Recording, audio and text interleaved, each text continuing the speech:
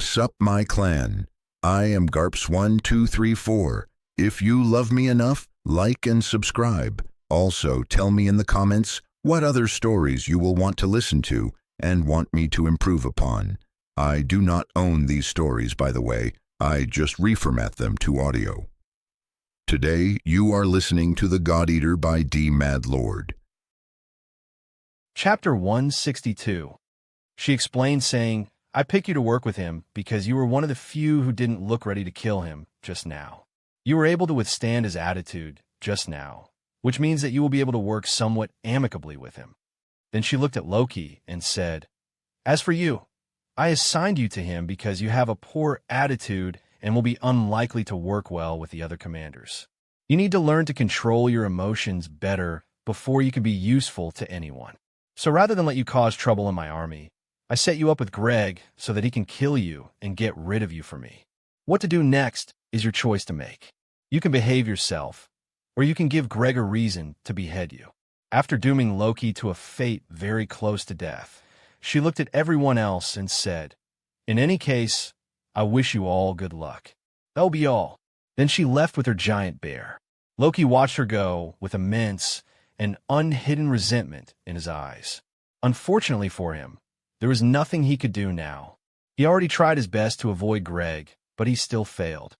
As he was standing there glaring at Amelia with resentment, the three people who he paid to hold him back walked away from him while giving weird glances. This made him snort and say, I endured all of that and paid good money for nothing. What a waste. It seems I went too far. Next time, I should be more moderate with my reaction. I should go along with the group instead of standing out so much. He was already making tweaks to his plan for the next timeline, but that didn't mean that he had given up on this timeline. After all, he still had 2 more plans to try. So he began moving again, and he rushed forward to catch up to Greg. He ran while others walked leisurely, so he was able to overtake everyone and was soon beside Greg. Greg saw him approach and smirked as he said, Do you want to die so badly? He was smirking and talking as if he was joking around, but he had already raised his mechanical arm and pointed the nozzle in the palm of the mechanical arm at Loki. Loki had seen what the mechanical arm was capable of doing, so he knew that Greg was very close to killing him. Since he didn't come to fight, he raised his hands in surrender and said, I don't want to fight. Greg didn't believe him and still had his mechanical arm pointed dangerously at Loki. But he did ask, saying, What do you want then? Loki replied, saying, I actually cherish my life a lot. I don't want to die, which is why I've come to ask which mode of transportation we're going to use to get to our post. In response, Greg pointed at the small dirigible in the distance and said, That one. Loki glanced at it before saying, That is so small, weak, and pitiful.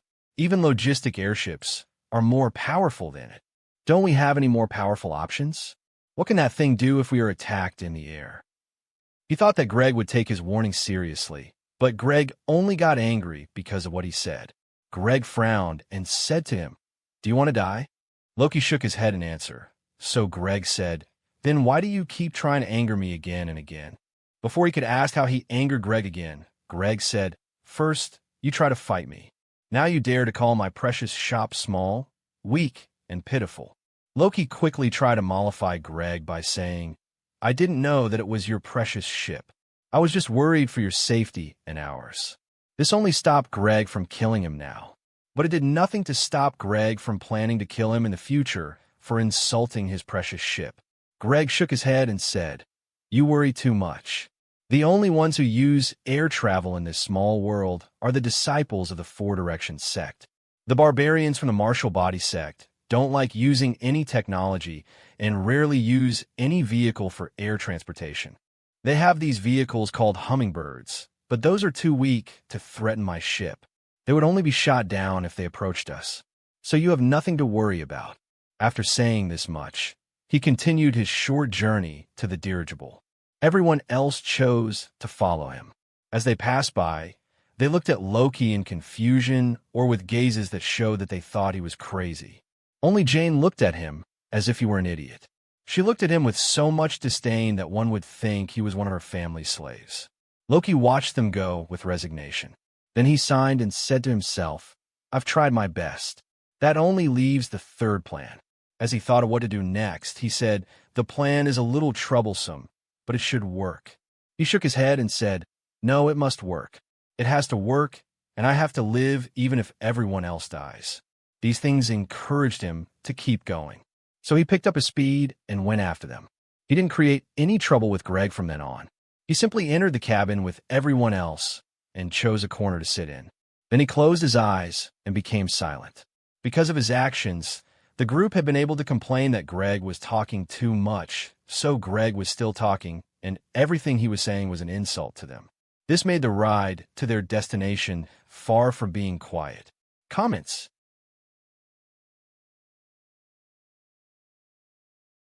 Chapter 163. This time, no one was willing to antagonize Greg after seeing that he was willing to kill them. So no matter how much he talked, and no matter how caustic his words were, they bore with it and didn't complain at all. Because of this, only Greg enjoyed their journey to their posts.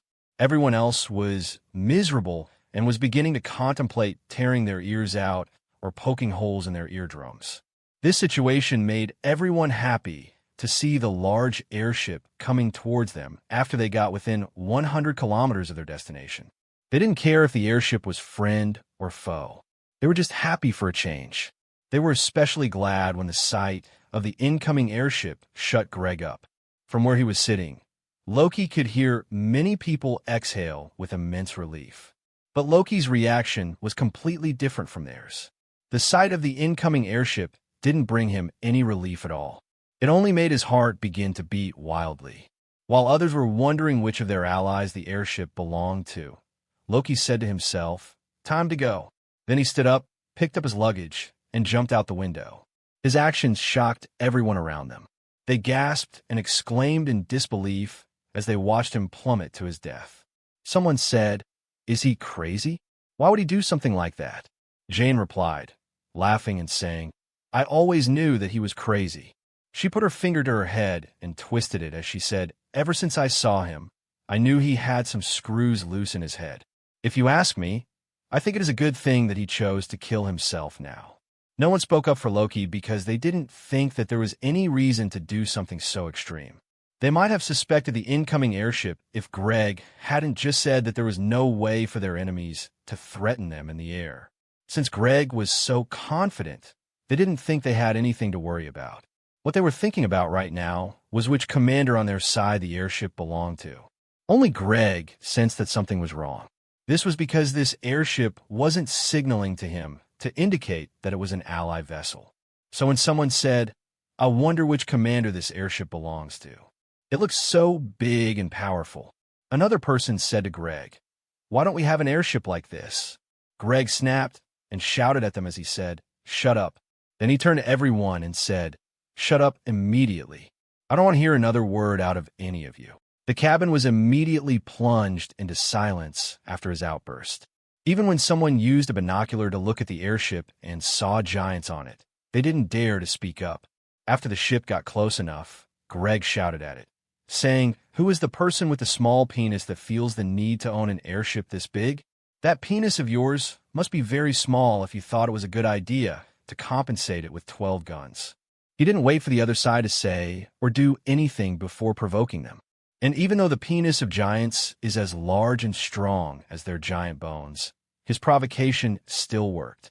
The rank for captain on the ship raised his voice, saying, "Fuck you, Greg. Today is the day you'll rue your decision to ever cross me." Then the captain pointed at the small dirigible in the distance and said, "I want him captured as soon as possible. I want him crying for his mommy come evening. Get him for me." Instead of using his 12 cannons, the captain wanted to prove that he didn't need the cannons, and he wanted to give Greg a fate worse than death, so the captain decided to capture the small dirigible. This decision was a bad idea, as it meant that he was losing most of the advantages of his large airship. This played right into Greg's hands. Greg was still reluctant to reveal his life ability, but he still used it because he had no other means to use right now. If his mech were present, this fight would be easier. But his mech is on the ground because he didn't bring it along for this trip, so he could only use what he had on hand. Fortunately, things still went well. He was able to disable the cannons and force the two sides to fight a melee. Without Loki, the people of the Four Directions sect felt more pressure. More of them were killed in the fight because he wasn't there to suppress the giants. On the plus side, the increase in the casualty forced them to help Greg kill the rank 4 giant. This was because they realized that there was no way they would be able to defeat the rank 4 giant on their own if Greg died. So even though Loki was absent, they were still able to bring down the rank 4 giant. Fortunately, they still won the fight. 6 out of the 10 of them survived the fight, and they got a large airship and merit points for their effort. So the situation could be considered good for the survivors. Unfortunately for them, Greg thought that there were still too many people who had witnessed him using his life ability. So he killed all of them with a single attack. The sect fined him for the death of so many people, and the cost was far more than the usual value of the people that he killed because of their identity as military personnel, but he didn't care. This was because he could make back the money for the fine by selling their corpses and the small dirigible. In fact, he has come out on top because of the large airship that now belongs to him and only him. So he was in a good mood as he resumed his journey to his post. Comments. Chapter 164. Greg even whistled as he took control of the large airship and drove it towards his post. His mood was flying free like the small dirigible tethered to the large airship. But his mood took a small dip when he reached his post and saw Loki safe and well waiting for him outside the gate of the city. The sight of Loki's figure made him furrow his brows and say, "How? Is he still alive? What did he do? Does he have a rank 4 metac? Even if he has a rank 4 metac, can he use it? But what else could he have used? I doubt there was an airship stored in that luggage of his, and I'm sure he is not a rank 4 cultivator." After racking his head for a long time and failing to come up with an answer, he said to himself, "Never mind. I planned to kill him earlier. I can just add the need to acquire his secret to the mix." He was grinning by the time he finished saying this. This wide grin on his face, combined with all the blood on him, made him look terrifying. Loki didn't see this as he was down below at the gate waiting for permission to enter. He arrived 10 minutes ago, but he was not allowed to get in without the permission of his superior. The city is on the front lines of the battlefield with a martial body sect, so the guards of the city strictly control who enters and who leaves it. The only reason they haven't killed him yet is that he didn't look like a giant or a transformation cultivator, and because he was able to prove that he was a forger. He even showed them his sect token, as that was the only thing that could prove that he was a member of the Four Directions sect, not a wild forger from outside the sect who was lucky enough to awaken the telekinesis core metac. Despite all of these, they didn't let him enter the city, and they were still looking at him with suspicion. This made him regret that he had to keep his mutated life ability a secret. He grumbled inwardly, saying, "If I fly past the walls, who will be able to stop me at the gate?" But after grumbling for a while and venting his frustration, he calmed down and said to himself, "I couldn't have avoided the need to report for duty and be acknowledged by Greg anyway. So maybe it is a good thing that I have to endure it now rather than explain how I bypassed security and entered the city." This is the result of his third plan. Ever since Greg refused to prepare for an ambush that would force him to reveal his mutated life ability, he decided that the only way out was not to witness Greg use the floating furnace life ability. So he jumped out of the airship, and when he was close to the ground, he activated the shifting armor ability and used its ability to fly to land safely. From there, he made his way to his post. This part wasn't easy to do because he didn't know where his post was. He only knew the name of his post, and that was true, the notification he received from the sect after Amelia assigned him to it. Fortunately, he made sure to land near a city, so he went to them and asked for directions. The people of that city were also wary of him, so he had to prove that he wasn't a spy before they gave him the direction that he asked for. This is how he got here, waiting for Greg. Now that Greg had arrived, he was looking forward to entering the city and starting his mission. A few minutes later, the two airships landed.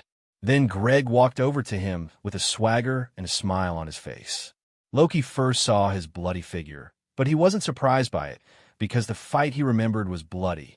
And when he saw that only Greg was still alive, he wasn't surprised either. He even curled his lips as he thought to himself, I wasn't there to call out the name of his life ability and point out that it was different from what it should look like. Yet he still killed them. Looks like he lied in the previous timeline. He said that he killed them because of me. But the truth was that he was never going to let them go after they saw his life ability. What a liar. Greg didn't know what he was thinking about and wouldn't have cared if he knew that Loki was calling him a liar. He walked over to Loki with that snake smile on his face and said, "How did you survive the fall?" In response, Loki shook his head and said, "You won't believe it." But Greg insisted, saying, "Just try me. You might find that I am an open-minded person." So Loki said, "I fell and landed on a tree. That tree had be God sent. It cushioned my fall and saved my life." Greg continued to smile as he said, "Why don't you try again? Make sure to give me a more believable reason this time around." It was clear to Loki that Greg didn't believe his lie, but he couldn't change it now, as that would confirm that he was lying. So his eyes teared up as he said, "You must believe me. That's what happened. I swear it on my father's life." This time Greg stopped smiling. His eyes became cold, and his tone became stern as he said, "Is that so? It seems you don't take me seriously. In that case, something must be done to rectify this problem." Before Loki could plead his case some more, Greg pointed at him and said to the guard standing at the wall, "He is a spy. Kill him." Comments.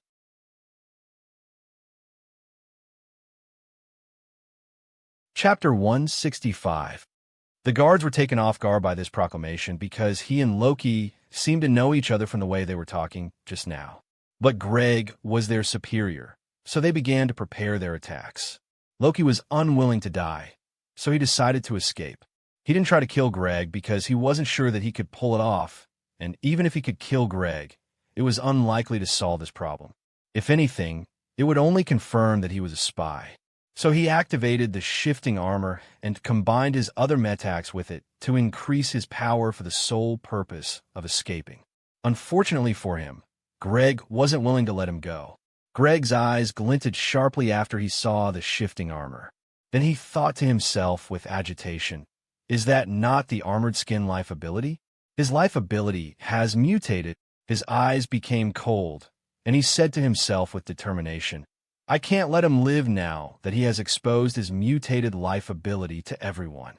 I have to kill him before he draws the attention of a rank 5 forger to me." He is actually regretting that he pushed Loki to this extent. Unfortunately, what was done was done. There was no going back, and the only way was forward. Since the only way forward was to eliminate Loki, he raised his mechanical arm to the sky.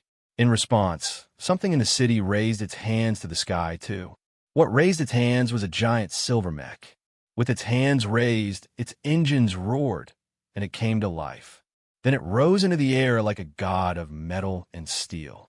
Light bounced off of its smooth body in a way that it made it difficult for the mech to be looked at from certain angles.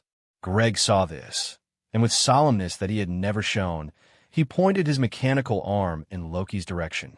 The mech responded to the order and woke up its armaments. The 2 missile packs attached to the upper back of the mech were the first to be fired. The packs ignited with fire as missiles erupted from the 2 of them and soared into the air after Loki. One pack fired vertical striking missiles that rose high up in the air and fell down towards Loki. The second pack fired horizontal striking missiles that spread from left to right to flank Loki. Both types of missiles had homing capabilities, so they essentially sealed every path of escape for him. But as if this wasn't enough, the mech extended one of its 2 right arms, which had a grenade launcher attached to it. Then it fired numerous grenades in Loki's general direction. Finally, a heavy rocket rose up from behind it and fired. It launched a large rocket carrying napalm as its payload. The mech was essentially carpet bombing the whole area. This napalm rocket was to explode above Loki's position and rain down napalm on the whole area. This would ensure that there was no way for Loki to come out of all of these unscathed. A moment later, there was a barrage of explosions. The explosions rang out like thunder, saturating the area with fire and heat. When the dust cleared, Loki was nowhere to be found. He had been shattered by the explosions and burned to ashes. Even without looking, Greg was able to confirm that Loki was dead because the sect had charged him for the value of Loki's life. But despite killing Loki, he wasn't happy. He wasn't happy because he hadn't gained anything. So he snorted and said, "What a troublesome fellow. Who would have thought that he was a ticking time bomb?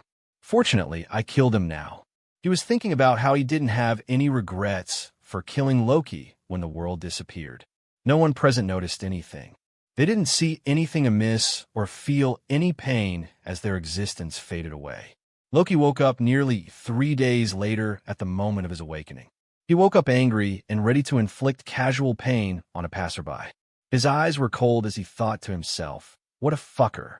Is there anything that can satisfy him?" He gritted his teeth and said, "I can't let this go. At least, not easily. Greg must suffer."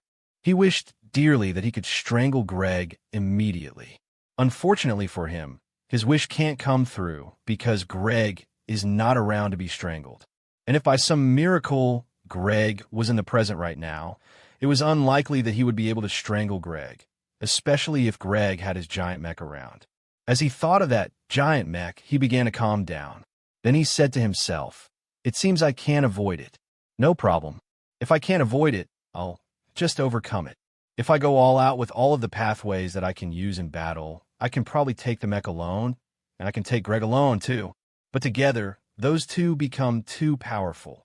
His eyes became cold, and his mind became purely rational as he said, "The only way to bring down Greg and the mech together is to target his mind. Make use of the Mind Hunter pathway to incapacitate him. So I should get more branch metax of the Mind Hunter pathway." In the last timeline, he planned how to avoid dying by avoiding Greg.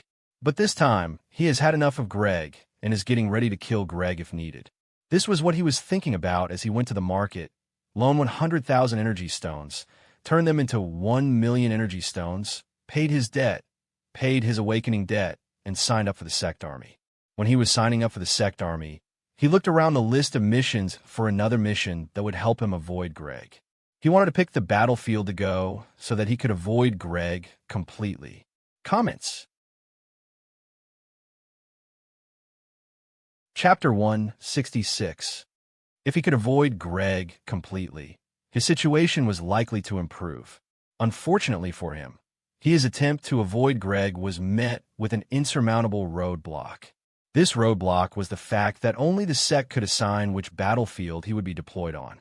As long as he signed up for the sect army, the rest is out of his hands. He asked around and found out that the sect deploys new recruits based on the needs of the various battlefields. So if he waited for a while, he would be deployed to another battlefield. Unfortunately, he couldn't afford to wait around because of the appearance of a divine metak during his awakening ceremony, because of his identity as a full reincarnation, and because of the enmity of the Rain family. He simply had too many reasons to leave as soon as he could. Since he had to leave as soon as possible, he could only bear with earthly battlefield E6-137. There are no other grade 3 missions either, so it was either this or he continued to stick around Crystal City or go on weaker merit missions, which would only earn him grade 2 merit points.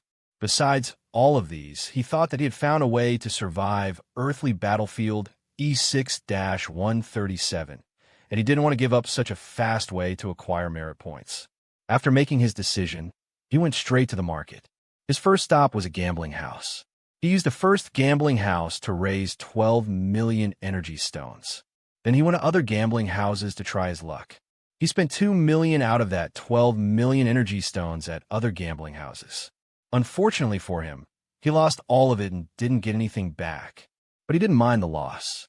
He took the remaining 10 million and went to the information broker's shop.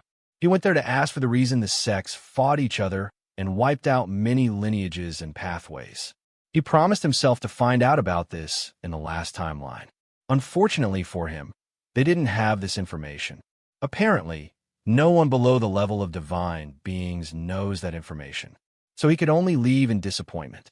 After he left the information broker, he went to acquire the metax and materials that he needed. This time, he got some more branch metax of the Mindhunter pathway.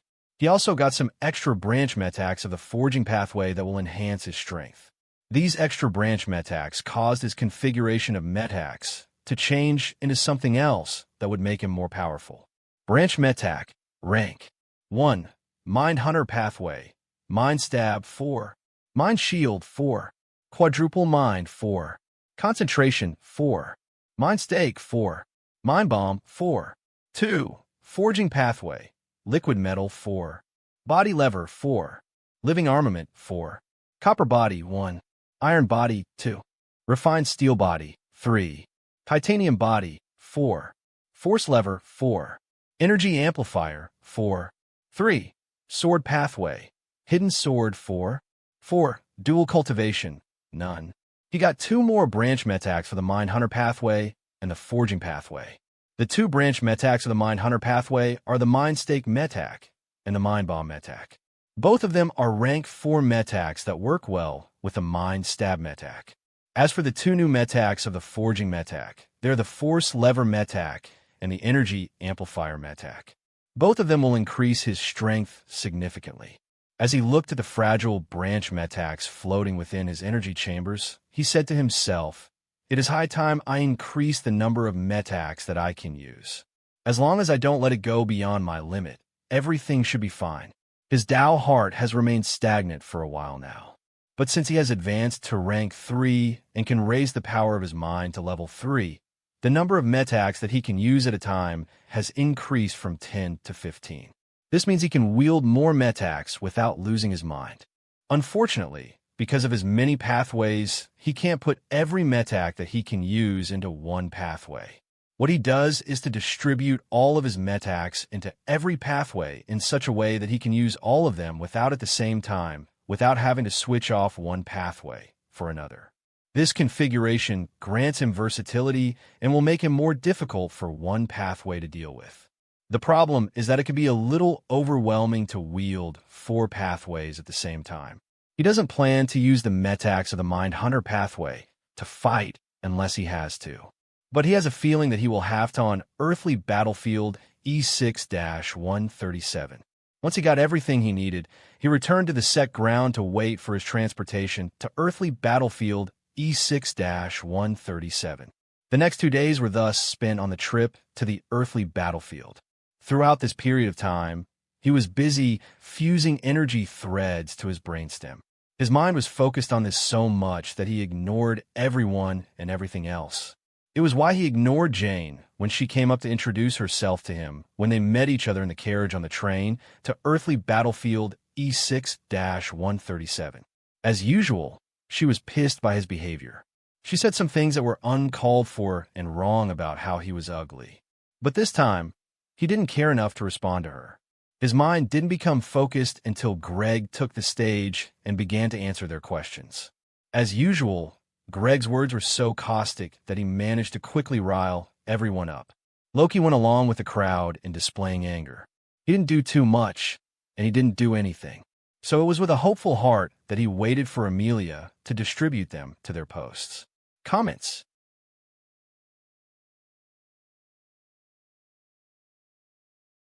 Chapter 167. As Amelia began to speak, she pointed at the 4 subordinates around her and said, "These 4 will be your commanders. I assigned you to the posts that they control. There are many other posts in this small world, but only these 4 are in dire need of manpower." Then she smiled and said, "For the few of you that I assigned to Greg over here, I want to tell you that you didn't get assigned to him because of bad luck. I picked you to work with him because you were one of the few who didn't look ready to kill him just now. You were able to withstand his attitude just now, which means that you'll be able to work somewhat amicably with him. In any case, I wish you good luck. That will be all."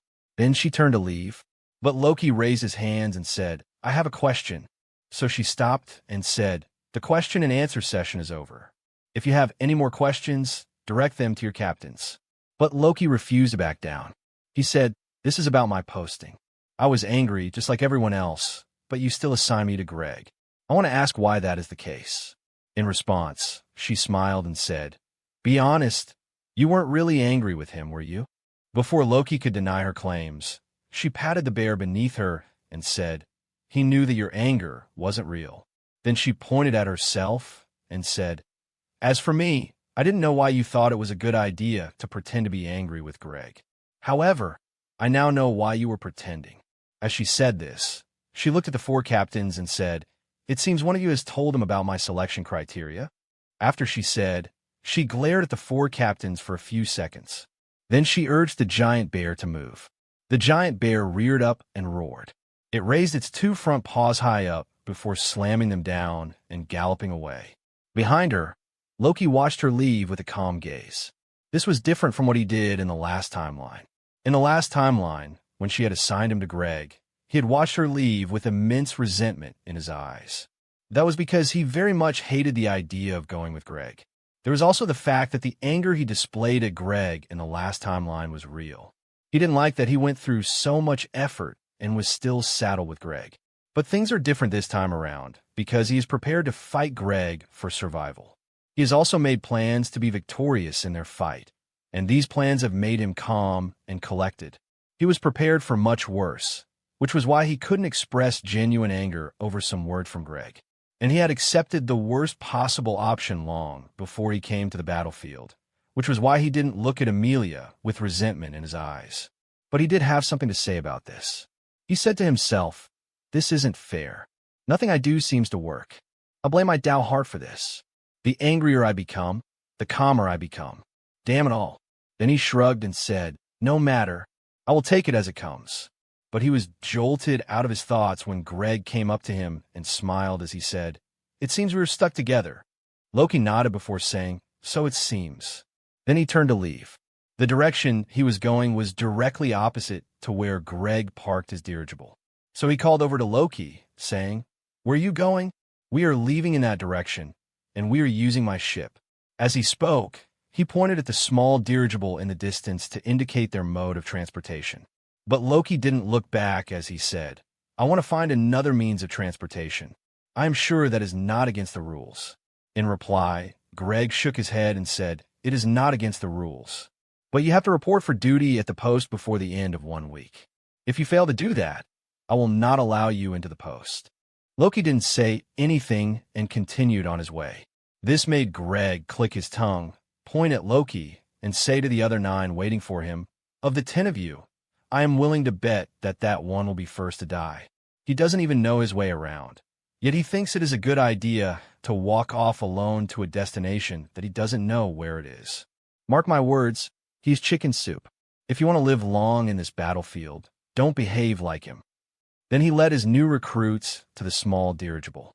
He was like a duck leading 9 ducklings to their next meal. But if they knew what he was capable of, no one would be willing to follow him anywhere. On the other side, Loki went with another group that was going to the front lines. He asked them to give him a ride, and they did. The airship that he took this time was bigger and faster than the dirigible. The airship was still small, but it was faster. This, and the fact that they weren't attacked on their way, meant that they arrived at the front line much earlier than Greg's team. When they got to the front line, he began his trip towards Greg's post. He ran all the way there because he didn't have a vehicle to use. On the way to his post, he thought about the things that he had learned about earthly battlefield E6-137. The captain of that team had explained some things to them, so he was able to learn a couple of things that Greg didn't see fit to teach them. Comments. Chapter 168. That captain had said, "Earthly battlefield E6-137 is dotted with fortress cities, and the fortress cities belong to both sides. Both the Four Directions sect and the Martial Body sect are building fortress cities, but for different purposes. The purpose of the Four Directions sect for building the fortress cities is to steal the souls of the Northern Domain. We achieve this goal by building cities that people can live in. Every once in a while, we recruit the young people of the city into the Four Directions sect and mark their souls with our mark.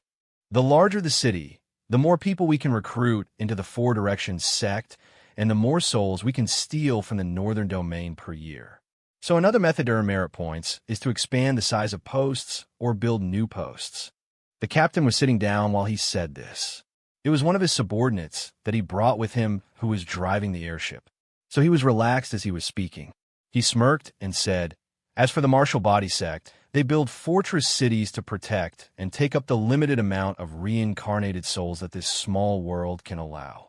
So the more cities they build and the bigger the cities, the fewer souls will be stolen by our Four Directions sect. However, no matter how much they try, the martial body sect can't win this war by building cities. This is because as long as this small world is open, it will be like a wound that is constantly making the northern domain bleed. So, in order to win this war, the ultimate goal of the martial body sect is to close the portal that the Four Directions sect keeps using to send reinforcements into this world and eliminate every influence of the Four Directions sect in the small world. At this point, the captain shook his head and said, "In comparison, there is no urgency on our side. Our ultimate goal is to keep this small world open. So the longer the war lasts, the better for us. Our ultimate goal is why we can be relaxed on the earthly battlefield. We can stay in our cities and recruit new people in peace. We won't fight since we don't need to." Then he smiled and asked them, saying, "Isn't that good?" Unfortunately, the martial body sect won't allow us to have peace.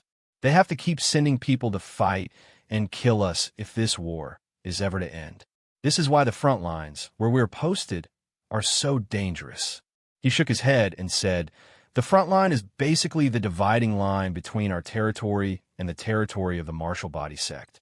Their goal is to wipe out the Four Directions sect completely, so we will always be the first ones to suffer their attacks anytime they decide to make a move on us. The good news is that this way, those of us on the front lines have more opportunities to earn merit points by killing enemies. The bad news is that we suffer the most casualties and need constant reinforcements." He looked at all of them and said solemnly, "That is why you are all here. You're the next batch of meat being thrown into this grinder. You should know this and treat this mission seriously." With that said, the captain asked them, saying, "Any questions? Raise your hands if you do." Many people raised their hands immediately. Apparently, there were a lot of people who had something that they didn't know. This made the captain chuckle and say, "So many people with questions, despite the spirited question and answer session that Greg held? I wonder why this is the case." Then he pointed at someone and said, "What's your question?" The person he pointed to asked a question, which the captain answered briskly without insulting the person. The captain pointed to another person and also answered their question. Loki had watched all of these happen while smirking and saying to himself, "So, a question and answer session can be this peaceful? Who would have thought it?" The questions lasted for a few hours before the cabin went silent. He learned a lot from the session, but he also appreciated the silence because it helped him to focus more on the energy threads that he was fusing in his brain. Now that he is running towards his post, he is still fusing energy threads in his brain. His progress has become slower, though. This is because he is using his life ability.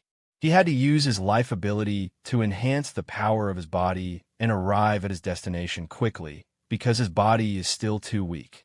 So his body is currently encapsulated in the black-plated armor. He can stroll to his destination, and he should be able to make it in the remaining 5 days that he has left to report for duty, but he doesn't want to stick around the front lines for so long because it is too dangerous. Fortunately, he was able to arrive at his post without issues. The best part was that by the time he arrived, Greg had already arrived, so he didn't have to wait long for confirmation. After he arrived at the city gate and proved that he wasn't from the martial body sect, someone went to inform Greg about his presence. Greg then came to the city gate to confirm his identity and allow him to enter the city. Greg didn't waste time doing this at all. He took one look at Loki and allowed him to enter the city. Greg didn't want to give Loki any trouble because Loki is the only one still alive among the 10 recruits that he gained this month. The next batch won't come for another few weeks, or at least a week. So he was quite appreciative of this fresh recruit of his. Comments. Chapter 169. But Greg did give Loki a weird look as he thought to himself with amusement, "What a lucky guy. He hates me for some reason and didn't want to be assigned to me. His hatred was so high that he refused to take the same vehicle with me. His hatred made him do something stupid, yet it is the reason why he is the only one who survived. I was definitely wrong to say that he would be the first one to die. If he is truly a blessed person with immense luck, he might survive this battlefield and go on to become someone great." At first, he was amused, but the more he thought of the fact that Loki was lucky to survive just because of hatred, he couldn't help but start to have some suspicions. As he thought of his suspicions, he said to himself, if he is this lucky, was he also lucky when he created his life ability and advanced to rank 3? If he is that lucky, then I might have a problem with him. It seems I have to test him one of these days to see what his life ability is. His face became grim as he thought to himself with determination. Rank 5 beings can't enter this small world, but it will still be extremely problematic if the attention of a rank 5 forger is attracted here. So I have to kill him if his life ability is truly mutated. The chances of mutation during advancement to rank 3 are very low. Only a lucky few can achieve mutation in their life abilities, which is why he has begun to suspect someone as lucky as Loki. But it is only a suspicion for now, and even though he very much wants to confirm his suspicions as soon as possible, he is still level-headed enough to know that he can expose such a thing in front of so many people. It is his motto to keep things related to life abilities as secretive as possible. So he decided to be patient regarding his suspicions concerning Loki's life ability and not to try to expose it in front of everyone. Once he can safely check whether Loki is a problem or not, he will do so. At that point, it will become uncertain if Loki has immense good luck or abysmal bad luck. After all, if Loki is lucky enough to possess a mutated life ability, only death awaits him, not glory. On the other side, Loki was finally happy that he had crossed this hurdle. His happiness surged even further because the bets that he had made on the gambling platform had worked out, and he had tripled the remaining amount of money that he had in his hand from 8 million to 24 million. He hadn't survived this long before, so he lost the advantage of time and couldn't make any more successful bets. So he decided to keep watching the gambling platform and stock market for anything interesting while he spends the money in his hands to increase his strength. In order to increase his strength, he ordered 10 kilograms of living metal and 1 rank 5 crystal worm. These two are to increase the power of his life ability and to raise his talent. They are two of the things that he can take back into the past with him, so they are very important. Each kilogram of living metak costs 800,000 energy stones. So 10 kilograms cost 8 million energy stones, plus the 1.1 million energy stones that he spent on the rank 5 crystal worm. The two orders cost him 9.1 million energy stones. This would be too much for him to spend all at once if he were using the trading platform for the first time and hadn't yet confirmed that the two vendors he was buying from were reliable. However, even though he trusted the seller of the living metal material, he still spent all of his money to buy living metal. He wanted to wait and see if the order would arrive on the battlefield and if his life ability would truly be able to easily absorb it before he buys more living metal to raise it to rank 5. All in all, these developments made him happy.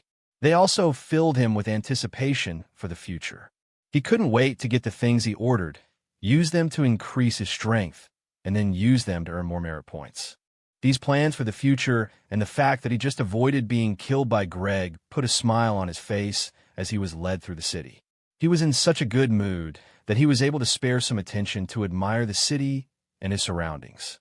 What he saw made him say, "This place looks nice enough. It looks like an ordinary city. If I didn't know that we were in a small world, I would believe that this was an ordinary city, not a battlefield." But as he continued to watch, he saw something odd. This odd thing made him chuckle and say, "So this city looks like Crystal City. If I didn't know better, I would think that the person with OCD who designed the identical sect grounds is the same one who designed the city." As he watched, he noticed that the layout of this city was the same as that of Crystal City, which he just left. It made him remember the person he believed had OCD for designing 2 sect grounds to look the same way. As he thought of this, he asked his guard, "Who designed the city? Or is the arrangement of the city at random?" The person leading the way is also a rank 3 cultivator like him. The man is a veteran, though. He has been serving on earthly battlefield E6-137 for over a year now. Even his age is no longer young. Comments. Chapter 170. The man was middle-aged. He also hadn't shaved for a long time, so he had a long and rough beard. The man said to him with a shrug, "The sect determines how the fortress cities are designed. We don't know who exactly gave the order. We just received the order and executed it. Loki found the man's nonchalant attitude towards the design of the city interesting. He wanted to know more, so he said to the man, "You know that sect grounds are also designed exactly the same way. Surely, there has to be a reason why everything about the sect is designed the same way." The man asked in return, "So what if they are identical?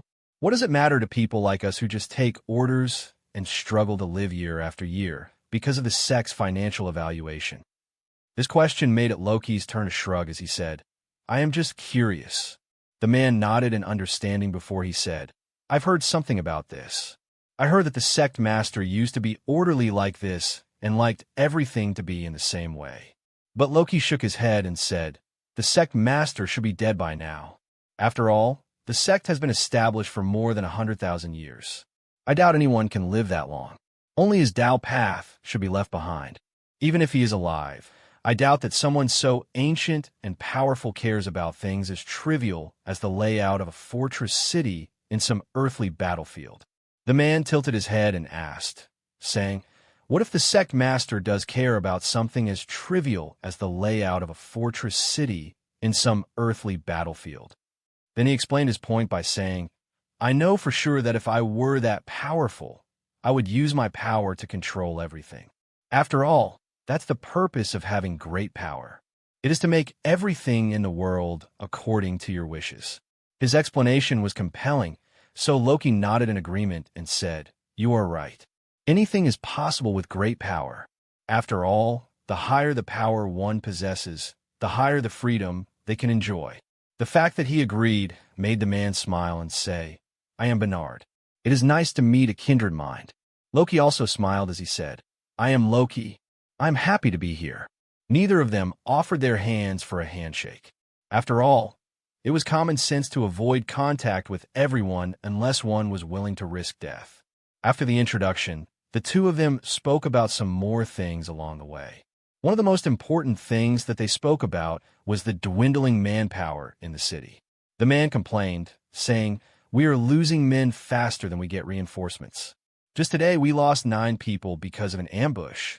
Hearing this, Loki pretended to be shocked. He gasped and asked, saying, "What happened?" The man looked around before speaking. When he saw that there was no one around them, he sneered and said, "According to our captain, it was all because they were ambushed by people from the martial body sect. If I didn't see the large airship that he brought back and the corpses of the giants, I wouldn't have believed at all that they encountered enemies. I still think he had something to do with their death, but I also believe that the martial body sect had something to do with it, too." When he saw the strange look that Loki was giving him, he felt aggravated as he said, "Trust me, he is capable of something like this. He can kill at the drop of a hat, and has killed many people for various offenses. I am not the only person who suspects that he has something to do with the death of so many people on their first day.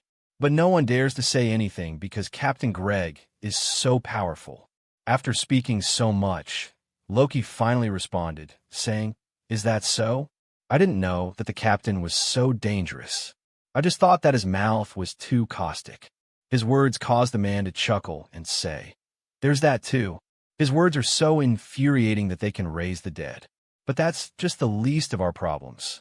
The man problem is that it is not only the people of the martial body sect that can kill us. We can also die at Greg's hands. It is so infuriating to think about that I feel like punching him. Doesn't he know that the fewer men we have, the less we will be able to resist the attacks of the martial body sect? Or does he think that because he can survive, our lives don't matter? Once I acquire level 3 Tao status, I will immediately leave this forsaken place." What a pain. The man complained some more, and Loki listened attentively. They spoke until Loki was dropped off at his new accommodations in the sect grounds. The two of them bid farewell to each other. Then the man returned to guarding the walls while Loki entered his new room to check it out before getting to work. At least, that's what appeared to be what Loki was going to do. The reality was that as soon as Loki locked himself in his room, he didn't come out ever again. He stayed indoors doing something unknown. Normally, they were to take turns guarding the city and preparing for attacks. Jobs like this would earn them contribution points, which can be turned into energy stones for cultivation or for buying things. But Loki wasn't interested in money, so he didn't bother to sign up for patrols. The only way to force him out is if the captain calls him to defend the city in the case of an attack. Even then, he can still choose not to participate in the defense of the city. He will just have to pay a fine for the dereliction of duty. /N. Please, don't forget to vote with your power stones and golden tickets. Thank you. Comments.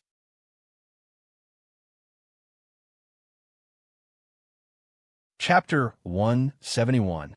When he thought of how he didn't have to die for his sect, he smiled and said, "Maybe the sect isn't so bad. They allow you to do anything as long as you have money. What is that if it isn't freedom?" There was that time when the Rain family broke into the initiation program, and Simon tried to make him sign his life away and be enslaved.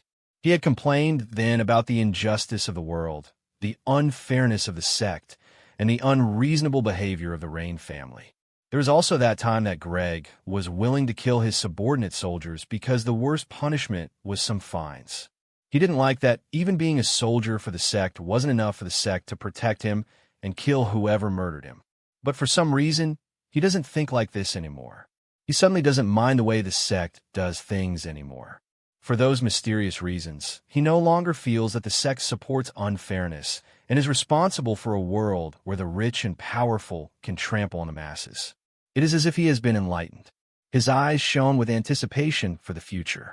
After he set up his life ability to continue digesting metals, he busied himself with fusing his energy threads and focused all of his energy on doing it.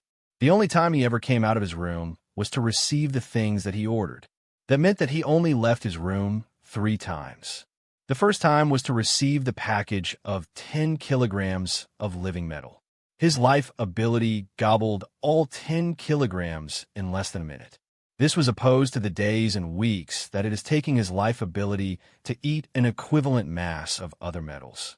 This round of feeding caused the shifting armor to advance to rank 4. Since he had confirmed that the vendor was reliable, wanted his life ability to grow even stronger, and had a lot of money on hand, he decided to order more. He bought another set of 10 kilograms of living metal for 8 million energy stones. This reduced the amount of money on hand from 14.9 million to 6.9 million. This amount is more than enough for him to pass the yearly evaluation of the sect, and the money was spent to increase his strength permanently, so he didn't dwell on the lost money for too long. Instead of dwelling on the heartache of losing so much money at once, he said to himself with a smile, "Even if I were a rank 4 cultivator, 6.9 million energy stones would be enough for me to pass the yearly evaluation. After all, this amount of money is enough to make me richer than 10% of rank 4 cultivators." After reveling in his wealth for a while, he returned his attention to fusing energy threads. He didn't stop doing this until the second time that he left his room. The second time he left his room was to receive the package containing the rank 5 crystal worm metac. The trip was brief, and so was the period of time he spent on it. The rank 5 crystal worm was easy to use and didn't take time to take effect. After it took effect, the size of his energy chambers reached the limit of what humans are capable of. He didn't feel any increase in his strength or anything special after this happened, so he shrugged and moved on. However, the fact that a material that adds 6 units of capacity to one's energy well couldn't raise his energy well that was already 86 points beyond 90 points made him think of Slav and his 95 points of capacity. As he thought of Slav, he sensed him somewhere far away. Then he said to himself, "When next I meet him, I should ask him how he got his talent to be so high." This thought made him shake his head and say with mirth, "I doubt he will tell me. Maybe I'm better off buying the information. I should do that in my next timeline." Together with the information on why divine beings are restricting the creation of new rank 5 cultivators. That makes 2 things I want to know. After making up his mind about what to ask the information broker in the next timeline, he continued to fuse his energy threads wholeheartedly. However, he had to pause his cultivation for the 3rd time when his second package of living metal arrived. This pause wasn't brief because he went to celebrate with food and drinks after his life ability advanced to rank 5. His life ability stopped growing after it reached rank 5. Apparently, it wouldn't be able to continue growing until he becomes a divine being. This situation gave his determination to grow stronger a boost, so he was quick to return to cultivating after indulging himself for a while. From then on, he didn't show his face in the city. Not only did he not have a personal reason to go out, but even the sect and Greg didn't have any reason to call him out. This was because the city wasn't attacked for months. The Martial Body sect usually runs a shock campaign once every few years in which they attack everyone with the goal of wiping them out. It is said that when this happens, the small world officially becomes a battlefield, and death and destruction can be seen everywhere. When this shock campaign starts, every member of the Martial Body sect and the small world will attack together, and they will start from the front lines before moving inwards. This is what makes this campaign so dangerous for the cities on the front lines. But other than this, there are the more frequent attacks by individual groups on the side of the Martial Body sect. The ambush of Greg in the air is an example of something like this. Comments. Chapter 172. Sometimes, the attack of the Martial Body sect can be as small as a harassment attack to test their defenses or frustrate them. As long as they can stand their ground and show that they won't be easy to take down, the attack of the individual groups of the Martial Body sect will end as harassment. The more severe attacks by individual groups usually occur when the Martial Body sect senses weakness. If this kind of attack occurs, there will be a lot of casualties on both sides, and a city might fall. The harassment attacks occur once a month, while the severe attacks can occur once every 6 months. At least, that's the usual frequency of attacks before Loki arrived on the battlefield. For some reason, the city wasn't attacked for 3 months. Greg claimed that this was because the death of the rank 4 captain who ambushed him had rendered the Martial Body sect without personnel to spare for an attack for some time. As reasonable as this explanation sounded, no one believed it because no one believed Greg's claim that a rank 4 giant had taken to the air to ambush him. His story was just too full of holes. Not only wasn't it unlikely for the people of the Martial Body sect to use airships, but it was also extra unlikely that they would use such a powerful airship. They felt that Greg had concocted a story to cover up the fact that he killed his subordinates. Not even the sight of the corpses of giants was enough to convince some of them. They believed that it might be true that Greg encountered some giants and killed them. But they also believed that those giants were in the ground and that Greg had put the corpses on the airship to support his story. As for why Greg did this, they believed that it was to cover the fact that he stole the large airship. After all, now that everyone who was with him is dead, no one can say for sure where he got the airship. Loki knew all about this because he was paying a little attention to the communication channel of the group. The communication channel is a special means of communication that the sect opens up for soldiers through their token. It is better than using the communication talisman because it has no distance restriction and because every message that has been sent is always stored in the channel for anyone in the group to review. He uses the communication channel to keep up to date with what's going on in the group. Meanwhile, the group uses it to keep tabs on him and check to see if he is still alive since they rarely see him. Right now, the group is arguing about something important. And as usual, Greg is at the center of the storm. Greg sent a message saying, "The fact that we've not been attacked for so long means that they don't have the power to attack us. What we should do now is to take advantage of the situation and attack them when they are weak." Someone immediately said, "I don't think we should destroy another city. We just destroyed one 6 months ago, and the Martial Body sect was pissed. They besieged us for 3 months in a row." Greg replied with some frustration in his voice, saying, "I already told you that I've killed their rank 4 leader. That's why they can't take the opportunity to attack us." That same person spoke up, saying, "I just don't think it is worth it to antagonize the Martial Body sect when we can enjoy this peace and sit back as we earn merit points." These words pissed Greg off, so he raised his voice as he said, "Are you stupid? What do you mean it isn't worth it? Of course it is worth it. If we attack them now, we can catch them off guard. If we kill them now, we will be able to earn merit points, and we will be able to extend our period of peace. You fool! Don't you know that peace can only be earned through violence? I earned the peace you're currently enjoying by risking my life and sacrificing the lives of the recruits that were accompanying me. To this, a second person responded with a voice full of sarcasm, saying, "Right. Giants in the air. You fought them valiantly without your mech and won." A third person added, saying, "It is so unbelievable that despite all of the disadvantages that you faced in that air battle, only you managed to survive while everyone else died.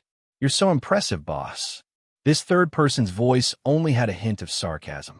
It was so faint that one might not notice it. But Loki did, and he chuckled when he heard what these people were saying. Their words made him laugh and say to himself, "Maybe Greg wasn't wrong when he said that I was thinking too much and worrying for nothing. The attack really happened, but no one believes that it really happened. So how could Greg have believed that it would happen before the attack happened?" Their words amused him, but they made Greg angry. He said to them with anger in his voice, "What are you saying? Are you saying that I am lying?" No one said anything for a minute. So the channel became dead silent, even though no one confirmed that he was lying. The fact that no one spoke up to say that they believed him was enough to let him know that no one was buying his story. But he didn't care about what they didn't say. To him, unspoken words and opinions are more useless than their useless words. So he sneered and said, "That's right. You'd better keep quiet if you don't have anything useful to say. As for the attack, it will happen. I'm not changing my mind about that. What we are to discuss now is when the attack will happen and how many of us will join the attack." Comments. Chapter 173. As soon as he insisted that the attack must happen, someone groaned and said, "Why must the attack happen? We don't need to attack them at all." Someone else scoffed and said, "If I didn't know any better, I would think that you were on the side of the Martial body sect because of the way you want us to attack all the time. This is because it is the job of the Martial body sect to always attack, while it is our job to defend." In response, Greg said, "I already said that you should keep quiet if you don't have something useful to say." How is the dribble that just came out of your mouth useful to the conversation? Someone replied, saying, "With due respect, are you suicidal, boss? I am asking because it seems you thrive on riling the people of the Martial body sect up. If we do what you want and keep destroying their cities, they will concentrate all of their forces on us and try to kill us first during the next shock campaign." A disgruntled voice said, "Forget the next shock campaign. Didn't you say that you were ambushed in the air by the giants? If that really happened, it can only be because of their immense hatred for you and us. If their hatred has reached such a level that giants are now taking to the air, things can only go downhill from here. So I don't think it is strategically smart to keep giving them reasons to eliminate us at all costs." They made some good points, but Greg refused to back down. He said with a voice full of confidence, "I know that you are all weak and have no confidence in your strength, but you shouldn't let your insignificant self-worth determine my capabilities. I already said that I killed their captain in the air. If I can do that with a mere 9 recruits, I am sure that I can handle anything they can throw at me. You may be nearly useless and hopeless, but all you have to do is count on me." Someone immediately snorted and said, "I will rather count the sands on a beach than to..." They didn't complete their message, but Loki and Greg were able to get his point. Loki laughed while Greg shouted at the person, saying, "How dare you? Don't let me catch you in an area with sand. Or I will make you spend the rest of your short life counting it. I will make you count sand and kill you once you stop counting it.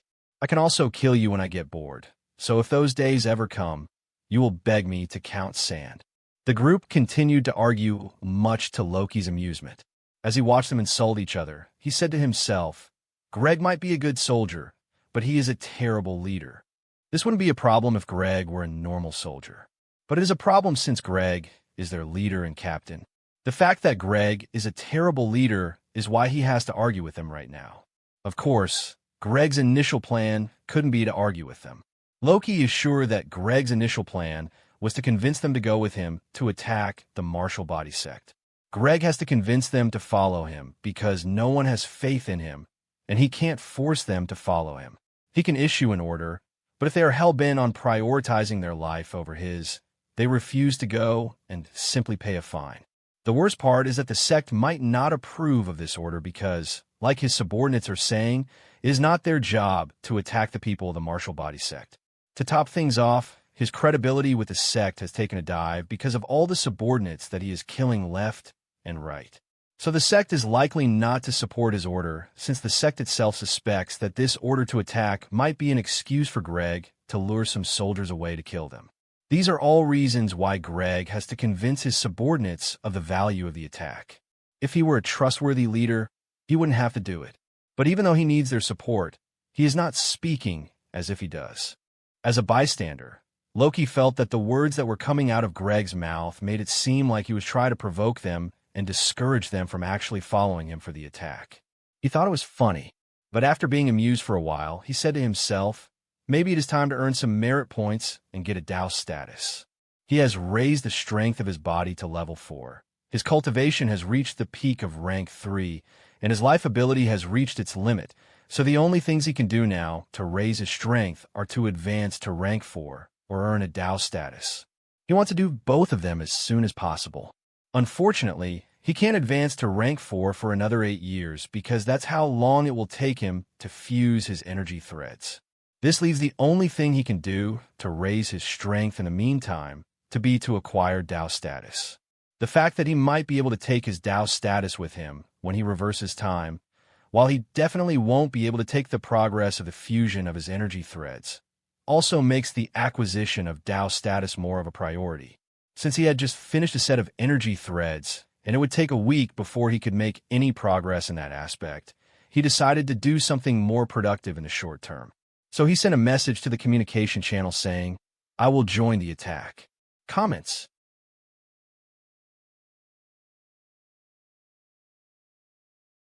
Chapter 174.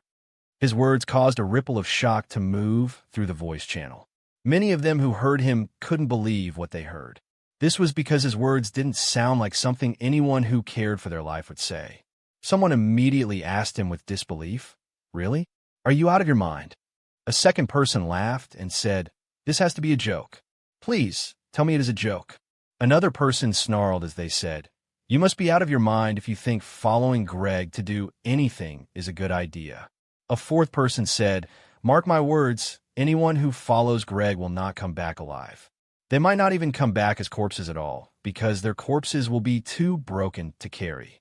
The fifth person said, "You're better off following a bear into its den for a slumber party than following." Greg shouted back at them, saying, "What nonsense are you saying? What kind of leader do you think I am? I'm a good leader that you can count on to lead you into and out of battle safely." Then he said to Loki, "You have made a good decision. You will not regret this." His words were excited when he said that.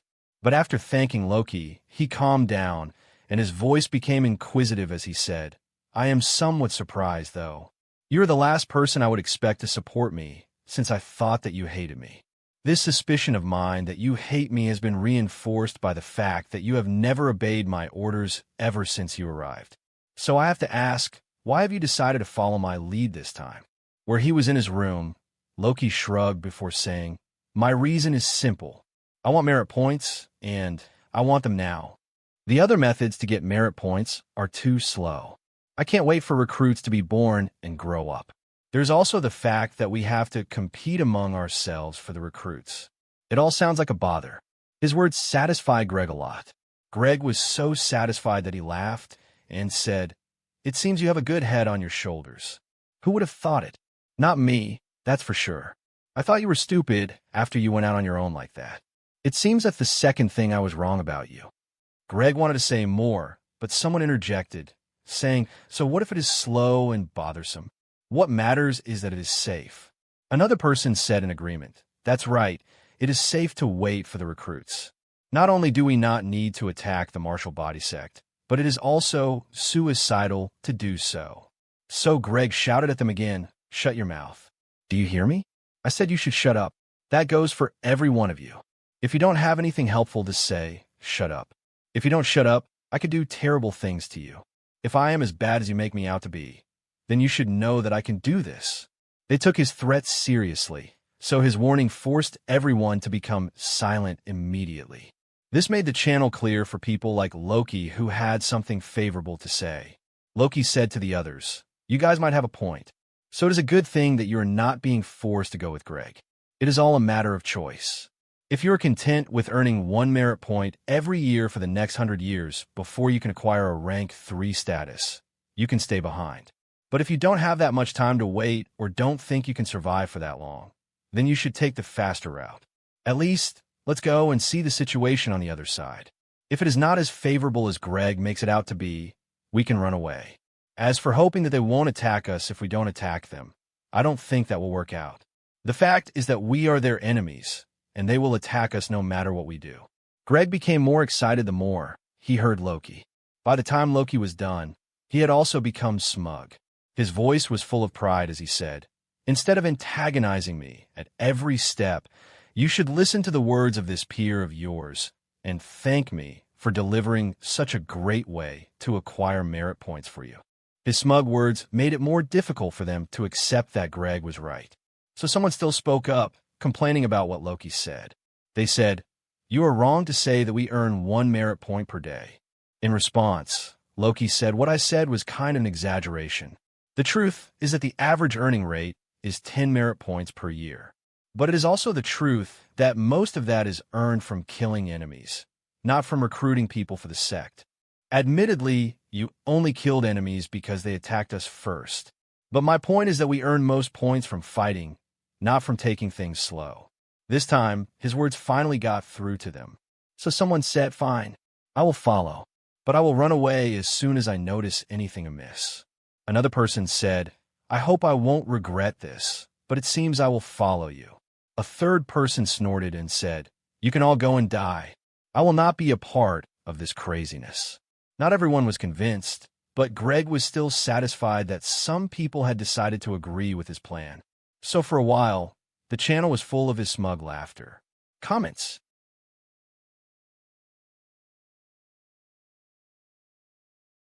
Chapter 175. Greg didn't say anything to them. He only laughed, but even this was grating on the ears. It caused many people to speak out and complain about him. Loki shook his head when he saw this and said, "It seems that whatever this guy does will come out as irritating." After that, many people still questioned Loki's decision to follow Greg, and Greg made promises about how this was a good thing and how he would make sure that no one would regret following him. Loki kept speaking up for Greg, but he didn't believe a single promise that Greg made. This was because he didn't trust Greg at all. He has had enough experiences with Greg to know that Greg can be more dangerous as an ally than an enemy. Despite knowing this, he still has his mind set on going with Greg to attack the nearest fortress city because he is confident of handling Greg. Instead of counting on Greg, he is counting on his own power. As he looked at his stats through the power identification ability, he nodded in satisfaction and said, "And what a reliable power it is." Age, 24 years and 10 months / 77 years 9 months. Race, human.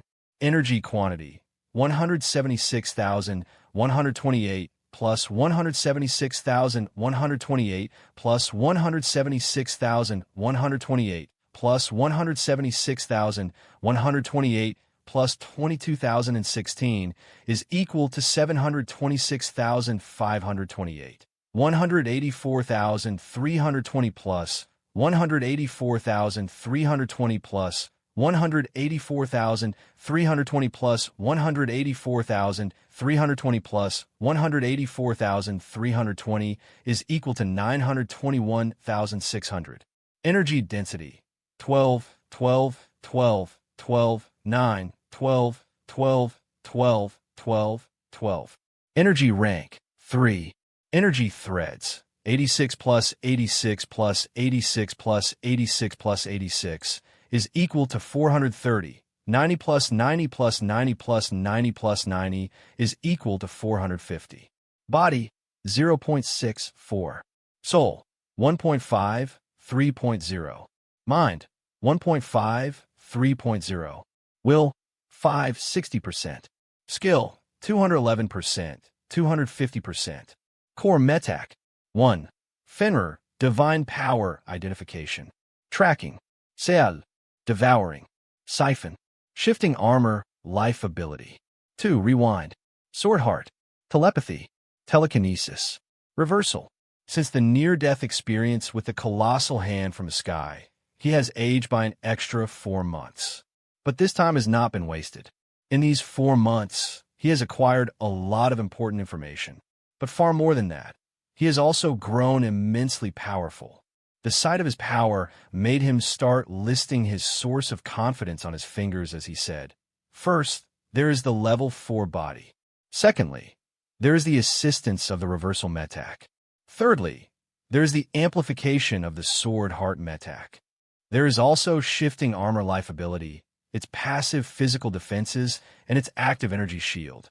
With this much defense, I will have enough time to use the siphon ability." Then he said with smugness, "And if all of these don't work, I can just fly away. Let's see how troublesome Greg can be now." These are his sources of confidence, and why no one can convince him not to believe anything Greg says. This much confidence made him remember what Greg had said when they first met about how danger was also an opportunity. As he thought of this, he smiled and said, he was right. When strength is enough, danger becomes an opportunity. Then he stopped smiling, and his eyes glinted sharply as he said, "Since my strength is enough, bring on the danger." With his mind made up, he stood up from the mat he was sitting on and went outside. He went straight to the city gates, where Greg was already waiting for the people who would go on the mission. As soon as he arrived, Greg came up to him and said with a smile, "Isn't this the man of the hour? Isn't this the one-eyed man among the group of blind people?" His words made Loki's eye twitch before saying, "Let me guess. You're the only one with 2 functional eyes." To which Greg nodded and said as a matter of fact, "Of course I am. After all, I came up with the idea. You only decided to follow my lead. As good an idea as it was to follow my lead, your intelligence can't compare to mine since I came up with the idea. If your singular good idea to follow a great leader, such as I am, makes you the leader of blind people, then it is only right that I should be the visually acute person who will lead one-eyed people like you." Loki could only shake his head and say, "It is a good thing for you that I am not your superior. If I were you and you spoke to me like this, you would be dead." But Greg shook his head and said, "You're doing it again.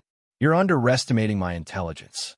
If you think that I would speak like this to you if you were a strong rank 4 cultivator, you are terribly wrong. I only speak to you and your ilk like this because you're all weak and can't do anything to me." He finished defending himself by shaking his head and saying, "I may be rude, but I am not stupid or suicidal." This time, Loki nodded in agreement and said, "That may be right." He agreed with Greg because he remembered how Greg hadn't tried to try any of his nonsense on Amelia. He had always treated Amelia with respect and fear despite being pompous to everyone else. This proves beyond a doubt that he wasn't suicidal. Greg didn't know that this was the reason why Loki agreed with him. He didn't even consider why Loki agreed with him. Something like that was accepted as the normal thing to do. So when Loki agreed with him, he smiled and said, "Finally, someone who can see that I am intelligent. I have been surrounded by fools too blind to see my greatness for so long." His words immediately made the people around them become angry. Only the old-timers, who were used to Greg, didn't feel much after he said this. The newcomers didn't do well with this criticism of their intelligence. They glared at Greg, but he ignored them and continued insulting people with every word that came out his mouth. Comments. Chapter 176. As Greg continued to speak, Loki distanced himself from the troublemaker. He wanted the distance between them partly so that any hatred and trouble because of the words that Greg said would all be directed at Greg. He didn't want to be in the splash zone of any trouble. But the main reason he didn't want to be this close to Greg was that he wanted to be able to see any suspicious move from Greg from afar. He didn't want to be too close to dodge or block an attack from Greg. He didn't want to be caught off guard like last time. So he kept his distance and kept an eye on Greg. Greg saw his behavior, but didn't mind it. He only thought that this was another effect of Loki's unexpected and unexplained dislike for him. He didn't mind that Loki didn't like him because many people don't like him. He just found Loki's dislike as soon as they met somewhat unexplained. If Loki were an old member who had dealt with him for a year, he would understand why Loki dislikes him. But Loki hated him as soon as they met enough to pretend to be angry to get away from him. This is something he finds weird. But it is not something he was willing to dwell on. He would rather examine the people who came to follow him on the mission.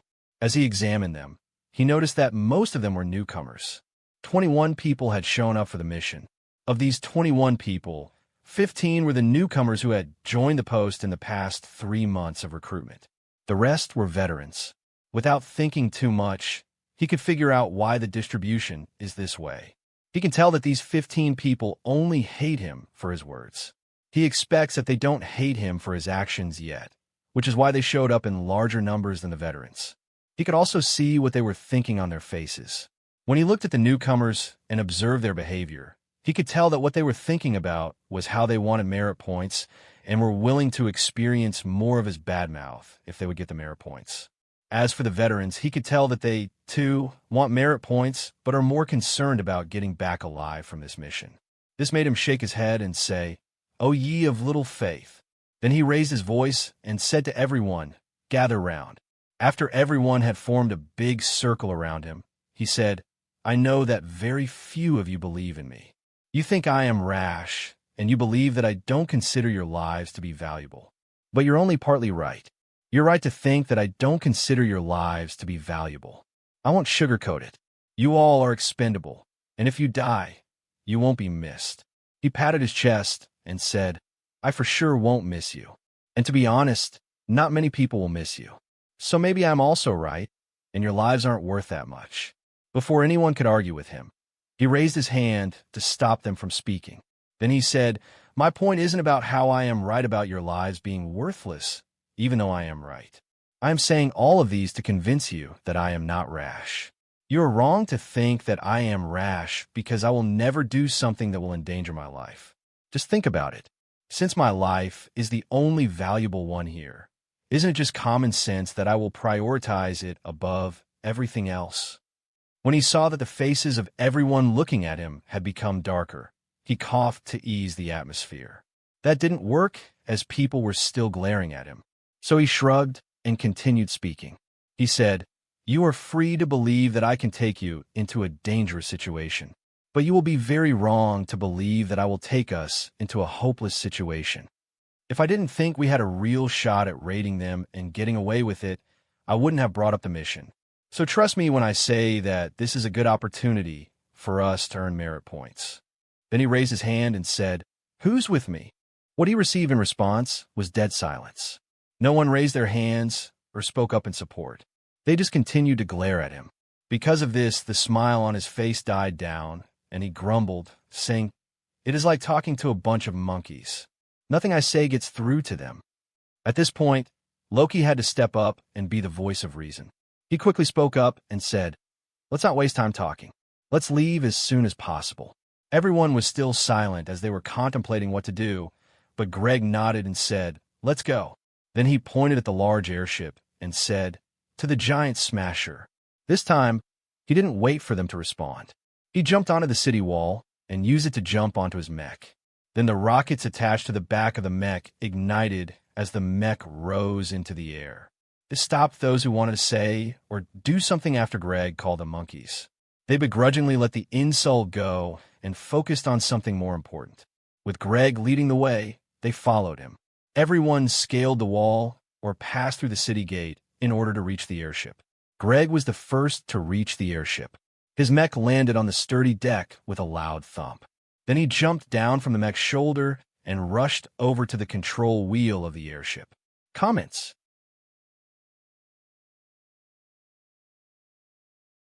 Chapter 177. Because of the speed of the mech, everyone else arrived on the airship much later than Greg. People like Loki, who stayed at the back of the group just in case of any sudden problems, arrived last to the airship. Because he was observing everything with a critical gaze, he was able to notice that the airship had changed since the last time he saw it. It had become armored, and its guns had been upgraded. Not only had the cannons been changed, but there were also 2 flak guns and 8 machine guns on the deck. The 2 flak guns were placed with 1 on either side of the deck. The machine guns were also distributed with 4 on each side of the deck. Aside from the changes to the firepower and defense of the airship, he also noticed that the mast had been reinforced and the sails had become bigger and were now using more durable materials. But this was only the surface changes. After the airship started its engine, Loki was sure that the engine had also been upgraded. This was because the sound the engine made was different from what he knew it used to make. The sound of the engine was smoother and more powerful. The engine practically roared to life, and the power that it delivered to the airship made the airship accelerate to full speed quickly. All of these changes made Loki nod in appreciation and say to himself, "Impressive. Is truly worthy of the caliber of a man like Greg." Now, both he and his airship are big and loud. He was joking, of course. There are many things that he can joke about the airship, especially since he knew for a fact that a lot of people died for the airship. But no matter how frivolous he was, he couldn't disregard the fact that this airship could carry Greg's mech. He had to take the sight of the mech seriously. In fact, most of his attention was on the mech after the airship took to the sky. He went up to the mech and went around it as he examined every inch of it. No matter how curious he was, he didn't touch the mech. But he could examine it without touching it with his hands through the aid of the telekinesis metak. He used the telekinesis metak to probe the mech all over. It was as if he was scanning it with his mind. He was able to see past its surface to look at the underlying structures. Unfortunately, no matter how detailed the scan is, it can only grant him information about the physical structure and materials used to build the mech. The scan couldn't tell him the function of the structures at all. In his mind, the telekinesis metak created an image similar to an X-ray image. The main difference between the image in his mind and a normal X-ray image is that the one in his mind is three-dimensional. So it was more similar to an MRI. Just like an X-ray image would be useless to a layman, but be highly informative to a technician, the amount of information that could be gleaned from the image in his mind is entirely dependent on skill. Every forger will be able to see the image he is seeing through the scan with the telekinesis metak. But only a few of them will be able to tell that the frame of the mech is made out of titanium, which means it is a rank 4 mech. Even fewer will be able to tell the energy reactor apart from the power coupling core, or tell that the mech has 1 rocket launcher, 2 grenade launchers, 2 Gatling guns, 2 missile launchers, 1 shield, and 3 compressed spears. Above this level of skill is the level of skill needed to tell where the sensors of the mech are. This is the kind of skill needed to identify the weakness in the stabilizers and the location of the fuel dump. Loki only possesses the amount of skill needed to tell where the guns on the mech were and how powerful they were. What he saw made him whistle in appreciation. He said to himself, "It is both a puppet, a golem, and a combat armor. It can operate independently as a golem or as a puppet with remote control from Greg, and it can also be manually controlled from within the cockpit as a mech. It is full of so many features. It must be very expensive to make." But the thing he was most focused on was the fact that the mech was a rank 4 one. This reminded him of Rusty and the Rusty Bolt Society. As he thought of his old stomping grounds, he said to himself, "It is true that I never learned to forge rank 4 mechs. Did Greg build this himself, or did he buy it? I could learn from him if he built it himself. But that will be difficult to do." Then he remembered his life ability, so he shrugged and said to himself, "Forget about it. I already have the shifting armor life ability, and it is at rank 5, so I don't need to learn how to make rank 4 mechs." As he was admiring the mech, Greg caught him staring and said, "Do you like my little big boy?" Loki nodded and said, "Yeah, it is not bad." His words made Greg scoff and say, "Of course it is not bad, but it is better than not bad. It is well above average for a rank 4 mech." To which Loki replied with enthusiasm, "If you say so." This time, Greg was too dissatisfied with his reply to continue trying. So he snorted and said, "What a waste of time. Why should I waste my time impressing the importance of something to you that you have no knowledge of?" Then he ignored Loki and focused on driving the airship. Comments?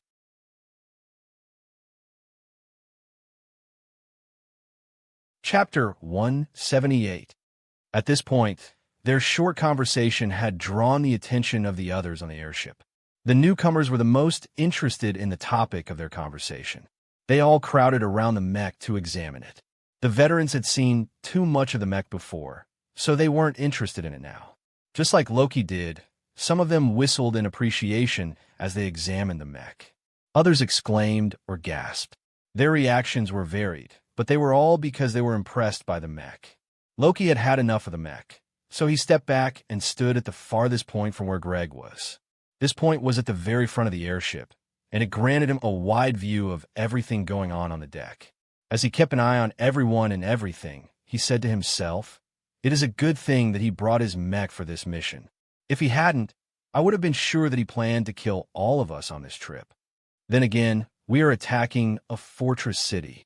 His life ability alone might not be good enough to do that, which is why he brought his mech along. He can still have the plan to kill all of us."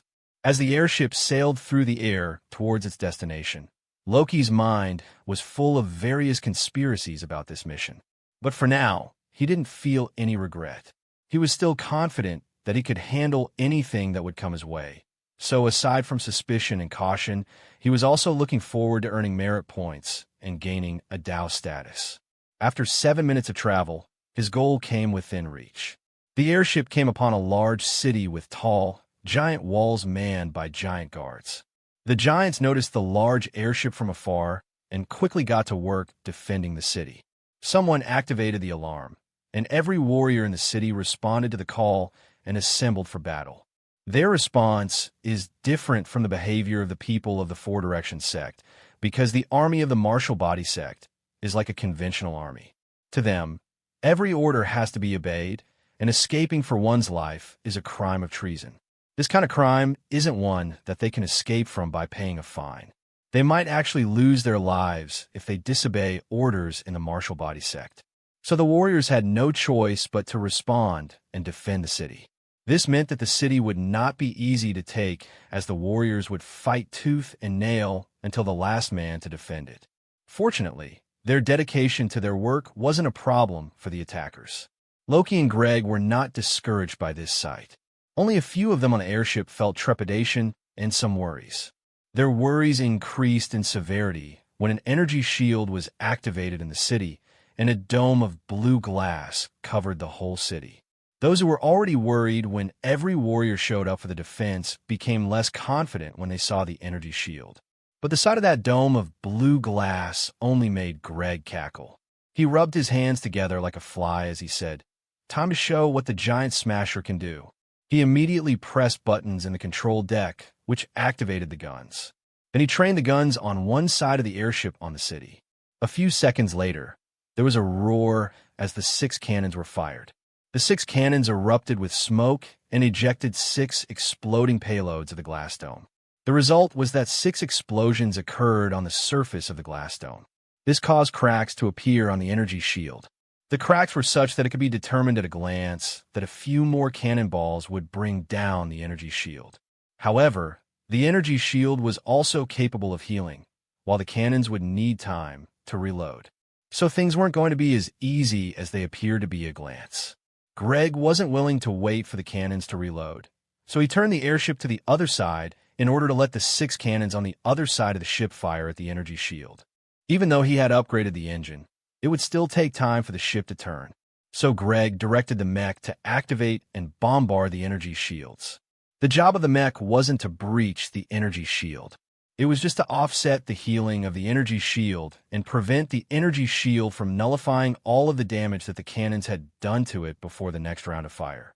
While the mech kept the energy shield busy, the airship turned and presented the other 6 guns to the city. Greg fired them quickly before turning the airship around. He turned the airship in a circle and unloaded a barrage of explosive cannonballs on the city whenever the cannons lined up for a shot. Meanwhile, the mech kept the energy shield too busy to heal itself. This configuration meant that the cracks on the energy shield could only get bigger and spread farther. At this rate, the energy shield would fall in 5 minutes. This caused the mood on the airship to improve. But the mood of the warriors in the city had taken a nosedive when they realized that the energy wouldn't be able to protect them before reinforcements arrived. However, they didn't just wait for their deaths. The warriors quickly mounted many ballistae on the walls. Then they began firing at the airship. The payload of the ballistae was large barbed harpoons with ropes tied to one end. The goal was to use them to ensnare the airship and drag it to the ground, where its advantages would be nullified. A/N. Please, Don't forget to vote with your power stones and golden tickets. Thank you. Comments.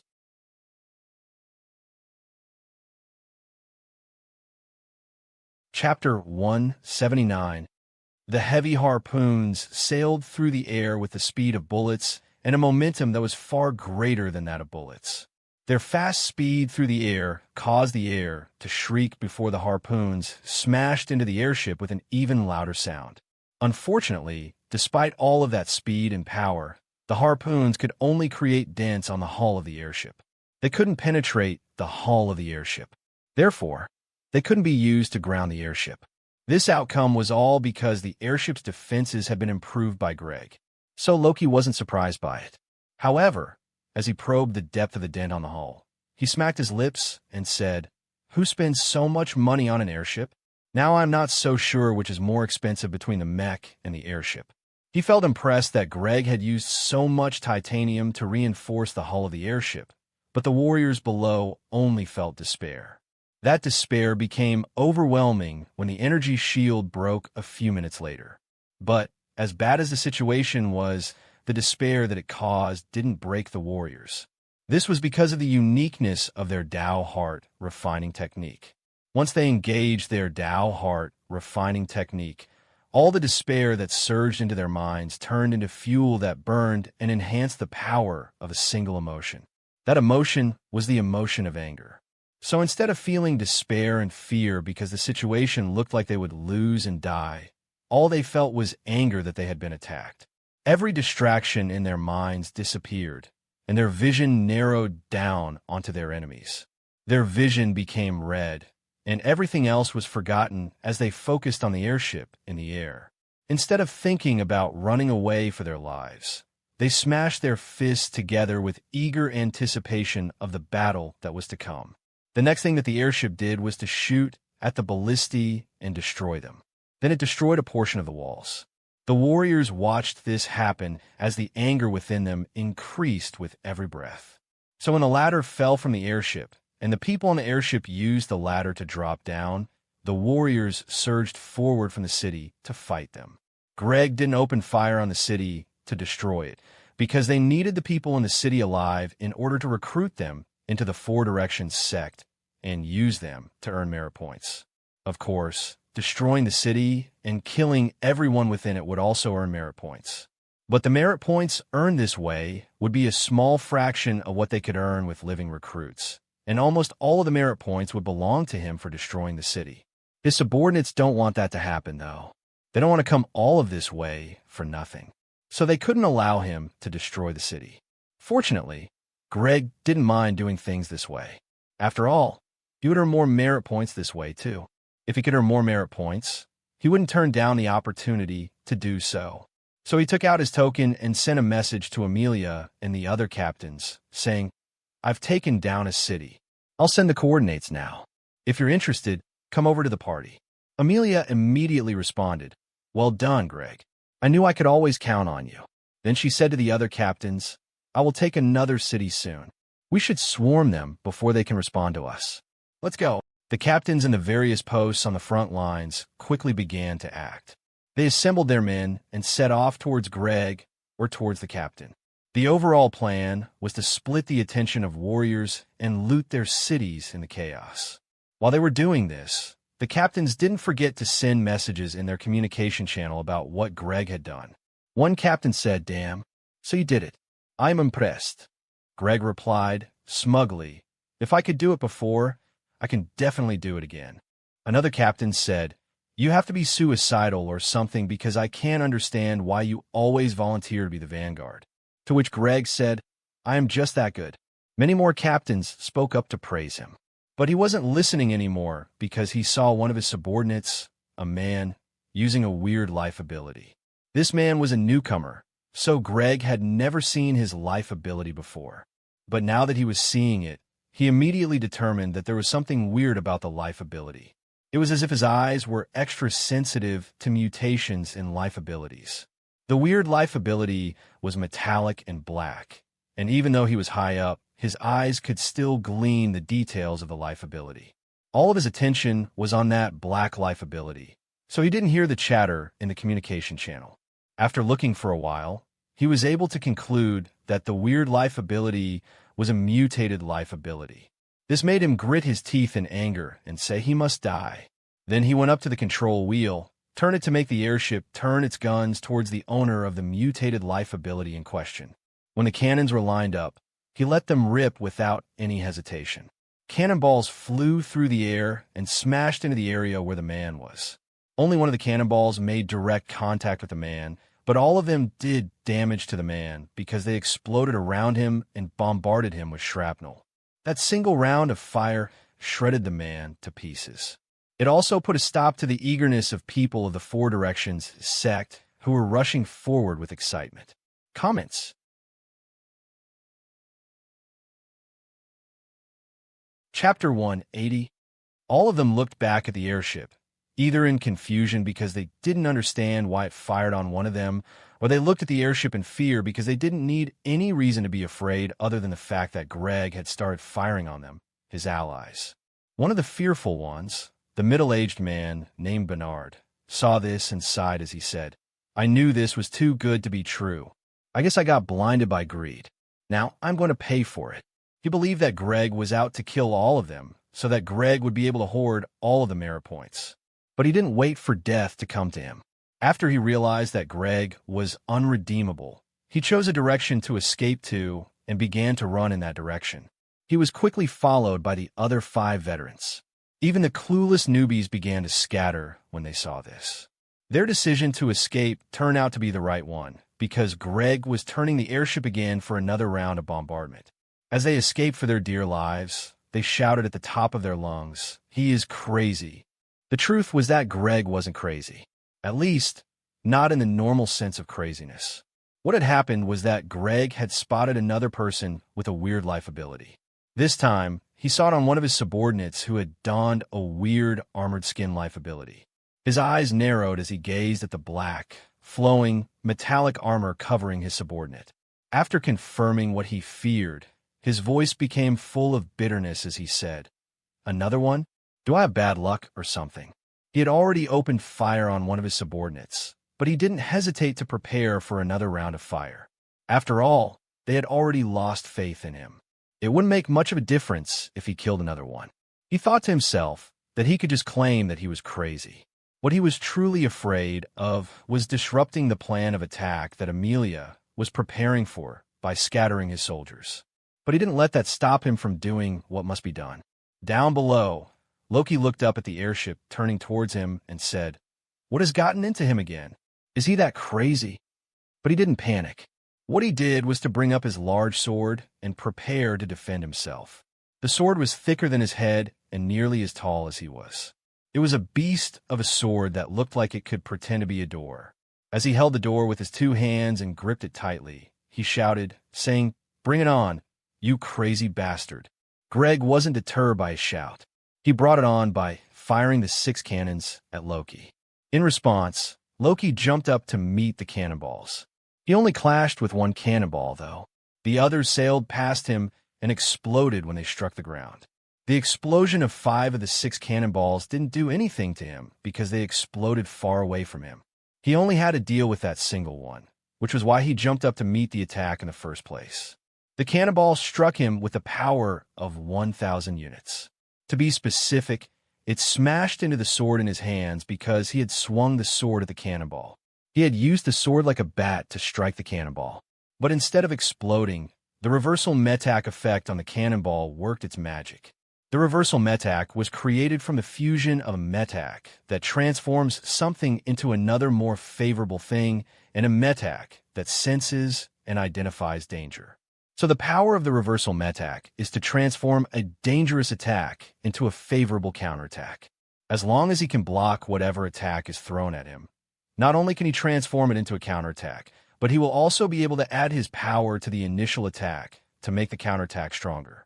The cannonball carried a power of 1,000 units, which isn't something a normal rank 3 cultivator should be able to handle. But Loki was able to manage easily because his power output was 3 telekinesis metac times 4 body plus 5 life ability plus 450% energy well times 4 body lever plus 4 living armament, +4, energy amplifier, +4, force lever, times 250% overdrive, which is 1,620 units. So with this power of 1,620 units, he was able to block the attack of 1,000 units. Then his power of 1,620 units was added to the cannonball for a total of 2,620 units before the cannonball flew backward in the direction from which it came. The cannonball smashed into the cannon that fired it and exploded in a shower of fire and shrapnel. This explosion destroyed the cannon and tore a large hole through the side of the ship. Greg saw this and grabbed his hair as he screamed hysterically, saying, "No, my ship, my precious giant smasher." Then he shouted at Loki, saying, "You're dead meat, one-eyed man." As he said this, he was already rushing to his mech. When he reached the mech, he pried open its chest and slipped into the cockpit. Then he combined his power with that of the mech through the power coupling core. As soon as this configuration was executed, the eyes of the mech became red. Red patterns also appeared on its silver armored figure. Then it took to the air and shot towards Loki. Within the cockpit, Greg's face had contorted into a full-blown snarl. He was growling as he promised to tear Loki apart. It would be an understatement to say that he was angry. He wasn't angry earlier when he tried to kill Loki. He was just pissed and frustrated. /N. Please, don't forget to vote with your Power Stones and golden tickets. Thank you. Comments. Chapter 181. What he did wasn't personal at all. He had done what he did just to survive. It was as if he had simply reached out to kill a mosquito that had been bothering him. But now, things had become personal. This was because not only had Loki dared to resist and fight back, but also because Loki had actually damaged his precious ship. As Loki saw the mech rise into the air and fly straight towards him, he smirked and said to himself, he must be truly angry now. After all, he was already attached to the ship long before it actually fell into his hands and became his. He was amused, but he didn't underestimate the combination of Greg and the mech. His eyes gleamed with the power identification ability as he tried to gauge the power of the threat and decide what to do to neutralize it. He directly dropped the idea of using ranged weaponry. Both the Gatling guns, the rail guns, and the wing blades were eliminated because they were not going to be powerful enough. This is also one of the reasons why Greg didn't use his missiles. The missiles and grenades wouldn't be amplified by the power coupling core, so he didn't think they would be powerful enough to deal after he saw how easily Loki had dealt with the cannonball.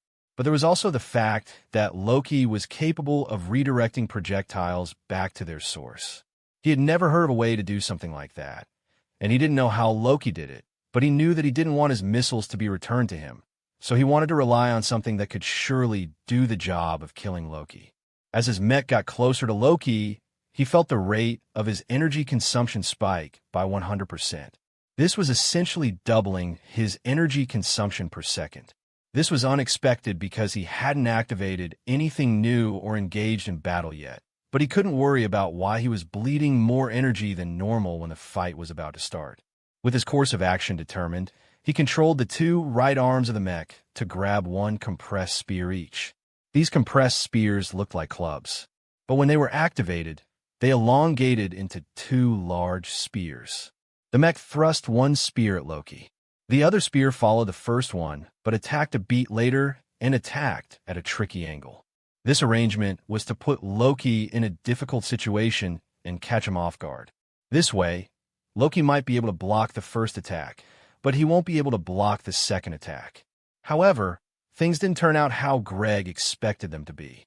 This was because the power of his attack was 3 status times 3 telekinesis metac times 4 body plus 4 mech plus 3 floating furnace plus 90% energy well times 3 body lever plus 3 living armament plus 3 energy amplifier plus 3 living fire times 300% overdrive, which is 3,855 units. This kind of power was more than double what Loki was able to output, so the first attack was all that was needed to overwhelm Loki. Loki had created a shield on his left hand with the shifting armor, which he used to block the spear. But because the power of the attack was too great, the shield smashed into his chest, and the spear shot him back by force. Loki was sent flying, so the second spear missed him and struck empty air. Meanwhile, the force of that first attack still wreaked damage on the armor. If not for the fact that the shifting armor was at rank 5 and was highly durable, the spear would have broken the shield and penetrated his body. Fortunately, the shifting armor was very durable and had an energy shield on its surface. In order to protect him, the energy shield worked together with the physical armor to absorb the power of the attack and nullify it by hardening. The energy shield and the physical armor succeeded, but they consumed a lot of energy in the process. The energy they consumed was 3,855 minus 1,620, which is 2,235.6 units. Loki could tell of these, even as he was sent tumbling through the air. 2,235.6 units of energy for a single attack is a lot of energy for a rank 3 cultivator, seeing as a rank 3 metac usually consumes 1,000 units of energy per minute. But he didn't care about this loss of energy. This was because his total energy capacity is 921,600 units, while the total energy capacity of someone like Greg is 2 to the power of 11 times 90, which is 184,320 units, and the total energy capacity of a rank 3 cultivator with an energy well the size of 50 units is 2 to the power of 11 times 50, which is 102,400 units. So 2,235.6 units of energy might be a lot for other rank 3 cultivators in the thick of battle.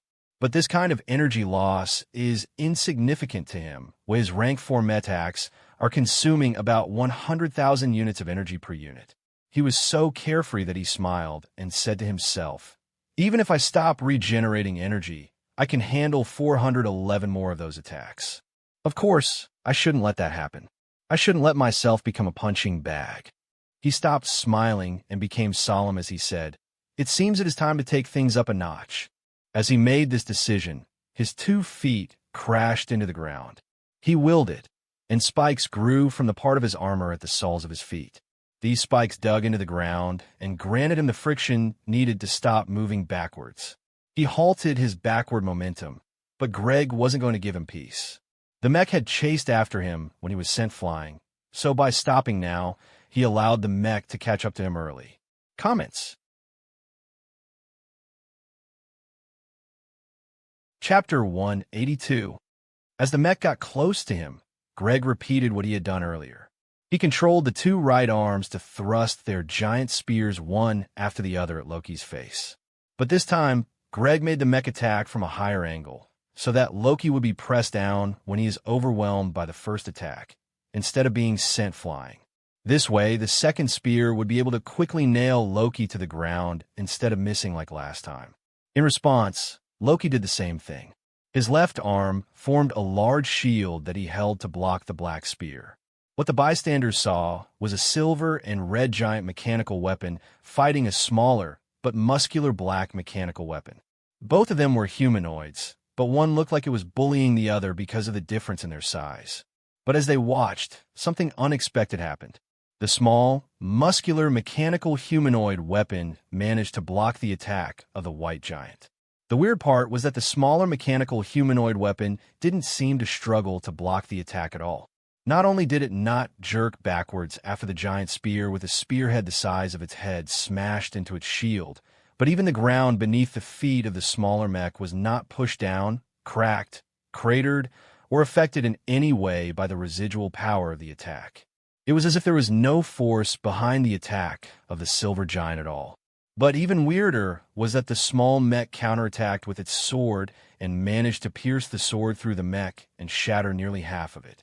Then the residual power of the attack sent the silver giant flying.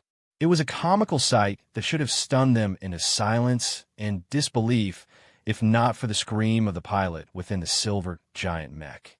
The scream was so high-pitched that they had blocked their ear in order to protect their eardrums from bursting. Greg had shouted with all of his might, as if someone he loved had died. He shouted, saying, "Loki, I will kill you. Did you hear me? I swear to kill you." In response, Loki smiled and said, "So you know my name." His voice came out muffled through his armor, so his voice sounded deeper than it was. This should have made it difficult to tell that Loki was amused, but Greg was able to tell, and it angered him even more. But aside from anger, his mind was also full of confusion. This was because he didn't understand what had just happened. He had experienced it personally. After his first attack had struck Loki, the force of the attack had simply disappeared after striking his shield. It was as if what he had struck was foam, as the power of the attack had been swallowed completely. The same thing had happened during the second attack.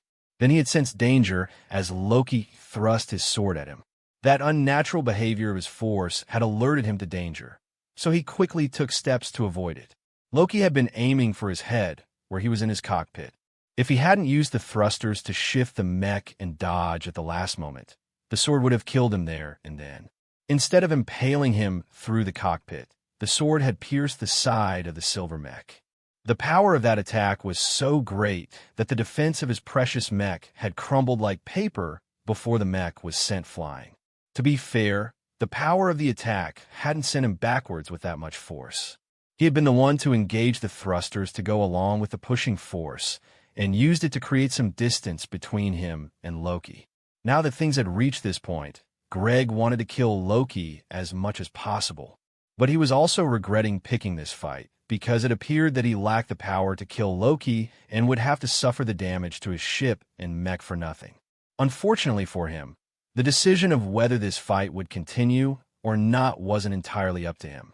Now that Loki had the upper hand, he wasn't willing to let it go. He bent his legs and jumped after the silver giant. He used the force of the silver giant's second attack to enhance the power of his attack, so he was able to narrow the distance between them quickly. The force of a shield that he used to block the first attack was 3 telekinesis metac plus 3 reversal metac times 4 body plus 3 mind plus 5 life ability plus 450% energy well times 4 body lever plus 4 living armament plus 4 energy amplifier plus 4 force lever times 250% overdrive, which is 3,960 units. This kind of power is all because of the reversal metac. This divine metac combines well with the telekinesis metac and lets him add the power of his mind to his power output. Without the rewind metac, his power output would only be 1,620 units, which is not enough to block the attack at all. As impressive as the combination of the two pathways was, the power output was only a little more than the 3,855 units that Greg used.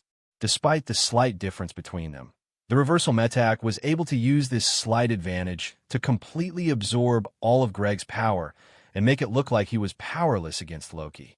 The reversal metac was able to do this same thing to the second attack, too.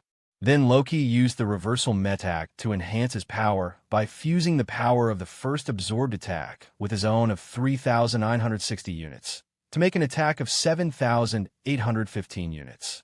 This power was why the powerful silver mech was so overwhelmed. It was also why Greg felt overwhelming danger as the sword approached him. Comments. Chapter 183. Even a rank 4 giant that gets hit by an attack with a power of 7,815 units would die in one blow. So a rank 3 cultivator like Greg, hiding within the cockpit of the mech, would fare worse if the attack had struck him. Not only would he have died, but even his corpse would be scattered and mangled. Even though the first attack failed to kill Greg, Loki still had the absorbed second attack to enhance his power. So he was able to give it another shot by jumping towards the silver mech. The mech tried to protect itself by blocking with its large shield, but the sword was able to cut through the shield and the arm holding it. At the end of the day, the mech was able to escape and create even more distance between them. But what saved the mech wasn't the strength of the shield or the strength of the arm holding the shield. It was the length of the arms of the mech that saved the mech. Because the mech was so large, Loki's sword couldn't reach Greg easily. The sword had to cut through a lot of stuff in its way, which allowed Greg to barely escape. Greg recognized this fact, and the fact that if he allowed this kind of thing to continue to happen, he would lose his life. After all, He already lost one shield, one arm, and one sizable chunk of the body of the mech. If each of Loki's attacks continued to chip at him like this, he would die in less than 10 more attacks. Unfortunately, he had already used all of his power and had nothing left to give, so he quickly decided to do something that he didn't think he would have to do to someone like Loki. His voice reached out from the mech's suit, saying, "How about we stop here?" Loki found it amusing that Greg was saying this just after he swore to kill Loki. As amusing as this was, he didn't plan to stop for anything. So, after his clash with Greg, and he began to fall back to the ground, he created bladed wings behind him and activated the force field around them to gain thrust. Once the wings got to work, he stopped falling. Then he rose into the air and chased after Greg. Greg saw this and felt bitterness well up in his mouth. He swallowed hard before saying, "Why are you doing this?" This time, Loki was so amused that he laughed. His laughter was cold, though. It was a kind of laughter that didn't reach his eyes. While his lips were laughing, his eyes were full of killing intent. As he laughed, he said to Greg, "Take a guess. Why would I suddenly want to kill you? Surely, I can't be crazy and want to kill you for no reason. Surely, you couldn't have been minding your business when I suddenly decided to kill you." His voice was full of sarcasm, but even without the sarcasm, Greg would have known that he was at fault here, not Loki. But the sarcasm helped jog Greg's memory about how Loki had been minding his business before he set the cannon on him. However, even if this is the case, Greg still wasn't willing to die. So he continued to encourage Loki to stop. When talking reasonably didn't work, and Loki continued to try to get close to him, he became frustrated to the point that he decided to let loose all of his ranged weaponry. Missiles were fired first. Both the vertical and horizontal tracking missiles were used. Then the 2 grenade launchers were used. The silver mech giant pointed them at Loki and fired them at Loki. Explosive balls of death erupted from the 2 giant barrels and exploded immediately they came close to their target. These worked somewhat in that the explosives were too many for Loki to deal with. He couldn't avoid all of them, and he certainly couldn't send all of them back to their sender. He just had to take them head on. The grenades were the most troublesome to deal with. This was because they didn't even touch him before they exploded. They always exploded when they got near him, so he couldn't stop them from exploding at all. What came into contact with him was the fire and force of their explosion, not the grenades themselves. Fortunately, the fact that he can't hit something doesn't mean that he can't absorb the power of their attack. As long as he is using the reversal metac, any external force that touches him can be absorbed. That is, of course, as long as his power is higher than the external force. So even though he couldn't send any of the grenades back, and even though he could only return some of the missiles, he could still absorb their power and use them to enhance himself or enhance missiles that he sent back to Greg. The only problem was that he couldn't absorb the power of attacks indefinitely. Since he was only at rank 3, he could only absorb and keep in storage a maximum of 3 attacks. Once he reached this limit, the reversal metac would become saturated. At that point, he would have to use or release one of the attacks before he could absorb more. As for surviving amidst the barrage of missiles and explosions, that was not a problem for him, because the shifting armor was highly durable and because he had enough energy to support it and the reversal metac. When all of these didn't work, Greg resorted to throwing his giant spears at Loki. This move failed terribly because Loki was able to send them back to Greg with greater power. Greg managed to dodge the spears, but the lack of success had succeeded in frustrating him. He screamed at Loki hysterically, saying, "Don't push me too far. Don't push me too far, or I'll." Comments. Chapter 184. He wanted to threaten Loki, but Loki interrupted him by sneering and saying, "Or you will what? What else can you do? Will you overload the reactor in the suit and commit suicide in hopes of taking me down with you? Trust me, I can take it." His words choked Greg up. When he could speak again, he said, "Fuck you." The truth was that he contemplated committing suicide and had tried to use the possibility to threaten Loki. But now that Loki had guessed his last card and had assured him that he could handle the explosion of the reactor, Greg felt that he couldn't use this threat anymore. The problem was that he didn't have anything else to use. Without the threat of suicide, There was nothing else that he could use to threaten Loki and make Loki stop trying to kill him. So after racking his brain and failing to come up with something to do, he said to Loki, "Fine. Fine, you win." Then he turned around to escape. The mech flew through the air at the top speed, as if it was being pursued, which it was. Loki still refused to give up just because his enemy had given up. Unfortunately, Loki wasn't fast enough to catch up to Greg.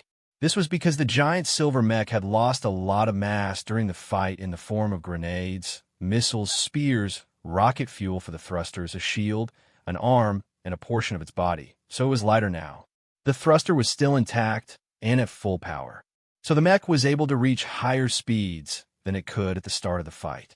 However, this much speed wasn't enough for Greg to stop doing something like taking his airship and driving it away.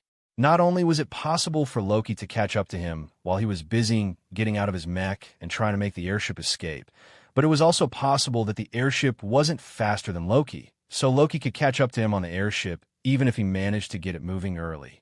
All of these meant that he had to leave his precious airship behind. This was the most painful blow that had been dealt to him since the fight started, so his heart ached as he rushed past the airship.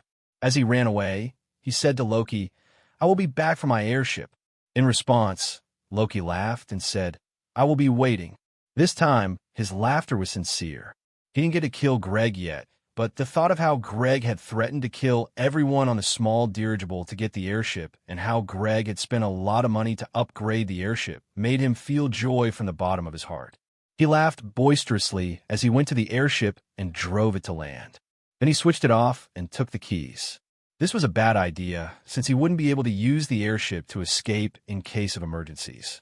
If strong enemies suddenly attacked now, not only would he not be able to use the cannons on the ship to deter their enemies, but if he wanted to escape, he would need to switch on the airship first, let's slowly gain altitude, and then let's slowly pick up speed. These are the reasons why Greg left the airship running earlier. But even that wasn't enough to help Greg escape with the airship. So Loki didn't think he was risking too much to ensure that no one would be able to take the airship away while he was busy with other things. After he took the key, he let the shifting armor absorb it from his palm and keep it safe somewhere on his body. As he watched the key disappear, he said, "The acceleration is slow, but its stop speed is beyond the speed of sound. I have to thank Greg for upgrading the ship to this extent." The ship's slow acceleration is a problem that he can't complain about, because if the acceleration had been fast, Greg might have been willing to risk taking the airship.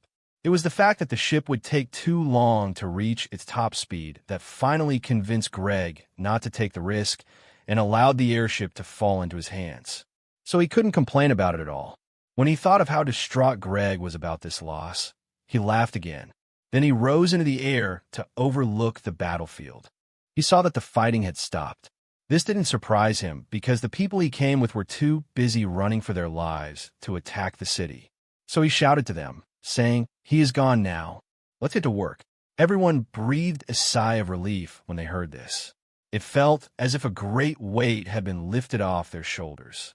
Usually, it is not a good thing to have someone as strong as Loki around. But things were different this time because Greg was no longer around them. They felt that no matter how bad Loki was, he couldn't be as bad as Greg, which was why they were so relieved. And from what they knew about Loki, he was most likely to be unproblematic since he liked to stay indoors all the time. This development made everyone left in the Four Directions sect happy. Even those who had lost their interest in attacking the city became enthusiastic again, now that they didn't have to watch out for their superior attacking them from behind. Of course, this development was bad for the warriors of the Martial Body sect. The warriors had relaxed after their enemies began fighting among themselves and killing each other. As they watched Loki and Greg duke it out, they hoped that both of them would kill each other. Comments?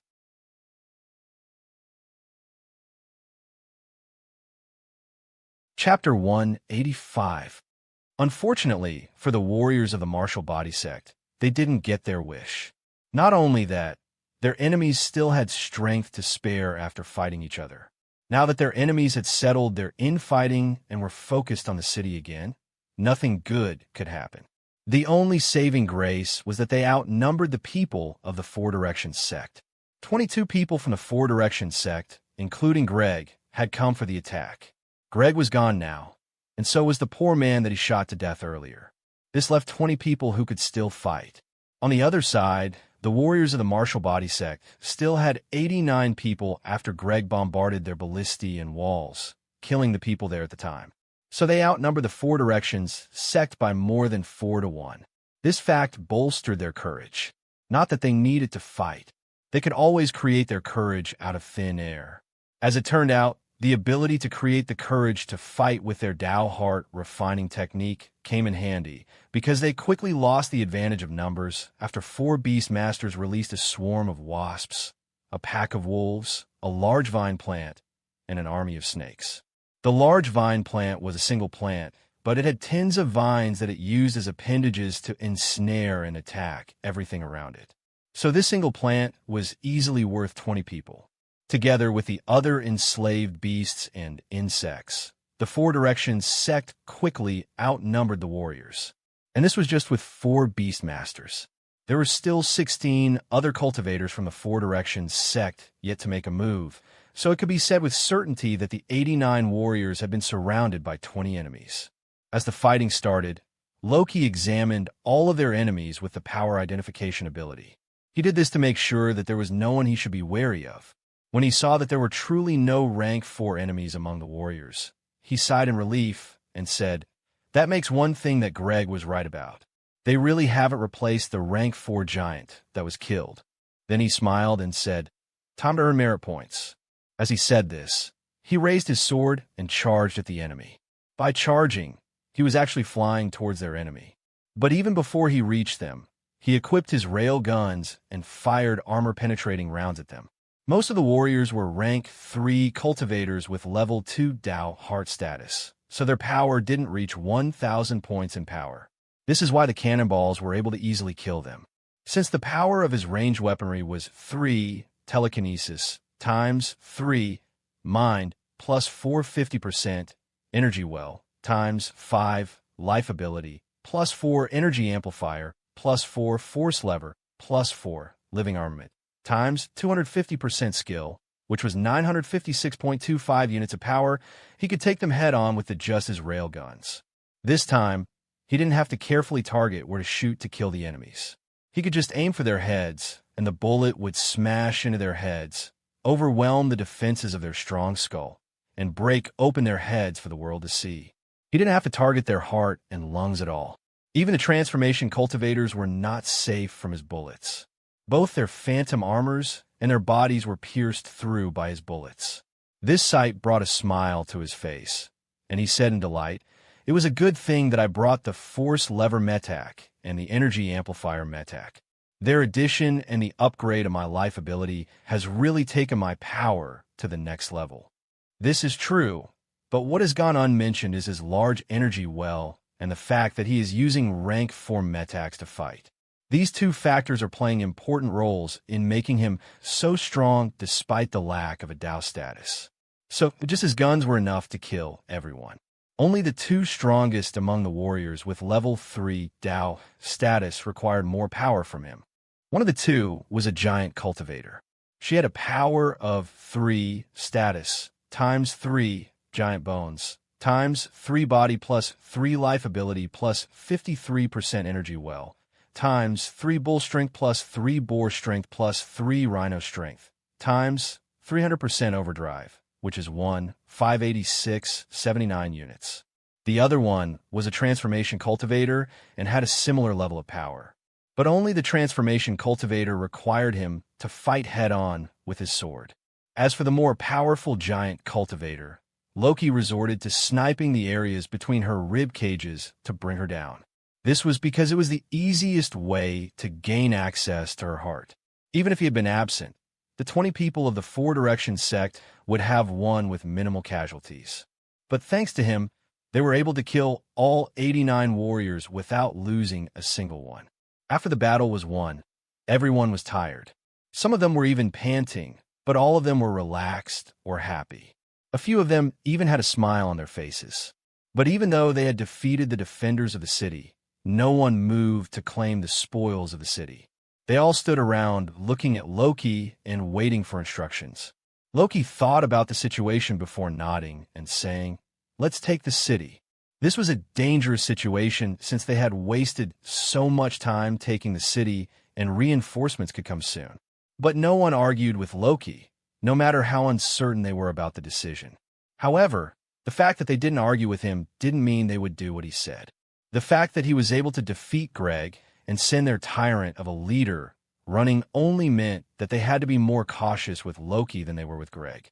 It didn't mean that they would follow him to death. Comments. Chapter 186. No matter how powerful he was, they were not willing to die for him. So after they heard his decision to continue besieging the city, many of them didn't move to take the city. They stayed where they were with a conflicted look on their faces as they wondered if Loki would try to kill them if they disobeyed him. When Loki saw that they were hesitant, he snorted and said, "You are free to go if you don't want to stay." Then he started walking towards the city to lay claim to it. Some people decided to follow him, but more than half of them chose to return the way they came, and they ran away as fast as possible. Loki didn't like it, but he couldn't blame them. This was because it was a safe idea for them to give up now. Even if he blamed them, he couldn't stop all of them and force them to help him hold the city. They would just run away if he used force on them. Besides, he wasn't their leader, so he had no right to order them around. Because of all these reasons, he could only let them go, no matter how much he hated them leaving. After all, the fact that they were leaving meant that he would have fewer people to use as shields if things turned dire. As he thought of this, he said to himself in consolation, "I guess this means that I can't be greedy. I will take a little and run away early. If I can't have anything, I will just destroy the city and kill everyone in it." He doesn't plan to convert the fortress city into a post for the Four Directions sect at all. This is because it requires too much work and because he doesn't need to. If he is to convert the fortress city into one of their posts, he will have to fight tooth and nail while the martial body sect sends people to reclaim the city. It is only after a tug of war that has led to the loss of hundreds of lives before one side gives up and the city belongs to them. For sure, he will earn a lot of merit points if he does that. But that is still no reason for him to do so much work because he has already acquired enough merit points to buy a level 2 Dao status. Of the 89 enemies, he killed 43 of them. Of these 43, 2 of them had a Dao status of level 3, while the remaining 41 had level 2 Dao status. So he earned 88 grade, 3 merit points from that battle. Once he buys a level 2 Dao status, he will have 78 grade, 3 merit points left. This amount isn't enough to purchase the level 3 Dao status. He needs just 22 points more, which is why he is unwilling to give up on the city just yet. His plan is to go into the city and recruit 22 people or more to join the Four Directions sect. The extra is to buy things like life insurance. If he can't recruit 22 people before the reinforcement of the martial body sect arrives, then he will resort to destroying the city and killing everyone within it. As long as he eliminates this city, he will reduce the number of living people in the small world. This will allow more souls to reincarnate into the small world from the northern domain. Some of the reincarnated souls will be born in the cities of the Four Directions sect, which will be later recruited into the sect. This will further the agenda of the sect, so he will be rewarded for it. With this in mind, he said to himself, "The size of the reward will be dependent on how much destruction I wreak on the city, but mostly dependent on how many people I kill. So the more people I kill, the better." With his mind made up, he took out his token and navigated through it with his internal energy. The first place he opened up was the merit shop. He went there for only one thing. His eyes were full of anticipation, and he said, "Let's see what this Dao status is all about." As soon as he said that, he clicked the option to buy the level 2 Dao status. Just as he did this, he felt a gaze land upon him from the sky. The gaze was faint, but it was distinct enough for him to notice it. So he looked up at the sky in confusion to see what was looking at him. As he looked up, he saw a bright star shining down on him. The star should have been very far away from him, but it looked like he was right beside it. The conjecture that he was very close to the star was further confirmed when he looked around him and saw that the whole world had disappeared. All that he could see was empty darkness, as if he were in the void of space. In this large, empty world, there was only him, a being so tiny as an ant, standing before a giant glowing star. The sight was overwhelming. It took his breath away. He actually stopped breathing as he gazed at that star. This was because he was astonished by what he saw in the star. Despite the intense and blinding brightness of the star, he was able to see that the star was a conglomeration of gears, pulleys, bolts, nuts, gears, levers, wheels, and weapons of various kinds. The sight was mesmerizing. The star was made of various things that had nothing to do with each other, arranged in perfect harmony. As he gazed at every part of the star moving and working in harmony, he felt that the star was the most perfect thing in existence. His jaw dropped in disbelief, and all that he could think was divine. It is simply divine. Comments. Chapter 187.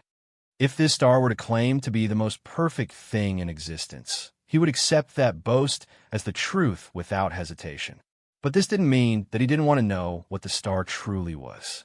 He was very curious about the identity of the star, so he used the power identification ability on it. /supreme/. As it turned out, the only thing that Fenner was able to tell was that this star was supreme. But this information was enough for him to make some guesses about its identity. He said to himself, "This must be the supreme metak of the forging pathway. What a magnificent sight it is." As he was marveling at the sight, the star finally reached out to him. A tiny, insignificant, and minuscule portion of starlight detached from the star and came over to him. The starlight was a fleck, actually. It was even tiny compared to his ant-like size. But when it entered his body, he felt as if the entire weight of the world had dropped on him. He immediately began to fall. The world blurred around him as he fell back to the earth. When he recovered, he realized that he was still standing where he was when he bought the Level 2 Tao status. Everything around him looked the same. Apparently, only he had changed. This was because he could now sense that there was something else in his energy, that had an invisible string of force connecting him to something in the sky. This string of force was pulling him up. But while he was still standing in the same position physically, the string of force has made it so that he now has more potential energy. To be exact, he has twice as much potential energy as he should have. Even though his feet were on the ground, the string of force made him feel as if he was standing on high ground. This made him say in awe, "So this is how the Tao status empowers cultivators. This is more impressive than I thought." But then he thought of the star in the sky that was powerful enough to pull everyone up. This thought flashed through his mind as he clicked his tongue and said, "Just how powerful is that star? Is it the mythical rank 9? This is just the kind of power that it grants by pulling me up a little. What if I ascend to its level? What if I become the star? How powerful would I be then?" He had so many questions and many things to think about. But he remembered that he still had work to do getting more merit points. So he put aside the questions for now and hurried toward the city. The people of the city had learned that their city had been attacked, so everyone had run to hide and were cowering in their houses. They were cowering because they had heard that the Four Directions sect is a sect of evil people and murderers. The martial body sect had propagated this information in order to smear the Four Directions sect and make them look bad to every human in the small world. What Loki found amusing about this was that everything the martial body sect had said about them was completely true. The fact that the people went into hiding because of their fear of the Four Directions sect was also the right thing to do. But as amused as he wasn't going to stop what he came to do. He broke into a house by smashing through one of the walls. Then he smashed the ground and created a hole in it so that he could enter the basement through the hole. He didn't go looking for people through the house, and he didn't bother to look for the entrance to the basement at all. What he did was to take a shortcut that led straight to his target. It was as if he knew where they were without seeing them, which was the case thanks to the telepathy metak. He could see their minds through the walls, so he knew exactly where they were hiding. After he found a family of 3 hiding in the basement. It was a man, presumably the father, a woman, and a young girl cowering in the darkness. He didn't ask them if they wanted to join the Four Directions sect. What he did was to cut them a little and put his token in their wound. The sect used the connection to determine whether they had been marked by the sect or not. If they don't bear the mark of the sect, they are marked. Either way, he must kill them to make sure that the mark of the Four Directions sect isn't removed by the martial body sect when he leaves. Once they die, they will be forced to reincarnate in the central domain now that their souls have been marked for the Four Directions sect. This completed the process of recruitment. In return, he earned 3 grade, 3 merit points for his work. With the 3 of them dead, he rushed out of the basement and went to the next house. He went there to repeat what he just did. People screamed in pain and despair as he went through the houses recruiting people. Of course, the Four Directions sect doesn't kill people every time they recruit people. If these people were in a city under the control of the Four Directions sect, they would not be killed after they had been recruited. They will be left alive so that they can reproduce and create more recruits for the sect. The martial body sect says that the people living in the cities under the control of the Four Directions sect are like cattle being raised for the slaughter. This is only partially right. It is true that the people in those cities are being raised like cattle, but it is not for slaughter and it is not for eating. Comments?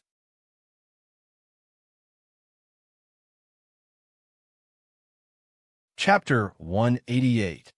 It is also true that the Four Directions sect sometimes slaughters everyone in the city that they control. But that's only when they are about to lose control of the city and don't want the martial body sect to steal all of the people in the city. They kill everyone in the city just to make sure that they reincarnate in the central domain, not because they want to eat these helpless mortals. And if they had a choice, they wouldn't kill the mortals. They only did it because they had to. So if this city were to fall under the control of the Four Directions sect, Loki wouldn't have to kill the people after recruiting them. But he is willing to go through so much trouble to secure semi-permanent control of the city. His goal is to dine and dash. He wasn't the only one doing this. 7 other people in his group were also roaming the city, generously helping people join the Four Directions sect and killing them afterwards. After he got 22 more merit points, he stopped recruiting people for the sect. Then he quickly went to the merit shop to spend the merit points to acquire a level 3 Dao status. As soon as he spent the money, he found himself high up in the sky again. He met the star that was the supreme metak of the forging pathway, and he was as tiny as ever compared to it. The star was also as magnificent as the first time that he saw it. He wanted to stay there looking at it forever and ever. Unfortunately for him, he couldn't withstand the starlight that was bestowed upon him and had to fall back to the earth. The starlight that was bestowed this time was a tiny bit bigger than the previous one. He could tell that much because they appear to be different in size. As for weight, he couldn't tell any difference. Both of them felt as heavy as the world. They were both too heavy for him to withstand, so he had to fall back to the ground, even though he wanted to remain high up forever and ever. After he recovered from the divine experience, he began enjoying the feeling of his empowered body. This feeling was too good that he smacked his lips and said, "It is like a small ascension. I don't know how best to explain it. It is as if my state of existence has been elevated. Not only am I stronger now, but I see things more clearly." Now that he has achieved level 3 Dao status, not only has he become more powerful, but even his mind has become faster and his perception of the world has become sharper. He didn't think it was an illusion because his eyesight had suddenly become better. So it truly felt as if he had gained the advantage of leverage and could now see farther because he was standing at a higher point. This was a completely new feeling, one that he had never experienced during the advancement of his cultivation. For example, despite being rank 3, he is just as easy to kill as a mortal who has never cultivated in their life. If he hadn't used a metak to improve the strength of his body, he would be just as physically weak as he was before he began cultivating. And if he hadn't used a metak to increase the power of his mind would remain as slow as it was as a mortal. The only difference between himself and a mortal would be his life ability and the energy in his energy well. Aside from that, both he and the mortal are exactly the same. The same disease that affects mortals, like heart attacks and backaches, can afflict cultivators too. However, the Tao status seemed to have changed him at a fundamental level. The amplification that it grants him is all-encompassing. So, not only is he now 3 times stronger, but he has also become 3 times more durable and more difficult to kill. As he thought of this, he chuckled and said, "How ironic that the only thing that the Tao status didn't change is the quantity of internal energy within me. I guess that's what cultivation is for." Then he shook his head and said, "Now to important matters. What do I do next? Do I hold the city or do I leave it? I want to hold it so that I can earn more merit points to buy life insurance. The life insurance will come in handy now that my life ability may have been exposed as a mutation. But holding the city is not an easy matter either. I may be stronger now, but I lack the manpower to hold the city against the waves of enemies that will try to retake it." He sighed and said, "I guess I will have to leave it. Fortunately, I got something out of all of these." With this decision made, he looked around for the others and shouted to them, saying, "I'll go and start the airship. I won't leave until I see the reinforcement of the martial body sect. You can choose to continue recruiting or follow me now." He was telling them his plans so that they would be reassured and wouldn't think he was escaping now. That way, they will be able to stay behind and help him draw the firepower of the martial body sects when their reinforcements arrive. It is true that he won't leave yet. Unfortunately, no one was buying that. No one believed a word that he said. So they all chose to leave the city when they heard that he was leaving now. Everyone escaped from the city at their top speed, as if they were rats and a cat had arrived. This sight made him shake his head and say, "It is a wonder how the Four Directions sect can achieve any amount of success in this campaign when no one is willing to die for the interests of the sect." A/N. Please, don't forget to vote with your Power Stones and Golden Tickets. Thank you. Comments. Chapter 189. Then again, the sect had lured them here to fight with the promise of power. While these cultivators are not willing to die for the interest of the sect, they will still die for their own interests.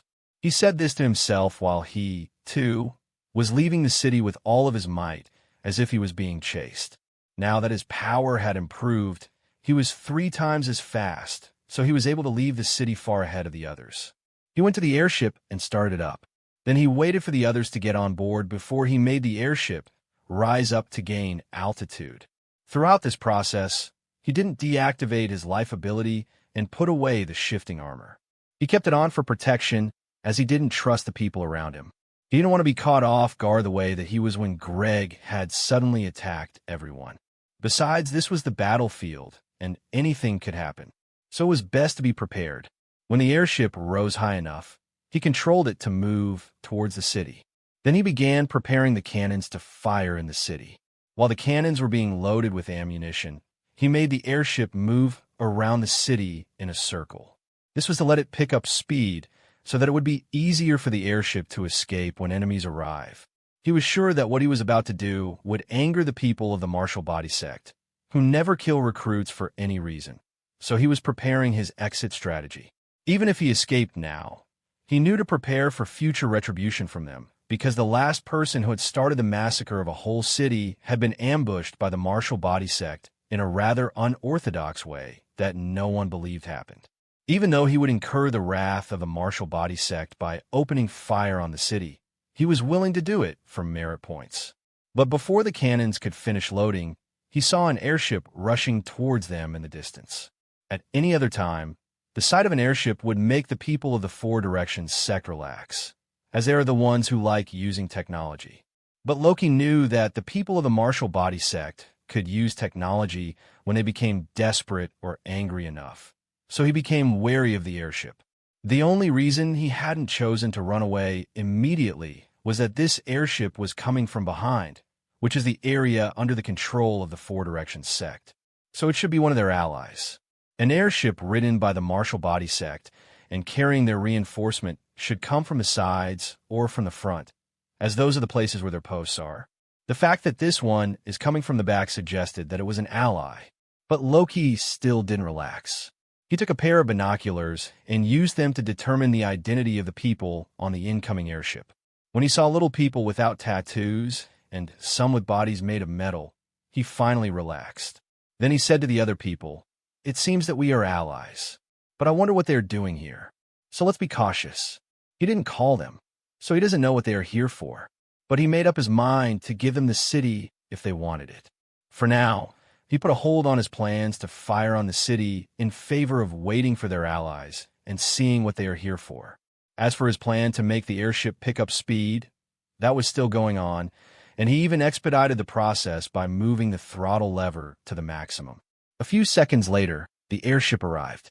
Loki picked up the newly installed microphone and said into it, "What do you want?" His voice boomed out of the two speakers attached to the hull of the airship. He didn't have to shout to get his question across to the other side. The other airship also had a microphone and speaker system.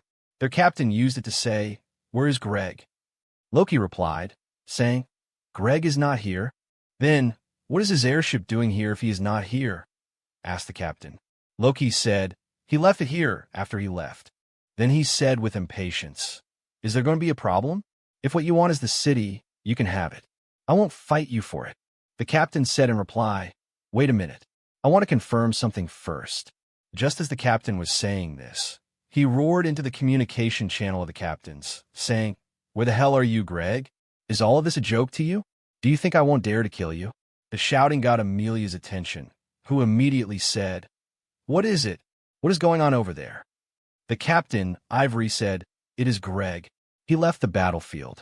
He even left his airship and soldiers there without telling us why. I'm here now, and I don't know what is going on or why he ran away." Amelia, who cared a lot about this attack and wanted it to be successful, roared as she said, "Greg, explain yourself now, or this whole small world will become too small to protect you." Greg, who had been hiding, had to show up and say, "There is no problem with the attack.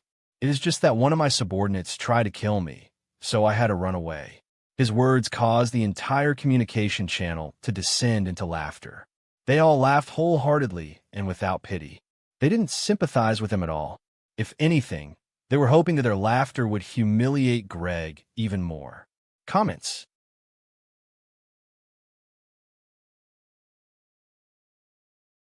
Chapter 190.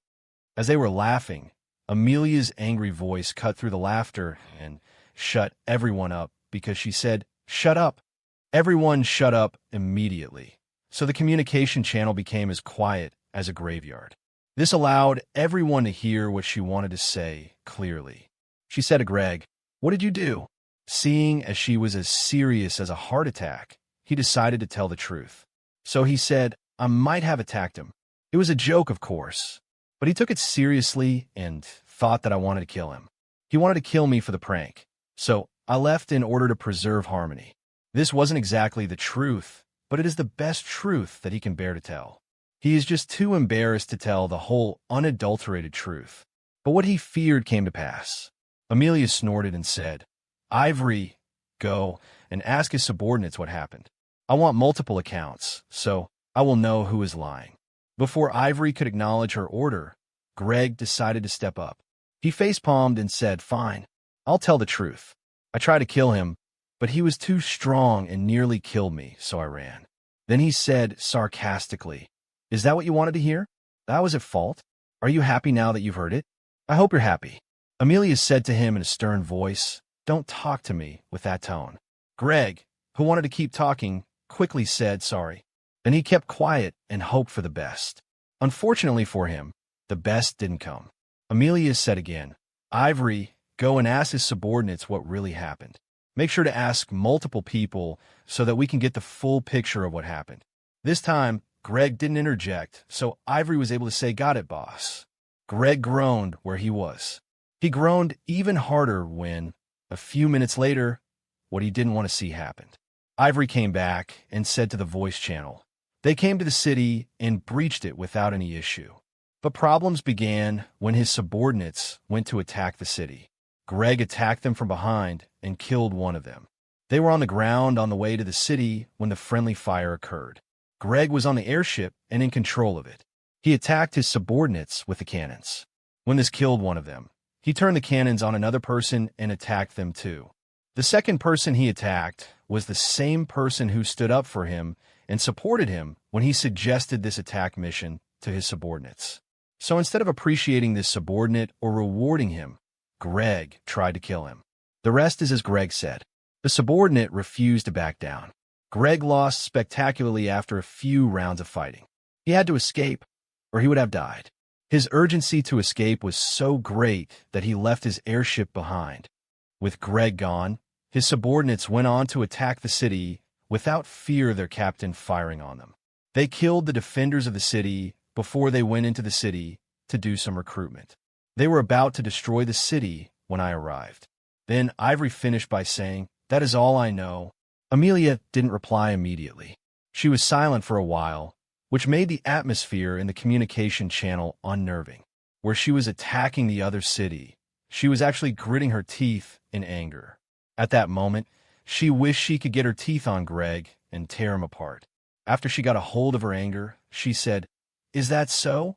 Do you have anything to add, Greg?" Greg replied with some fear, "It is more or less the truth." So she said, "If it is truly the truth, it would seem that your post has no need for you. After all, without you there, they were able to defeat the defenders and take the city." Then she chuckled and said, "It would seem it is even a good thing that you weren't there to lead your troops to battle, since you would have attacked them and tried to kill them if you were there. So, effective immediately, you're stripped of your position as captain of your post. That responsibility will go to someone who can handle it and won't create problems for me." Greg didn't like this decision at all, so he was anxious as he said, "Please don't do that. I can still do my job. I promise to behave from now on." But Amelia refused to budge. In fact, her anger seemed to intensify. She raised her voice as she said, "Why should I believe that you can behave yourself now? If you could behave yourself, why didn't you do so before?" Before Greg could reply, she said, "I'll tell you why. You behaved like that because you didn't think I would do anything to you. You believed that you were untouchable because I needed strong people, and there was no way to replace you. That's why you felt confident enough to kill any of your subordinates. Just 3 months ago, you killed 9 of them at once. Imagine that." At this point, she was so angry that she was laughing. She was laughing, but no one joined her in laughing. They knew better than to irritate her at this moment. Meanwhile, she continued to say, "You know what? You were right. I needed you too much to punish you for people who were already dead. But that is not the case anymore. I don't need you anymore. Now that your sins have caught up to you, it is time to pay. I want you to come to me within a day and explain why I shouldn't kill you for your previous crimes. You either come to me or you leave this earthly battlefield." /N.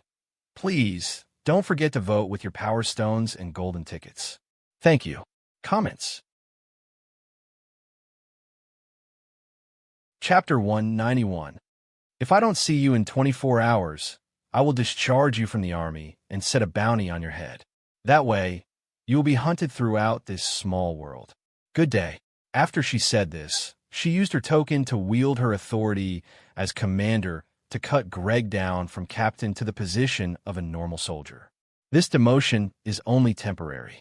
If Greg doesn't come to her to plead his case within 24 hours, he won't even get to remain a soldier. He will be discharged from the army and hunted as a traitor. Of course, all of this is a bait. She has no intention of forgiving him when he comes to defend himself. She is not discharging him immediately because she wants to be the one to kill him. She wants him to come to her so that she can tear him apart. Only by doing something like this will she be satisfied with putting up with his shenanigans all of these years. When she was done with the setup, she sighed in relief and said, "About time I dealt with him." Then she looked at the battlefield and said, "Fortunately, he didn't screw this up. I have too much counting on this."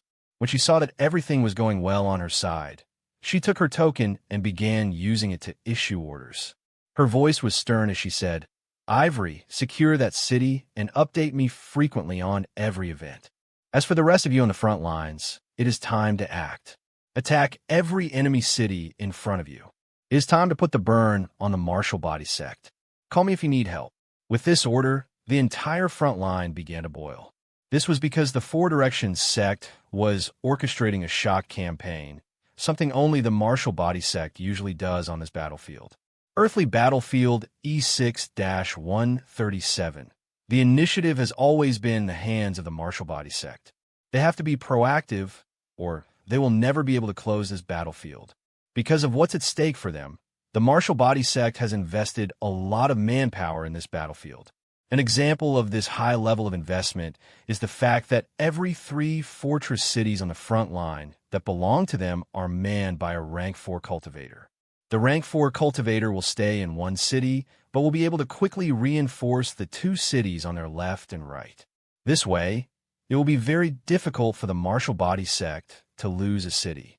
There are more than 100 fortress cities on the front line. So there are more than 33 rank 4 cultivators from the Martial Body sect on the front lines. On the other side, the Four Directions sect is lacking in rank 4 cultivators. There's only 1 rank 4 cultivator for every 5 cities. Sometimes someone like Greg has to be the one in charge of 5 cities. This makes it much easier for the Four Directions sect to lose control of their cities. These differences in manpower make it easier for the Martial Body sect to not only keep control of their cities, but also gain more cities anytime they run shock campaigns. Time and time again, the Four Directions sect has been defeated and lost ground to the Martial Body sect. The only reason why the Four Directions sect has been able to hold on until now is that their commander, Amelia, is an enslavement cultivator. She is a beast tamer. But just like every other enslavement cultivator, she is worth an army on her own. But the best that they could do was resist. However, an opportunity to do more than resist arrived when one of the rank 4 cultivators of the Martial Body sect on the front line disappeared mysteriously. Greg claimed to have killed the rank 4 giant and that the giant didn't disappear mysteriously. No one believed Greg's story that the rank 4 giant had taken to the air and was brought down at the cost of the lives of every recruit. No one believed him for months. When he couldn't take it anymore, Greg swore that he was telling the truth and promised to prove it by leading an attack on the very city that the rank 4 giant was supposed to be stationed in. Greg's attack on this city was the first step in Amelia's plan. As it happened, Greg turned out to be right about the rank 4 giant being absent. The success of his attack meant that there were 3 cities on the front line without adequate protection. Amelia saw this as an opportunity to kickstart a campaign, so she set out with some other captains to attack the other 2 cities that the rank 4 giant was supposed to be protecting. Just as she expected, reinforcement was late to arrive because the nearest rank 4 warrior was too far away. So she intended to capitalize on this gap in the defenses of the Martial Body sect by making everyone on her side on the front line to attack her cities in the front line under the control of the Martial Body sect. Her goal is to preoccupy the rank 4 warriors on the front line so that she can take these 3 unprotected cities. And if the Martial Body sect is hell-bent on stopping her, she will make them pay with something else. Greg was the one who lit the fuse that started this unusual shock campaign. But as things are, he is no longer a part of this. After he was stripped of his rank, he was kicked out of the communication channel of the captains, so he didn't hear any of Amelia's orders. What he ought to do now is to go over to Amelia, but Greg didn't dare to do that. Comments?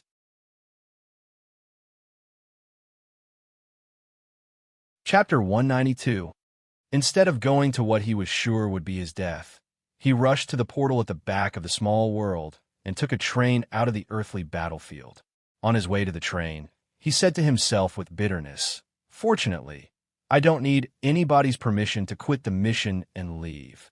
But I didn't think I would be leaving like this, like a fugitive on the run." When he thought of why he was leaving like a fugitive, he chuckled and said, "Nicely done, Loki. No wonder you agreed to go with me. You were ready to turn on me. I underestimated you." Then he gritted his teeth and said, "You deserve this victory. But if I go down, I won't go down alone." Meanwhile, Loki received a notification from the sect saying, "Congratulations, you have been appointed as the captain of Post 419 on Earthly Battlefield E6-137 by Commander Amelia. This is a grade 4 mission. Do you accept?" Loki was rightfully surprised by this notification. He was so surprised that his eyes widened in shock. But even as he was reeling from the shock, he knew to accept the mission. He did so immediately while wondering why he had gotten this opportunity. As soon as he accepted the mission, he received another notification. You have gained access to the communication channel of captains. You have gained access to grade 4 merit points. You have gained access to... He received more notifications telling him about the benefits and privileges of being a captain, but he couldn't pay attention to them because there were a lot of messages in the communication channel of the captains. One of them was also directed at him. As soon as she saw the notification that he had accepted the mission, Amelia said to him in the communication channel, "Welcome to the group. Ask Ivory about your responsibilities as a captain and any questions you have. In the meantime, what you need to do is to hold that city for as long as possible. Update me on every change that happens over there. I will send further instructions when needed." Loki said, "Understood. One question. Does that mean that we can't continue to recruit the people in the city anymore?" She replied immediately, "You can continue to recruit people, but you can't kill them anymore. You should only kill if we are about to lose the city." Loki nodded and said, "All right. I think I have all that I need for now." Amelia also nodded in satisfaction where she was and said, "Good." That was the end of what she had to say to him. There were still a lot of messages on the communication channel, but Loki put them on hold for now in favor of more urgent things. The main reason he had accepted the grade 4 mission was that he wanted to earn grade 4 merit points and get a level 4 Dow status like Greg. In order to accomplish this, he will need to hold the city, but it will not be easy for him to do. Now that he is a captain, he can still recruit people for the sect, but that will only earn him grade 3 merit points. He can't earn grade 4 merit points that way anymore. The only way to earn grade 4 merit points is to accomplish something strategic that will affect the entire battlefield. This includes killing rank 4 enemies, creating cities from scratch, taking over enemy cities, or destroying enemy cities. Of these 4 methods of earning grade 4 merit points, destroying a city is the easiest to accomplish. This made him say, "No wonder Greg is always eager to destroy cities despite the danger of angering the martial body sect.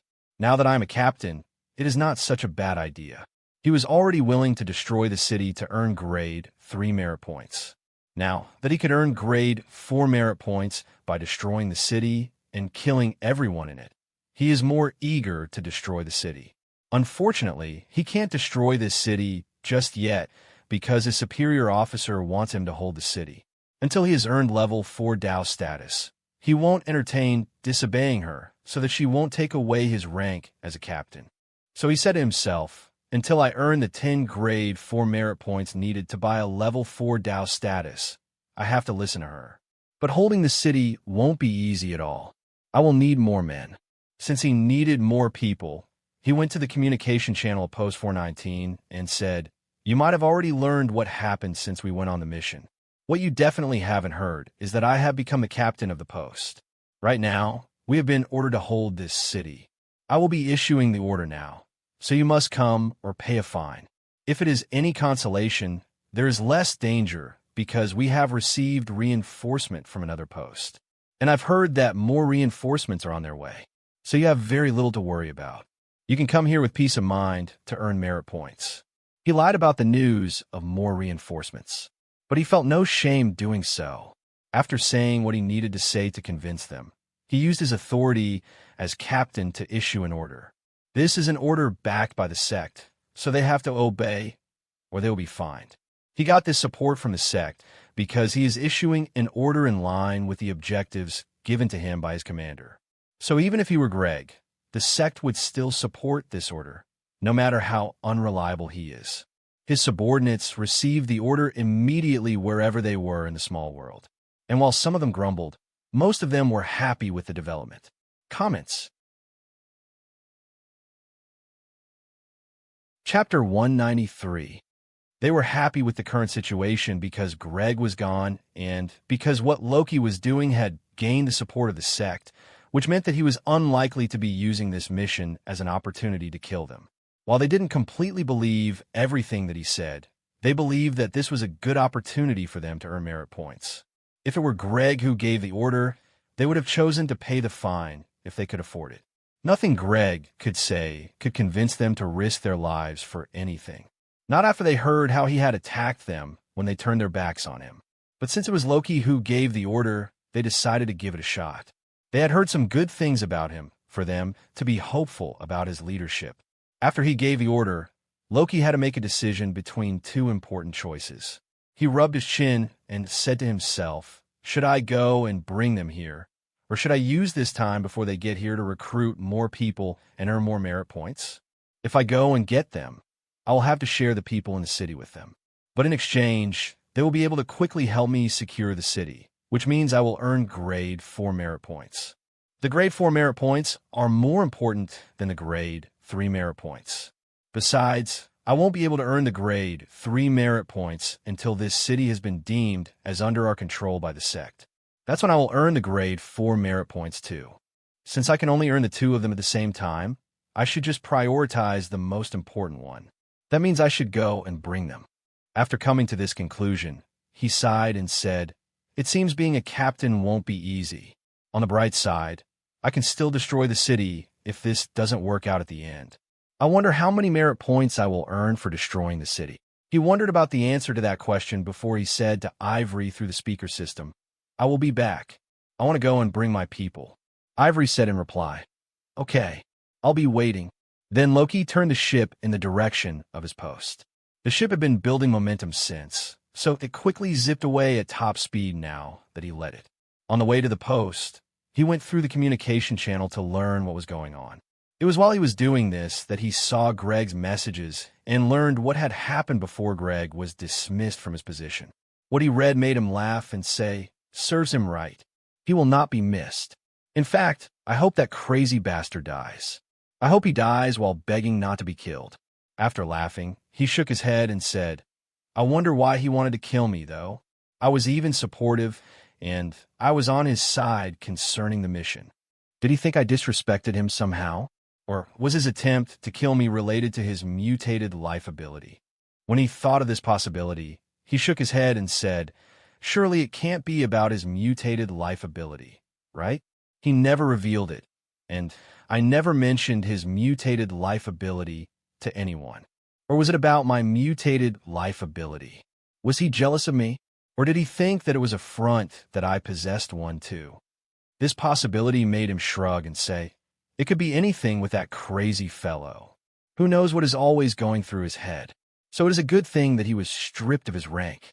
As he was relishing Greg's demotion, he got a notification from the sect that someone had bought his shares in the stock market. This made him furrow his brows and say, who could it be? In order to get his answer, he used the token to check his portfolio on the stock market. He saw that someone had bought some of his shares. The person bought 10,000 energy stones worth of it. 2 months ago, the sect finished its evaluation of his prospects and predicted that he could only reach rank 4. Even then, they only valued him at 1 million energy stones, which is the barest minimum value of a rank 4 being. This was an improvement over the value of his past life, but he still wasn't satisfied with it. However, he didn't take the evaluation to heart at all. He just bought half of it and left the rest to fate. Since then, he has never checked the performance of his shares. He wouldn't have checked it now if someone hadn't bought it. Unfortunately, the identity of the buyers of shares is hidden, so he can't know who bought some of his shares, no matter how hard he looks. Eventually, he gave up and said, maybe it is a fluke. But he quickly realized that he was wrong about this. As he received more and more notifications of people buying his shares, he realized that this was by no means a coincidence. Many people, for some reason, were buying his shares. As they did so, the value of his shares was rising. From the initial 1 energy stone per share, it had become 1.5 energy stones per share in just 10 minutes. This situation bewildered him greatly. He racked his head, trying to figure out why this was happening. He asked himself, saying, could this be because I become a captain?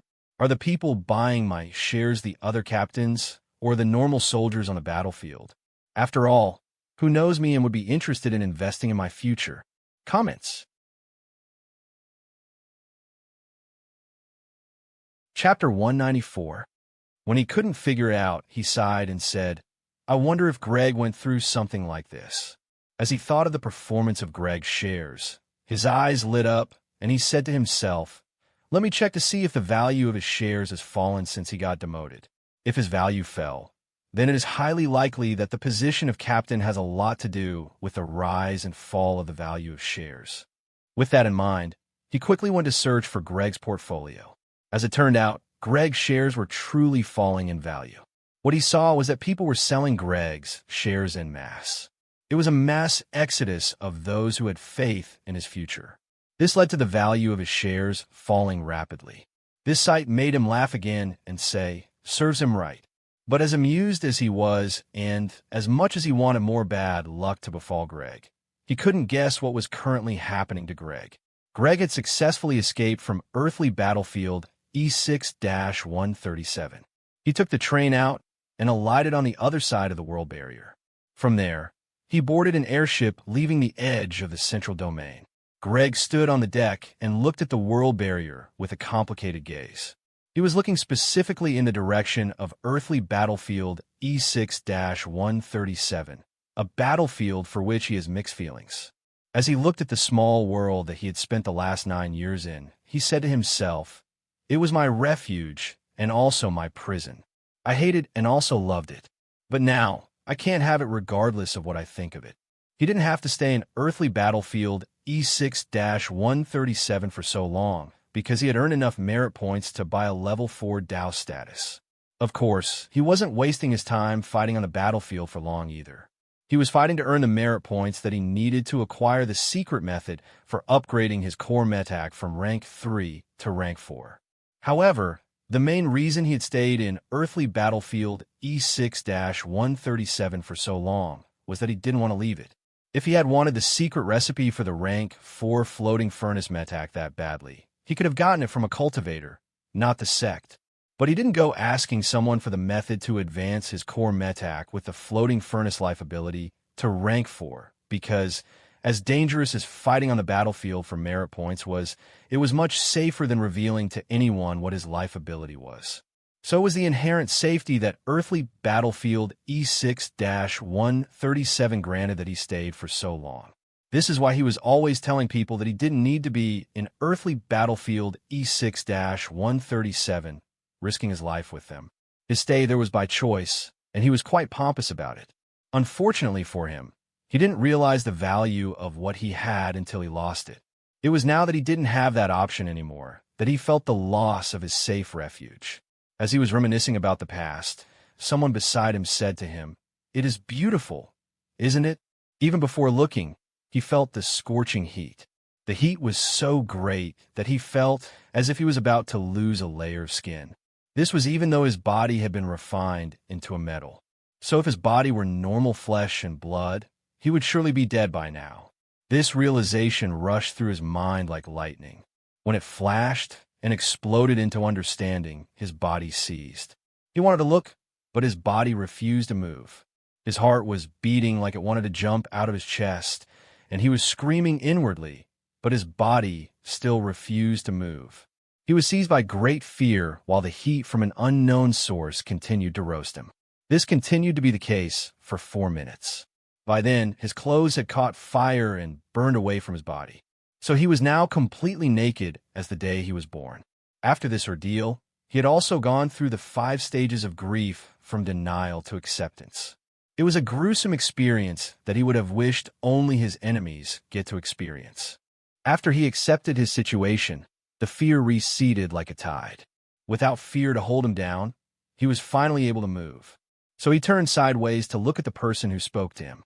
What he saw was a woman with long red hair that reached her feet. She was small for a woman and looked more like a teenager. He saw that she was barefoot, and her face was innocent and cute, too, so one could easily mistake her for a lost child. She was also stark naked. Her bare body was exposed to the world, and he could see that her body was a wondrous sight to behold. But there was no way that he could mistake her for a lost child or have lustful thoughts for her body, because she had a glowing mark on her forehead. He couldn't tell what the glowing mark was because it was too bright for his eyes.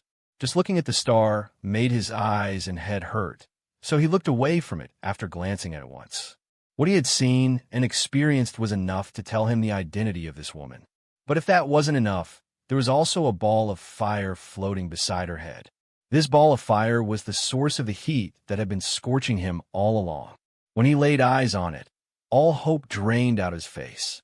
This was because this ball of fire looked like the harbinger of death to him. Comments.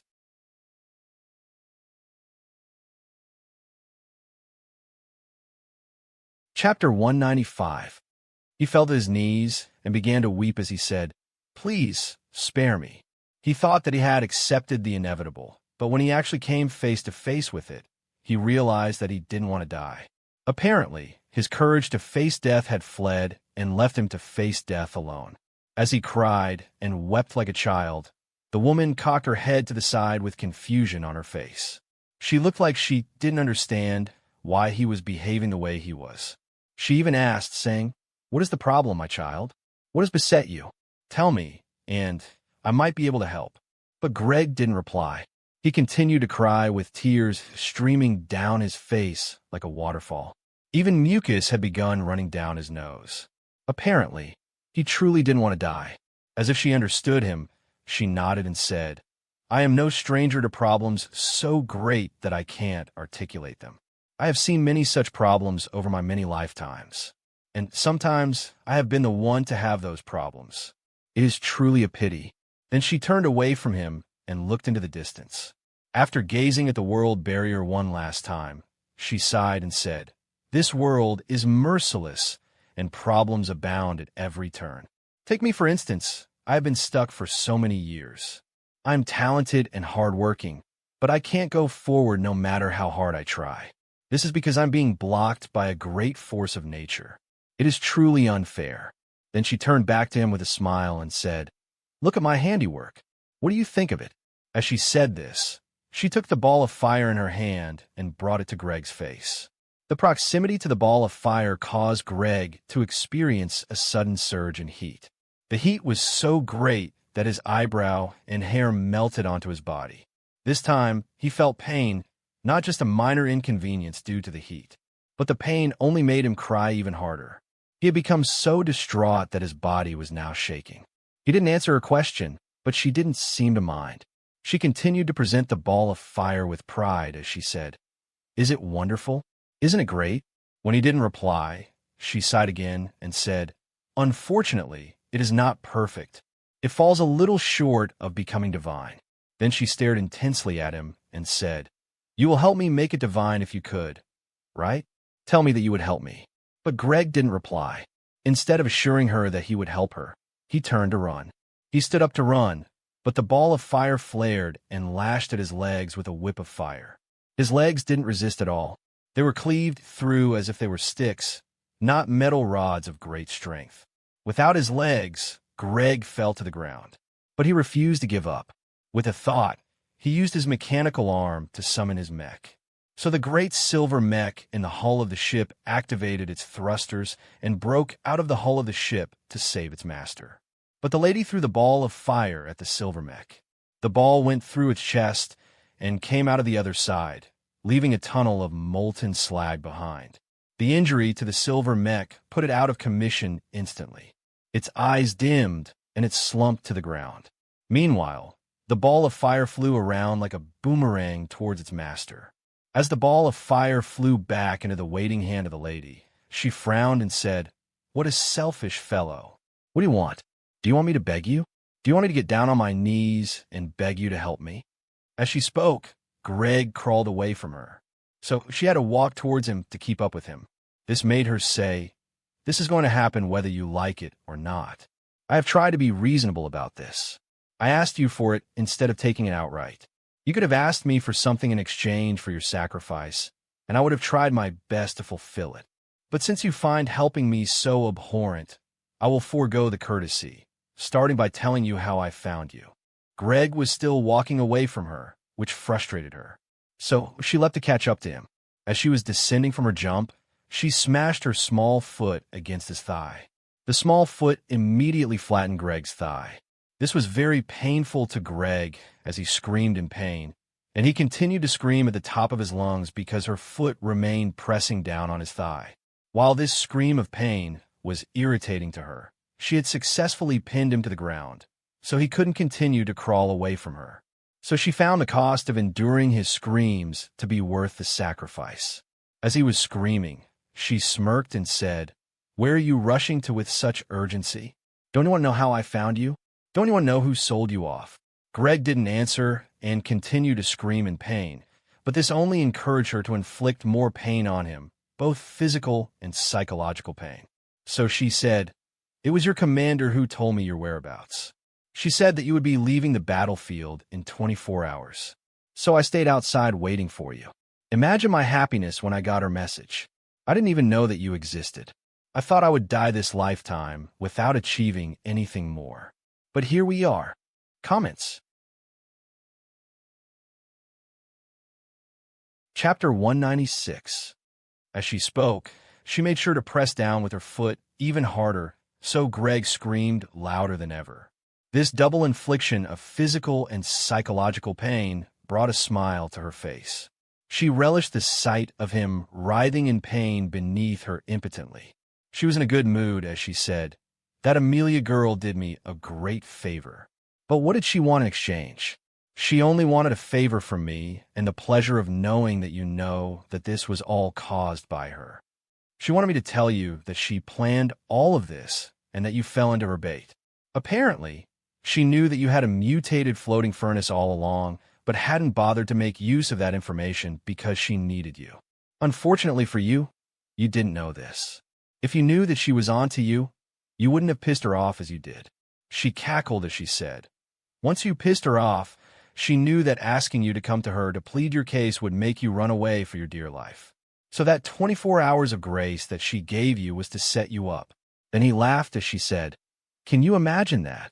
Greg had finally had enough and was ready to talk. He opened his mouth and shouted at her, saying, "Fuck you." His words made her click her tongue in displeasure and say, "There's no need to be crass about this. We can do this the easy way or the hard way. There is no reason to take the hard way when this can be easy for both of us." In response, Greg said, "Fuck you, bitch." So she snorted and said, "Fine, be that way." She decided to get on with it, seeing as the other party was so eager to die. So, the next second, the mark on her head expanded into a bright, glowing circle. The glowing circle of light expanded out of her head and fell onto Greg's squirming body like a blanket. Greg resisted by attacking the glowing circle with birds of fire, but everything he threw at the glowing circle was swallowed. It was as if he were attacking a lake of water. The lake only rippled slightly as it submerged everything that fell into it. Eventually, even Greg fell into the glowing circle. His body shrank as he was swallowed by the glowing circle. It was as if he had fallen into that lake of water and was slowly drowning. As he was being submerged into the glowing blanket of energy and force, he screamed at the lady, saying, "Fuck you. Fuck Amelia. Fuck Loki. Fuck everyone and fuck this world." He cursed and cursed everyone and everything he knew until his voice grew hoarse. He had initially planned that when he was about to die, he would expose the fact that Loki also had a mutated life ability. But at this moment, he didn't care about that. Actually, he couldn't remember to have revenge on Loki because he was too full of hate, anger, and unwillingness. He was full of hatred for Amelia. He was angry for being weak, and he was unwilling to become a material to help someone else grow stronger. Amidst all of these emotions, there was little room for the thought of revenge on Loki. This was also because, deep down, he couldn't blame Loki for his current situation. If anything, he ought to pity Loki. All of these negative emotions made him scream curses at the rank 5 cultivator. He wanted a way to express all of his hatred for her and Amelia. Unfortunately, screaming can't help him get out of this situation, or he would have escaped considering how well he screamed. In a few seconds, Greg disappeared completely. There was nothing left of him after the glowing circle was done with him. Not even his mechanical arm was speared. With Greg gone, the glowing circle began to shrink. It shrank back until it returned to being just a glowing mark on her forehead. Her eyes twinkled, and she said, "Truly, mutants taste better. There's something indescribably special about it. I can't put my hand on it. It feels like this."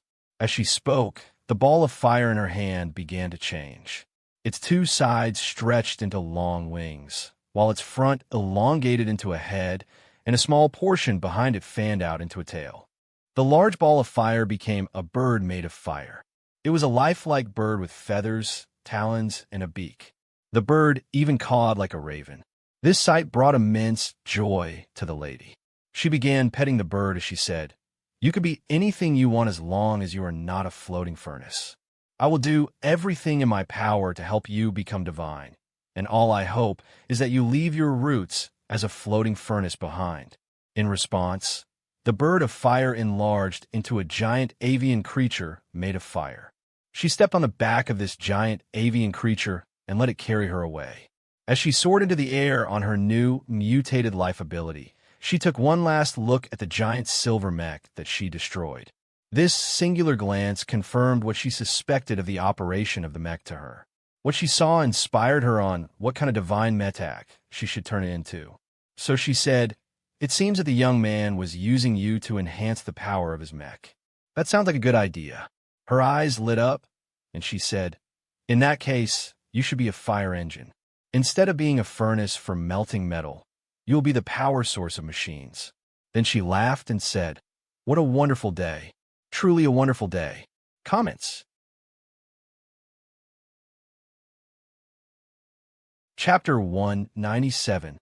Now that she has acquired the main ingredient to refine a divine mech, and has even gotten a direction for the refinement, the road to becoming a divine being has opened up for her. Anyone in her situation would also be happy. Not even the fact that she had to pay a lot of money for killing Greg could put a dent in her happiness. It was a lot of money, though. The maximum value of the life of a normal rank 3 cultivator is 100,000 energy stones. This value doubles for every level of Tao status that the rank 3 cultivator possesses.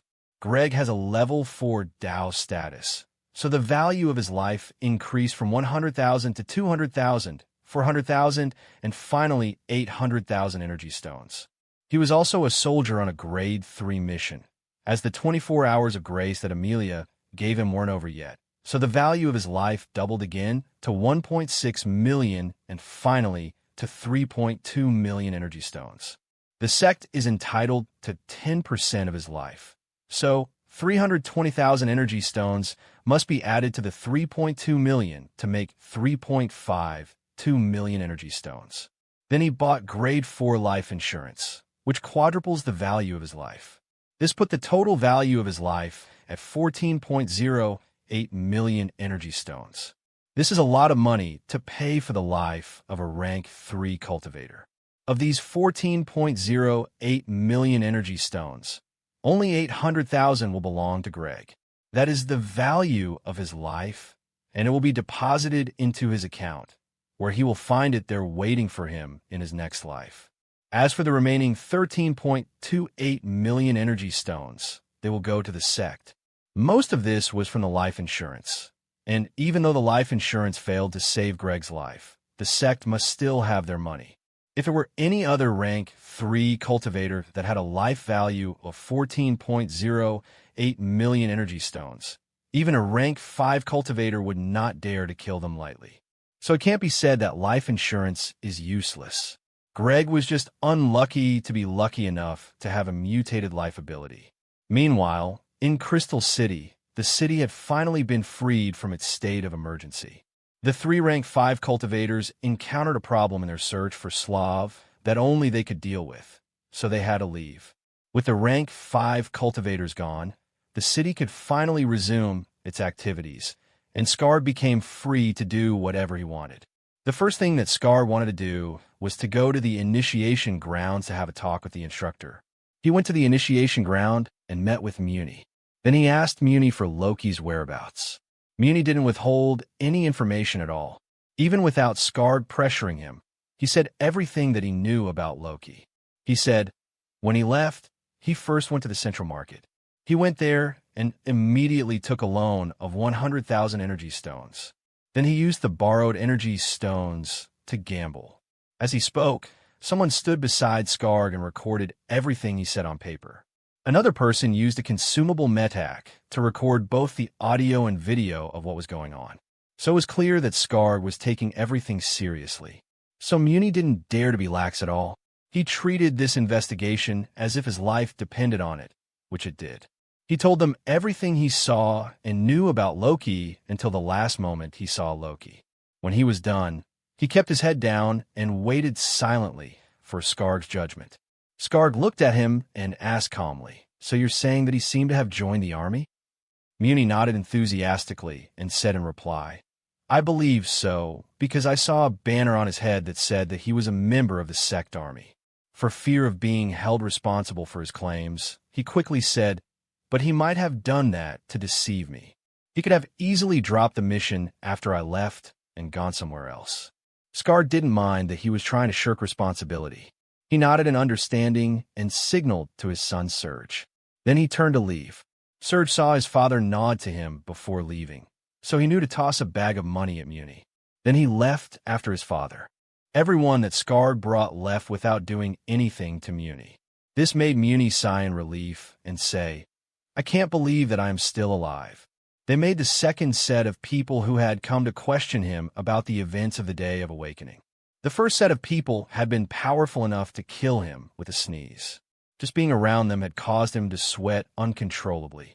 As he thought of that period, he shook his head and said, "I still can't believe it." A voice behind him said, "I'm surprised too." Before he could look back, a hand dug into his back and came out through his chest, carrying his heart. Blood gushed out of Muni's chest and his mouth. He groaned in pain before he fell forward dead. He didn't see who had killed him. When he fell to the ground, the person behind him was revealed to be Slav. But Slav was a little different from how he looked a little more than 3 months ago when he first awakened. He was still a young man who was barely a teenager, but there was now a glowing mark on his forehead. This glowing mark made all of the blood on his arm look insignificant. Slav glanced at the body at his feet as he said, "There, no more talking from you from now on, Mr. Loose Lips." Then he glanced in the direction that Skarg had gone. Comments?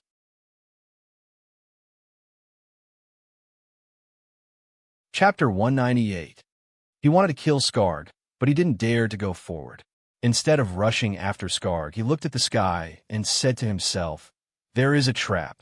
What he sensed in the city made him snort and say, "If they think that I will fall for it so easily, they must be out of their minds." Then his figure became faint as he disappeared. All that was left was Muni bleeding out on the ground without a heart in his chest to help his blood leave his body as soon as possible. On the other side, Skarg went to the sect grounds to inquire about what Loki did that day. He found out that Loki left the sect grounds before returning to stay the night in the barracks. He also found out that Loki was taken by a logistics airship to a city connected to an earthly battlefield, so he went looking for the logistics ship. His search led him to finding the name of the airship through the docking records and the supply records on the sect grounds. This cost him a lot of money, but he considered that it was worth it. From there, he tracked down the logistics airship and discovered that it had gone to earthly battlefield E6-137 that day. So Skarg had reasons to believe that Loki was in earthly battlefield E6-137. This was where he began to hit his first roadblocks. No matter how powerful he was, he couldn't enter a battlefield simply because he wanted to. He had to be assigned to the battlefield to enter that battlefield. Any attempt to circumvent this rule could lead to death. He was willing to abide by this rule, but he was stymied again by another roadblock. This roadblock appeared because he couldn't determine which earthly battlefield he would enter. Only the sect could determine where he would go, and it would do so based on the most urgent need for manpower. Since he couldn't sign up in order to gain access to earthly battlefield E6-137, he had to rely on people who had already been assigned to earthly battlefield E6-137 to help him acquire information about Loki. So he went to the city and lay in wait for soldiers that had been assigned to earthly battlefield E6-137. His goal was to lay someone to help him ask around for Loki when they enter the battlefield. This step was easy to do since he was only asking for information. He wasn't asking them to kill Loki for him, and the soldiers of the Four Directions sect had no sense of loyalty for their brothers in arms. So the soldiers were willing to snitch for him, and the cost needed to employ them to do this job was cheap. Unfortunately for him, Another roadblock appeared at this step. This interference came in the form of people snooping around his situation. All of his actions and movements have attracted other curious people into searching for Loki, too. This was something that he couldn't have avoided, no matter how he tried, because most of the important people in Crystal City had learned that the city was shut down because some people were searching for his son, Slav. A lot of people have been keeping an eye on him because of his son, who awakened a divine metak. So now that they knew that he was looking for someone named Loki, they too became interested in Loki and began looking for him. So many people also began to hire soldiers to look for Loki for them. They waylaid soldiers reporting for duty and made them an offer that they couldn't resist. With so many people looking for Loki, the chances of finding Loki had increased, but Skard wasn't happy about it. This situation made Skard feel a sense of urgency, because with so many people looking for Loki, it would be very difficult for him to keep Loki to himself. Skard became desperate and decided to do something to gain a head start over his competition. So he returned home to his farm, where he raises slaves and crops. He didn't go there to relax or to wait for good news. He went there to dig graves. There was a large mass grave where the corpses of dead slaves were buried. He went there to dig up the corpse of a particular group of people. Of course, he didn't do the digging himself. He had slaves do it while he stood by the side, watching them work. As he observed their work with his arms folded across his chest, he said to himself, "It is fortunate that we didn't feed all of them to the pigs." His daughter, Sophia, who was standing to his right, said with a smile, "That's only because there was nothing left to feed to the pigs."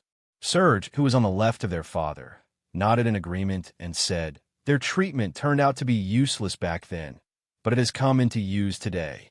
What he said reminded Skard of what they did to make Loki give up on his ambitions for freedom.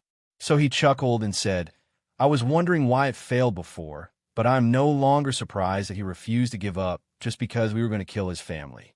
How can a reincarnated person give up their life for some slaves?"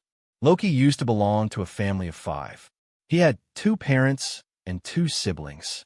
When he escaped from this farm just a few months ago and went to join the Four Directions sect, the Rain family had threatened to kill his family if he didn't return. Loki refused to return, so they went through with their threat. Of course, they executed the threat as painfully and as slowly as possible so that Loki would hear about it and return because of heartache. They first started with Loki's father. They beat him for many days until the man became a pile of broken flesh. /N. Please, don't forget to vote with your Power Stones and Golden Tickets. Thank you. Comments. Chapter 199. They beat Loki's father until the man became an unrecognizable pile of flesh. During the process, the man screamed in pain for a while. Then he became silent because his throat had torn from all the screaming. Finally, it got to a point that the man couldn't scream even if his lungs were intact because his ribs had broken and punctured his lungs, so his lungs began to leak. His father died soon after this point in the punishment. They made sure that Loki heard about it, but he still refused to return. So the Rain family moved on to his mother. They let many men rape her in public. When several men had taken too many turns on her, and as she became unusable, they let animals take their turns too. All of these still failed to convince Loki to return. He turned a deaf ear to all the stories and jests that he heard about his mother. This forced the Rain family to up the ante. What they did next was to tie his siblings to 2 pillars that they placed outside. They promised that if Loki returned, he could save them. But Loki refused to save his siblings. He ignored his 2 sisters as they starved to death, and vultures ate all of their flesh. The bodies of his parents were fed to the pigs, so there was nothing left of them. But the corpses of his 2 younger sisters were buried in the mass grave, since there was nothing left for pigs to eat. Now, the 2 corpses are going to come in handy in helping Skard find Loki. This is why they're digging up the mass grave. Skard got the idea from seeing the 3 rank 5 cultivators use his blood to find Slav. It took over 4 hours to find the corpses that they wanted, even though the mass grave was shallow. This was because many people had been buried there, too. In just a few months that Loki escaped and went to join the Four Directions sect, Many slaves have died for whatever reasons and have been buried here. So they had to sift through a multitude of other corpses before they could find the 2 corpses that they wanted. Thankfully, the 2 corpses were still wearing their tagged sack clothes when they were buried, so it was easy to identify their remains. Skarg waited patiently during the whole process. Even though he wanted to find the corpses as soon as possible, he didn't rush the slaves, and he didn't punish them for taking so much time to do what he asked them to do. After they found the corpses that he wanted, Skarg dismissed the slaves. Then he took the corpses and went to hand them over to a death cultivator. He also took some of the things that Loki used to own to the death cultivator. This gave the death cultivator everything that he needed to forge an effigy of Loki. The death cultivator was an old man with wrinkled skin and black spots all over his skin. He was also hunched over and needed a staff to stand. As if this wasn't bad enough, the old man only had a sparse amount of hair on his head, his eyes were cloudy, and his teeth were black. So he had an appearance that could scare a child to death. Despite his frail appearance, the death cultivator was not physically weak. He was capable of working hard for long periods of time, which is what he did after he got all the materials that he needed. He worked for more than 6 hours creating the effigy. The effigy was a doll woven with Loki's sackcloths and shaven hair, together with the bones of his siblings. The bones formed the core, while the sackcloth and hair were used to bind them together. This doll was created in the form of a baby, but it had a real human skull, and its eyes were producing a black wisp, so the doll wasn't something that children could play with. This is further confirmed by the fact that the doll is kept in a cage. The doll is also snarling like a wild beast with rabies and wants to break out of the cage to reach something outside of the cage. As the death cultivator handed the caged effigy to Skarg, he grumbled, saying, "This is a waste of my talent." The quality of the material was too poor. Skarg's face was frosty as he said, "But will it work?" The death cultivator quickly nodded when he saw Skarg's face and said in reply, "Despite the poor quality of the materials, I still managed to create a rank 4 effigy, so it will definitely work in finding their last living relative. As long as this Loki you speak of is their last living relative, it will find him. But I have to warn you that the foundation of this effigy is a curse, and its main goal is to find Loki, kill him, and reunite their family in death. So the effigy must never be released from its cage." Skarg nodded in understanding and said, "I understand. Is that all?" The death cultivator thought about it for a while, unsure if he should say the other thing that they should take note of. If he didn't tell Skarg, he stands to gain a lot. So he didn't want to tell Skarg so that he could benefit from it.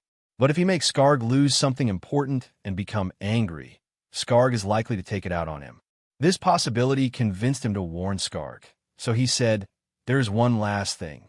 His tone was serious as he said, "When I said that it wants to reunite with Loki in death, I meant that it wants to fuse with Loki, become one with him, and transform Loki into a zombie. So if you need Loki's body for something or you want him alive, you must never release the effigy from its cage. If you have to use it to kill Loki, you should destroy the effigy directly. /N. Please, don't forget to vote with your Power Stones and Golden Tickets. Thank you. Comments. Chapter 200. He said that last sentence with his eyes closed and a look of pain on his face. His demeanor was that of someone who had been forced to do something unpleasant. This made Skarg smile and say, "Don't worry. If I can avoid destroying the effigy, I will. And if I do release the effigy to kill him, I will sell the zombie that it creates to you." This promise made the death cultivator's eyes widen in pleasant surprise. Then he smiled and said, "Nice doing business with you." Skarg also said, "I hope we can do more business in the future." Despite how pleasant they found this transaction, they didn't hesitate to congratulate each other. The two of them kept a respectable distance between each other, as if they would die if they crossed the line. Skarg didn't pay the death cultivator himself. As usual, he used another person to pay for him. But this time, this wasn't about luxury. It was prudent to avoid any form of contact with a death cultivator. Since he had gotten what he wanted, Skarg left with the effigy and his children for earthly battlefield E6-137. They left in a hurry, and took the fastest ship that they could find. Along the way, the effigy was still struggling restlessly to get out of the cage. But all of its struggles were always in a particular direction. This direction was the same direction as earthly battlefield E6-137. This sight brought a smile to Skarg's face. He nodded in satisfaction and said, "It seems Loki is indeed on that battlefield. This way, I can expedite my plans." His daughter, Sophia, walked over to him before saying, "It is good that the effigy is paying dividends already. But what is the plan?" To which Skarg smiled and said mysteriously, "Just wait and see." Sophia didn't like the reply that he gave, but she knew that it was prudent of him to keep his plans secret, considering that they were under constant watch by many people. So she didn't insist that he tell her. But she did roll her eyes at him. The matter of getting hold of Loki is important to Skarg, but it is also very important to her, because she is also a rank 4 cultivator. She is not as strong as her father, but it is only a matter of time before she catches up to him. It is a good thing to become as strong as her father, but it is not something that she is looking forward to, because if she catches up to her father, it means that it is likely that she too will become stuck at the peak of rank 4 for a long time. Her father is very rich and also highly talented, so the only reason she will be able to catch up to him is that he doesn't have a way forward anymore. This is not something that she wants for herself at all. So what she wants is for her father to advance to rank 5 as soon as possible. That way, it will be easier for her to advance to rank 5 too.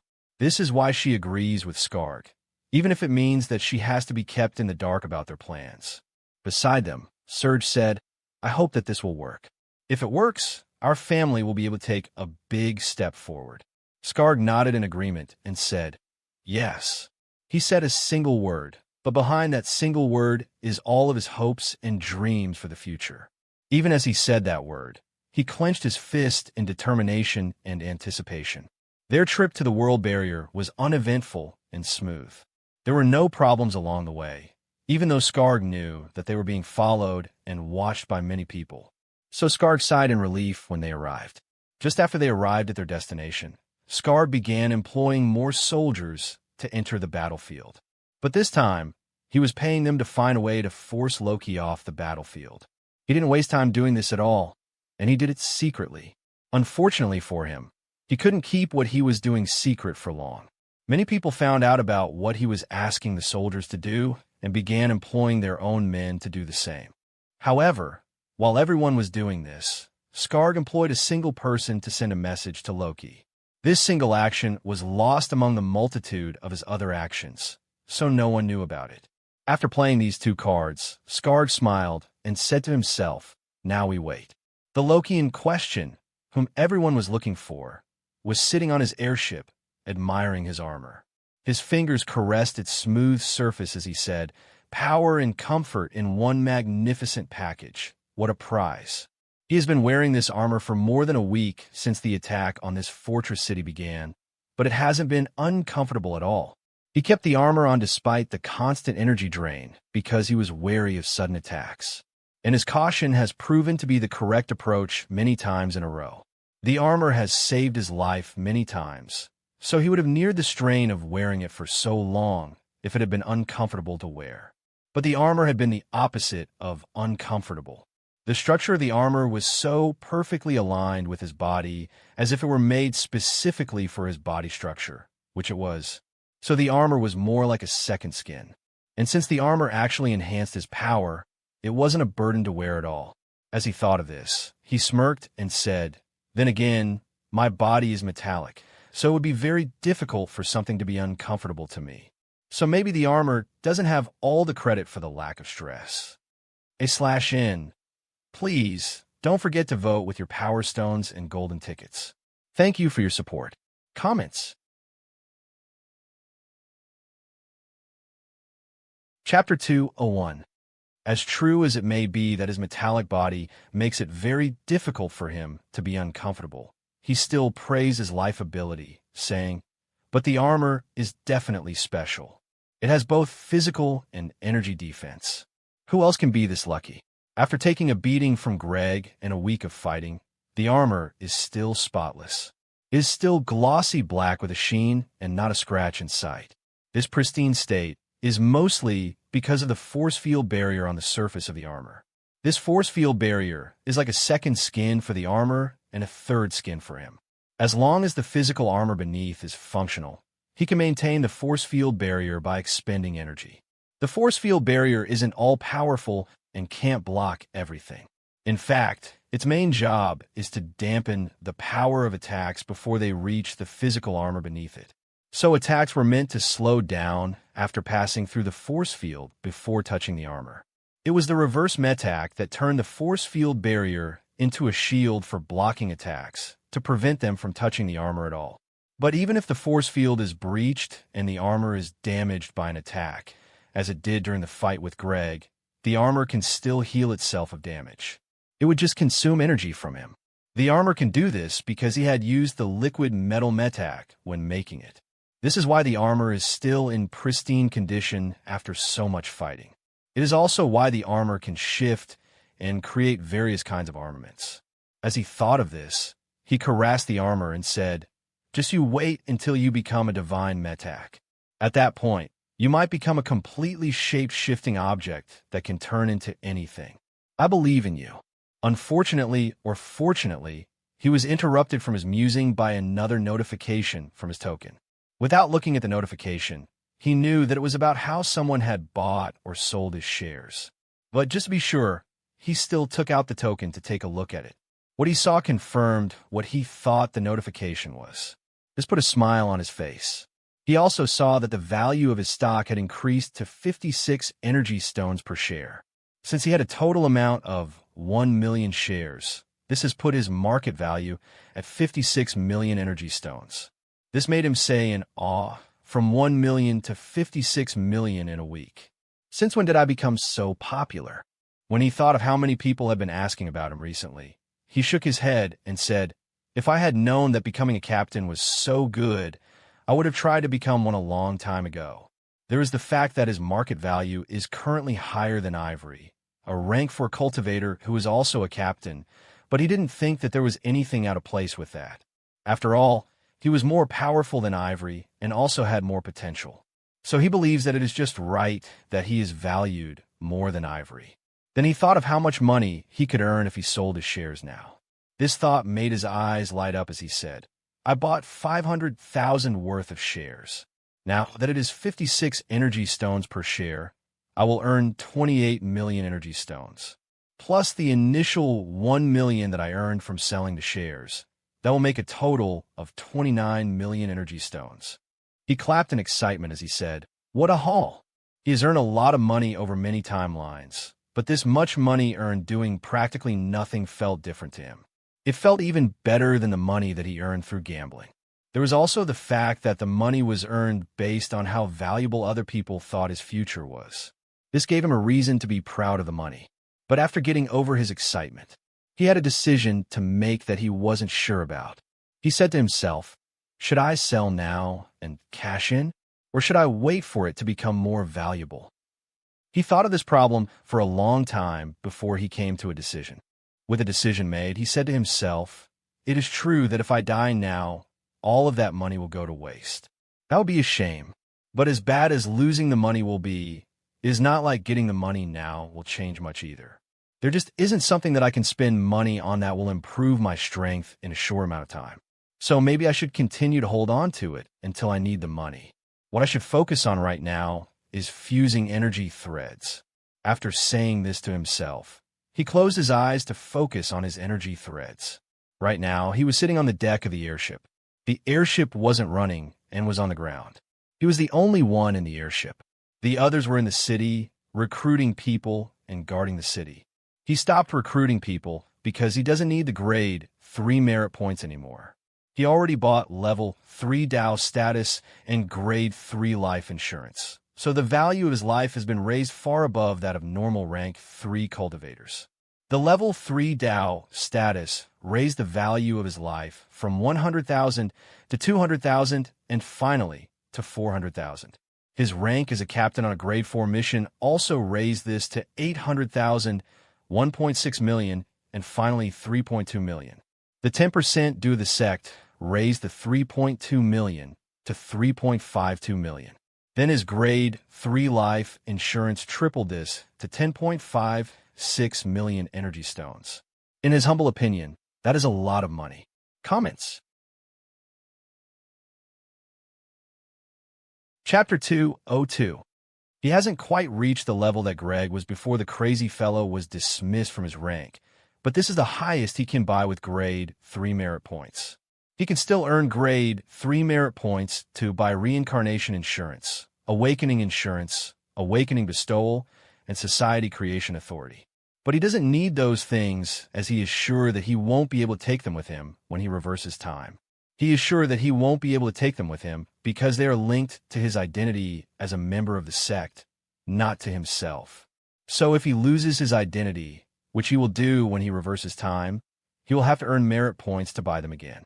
As it is, he is not yet sure if he can take his Tao status into the past, but he is sure that he won't be able to take the life insurance with him.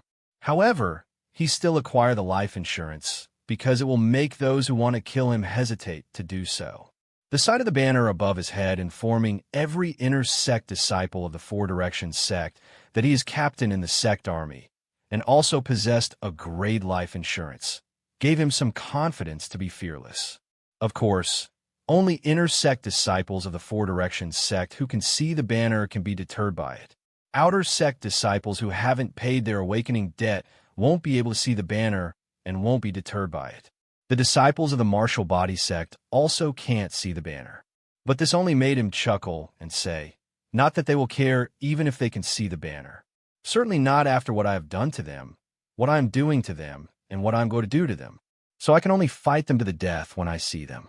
He liked the peace and quiet on the airship as it let him easily focus on his energy threads. Unfortunately for him, the peace didn't last long. A few hours after he began to concentrate, he heard a siren from the city. This was a sign that the city was under attack. So he groaned and said, "It looks like the warriors are back for another round. What a hassle." As he stood up, he popped the joints of the bones in his neck by bending them. Then he said, "I just hope that they brought a rank 4 warrior this time around. It is the least that they can do after wasting my time now." After standing up, he moved his head around looking for the enemy. What he saw was a band of people rushing over on foot. From what he could see, there had to have been over 100 of them. The many strong people smashing their feet into the ground made a sound as loud as the passing of 1,000 horses. There were not 1,000 horses. They were just 100 warriors, but no one who saw them doubted that they were not an army. They were as loud as an army. They kicked up as much dust as an army, and they looked as imposing as an army. By Loki's definition, this made them an army. The giants among this group were the most obvious ones. Even from his position so far away, he could see the giants stomping on the ground. The giants stood out from the group like peacocks among a flock of chickens. Some of them were even leaping great distances in their bid to reach the city as fast as possible. They literally jumped out of the group as if they couldn't wait for him to see them. Behind the giants were the Transformers. They were surrounded by phantom figures of various animals. These phantom animals were giant things and were of various colors. In general, the giants were about as fast as the Transformers. This is despite the fact that the giants were surely stronger than the transformation cultivators. The transformation cultivators made it so that what he saw was a tide of various giant creatures stampeding towards the city. Then there were the humans who were as big as the giant creatures running along the giant creatures. Finally, there were 2 warriors flying above and ahead of the group. Both of them were giants, so both of them were huge specimens of the human form. This sight of the 2 giants made the other disciples of the Four Directions sect begin to fear for their lives. Even Ivory, who was a rank 4 cultivator, said gravely, "It seems the martial body sect is taking things seriously this time around." Only Loki's eye lit up as he said cheerfully, "Wow, 2 at a time? Lucky me." In order to get a better look at them, he squinted at the 2 giants. He saw that both of them had long hair and a feminine face, which indicates that they were female. But he couldn't be sure that they were females because both of them were wearing metal armor. The armor they were wearing was mostly a helmet and chest armor. They were wearing nothing to protect their arms and legs. As scanty as the armor was, he still complained about it by throwing his hands into the air and saying, "Come on. I thought they didn't like technology. What's with this armor now? They are clearly cheating with it. If they can run here on their 2 feet instead of taking a vehicle, they should be able to come here to participate in a fight to the death without armor. It wasn't a matter of pride not to use any technology and only rely on their body. This is just shameful. If they're not ashamed of the armor, I am ashamed for them." Then, when he spotted their weapons, he began another round of complaints. Comments. Chapter 203. One of the giants was holding an axe, while the other one was holding a long spear. He felt that they were cheating because they were also both wearing gauntlets on their hand. This time, he was so incensed that he didn't keep his complaints to himself. He went over to the microphone to speak into it, so that the giants could hear what he had to say. He shouted at them through the speaker, saying, "Isn't your sect motto to be a cool man who relies on only the strength of his hands? What's this with your weapons and armor? Wouldn't your sect look down on you for this?" The 2 giants looked at each other, wondering who he was speaking to. So he made things clear by saying, "I'm talking to the 2 of you, so incapable that you have to use weapons and armor." Without waiting for them to reply, he said, "You should be ashamed of yourself. If I didn't know better, I would have thought that you were silly forgers, not proud warriors, because of the way you look." His words got to them and made them angry, so they both turned away from the city and started flying straight towards his position. Even without being able to see their faces, Loki was able to tell that they were angry with him. This made him say, "Oh dear, I might have overdone it a little bit." He said that into the microphone so that they could hear him. Before they could think that he said that because he was afraid of them, he said, "Who would have thought that the 2 of you have such fragile emotions? If I had known, I would have tried to spear your fragile hearts by being less honest about how shameless you are." Ivory heard this and slapped his forehead as he said with exasperation, "Is this a second Greg? Is he suicidal?" Loki wasn't suicidal, but he continued to say things that would anger the giants. This, in turn, made the giants fly towards him at a faster speed. Meanwhile, he said to himself, "These guys really have fragile emotions." To be honest, he didn't think that what he said would be so successful in riling up the giants. He had only started to say what he said because he wanted to make a noise that would distract the warriors from the fact that he had activated the airship. He was hoping that they would focus on his words more and ignore the rising airship.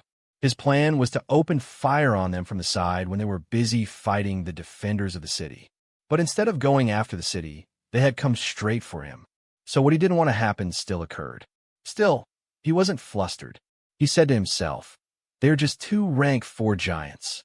It is not as if I haven't killed giants before." He said that as he went to the flax gun.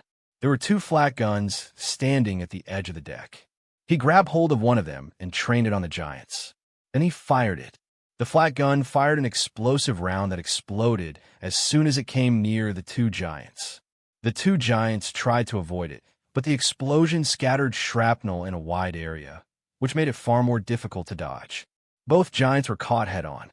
Unfortunately, they were mostly unharmed because of the armor and their strong bodies. The only result of the collision was small bleeding injuries on their bodies, which the armor couldn't cover. Loki wasn't disappointed by this outcome, though. He said to himself, "Slow and steady wins the race." Then he unleashed more of the firepower of the flat gun on them. He bombarded their area with rounds that exploded and filled their surrounding area with showers of fast-moving metal fragments. In response to the attack, the 2 giants fell to the ground to weather the explosions. They couldn't avoid the attacks on the ground, but the ground beneath their feet gave them the support that the air lacked. Once they got their feet on the ground, they stopped being blown away by the explosions. The rain of shrapnel was still falling on them, but now they could continue rushing forward at him even if the explosion happened right in front of their faces. Actually, only one of the giants was still rushing headlong into the explosion to reach him. This was the giant who was wielding an axe.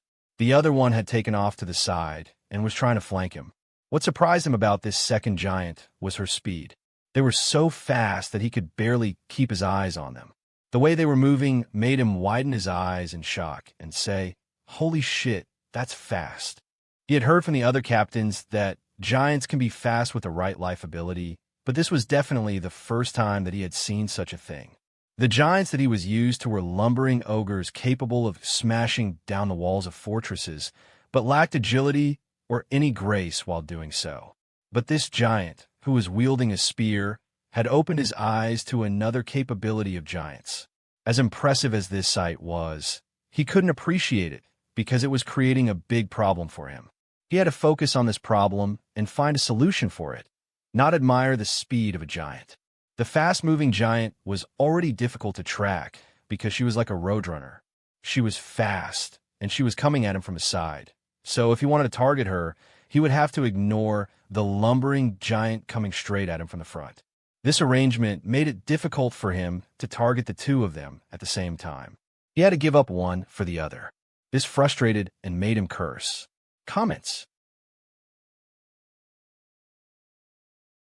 Chapter 204. He sneered at them and said, "You think you can handicap me by dividing my attention? Dream on." He chose to ignore the giant that was moving like a grasshopper on steroids and focus on the more bull-like giant. This was because even if he focused on the fast-moving giant, it would be more difficult to hit her because of her speed. The slow-moving giant, on the other hand, was a slow-moving target that he could bully with his guns. The best part was that this slow giant was coming at him in a straight line, so hitting her was as easy as shooting a rat in a barrel. As he rained metallic death on her, he made sure to insult her and make a jest of her. His infuriating words made her continue trying to reach him in the shortest way possible, which is by taking the most direct route to him. Instead of taking a detour that would make it more difficult for him to shoot her and make it easier for her to avoid the shrapnel, she gritted her teeth against the pain and continued to brave the storm. This made Loki smirk and say to himself, "What a fool. No wonder they are called single-minded idiots." Unfortunately for him, the good times couldn't continue forever. By ignoring the other fast giant, he made it easy for her to use her full speed to advance on his position. She was able to reach him while his flank was unguarded, or so she thought. When she jumped up and rushed at him with her spear cocked to impale him, two railguns suddenly formed on his shoulders and blasted armor-piercing rounds at her. She was in the air, and she didn't expect this form of attack, so she was caught off guard. She was still able to respond, though. This was because she was naturally fast and because she could fly. She tried stepping to the side to avoid the bullet, but it was too fast, and she was too close to dodge. So she had to use her spear to knock the bullet aside. She twirled her spear and used it to knock the first bullet away. Then she knocked the second one away. But the third one struck her shoulder.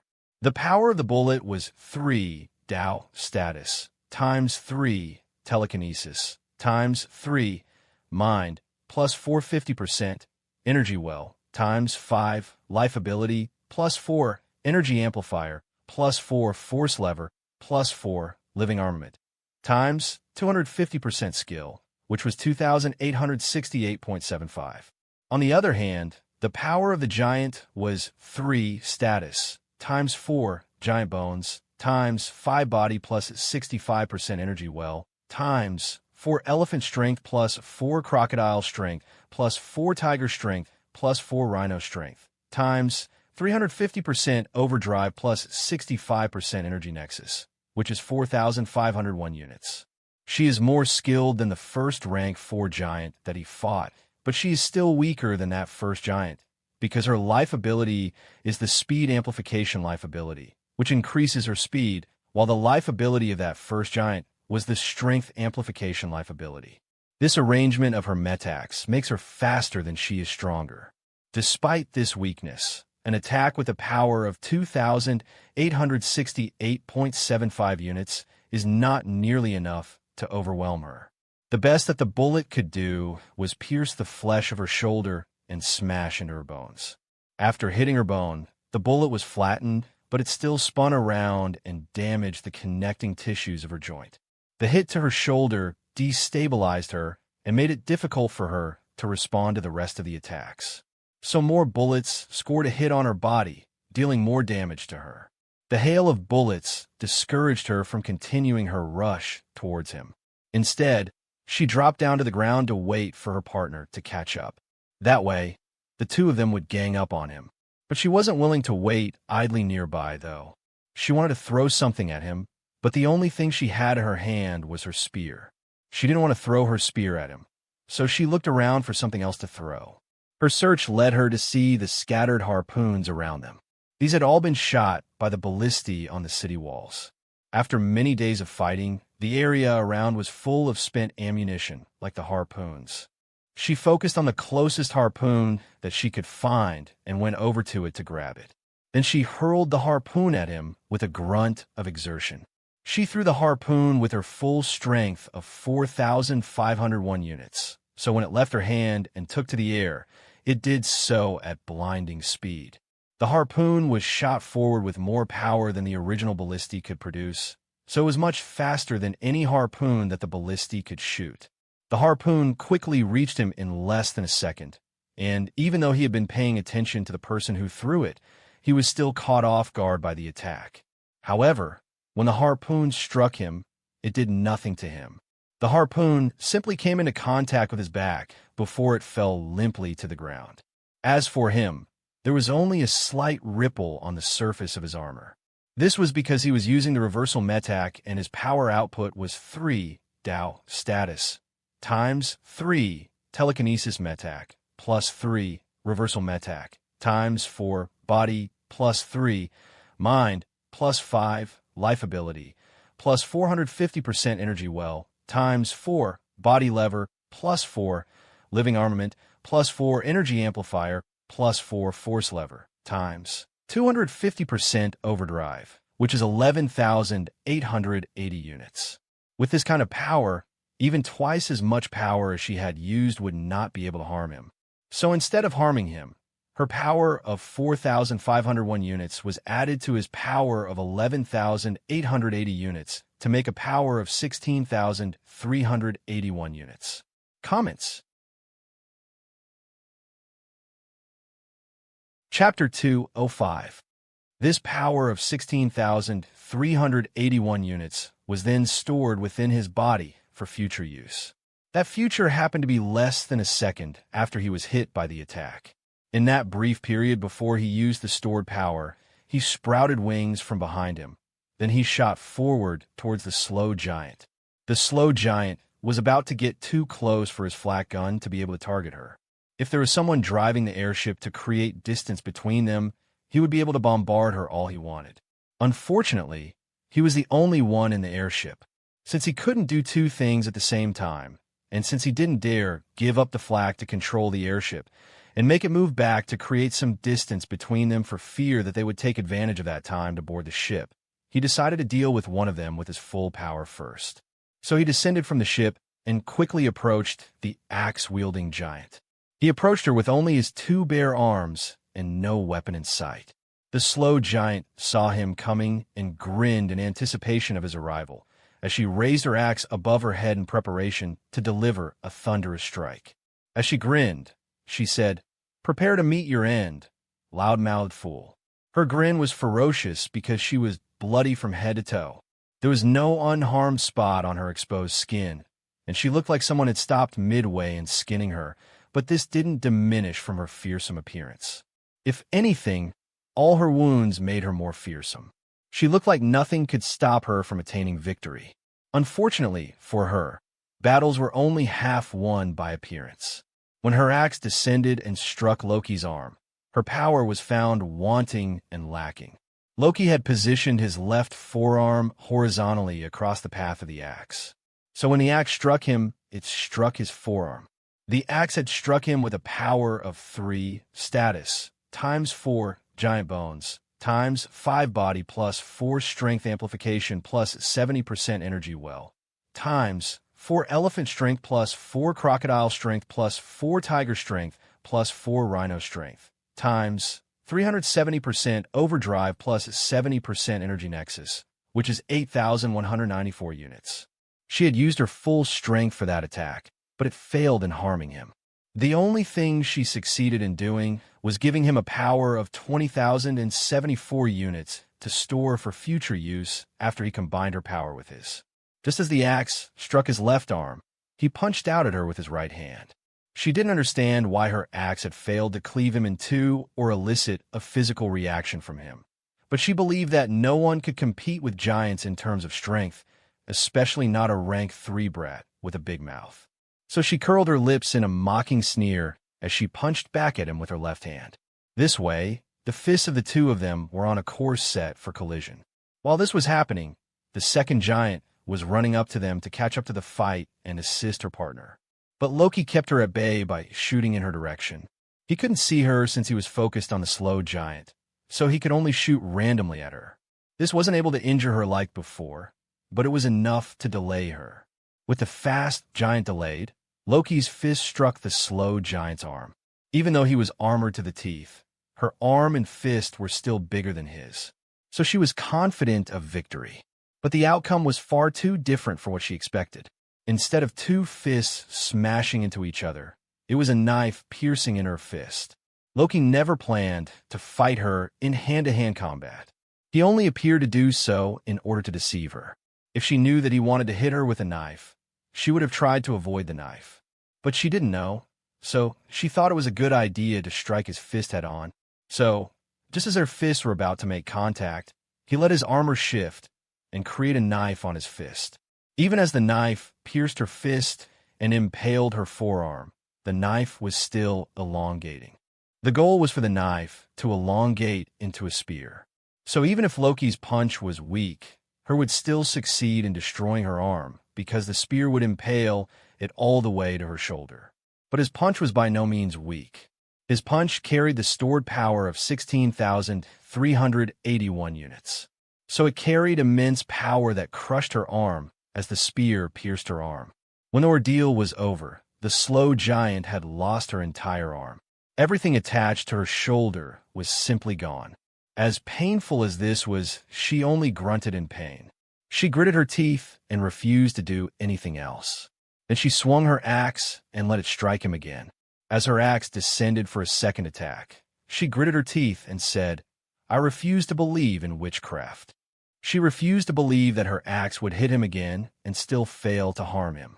She wanted to believe that her initial attack had been effective, but she hadn't seen the effect because he had done something to hide it from her. This time, she aimed for his neck and was sure that he would be split open like a watermelon. She could even see this happening before the axe struck him. So when the axe struck him and failed to pierce his armor, her eyes widened in shock, and she said, "How?" Loki's reply to her was to punch her chest. Or, at least, that's what he wanted to do. The fast giant wasn't going to give him the chance. Comments. Chapter 206. The fast giant had finally caught up to him after so long of trying. Now that she was right behind him, she roared as she thrust her spear at his back. This action of hers had given him two choices to make. Either he dodged her attack and left the slow giant alone, or he continued with his punch to the slow giant while her spear stabbed into his back. He chose to do neither. What he did was to continue to punch at the slow giant while 6 whips sprouted out of his back and lashed at the fast giant. He was going on the offensive and the offensive at the same time. So now, the fast giant had to decide between dodging or crashing head-on into the 6 black whips. Her eyes squinted when she saw the whips. She was nearly caught off guard by them, but she was still able to react swiftly. In just a split second, she jumped away from the whips. Clearly, she chose to avoid the whips. This was because they only looked like whips, but were not. The 6 whips were thin for sure like whips, but they were also flat and had sharp edges, which made them more like slender blades than whips. If she were to be caught by them, they would tear all the meat from her bones and skin her into a bloody skeleton with just a single sweep. So it was a good idea for her to avoid them. But this good decision meant that the slow giant was left to deal with Loki. The slow giant had just attacked and couldn't block the incoming blow with her right hand. She also couldn't block the attack with her left hand because she no longer possessed a left hand. This left her defenseless against the punch to her chest. When the punch struck her armored chest, it was as if an explosion had taken place within her chest. The explosion forcefully pushed air out of her lungs in an instant. And when there was no more air to be pushed out, The force of the explosion quickly pushed her lungs out of her mouth. Lungs were not meant to traverse the path between the mouth and the throat. So when the lungs came out of her mouth, they came out in bloody fragments. If she still had lungs, the bloody fragments would have surely choked her. Fortunately, she didn't have lungs anymore, so she avoided the dastardly fate of being choked to death. Unfortunately for her, she could only avoid this fate because something else was happening to her. Apparently, it wasn't only her lungs that were forced to vacate the premises of her chest cavity. Even her heart was a victim of this merciless eviction. It was a truly heartless situation. Her heart didn't have access to her throat as her lungs did, and couldn't take that route to escape her chest cavity. The only way out for her heart was through the back of her chest. The problem with this route was that her rib cage and spine were standing in the way of anything trying to leave through her back. And these skeletal structures were made of the bones of a giant, which were very strong. Thankfully, the force of the attack was strong enough to blow her back wide open and let all her internal organs acquire freedom to explore the world outside of her body. When the overwhelming force struck her bones, they gave way even though they were the bones of a giant. All of these happened in an instant. He struck her chest, her armor caved in, her shattered lungs were forced up her throat, and a large bloody hole was ripped open where her spine used to be, and her crushed heart was ejected through this hole. An instant later, she fell to the ground dead. This sight sent a chill down the spines of everyone watching. As the person closest to the scene of the forceful organ liberation, the fast giant felt a wave of fear wash over her body. Her eyes widened in shock for a brief moment. Then she took to the air and flew backwards. It was clear that she was running away. Loki could make her stand and fight by saying something offensive to her. He already had something that could do that, like saying women shouldn't be warriors and have a more useful purpose in the kitchen. But it might not work. After all, he would be hoping that she would overcome her instinct to survive. So he decided to be more forceful in his approach. He bent his knees and leaped into the air after her. The stored power of 20,074 units ripped through his body before catapulting him into the air. The ground cracked beneath him for a brief second. Then he was gone. This time, she didn't have time to react before he smashed into her. This turned out very bad for her, because when his head smashed into her stomach gave way and let him pass through her. If she could become intangible, the matter of a hole passing through her would not be an issue. But she was made of tangible matter, so when her flesh gave way to Loki, she was severed in half at the waist. Loki flew past her and only stopped more than 50 meters away. As for her, she fell to the ground with her mouth bulging in disbelief and shock. He used his wings to halt his forward motion, or he would have jumped higher than that. Then he turned to look at his handiwork. The sight of the 2 dead giants and the notification of earning 3 grade, 4 merit points each for them made him nod his head in satisfaction. He patted his hand and said to himself, "For more, and I will have enough for a level 4 Dow status." Comments. Chapter 207. Then he looked at the city and said, "You had better be worth it, or I will destroy you." He was looking at the city with a gaze of anticipation and expectation, but everyone else was looking at him with gazes of shock, fear, or awe. No warrior was in awe of him. They only felt shock or fear. But when he glanced at them, all of their emotions transformed into fear. The fight between the city defenders and the attackers had only just begun. In fact, the city defenders were the ones doing most of the attacking, as they had wall-mounted guns, cannons, and ballistae to take advantage of the distance. The warriors had nothing because they didn't bring any siege weapons. They didn't bring any siege weapons because it would slow them down, because they didn't believe in it, and because they didn't want to harm the people of the city by mistake. So the warriors had been taking a beating since the fight started. They were just about to close the distance between them and the walls. Then they would be able to pay back the city defenders for all the attacks that they just endured. It was time for their retribution, but when Loki glanced at them, they lost their appetite for it. Instead of rushing forward to fight, they stopped in their tracks. Then they took a step back. In no time, they had all turned away and were running for their lives. Loki had no interest in earning more grade 3 merit points, so he only watched them escape with disinterest. He didn't want to kill them, which was a good thing. But his subordinates were not so kind. With the enemy routed at the start of the battle, they howled in excitement as they pursued. Loki took one last look at them before returning to his airship. His plan was to continue fusing energy threads until the next emergency. Captain Ivory watched him go with shaky eyes. His eyes were shaking, and his pupils were shrinking because he couldn't believe what he had just seen. He had been wondering how he would fare against 2 rank 4 giants and was already prepared to run away in defeat if necessary. So what he just saw was not at all what he expected to happen. He expected the 2 giants to crush Loki and had even wanted to go over to help so that the 2 of them would fare better against the giants. But he didn't get to put his plan into action because he had been too stunned to move. He had remained frozen like that throughout the fight because every time he wanted to make a move, Loki would do something to stun him. Now that the fight was over, he felt as if he had just come out of a fever dream. But as unbelievable as it was, he had to accept it and move on. So he took out his token and sent a message to the communication channel of the captains, saying, "We were just attacked by 2 rank 4 giants. They ganged up on Captain Loki. Loki fought them for 30 seconds and killed them." He summarized the whole fight into 3 short lines, but the impact was still shocking, if not more shocking than what he had witnessed with his 2 eyes. After all, seeing was believing. He could believe it because he saw it. They didn't witness it, so there was no way they could believe it. This was why the first person who responded did so with a laugh as they said, "Is this a joke?" Here I thought only Greg could joke in this channel. I guess I was wrong. Ivory replied, saying, "Believe it or not, that's what happened." This prompted someone else to say, "Are you crazy? Isn't that Loki the new captain?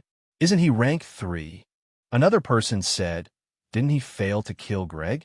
How come he can kill rank 4 giants now? And 2 of them, too?" Many more people asked more questions, but Ivory didn't reply to any of them. He had said what he had to say and had nothing left to say, so he kept quiet in the communication channel. His silence only infuriated, though. It didn't compel them to believe his claims.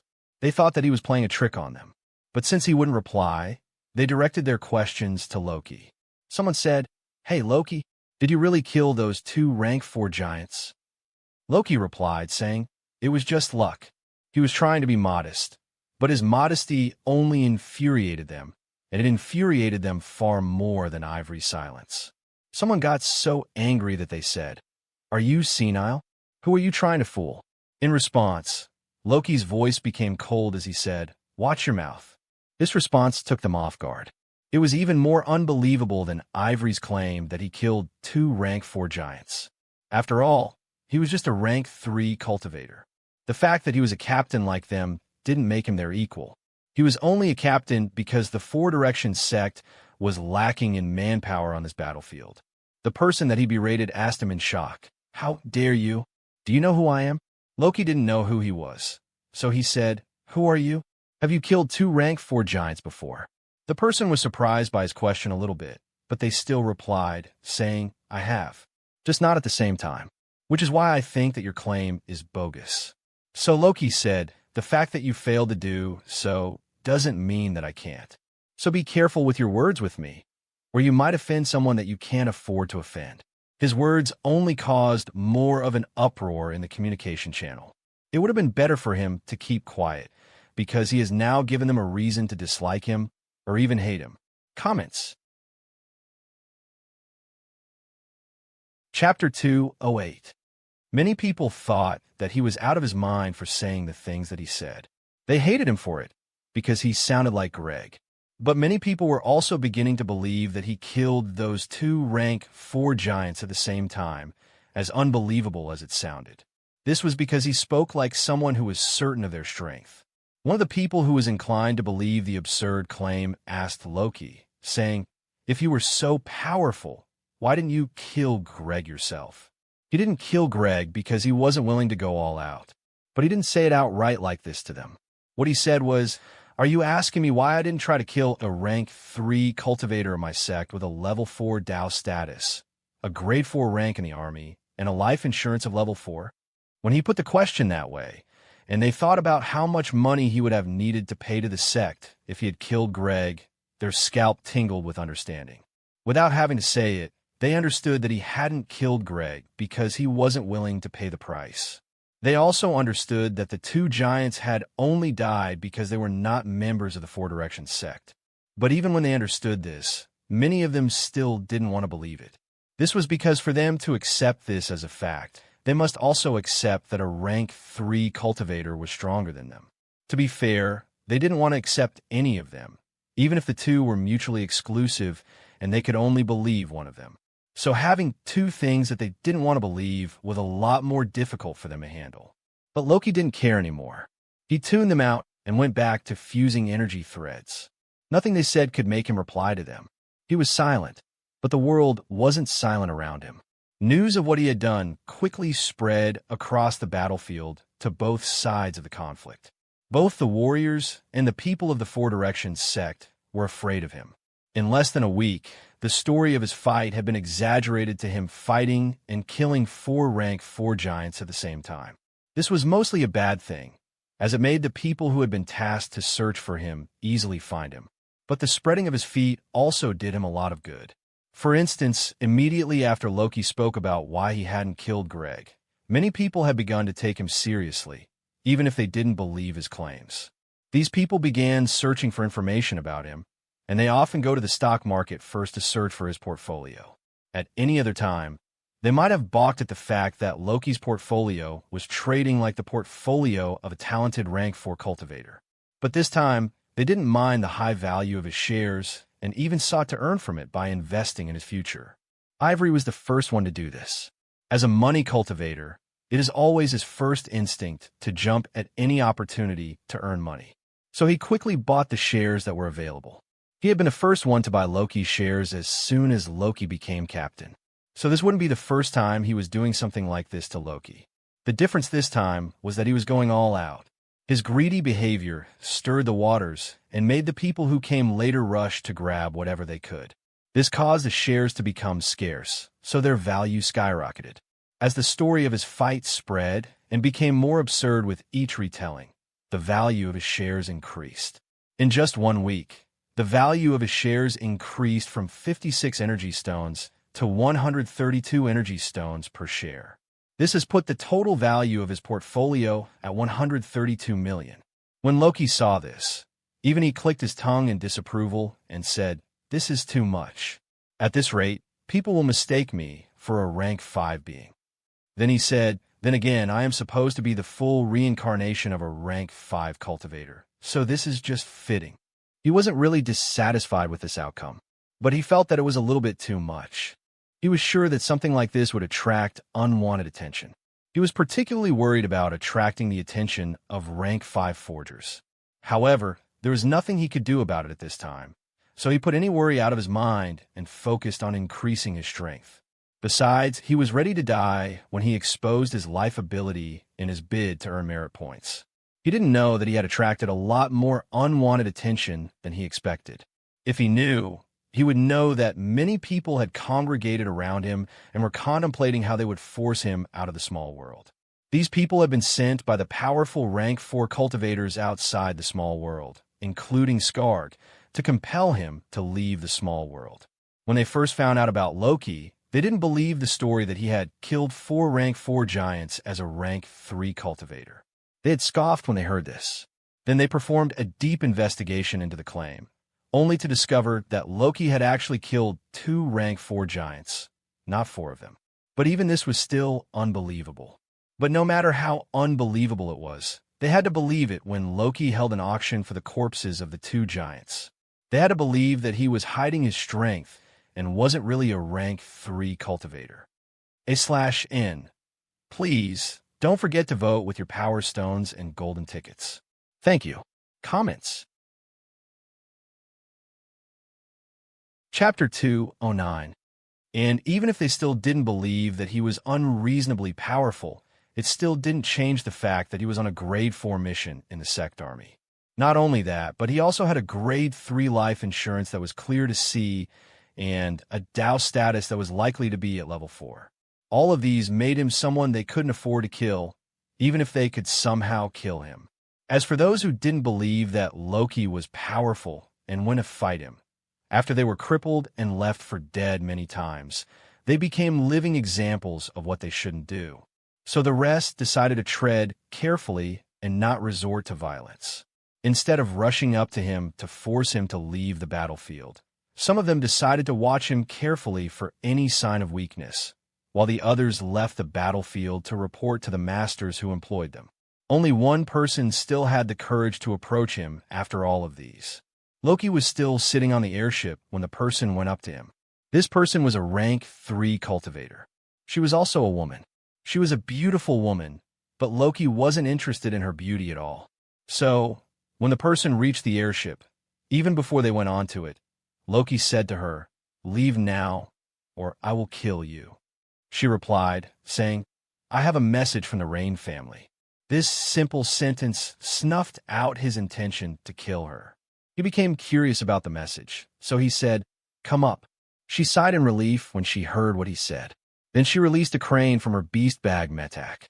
The crane that she released was a giant bird with a wingspan of more than 4 meters. It was also large enough for her to step on its back. When she stepped on it, it flapped its wings and took her into the air. Then she controlled it to take her to the airship, where she landed. She saw Loki meditating beside the control deck, so she went up to him. His eyes were closed, but when she got within 3 meters of him, he opened his eyes and said to her, "Stop. Now say what you have to say." She replied with a flirtatious smile, "Don't you want to chat and enjoy each other's company before business?" In response to her words, Loki's eyes became cold as he said, "I will kill you." His threat was genuine, and she relaxed when she saw his eyes. This sobered her up and made her become serious. She grumbled a little, saying, "Suit yourself." Then she said, "Scar to the Rain family sends his greetings to you. He told me to tell you that he found out where you were going to, thanks to a little tip from Muni, the instructor who was there when you awakened." When Loki heard this, Loki's eyes twitched as he said to himself, "I should have killed that blabbermouth. After all, I should know at this point that he isn't reliable." But he didn't say anything and continued to listen to her words. She was looking at his reaction, and when she saw that he remained silent, she decided to continue speaking. She said, "He also told me to inform you that they dug up the corpses of your 2 sisters in a mass grave and used them to refine an effigy of you that has been cursed. He said that as long as you give him the method to advance to rank 5, he will deactivate the effigy before destroying it, and he will never bother you again." She became silent after this, which prompted Loki to look up at her and say, "Is that it?" She bowed her head and said, "That is all he asked me to tell you." She doesn't know his identity, but the content of the message that she was sent to give to him alluded to the fact that he was in possession of something powerful. This is why she respects him so much and why she wanted to seduce him to get close to him. Even now, she hasn't given up on her intentions to seduce him. Unfortunately for her, fate had other plans for her. Just after she finished speaking, a sword flashed through where her neck was. This action liberated her head from her neck, so she fell to the ground and died. After killing her, Loki sighed and said, "So it has come to this. I knew that he would find me, but isn't this too early? I blame that Muni." As he said this, his eyes twitched in anger. But it was impotent anger since he couldn't do anything to Muni right now. So he sighed again and said, "I hope this will buy me more time." He had killed her so that she wouldn't be able to return to Skarg and tell that old slave master that he had received the message. That way, Skarg will be in the dark for much longer and won't know what to do. Unfortunately for him, he had underestimated the situation a lot. In his plan, he had forgotten about the many people who were watching him. He knew that many people were watching him, but he thought that there were the people who were curious about his prowess and wanted to know if he truly performed the feat of killing the 2 rank 4 giants at the same time. He didn't know that the people who were curious about him were in the minority of the people watching him. He certainly didn't know that most of the stalkers had been paid by people outside the small world to gather information about him. Even though leaving this small world at this point meant that they might never be able to return to it, many people still left to report the news that Loki met with a beautiful woman who rode a crane and killed the woman during the meeting. /n. Please Don't forget to vote with your power stones and golden tickets. Thank you. Comments. Chapter 2:10. They were willing to give up on this opportunity to earn merit points because there would always be an opportunity to earn merit points if they were willing to risk their lives, and because they were being paid a lot to snitch on Loki. This was how Skard found out that Loki had received his message. He discovered it late, but it was far earlier than Loki wanted. Skard didn't like what he heard at all. The fact that Loki killed that woman meant that he didn't like that message, and he didn't want her to return, which was not what Skard wanted. If Loki were a giant, he would entertain the possibility that Loki had only killed the messenger out of anger. But Loki was a forger using the sky-raising giant Dao heart refining technique. So he didn't consider that Loki had killed her out of anger and displeasure at all. After figuring out Loki's motives for killing her, he became so angry that he smashed his fist into the table. Then he stood up abruptly and overturned the table completely. That outburst wasn't enough to pacify him, so he began pacing around the room too. As he paced, he ranted, saying, "I told him everything so he would know that I have him dead to rights. I wanted him to know that my threat was serious and that he had nowhere to go." But he still refused to budge. He raised his voice as he said, "Does he have a way out of the curse, or is he just willing to die before giving me the secret to rank 5? Or does he think that I am bluffing?" He was asking everyone in the room that question. Since only his 2 children were in the room, he must be asking them the question. Unfortunately, the 2 of them didn't know the answer to the question, so they could only keep quiet and look at each other with uncertainty in their eyes. At any other time, Skard might become angry at his subordinates because of their silence and take out his anger on them for not knowing what he asked them.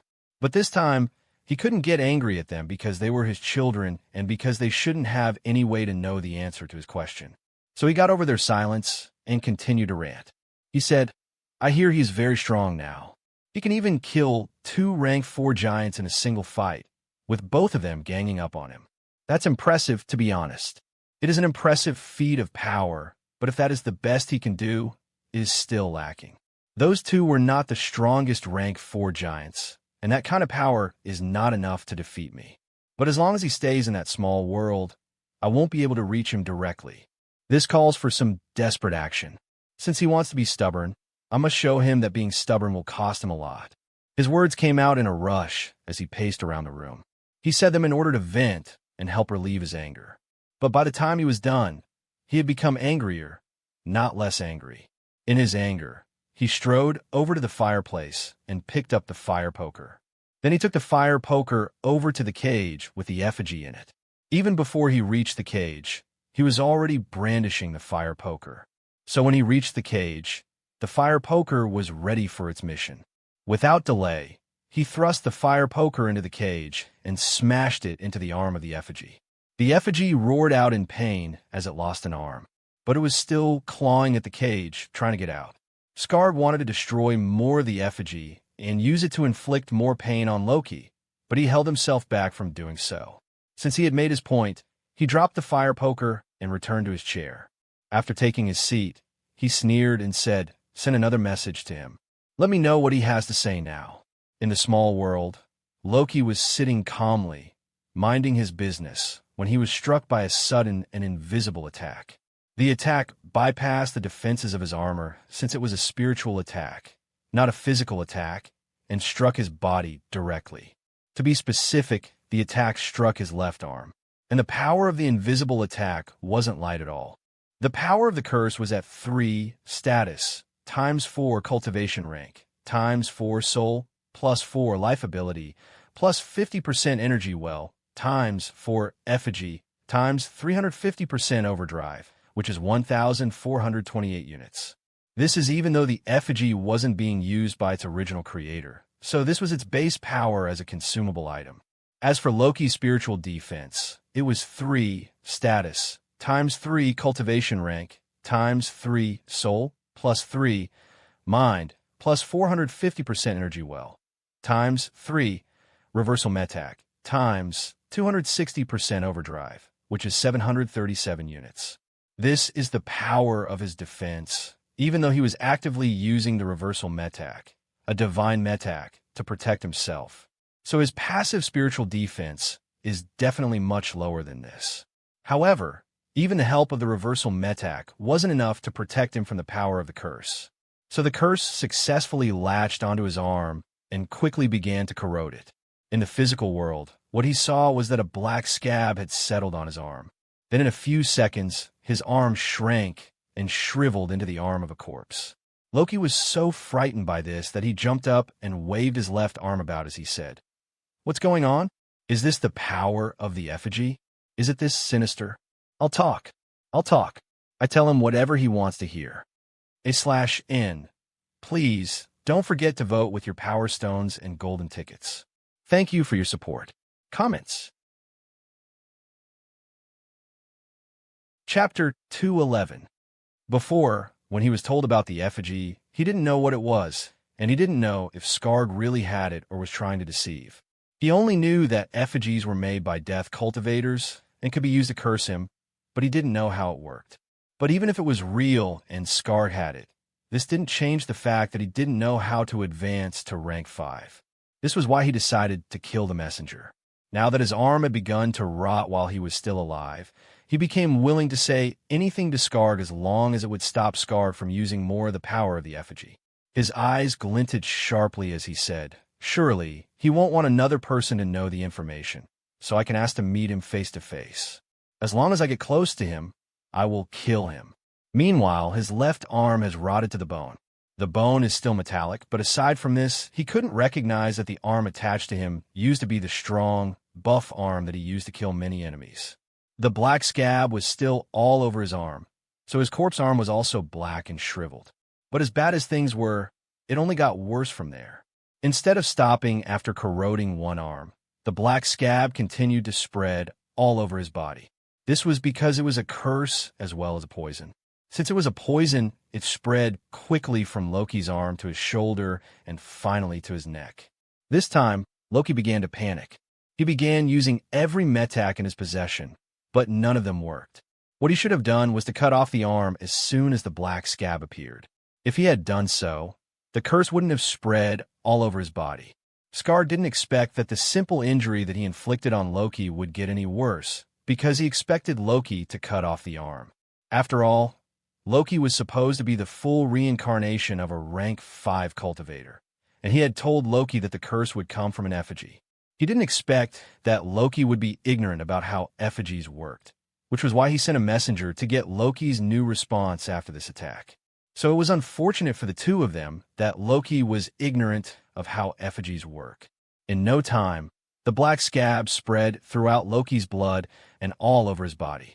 His armor did nothing to block it, so it encountered no resistance on its way throughout his body. At first, Loki was able to stand and curse Skarg, but when the black scab got into his lungs, he was cut off from the air that he needed to shout, curse, and breathe. He fell to the ground, choking while his body shrank and mummified around his mind.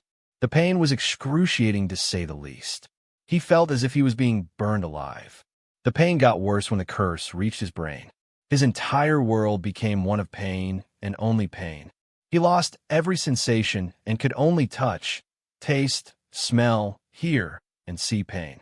He couldn't do anything in that state. He couldn't talk, move, hear, or see. He was blind, deaf, and mute. The only thing he could do was feel pain. It was an experience worse than death. He was sure that his current situation was worse than death because he had died many times. Even if he didn't have any experience with death, the fact that he was longing for death right now was enough to confirm which was better. His mind screamed for a while. Fortunately, he didn't have long to live after that because his lungs and heart had already given way before the black scan began to corrode his brain. So the sweet release of death saved him from enduring more pain. His consciousness detached from his body and was taken into the river of time by Fenrir. As soon as he became free, he screamed, saying, "Fuck Skarg." He was truly very angry with the way that he died. He felt that he had been cheated with the way that he died, so he was angry at everything and everyone in the world. He was so angry that he shouted at the top of his non-existent lungs. Unfortunately for him, there was no one to hear him in the river of time. The lack of an audience to his anger cooled him down somewhat, but he still ranted, saying, "What kind of death is that? I didn't even get any chance to resist. Cursing people should be illegal. It is one thing for him to kill my family. It is not right, but apparently that isn't good enough for him. He has to use their corpse against me, too. That is just unfair. After ranting for a long time, he calmed down a lot. So he had the presence of mind to think about the problem and how to solve it. He said to himself, I must find a way to deal with that curse. I can't allow him to continue using it against me, or I'm screwed. For the remaining time that he spent in the river of time, he thought about many things to do to deal with the curse. At the end of the trip upstream, he came up with 2 solutions. The 2 of them are passive and active defenses that could solve the problem of the curse. That's the good news. The bad news is that he is not certain if either of the plans will be successful. He could only shrug and say, I can only try, I guess. It is just unfortunate that I won't have the power to kill Skarg yet. If I could kill him early on, I wouldn't have to worry about the curse so much. Comments. Chapter 2:12. He was thinking about how much he wanted to kill Scar one moment, but in the next moment, he found himself in his body in the physical world. As he regained physical sensation, his eyes glinted sharply, and he said to himself, time for another round. Then he caught sight of Slav hiding behind Muni, which caused him to grin and say, starting from you. He licked his lips and said, I can't handle Skarg yet, but I should be able to deal with you, right? His elongated canines, caused by the transformation of Fenrir, made his grin and the act of licking his lips look very ferocious. But he didn't waste time thinking about what to do. As soon as he made his decision to act, his body moved to act. Whenever he reverses time, it takes time for Fenrir from the future to fuse with the Fenrir of the present. And it also takes time for him to digest his memories of the future with his current body. The time it takes Fenrir to fuse is relatively short. The 2 versions of Fenrir always complete the fusion before his future consciousness can fuse with his present mind and before he can finish the digestion of his future memories. This makes it so that he regains his cultivation in Fenrir before he becomes aware of the world around him and can move. So Slav had sensed his aura of rank 3 and had panicked before Loki spotted him. The room they were in was large in order to accommodate all 101 of them. The 100 initiates were arranged in a formation of 20 in a row for a total of 5 rows. As for Muni, he was standing in front of everyone in the room. Slav was in the front row, while Loki was in the second to last row. So there were 2 rows between them. Since each row was separated by 1 meter, the distance between them is normally 3 meters. Now that Slav had jumped behind Muni with the space blink, the space between them has increased to 4 meters. Even so, this amount of distance still isn't anything significant for him. His body is weak, but he can supplement it with his life ability. This is something that he didn't think about doing. He just did it. As he took a step towards Slav, the shifting armor ability was activated. It was an instinctive activation. Black thick ooze began to pour out of his belly and spread outwards, covering his skin. The next thing that he did was to use the tracking ability to mark Slav. So by the time that he had taken his second step, Slav had been marked, and the black armor had covered his whole body. This was just in time for him to create a sword, which he used to take away the obstacle in his way. This obstacle was the person standing in the next row in front of him. Loki cut him from side to side. Even his arms, which were by his sides, were also cut. The person fell to the ground immediately as if they were a puppet and their strings had been cut. This allowed Loki to walk over their corpse towards his main hunting goal. But the death of someone also caused panic. Someone screamed, saying, "Murder!" Everyone else began to scream, too. They also ran away from him in a bid to create some distance between them. He minded their screaming a little bit as it was noise, but he didn't mind that they were trying to get away from him, as this meant that they were unlikely to be in his way from now on. The only problem that he had with them was that they were not fast enough. So even though they were running away from him, he still encountered someone on his way to Muni, whom he had to cut down to make way. At this point, Muni's attention had returned to Loki. He had been looking behind him at Slav after Slav suddenly appeared behind him. But when he heard the scream of murder, he turned around and saw Loki swinging a large black sword and cutting everything in his way. Muni saw the imposing figure of Loki bearing down on him and shouted inwardly, saying, "Oh no, the reincarnator wants to take the divine metak, and I'm in between them. This is bad." Without thinking, he dove to the side to escape his precarious situation. He didn't want to have anything to do with the fight between Loki and Slav at all. As for avenging the two people that Loki had killed, he didn't even think about it at all. He wasn't willing to risk his life by fighting either Slav or Loki for any benefit, so there was no way that he would risk his life to protect some initiates. Besides, he is their instructor, not their protector. They will be lucky if he doesn't sell them to the highest bidder, so it didn't even cross his mind to try to stop Loki. With Muni gone, there was no one standing between Slav and Loki. So, Slav and Loki had nothing blocking their sight of each other. They didn't need to crane their necks to the side to look at each other this time around, so Loki was able to see all of Slav's expression without any obstruction. There were a lot of reactions that he expected from Slav in this moment, but panicking wasn't one of them. As it happened, he was right to expect this, because Slav was not panicked at all. The expression that Slav had on his face was a faint sneer. The look he had in his eyes was one of amusement. These two things made it clear to Loki that Slav thought that he was way over his head. As demeaning as this was, Loki wasn't razzled because he had expected it. In fact, he, too, had considered that he would be acting above his level to attack Slav. This was why he hadn't attacked Slav these past lifetimes. Comments. Chapter 2:13. But times have changed, and so has the situation with him. He is no longer carrying a single rank 3 life ability after awakening. He can feel a string of force pulling and elevating the state of hid existence from the ground towards something far up in the sky. So what he has now is a rank 5 life ability and a level 3 Dao status. This made him feel confident about his chances. It is why he didn't falter despite the look of condescension that Slav was giving him. He continued towards Slav undaunted. By this time, the 2 guns on his shoulders have formed. This time, he formed Gatling guns, not railguns. This is because they have a higher fire rate, and he was sure that he would need the fire rate over the high penetrative power of the armor-piercing rounds of the railguns. So he let the 2 Gatling guns on his shoulders rip. Their barrels rotated as bullets poured out of them at a rate of 6,000 rounds per minute. It was truly a downpour of bullets. He meant to submerge Slav in a hail of bullets and use them to tear him apart. But Slav disappeared from his vision and avoided all of the gunfire. Before he could react, Slav had already appeared behind him. He was standing inches behind Loki with his hand almost touching Loki's back. Slav also had his hand pressed forward like a knife. Wherever his hand passed, space was torn apart.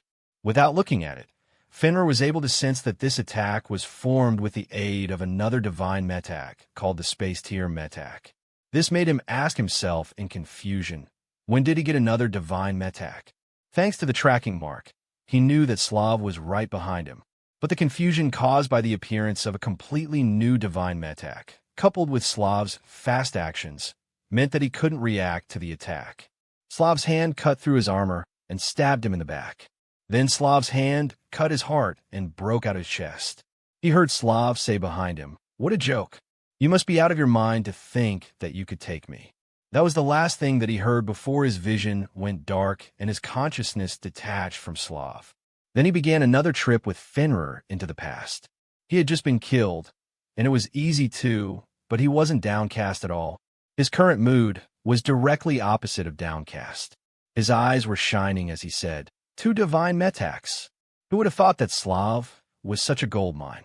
He has to admit that Slav is very dangerous, but instead of giving up, his determination to kill Slav was roused. He became full of anticipation and couldn't wait to fight Slav again. When he awakened in the physical world again, his eyes were still shining. He said to himself, "Another round." Then he took a step towards Slav. He did everything he did in the last timeline up to the point when Slav disappeared. Just like before, Slav was too fast for him to keep track of. If not for the fact that he already expected Slav to stab him in the back, he would have surely been killed by this attack. Since he knew that Slav was going to attack from behind him, He already planned for it. He had already created whips, but had made them remain coiled around his back. So when Slav suddenly disappeared from his vision and appeared behind him, he let the whips uncoil. The whips shot forward like wounded springs. Slav was immediately caught off guard by the attack. There were 10 whips in total behind him. He had this much this time around because he was controlling fewer metaks and had more mental power to control them. The 10 of them snapped at Slav, trying to cut and bind him. Slav had to use his knife hand, which he had prepared for Loki's back, to cut off the whips. But the whips were too many for him to cut off in a short time. The whips were also capable of regenerating.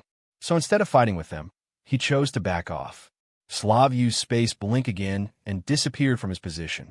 This helped him to avoid the 10 black whips completely, but it did nothing to avoid the activation of the siphon ability. Just as Slav moved away, one of the Gatling guns turned to him. It started to pour bullets at him again, so Slav had to use the space blink metak again. Unfortunately for him, wherever he blinked, the Gatling guns were able to catch up to him. So he had to keep jumping about again and again. At any other time, Loki would be happy that he was draining the enemy's energy and would be waiting for them to run out of energy so that he could take them down. But he couldn't be expectant this time around because he could sense that Slav seemed to possess an ocean of energy. He could sense this ocean of energy through the siphon ability. He could also sense that the energy that he was stealing from Slav and the amount of energy that Slav was using was as small as a drop of water in an ocean compared to the amount of energy that Slav seemed to possess. This confused him again, but it also made him realize that he couldn't wait for Slav to run out of energy. Thanks to the siphon ability, he too was unlikely to run out of energy despite the amount of energy that the 2 Gatling guns were consuming, but he wasn't happy about this. Just as he was thinking of what to do, Slav activated a 3rd divine metak. This one was the space freeze metak. It froze everyone in place. Comments. Chapter 2:14. Because of the space freeze metak, Loki became unable to move after this divine metak was used, so he could only watch as Slav came up to him and stabbed his hand into his dace. He couldn't move, but he could still feel pain. The pain was so great that he instantly blacked out. Then he was dead. As Fenrir took him into the river of time, he said to himself, I knew there was something off with him. I knew that there was something wrong with him, but I didn't expect it to be this bad. Not only does he have 3 divine metaks, but he also has infinite energy to use them. Are all reincarnations of divine beings like that? Or is Slav special? As he tried to figure out the answer to that question, he remembered something that made him say, come to think of it, he doesn't actually have 5 divine metaks. He should have 6 divine metaks if I count the rewind metak and the danger sense metak. This made him shake his head and say, if divine metaks are as rare as everyone claims them to be, then Slav can't be a normal divine being. He has to be very special. No wonder they failed to catch him in the last few timelines. And no wonder a large hand tried to kill me when I used the danger sense metak. He is definitely abnormal. He was excited when he learned that Slav was in possession of 2 divine metaks. But now that he knows that Slav has at least 3 divine metaks, of which one of them could be used to make him helpless like a duck, he has stopped being excited and has become solemn instead. When he remembered the last fight, he shook his head and said, I can't take him in my current situation. Maybe if I had powerful mental attacks, I might be able to kill him. As long as he can freeze my movements, I will be helpless against him. He still wants to get those divine metaks, but he couldn't come up with a way to kill Slav. This made him subdue his greed and hunger for Slav. So when he awakened in the physical world, he didn't go looking for trouble with Slav. He only placed a tracking mark on Slav. He didn't do anything beyond that and watched as Slav left. Then he went about doing the normal things that he usually does. He went to the market to get a loan of 100,000 energy stones and increase it to 1 million energy stones. He also paid off the loan of 100,000 energy stones. Next, he went to sign up as a member of the sect with Muni's help. The only thing that he did differently this time was to stab Muni through the head with a spear formed right out his fist. He caught Muni by surprise, so the man had no chance to react before a black shaft of metal impaled his head. Muni died, and he received a notification for the debt. The debt was 100,000 energy stones because Muni was valued at 50,000 energy stones and was on a grade 2 mission for the sect. Loki didn't mind the loss of money at all. He withdrew the spear shaft and shook the blood away from it as he said, "That will make sure that he won't blab anymore." He thought about selling Muni's corpse to earn some money, but he decided not to do it since he had a lot to do in a short amount of time. Killing Muni won't be the only different thing he plans to do in this timeline. There are several other things he plans to do, which will take much more time than simply killing someone, so he is short on time. He left Muni's corpse where it was on the sect grounds. Then he went to the central market at the center of the city. On his way there, he thought about his plans. He had numerous plans, most of which were centered around avoiding Skarg and his effigy curse. Of his two most important plans, killing Muni is the first step of his passive defense plan. This plan is centered on how to make Skarg unable to find him and unable to use the curse effigy on him. The passive plan is the most complicated one, while the active defense plan is the easiest plan. He thought long and hard about it as he paid off his awakening debt and registered for the sect army. As usual, he was assigned to Earthly Battlefield E6-137. But this time, he didn't mind it. He even had a smile of anticipation on his face. He was looking forward to seeing Greg again. In no time, he reached the central market. His first destination was the gambling houses. He didn't stop at one gambling house.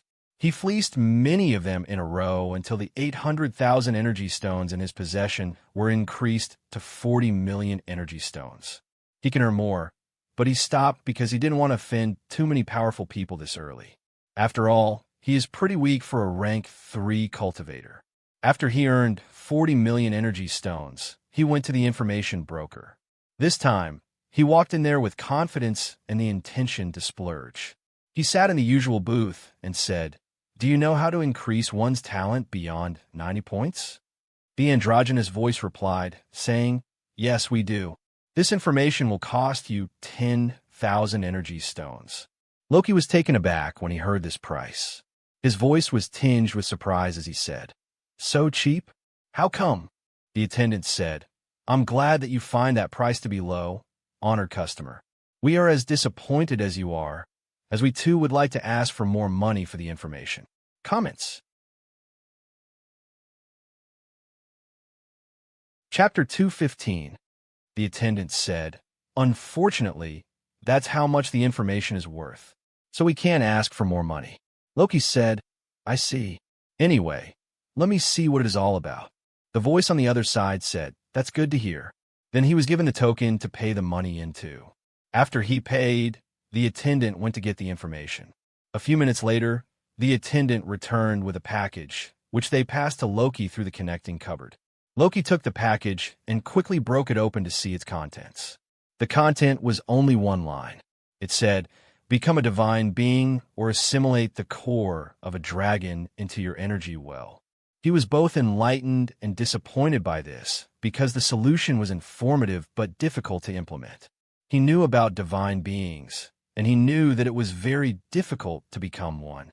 As for the second option, that one is even more difficult because dragons are said to be extinct. As difficult as these solutions were, he couldn't complain because he had been given two solutions. If there was anyone to blame, he could only blame himself for being weak. But he scoffed and said, "No wonder it was so cheap. Having the information makes very little difference." The attendant said in disagreement, "We don't price information based on the impact on the buyer. It is not as if we can measure the impact of a piece of information on buyers. After all, there are many kinds of buyers.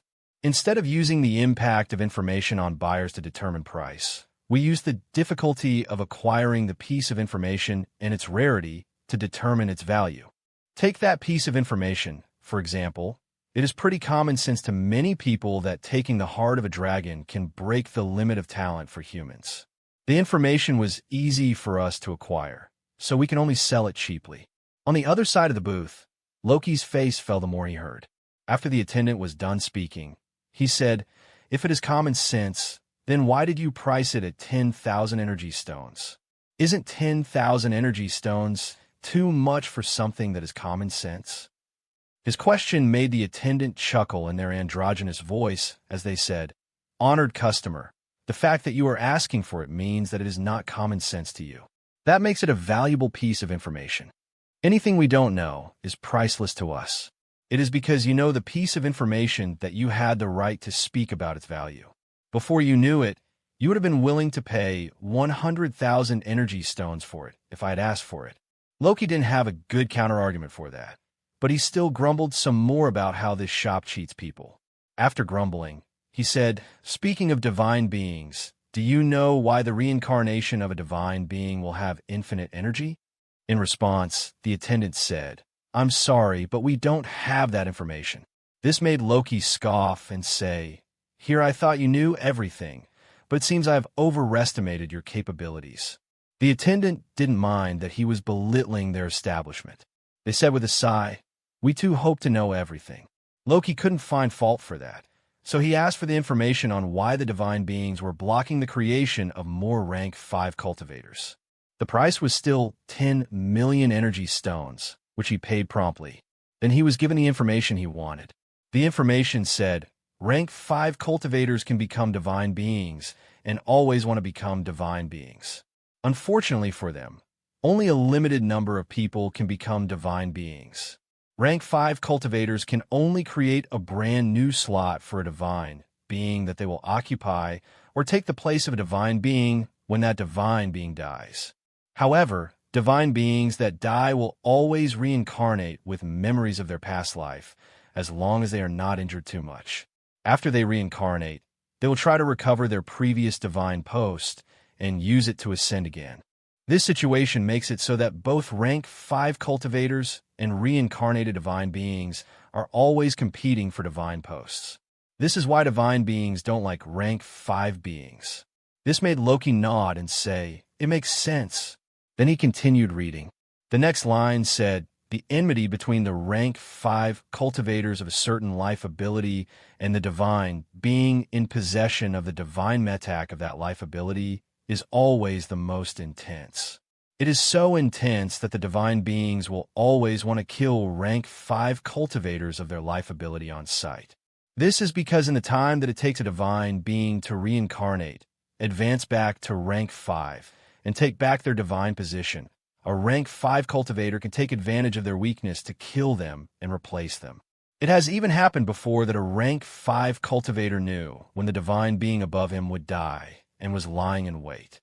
So when the divine being died, the rank 5 cultivator immediately used a method to steal the divine post and replace the divine being. Loki's eyes twitched, but he continued reading. So the divine beings hate rank 5 cultivators. As soon as they hear that a new rank 5 cultivator has appeared for their divine metak, they usually go looking for that rank 5 cultivator to kill them. This is why rank 5 cultivators rarely appear in the world. They have to hide themselves to prevent being killed by divine beings. At this point, he said, "Oh, so that's why I haven't seen any rank 5 cultivators. I just thought that they were hard to see because they were rare." Comments. Chapter 2:16. Loki hummed in understanding as he read the next part that said, "In order to curb the creation of more competitors, many divine beings got together to ban the sale of information about how to advance to rank 5. No rank 5 cultivator disagreed with this embargo because they too don't want more competition for the divine post." After reading, he said, "I don't even blame them. If I were them, I would try to put a stop to the creation of more rank 5 cultivators too." Then he chuckled and said, "So, just like rank 5 cultivators hunt us, rank 3 and rank 4 cultivators, rank 6 and above cultivators also hunt rank 5 cultivators. I don't know if I should be happy or sad about this, but I'm sure that this world is a dog-eat-dog world. The people above eat us to grow stronger, or they kill us just to stop us from competing with them. How do people even manage to become divine beings?" As he asked this question, he remembered how Slav had laughed at Craig when Craig claimed that he could become a divine being. Now that he has learned so much about that lofty position, Craig's claim has also become laughable to him. He snorted and said, "I will be impressed if he can reach rank 3. As for becoming a divine being, he can forget about it." Craig is not in the Swordway sect, so he won't have to compete with his fellow sect members for resources, and he won't have to look behind him every day for someone who might appear and kill him. But that's the limit of the good thing about his situation, and it isn't enough to turn his situation around. The negatives of his situation are just too much of an obstacle. For example, the fact that he is not a part of the Swordway sect means that it will be very difficult for him to acquire the secret recipe for refining his core metac and advancing. He will also lack the special resources to advance his core metac because they don't produce them here in the central domain. So even if there is no competition, he still won't be able to advance easily. But the fact that no one is competing with him for special resources to advance or life ability doesn't mean that no one won't compete with him for energy stones or that no one will covet his body. This means that there will still be many people who want to kill him. They just don't want to kill him because of his pathway. As he thought of this, he said to himself, if Craig awakened the Sword Heart metac because he used to use it in his previous lifetime, then it is highly likely that he used to be in the South Domain, but his soul was stolen through some earthly battlefield. Then he shrugged and said, anyway, this lifetime of his is screwed. Maybe he will do better in his next lifetime. After ruminating over the information he received, he stood up and bid farewell to the attendant. Then he left the information broker shop. From there, he went to buy metacs. These metacs included the body refining metacs for making his body stronger, but he didn't buy the materials needed to use them. He didn't buy the metals that he will with the body refining metacs because they are too heavy to carry around, and he will be on the move soon. He didn't want to carry something that would slow him down, make noise, or draw attention to himself. So he only bought the body refining metacs now. As for the materials, he plans to get them later. This is the second thing that he is doing differently in this timeline. Just like the first thing that he did differently, this too is part of the passive defense plan. The third thing that he did differently was to ask the shopkeeper for a metac that could be used to block curses. The shopkeeper recommended many metacs from the death pathway. He couldn't use the majority of the recommendations because he wasn't on the death pathway. The only one he could use was a curse mirror metac, a consumable metac like the cloudy date metac, which would block curse attacks if hung onto the body. The curse mirror is a flat, black oval metac. To use it, he must put in his energy well. Once it has been placed in the energy well, it will block curses. It is not all-powerful and can't block every curse, but it will at least notify the owner of the curse attack so that they can make better preparations to deal with the curse, and it might grant them time to prepare. There were various ranks and grades of this curse mirror. Loki bought the top grade rank 5-1 for 3 million energy stones. He bought 3 of them for a total of 9 million energy stones. This was good and all, but he still wasn't satisfied with his defense for the curse, so he went around looking for more solutions.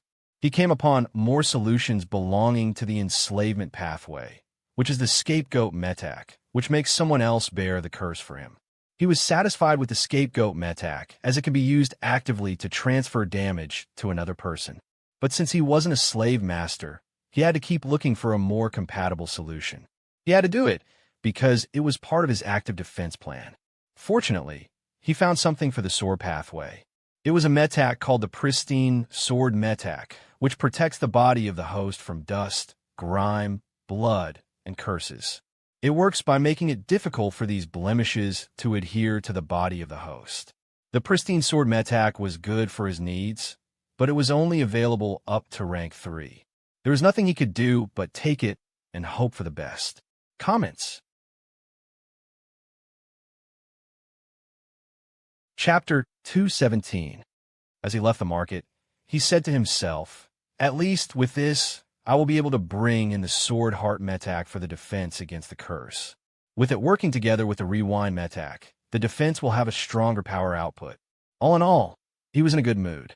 After all, he had just completed his plan for the active defense plan that he prepared to deal with the curse.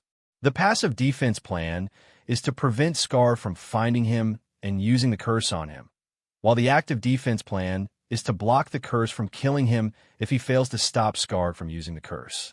Now that he completed the preparation of the active defense plan, he can focus on completing the more complicated passive defense plan. The next step is to leave the city and address the root problem. He left the city and went in the direction of the farm of the Rain family. It was easy for him to return there because he was familiar with the way. He didn't take any form of transportation there because he didn't want anyone to know what he was doing. He simply chose to fly there. He used the shifting armor life ability to fly there instead of using it to empower his body because he didn't want to leave any tracks on the ground that could be traced. This option was also the fastest option since the power of his mind had been raised to rank 3 with consumable metax, while the power of his body is still hovering at 0.6 points. So he was able to arrive early with flying. The only disadvantage was that it consumed a lot more energy than running would have consumed. Despite the speed of flying, it still took him more than 9 hours to get there. So it was past 5 p.m. when he arrived at the farm. After he arrived, he looked at the large, sprawling fields of wheat and said with nostalgia, "Is this home, sweet home? I wonder if anyone will welcome me back with open arms." He doubts that anyone will be happy to see him or treat him well for returning. Unfortunately for him, he won't be able to confirm his suspicion because he doesn't want anyone to know that he is around. He snuck around the farm and got some fuel. Then he went over to the mass grave and poured all of the fuel into the open graves. The next thing he did was pour a lot of hay on top of the graves. Then he set the mass graves on fire. After doing all of these, he took some time to admire his handiwork. As he looked at the roaring fire, he said, "That should solve it. If it doesn't, then I can only rely on the cursed mirror metac and the pristine sword metac." This is the second to last step in his passive defense plan. He came up with this step because he wanted to deprive Skarg of the bones needed to produce the effigy. He would have loved to dig up and destroy the corpses of his siblings, but he doesn't know where exactly they are buried, and he doesn't have time to dig them up. So instead of wasting his time, he decided to do something more efficient.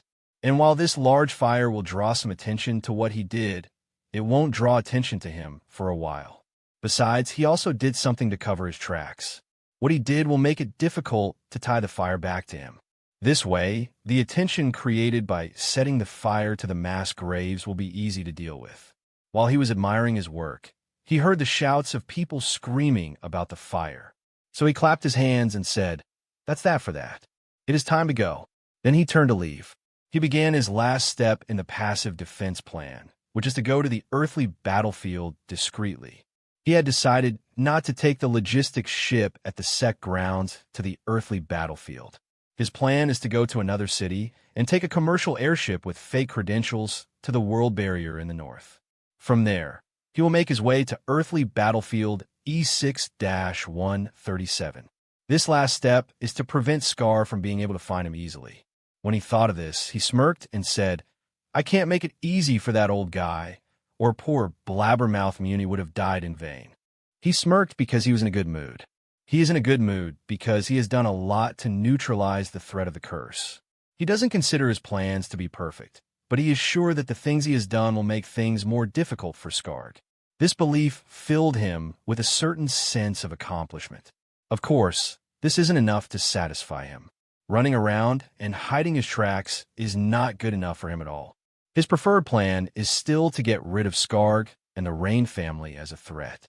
When he thought of this, he sneered and said, "Just you wait, old man. When I advance to rank 4, I will come for you." Then he focused on the road. This is something he had to do because visibility was reducing rapidly. By now, it was already past 6 p.m. in the evening. So it was already dusk, and it would become completely dark in 1 more hour. But there was no stopping him. He flew through the night for hours until he arrived at the next city. He was in a hurry to arrive at earthly battlefield E6-137, so he didn't want to waste any time. Fortunately, he arrived in the next city early enough. All he had to do was change his clothes before he boarded an airship going to the northern world barrier. Comments? Chapter 2:18. He changed his clothes because they were dusty and dirty from all of his traveling and the hay he carried to burn the mass grave. But he didn't have to have a bath because his body was clean.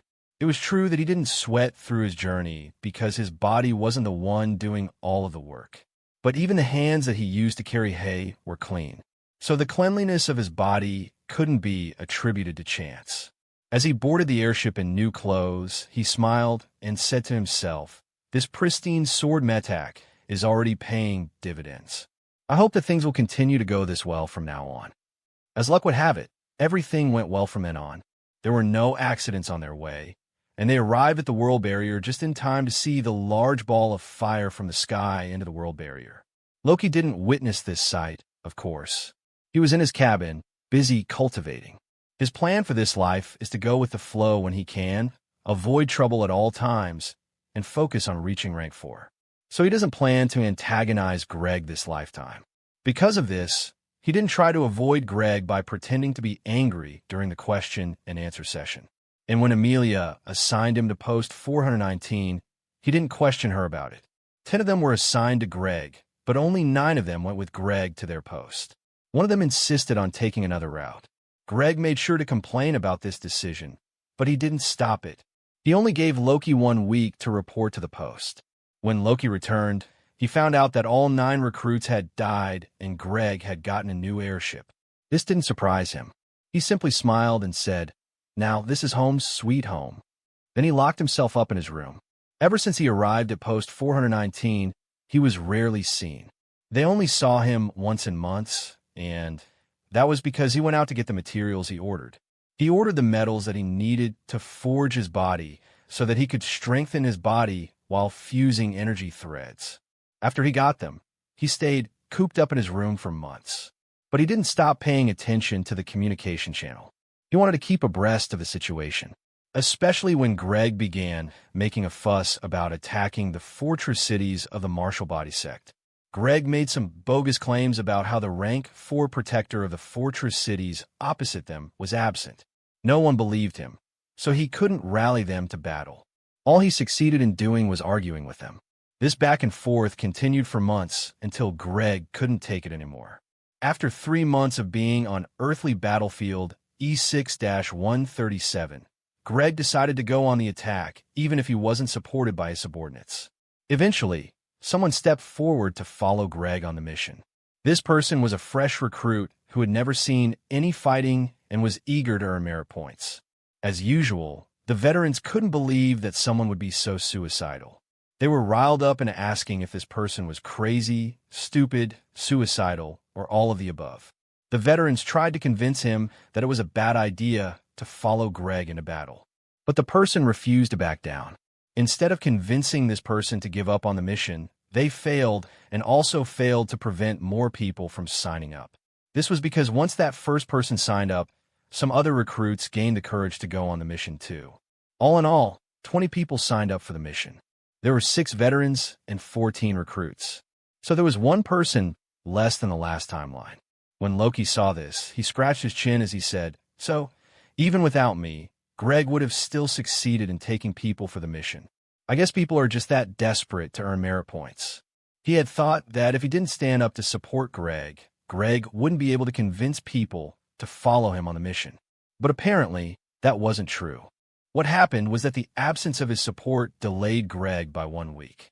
After that, 1 more week of talking their ears off, some people eventually folded and decided to follow him. This outcome made him interested in the outcome of the mission. He wanted to see if the ending of the mission would change without him. So he paid closer attention to the communications channel. A minute after the people going for the mission had assembled, one of the 20 said in the communication channel, "Greg insulted someone during his talk with us. That person quit. So now there are 19 of us." This caused someone to laugh and say, "You're telling me that you're already experiencing casualties before the battle? Hilarious." Another person said, "I'm not surprised. Mark my words, worse things will happen." A third said, "I think this is a bad omen of worse things to come. If I were you, I would quit now." No one had anything encouraging to say on the communication channel. They either made fun of the people going on the mission or advised them to quit early. All of this negativity got to some of the remaining 19 people. 5 veterans and 1 recruit decided that it was probably a bad idea to follow Greg, so they quit. This left 13 people still willing to follow Greg on the mission. Greg wasn't deterred by this, though. He was hell-bent. So he urged the remaining 13 into his new and improved airship before taking them for the attack. Meanwhile, Loki chuckled and said to himself, I remember this event in the other timeline, so I'm not surprised that it turned out like this. A/N. Please, don't forget to vote with your Power Stones and Golden Tickets. Thank you. Comments. Chapter 219. He continued to say, during the brief talk before we boarded his airship, he nearly angered everyone into fighting. I had to step forward to interrupt them before they could fight. I was the one who averted the fight and urged them into the airship on time. Now that I'm no longer there to do my job, things didn't go so well. This made him smile and say, "It seems my absence is meaningful. It might even be more than meaningful." As it turned out, this turned out to be true. In fact, this statement was proven to be an understatement. His absence was felt in more than one way. 5 minutes after the airship left, they arrived at the city and began opening fire on it with 12 cannons and one giant silver mech. Greg was very angry this time around because of the people who quit early on him, so he was very aggressive in his attempt to break the shield of the fortress city. Not only was he angry, but he also wanted to break the shield as quickly as possible, take down the city as fast as possible, and prove to everyone who didn't believe him that he was right all along. So instead of letting his mech work on only slowing down the healing of the energy shield, he made the mech increase its output so that it could do further damage to the energy shield, so that the shield would fall faster. This worked well, and the energy shield fell early. Everyone on the airship cheered when this happened. They were very happy because all that remained for them was to fight and earn merit points unimpeded by the energy shield. After cheering, they descended the airship with ladders and began racing towards the city. The defenders of the city were also coming out to fight them. The two sides were poised to fight when Greg opened fire on them. 6 of the cannons fired at a single man and tore him to shreds, killing him. After making sure that the man was dead, Greg said to everyone else, "It is fine now. You can continue to attack the city." But no one listened to him. Everyone was too busy running for their lives to listen to the words of a madman. As they ran away, many of them went to the communication channel to complain. Someone said, "You were right. Greg is crazy. He opened fire on us just as the fight began." Another person said, "He killed someone. He just bombarded him with cannons for no reason. I wish I hadn't followed him on this mission. I regret it so much." Even another person asked in shock, "How could someone like to be a captain? He is not mentally fit to be a captain." The response from the rest of the people who were safe back at post 419 came rushing in after these words. Someone laughed as they said, "See, didn't I tell you? He is crazy." One of the people who had quit just before they left sighed in relief and said, "Fortunately, I regained my senses early on and didn't follow him. I could be the one to die if I had gone." Another person snorted before saying, "I am not surprised at all, because this is what you should expect from him. When you get used to him as I have, you won't be surprised by his shenanigans anymore." Everyone was busy chatting in the communication channel or running away from Greg. No one was standing up for Greg anymore. Everyone had collectively accepted that he was crazy. Nothing Greg could say could convince them to continue fighting with him. So he had to fight the warriors on his own. This was a daunting task. Even though he was stronger than most of the warriors one-on-one, he couldn't take on all 89 giants alone. And even if he could take them on and kill all of them, there was no way he could hold on to the city alone. Since killing the warriors was only going to earn him grade 3 merit points, which were of little use to him, he decided not to bother with the warriors. He drove the airship directly over the city to bombard it. Since he couldn't hold the city and had no interest in fighting the defenders of the city, he decided to destroy the city and kill everyone within it so that he could earn grade 4 merit points. So his goal was twofold. He wants to destroy the city, and he wants to kill everyone within it. In order to achieve these goals, he used both his mech and the airship to bombard the city. The airship circled above the city, bombarding with cannon fire, while the silver mech hovered at the center of the city and blanketed the area with napalm fire. He was orchestrating a massacre that the warriors couldn't stop because they couldn't fly. Their ballistae failed to bring down the airship, and their attempts to reach the airship in the air by riding their hummingbird vehicles also failed. The hummingbird vehicles were like bicycles. The warriors would get in and pedal with all of their strength. The great strength of their legs would cause the wings of the hummingbird to flutter, which provided uplift to the vehicle. In theory, they should be able to reach the airship with their hummingbird vehicles.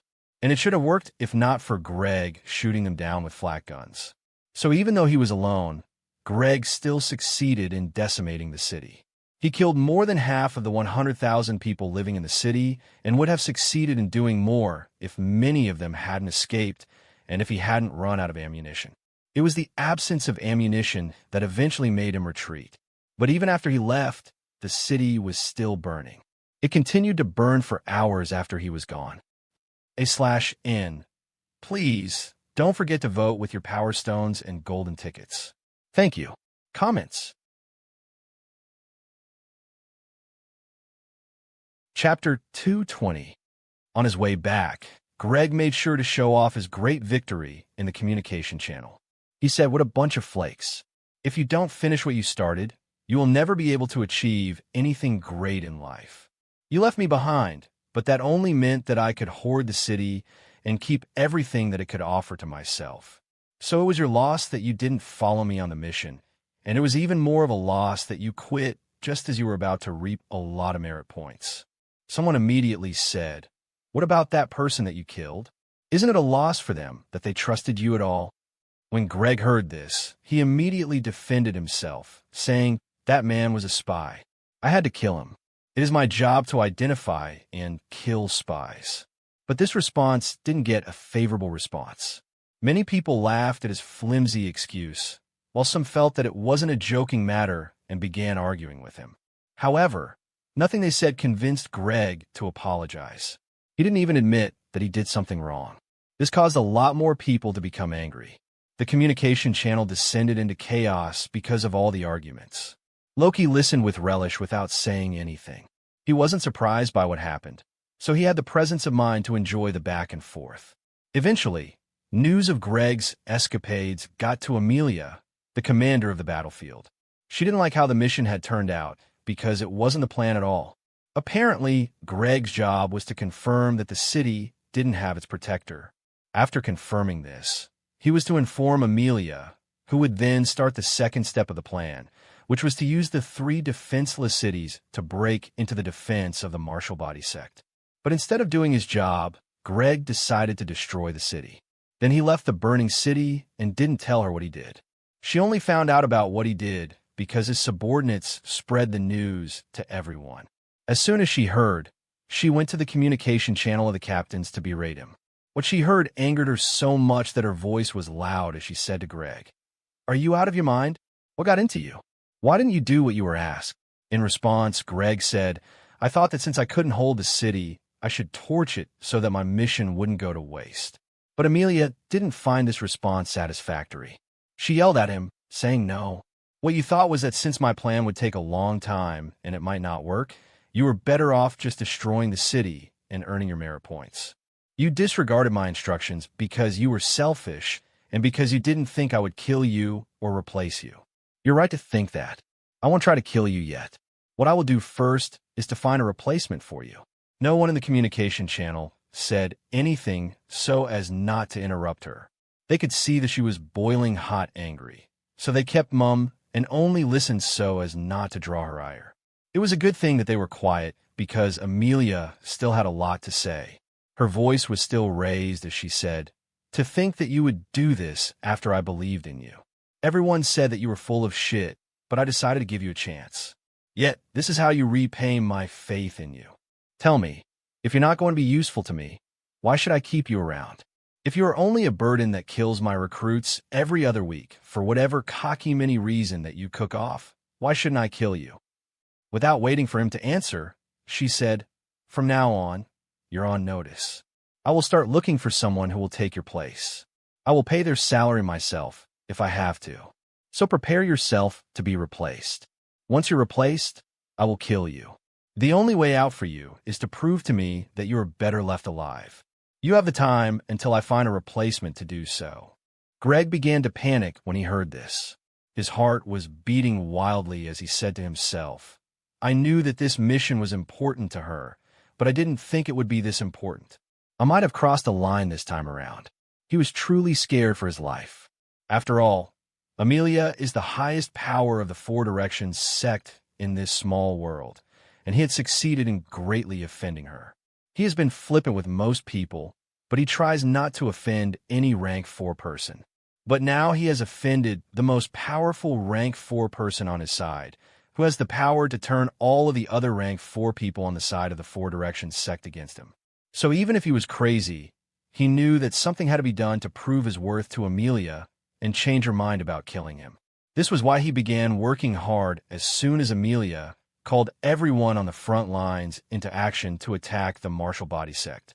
Apparently, Amelia still wasn't willing to give up on this opportunity, even though Greg botched it. She believed that even though Greg messed up, he had still proved that 3 cities were lacking rank 4 warriors. It was just that Greg had delayed them from taking over the 3 cities as soon as possible.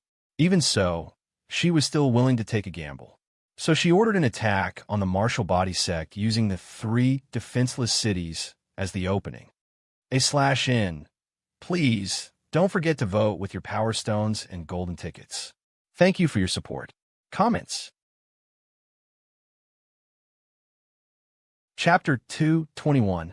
When Greg heard her order, he immediately went into the communication channel to rally everyone to battle. He was in charge of 5 cities and was the captain of more than 300 rank 3 cultivators, but not a single one was willing to go with him. If not for the fact that Amelia had used her authority to create the order, and Greg was only acting on her order, no one would follow him into battle. This was how bad faith was in him. Since it was an order from the sect sanctioned by the commander, some people were willing to obey the order. For those who didn't want to obey the order, they had to pay a fine that was equivalent to the value of their life or go on the mission. But no matter what choice they made or whether they were willing to go or had to go because they didn't have money, no one wanted to follow Greg to battle. Everyone found their separate means of transportation in a battle, and they made sure that at no point did they turn their backs on him. Loki read all about this in amusement in his room. He had the leisure to be amused because he wasn't going to battle. He chose to pay the fine to exempt himself from battle. Since he was a rank 3 cultivator valued at 100,000 energy stones with a level 3 Tao status, his fine was raised to 400,000 energy stones. He paid this fine as he grumbled, saying, "All of these just to avoid Skarg. I hope it is worth it." Then he continued to fuse his energy threads. Meanwhile, the fight between the 2 sides continued to rage. Both sides fought many rounds, winning and losing at different times. This led to massive casualties on both sides. After a few months of fighting, the weakness of the Four Directions sect finally showed. This weakness was that they lacked enough rank 4 cultivators to support their push. So the Four Directions sect was eventually pushed back and had to give up their claims to the city that they had taken. Of course, they torched the cities and killed everyone before they left, so the campaign wasn't a complete failure. However, this smidgen of success didn't appease Amelia at all. She believed that they would have been able to do more if Greg hadn't been selfish and caused them to delay their advance. Greg's destruction of that city, instead of informing her, had caused the warriors to become alert and respond earlier than they should. Not only that, but the destruction of the city also angered the warriors, so the Martial Body sect was willing to send more people to prevent something like that from happening again. All of these made her blame Greg for their failure. She truly wanted to kill him and tear him apart with her bare hands. Unfortunately, she couldn't do so because she hadn't found a replacement for him yet. In fact, all of the casualties in the brief campaign meant that she was lacking manpower more than ever before. So she couldn't kill Greg for now. This made Greg sigh in relief. He was glad that he had survived, but he decided not to anger Amelia anymore. So he decided to lie low for the near future. Greg's determination not to cause more trouble and the absence of fighting with the Martial Body sect allowed Loki to enjoy months of peace. But things weren't so peaceful outside the small world. In Crystal City, the restrictions on the city had been lifted after 5 months of searching for Slav. The 5 rank 5 cultivators had finally left to look for Slav. There were 5 rank 5 cultivators looking for Slav this time around because the news of the appearance of a divine metak spread wider than before. This was all because of Muni's death. When Muni was alive, the news didn't break out quickly because Muni tried to delay it as much as possible so as to avoid trouble. But Muni was killed and had to be replaced by someone else.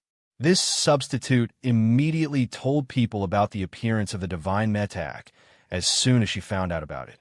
The substitute thought that Muni had died because of the divine Metak. After all, he had died on the same day that the divine Metak appeared.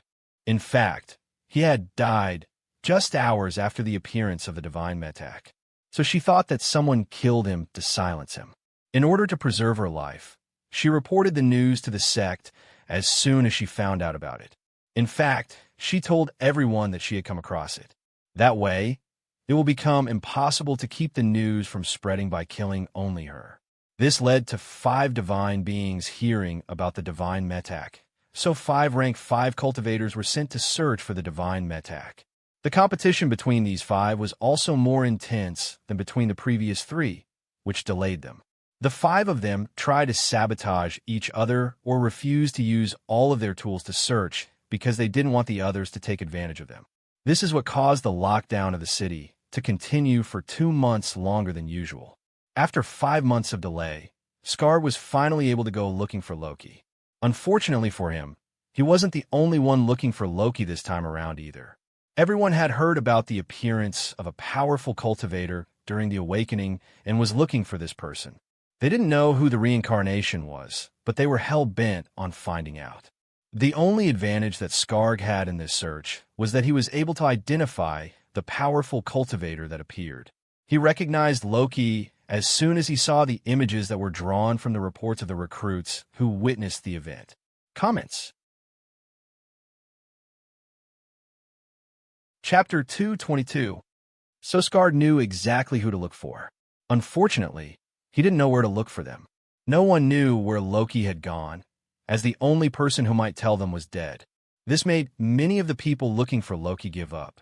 After all, to look for someone in the whole central domain at random was like looking for a needle in a haystack. The fact that they weren't sure if Loki was a reincarnation of a rank 5 cultivator made many more people give up on the search. After all, they couldn't be sure if he was a rank 2 or rank 4 cultivator from the testimonies of the ignorant initiates. The initiates only knew that he was more powerful than they. Only a few of them thought that Loki was as powerful as Muni, which was why some of them continued to search. Skarg was one of these people who refused to give up. Skarg was unwilling to give up because he didn't want Loki to return for revenge, and because he was hoping that Loki was a reincarnation of a rank 5 cultivator. The time that he spent under the oppression of the 5 rank 5 cultivators has increased his motivation to advance to rank 5, so he refused to give up. The time he spent with those 5 rank 5 cultivators also gave him an idea of how to find Loki. He decided to use a blood link to find Loki. Since all of Loki's family members were dead, he could only use their corpses to find Loki. So he traveled to his farm to get the corpses. What he found when he got to his farm was a scene of devastation. Gone was his farm. Everywhere he looked, there was only black soot and ash. This sight caused his lips to tremble in anger. He said, "I thought it would be bad, but I didn't expect that it would be so bad. Who would do this?" He had heard that someone set fire to his farm 5 months ago, but he had been too busy dealing with the matter of Slav's awakening to be bothered with it. It wasn't until he gazed on the result of the fire that he realized the extent of the damage. For what he could see, more than 90% of the fields and 70% of the farm buildings had burned to the ground. Still, he didn't dwell on this for too long because he came here for more important business. So he said to his subordinates, "Lead me to the mass graves. I'm looking for the one where you buried the bodies of Loki's 2 sisters." His son, Serge, knew where the corpses were buried, so he smiled and said, "Fortunately, there was something left to bury." Skarg nodded in agreement as he said, "We are truly fortunate. As long as we get that corpse, we will be able to find him. We might even be able to curse him to death." At this point, he clenched his fist with excitement and said, "If we can force him, we can get the secrets to rank 5. Then rank 5 won't be so far away." He was full of anticipation for the future as he was led to the mass graves. So his mood crashed down when they reached the mass graves and found that they had been demolished by the fire. Most of the corpses had been burned to ashes. All that was left were fragments of bones that were indistinguishable from one another. This time, the sight of this devastation angered him to the extent that he grit his teeth. He was gritting his teeth just to prevent an involuntary outburst of anger. His fists were still clenching, but it was now done in anger, not excitement. Everything about him was radiating anger. Eventually, he couldn't handle the anger anymore. So he walked over to a slave and punched the slave in the face. The slave fell to the ground, pleading for forgiveness, but Skarg didn't listen. He bent over the slave, punching the slave in the face again and again. Everyone else became silent. Only the cries of the slave and the sound of Skarg's fist smacking against flesh could be heard. This continued for a long time until the cries of the slave became faint. But Skarg still didn't stop. His fists pounded on the Slav's face as it cracked and bled. The slave was quickly disfigured, but Skarg didn't stop until he cracked the skull open. It wasn't until the slave had stopped breathing that he calmed down. He sat there on the slave, inhaling and exhaling, breathing heavily. This was what he did for a few seconds while the other slaves were on their knees with their heads to the ground, quaking in fear. Meanwhile, the slave beneath him continued to leak blood. He glanced at the other slaves for a while and contemplated punishing them for letting his farm burn. But he had lost interest in venting, so he let them live. Then he stood up from the dead slave and said to his son, "Let's go and find the things that used to belong to Loki. He should have clothes here somewhere." Loki did have clothes on the farm that could be used to curse or find him. Unfortunately for Skarg, these two had been caught in the fire. The building where the clothes of the slaves were stored was ravaged by fire. This was because the building was made of wood. The building was actually a shed of some sort. The failure of this option led to the death of another slave. Skarg beat the slave to death again. But this time, he didn't punch the slave to death. He decided to be more creative this time around. What he did was to break every bone and appendage in the body of the slave with a club. This helped him vent while preserving his hands, so it was a win-win for him. Comments. Chapter 223. Since the option to use Loki's corpse won't work, Serge stepped forward and said, "I heard that Loki used to spend time in the library. He used to copy notes. Maybe we can find a pen he used to use." Skarg brightened when he heard this suggestion. His eyes lit up as he said, "That's a good idea. Let's go quickly." Even before he was done speaking, he was already running in the direction of the library. He was eager to get there as soon as possible because there was too much at stake. However, he had to stop running after a while. This was because the library had also been a victim of the fire. He could see the empty lot where the building used to be and the stumps of the building that was left by the fire from a distance. This time, Skarg was so angry that he shouted, saying, "Find the person who burned the farm. Find them for me so that I can skin them alive." He was very serious about his threat to skin the pyromaniac alive. It is something he will really do if he finds the person. Unfortunately for him, and fortunately for the pyromaniac, it will be very difficult to find the person who set the farm on fire. The best that his investigations could provide was that the fire had started on the day that the awakening ceremony took place in the city. When he heard this, he sauntered his eyes and said, "So you're telling me that the fire occurred on the day that Slav and Loki awakened? I refuse to believe that this has nothing to do with them." He knows that he is being overly suspicious and has no proof of his claim, but he refused to back down from his claim. He also refused to stop looking for Loki.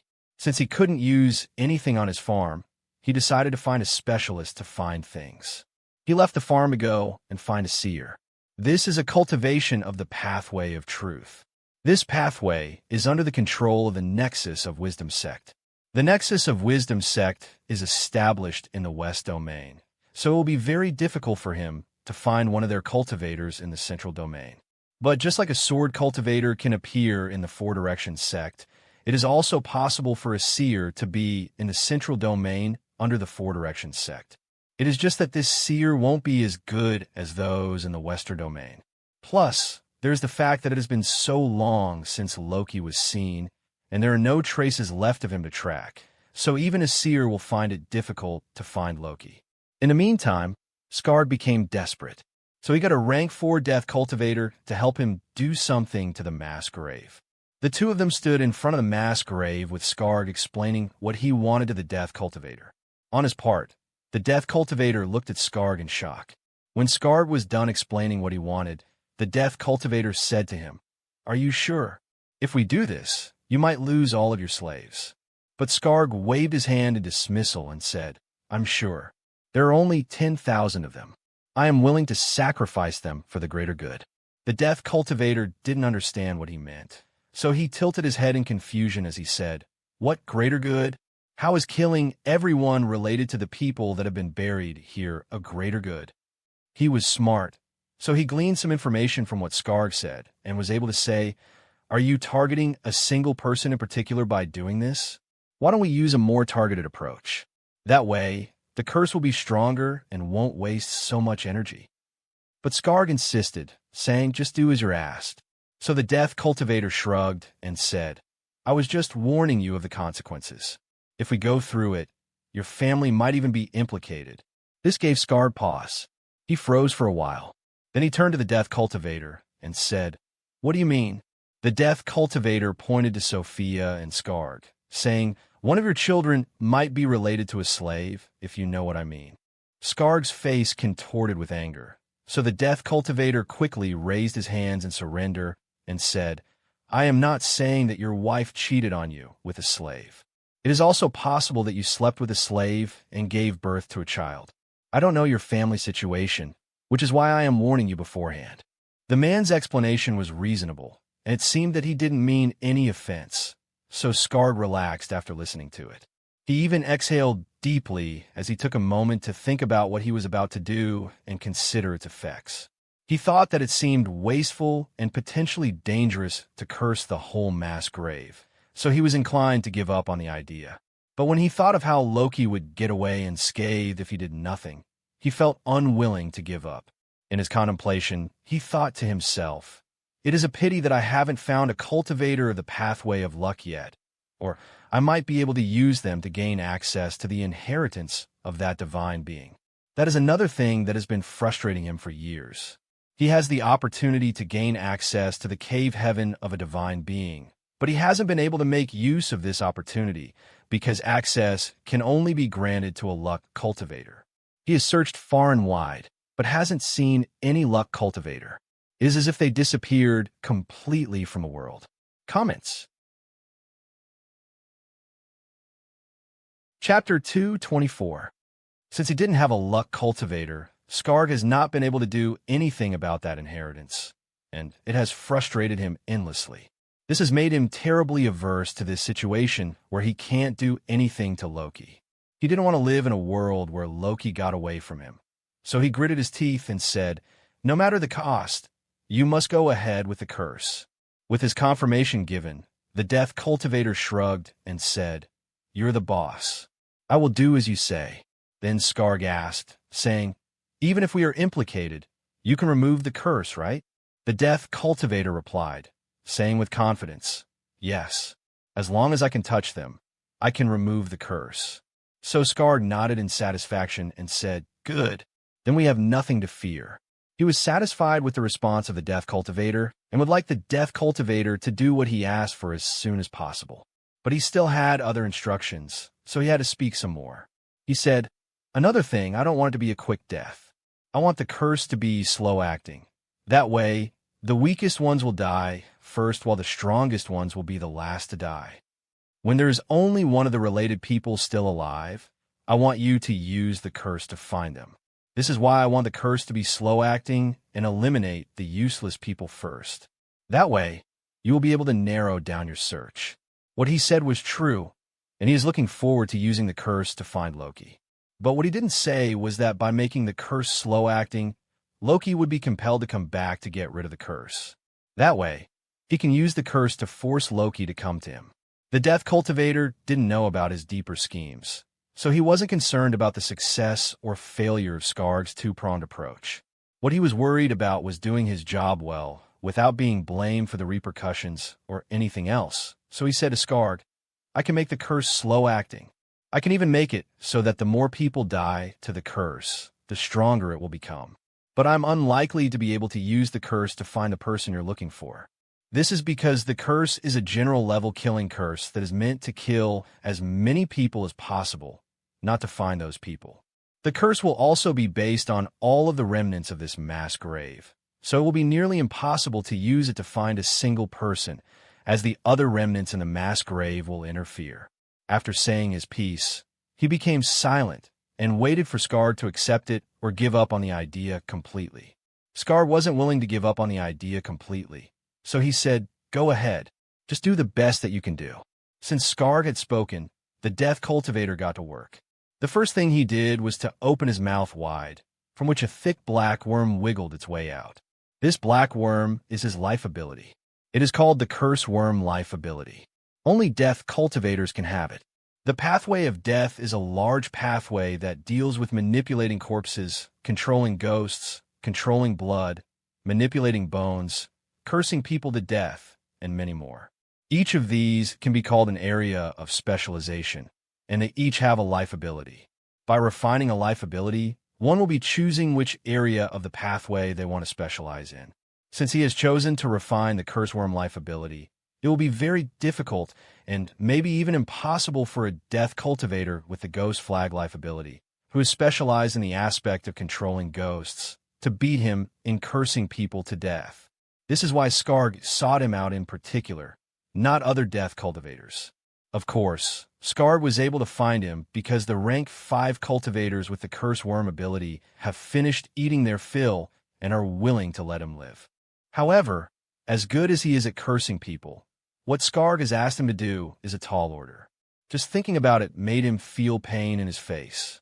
It was as if Scarg wanted to kick him in the balls, and he was already feeling phantom pain in his balls before Scarg's kick could connect. Scarg has asked him to curse every living person closely related to the remnants of the corpses in the mass grave. These living people could be in the tens of thousands. It was why he was shocked when he first heard the request. The attempt to curse all of them will take a lot of power, energy, and time from him. What has made matters worse is that he won't be working with intact materials. All he has to work with are remnants of corpses. The fire destroyed some corpses, but not all of them. There's still fragments of bones here and there. There's also bone ash from numerous corpses left behind by the fire. All of these things can be used as materials to create a curse. It will just be a lot of work for the person who needs to create the curse. When the Death Cultivator thought about this, he sighed and said, "I can only do my best." Then he controlled the corpse worm to begin eating all of the things in the mass grave. The black worm has to eat everything before the next part, which is refining the materials within the body of the worm, will begin. But just this first step is going to take a lot of time and will be dangerous. The danger here is that the corpse worm might overeat and explode. Comments? Chapter 225. The thought of the danger of explosion of the Curie's worm and the risk of damage to his life ability is why his face is feeling the phantom pain. He is sure that he will grimace and feel heartache if the corpse worm explodes. So he is already grimacing now and grimacing intensely, which is causing his face to actually feel pain. Unfortunately, he can't back down because he doesn't want to offend Scarg and because he needs the money. He needs the money to start preparing for his advancement to rank 5, or at least prepare a way out for himself if he fails to advance to rank 5. He doesn't actually want to advance to rank 5. He is satisfied with what he has achieved in life and will be content remaining a rank 4 cultivator all of his life. Unfortunately for him, what he wants is not up to him. As long as there is another rank 4 cultivator with the corpse worm life ability, he must either advance to rank 5 as soon as possible or become chow for the other cultivator when they advance to rank 5. When he thought of this, he gritted his teeth and said, "This world is eat or be eaten. I either eat or I will be eaten." He knows this more clearly than anyone else because he has witnessed many seniors with the curse worm life ability being eaten by a rank 5 being. Those seniors were all part of his society. They didn't know that the society was established solely to create rank 3 death cultivators as food. They didn't discover this until a new rank 5 cultivator of the curse worm life ability advanced and came to them. The leader of their society then sold off all of the rank 3 cultivators of the curse worm life ability, who were then eaten right there in front of everyone. So he knows without a doubt that the only reason he is alive is that he was lucky that the rank 5 cultivator became full before it got to his turn to be eaten. But he doesn't want to rely on that kind of luck anymore. He doesn't want to be in the kind of situation where he barely survives due to luck. This is very important since he knows that he will never have that opportunity again. Once a new rank 5 cultivator with his life ability appears, he will definitely be among the first on the menu since he is already at rank 4. This is why he must be the next rank 5 cultivator of his life ability, no matter how content he is with staying at rank 4. He was thinking about this while he worked. On the other side, Skarg and his 2 children were watching him work while chatting with each other. Skarg said to Sophia, "How is the heavenly battlefield these days?" Sophia's face paled when she heard this question. Her face wanted to become as white as her hair, and her eyes widened with residual fear when she thought of the heavenly battlefield. When she didn't answer for a while, Skarg became concerned, and he said with concern, "Is it that bad?" In response, Sophia chuckled and said, "It is bad, but I am alive, and that's what matters." Serge didn't understand his sister's reaction, so he asked with a perplexed expression on his face, "What is so bad about the heavenly battlefield?" To which Skarg laughed and said, "You'll know when it is your turn." Serge found the answer to his question unsatisfactory, so he rolled his eyes and said, "Why won't you tell me now? You never tell me when I ask." Skarg shook his head and said, "It is a tradition not to tell people like you about it." This reply made Serge scoff and say, "You guys are just being mysterious." But Skarg only threw his head back and said, "Of course, that's the main goal. We want to be mysterious about it." Sophia smiled and said, "Just know that rank 4 cultivators are cannon fodder on the heavenly battlefield, so you're too weak to be concerned about it." Skarg nodded in agreement. But as nonchalant and cheerful as he was, terribly scenes of blood and carnage flashed in his eyes that reminded him of the reason he decided to leave the heavenly battlefield. The heavenly battlefield is perhaps the most important battlefield between sections. After all, the outcome of such battles will determine which sect gains control of the small worlds, which they can use to steal souls from the other domains. The importance of the heavenly battlefield makes it so that divine beings pay attention to it. So, if by chance one wants to gain the support of a divine being, the heavenly battlefield is the place to display their value. There is also the fact that the heavenly battlefield is practically the only place where grade 5 merit points can be earned. With grade 5 merit points, becoming stronger with Dao status becomes certain, and advancing to rank 5 becomes possible. Despite all of these benefits, Skarg still chose to leave the heavenly battlefield. This is because it is too dangerous. He has seen too many rank 4 people die for him to continue risking his life on the heavenly battlefield. As he thought of this, he said to them, "Fighting on the heavenly battlefield is like participating in a lottery, but the cost is your life. If you win, you can soar to the sky, but the chances of winning are too slim. Most people fail and lose their lives."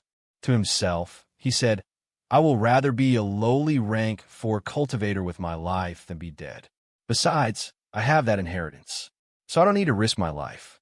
Of his 2 children, Sophia nodded in agreement to what he said and said, "I'm glad that you call me back for this. Maybe I'll just go to an earthly battlefield. It will be more difficult to earn grade 4 merit points there, but it is safer." Comments. Chapter 226. Sophia had been in heaven when Skarg called her down to support him in their quest to find and keep Loki. If he hadn't done so, she might be fighting right now, which means that the chances of surviving will be as low as 1 in 5, even in the best-case scenario. So she is glad that she isn't on the heavenly battlefield right now.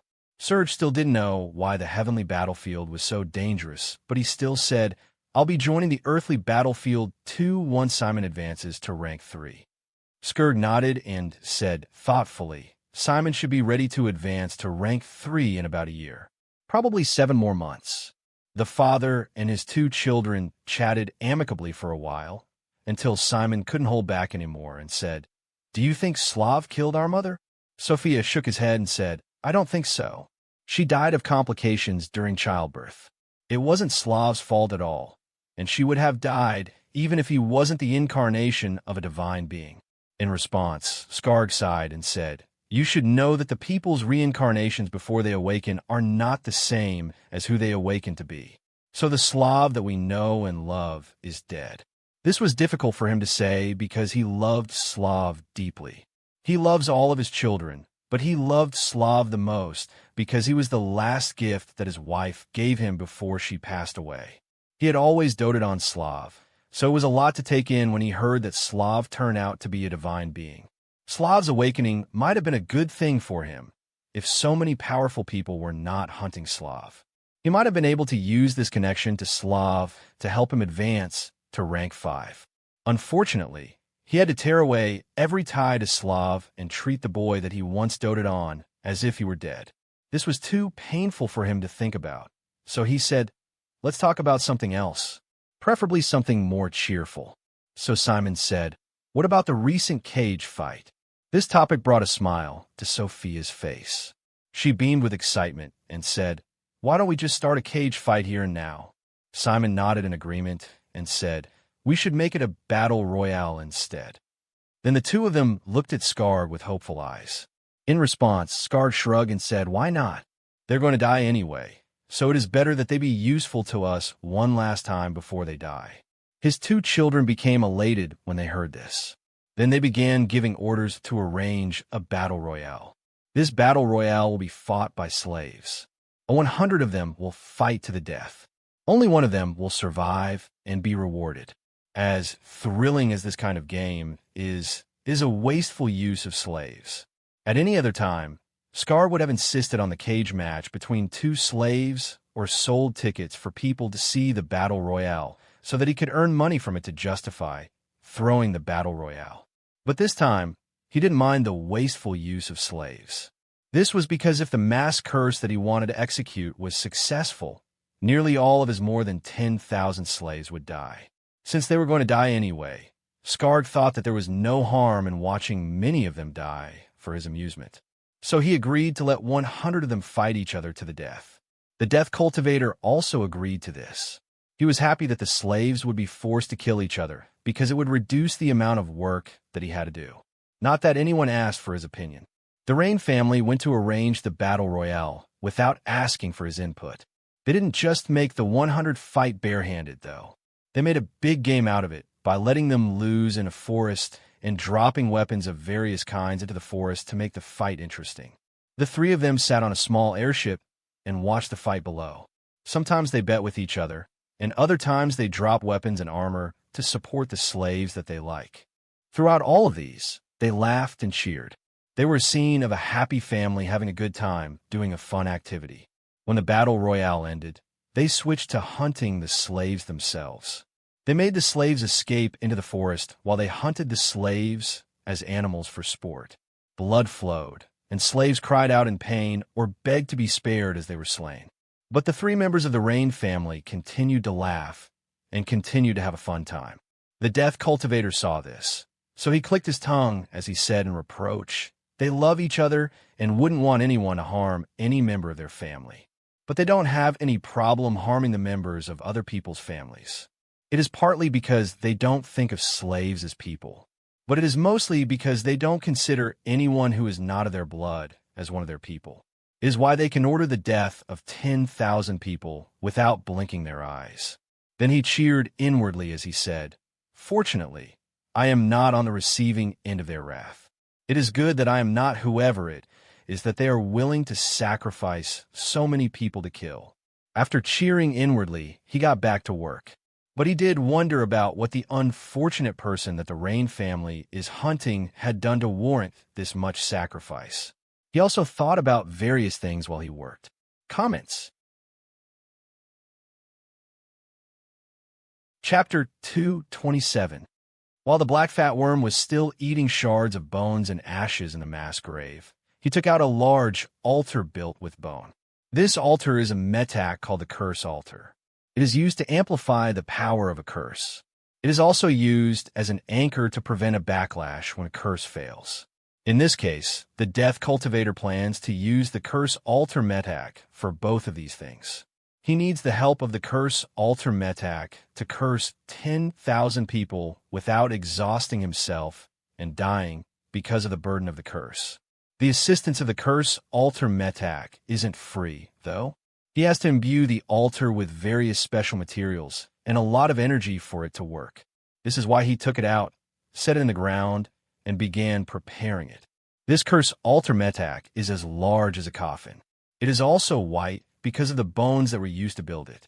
This isn't the biggest that a Curse Alter Metak can become. The altar can be as big as a house in rare cases. In general, the bigger the Curse Metak or the higher the quality of the materials, the better it is. In his case, he went through the quality route, so the altar will be easy to carry around and set up.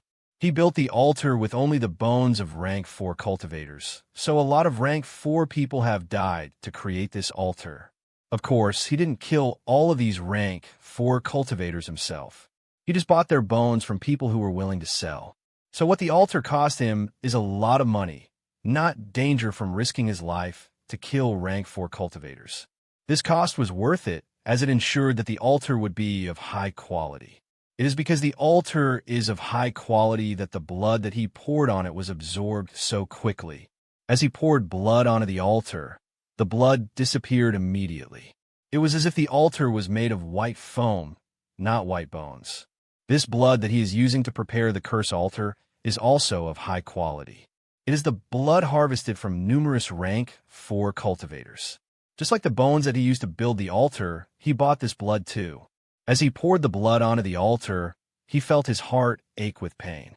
The pain was so much that he clutched his chest with one hand and said, "This had better be worth it."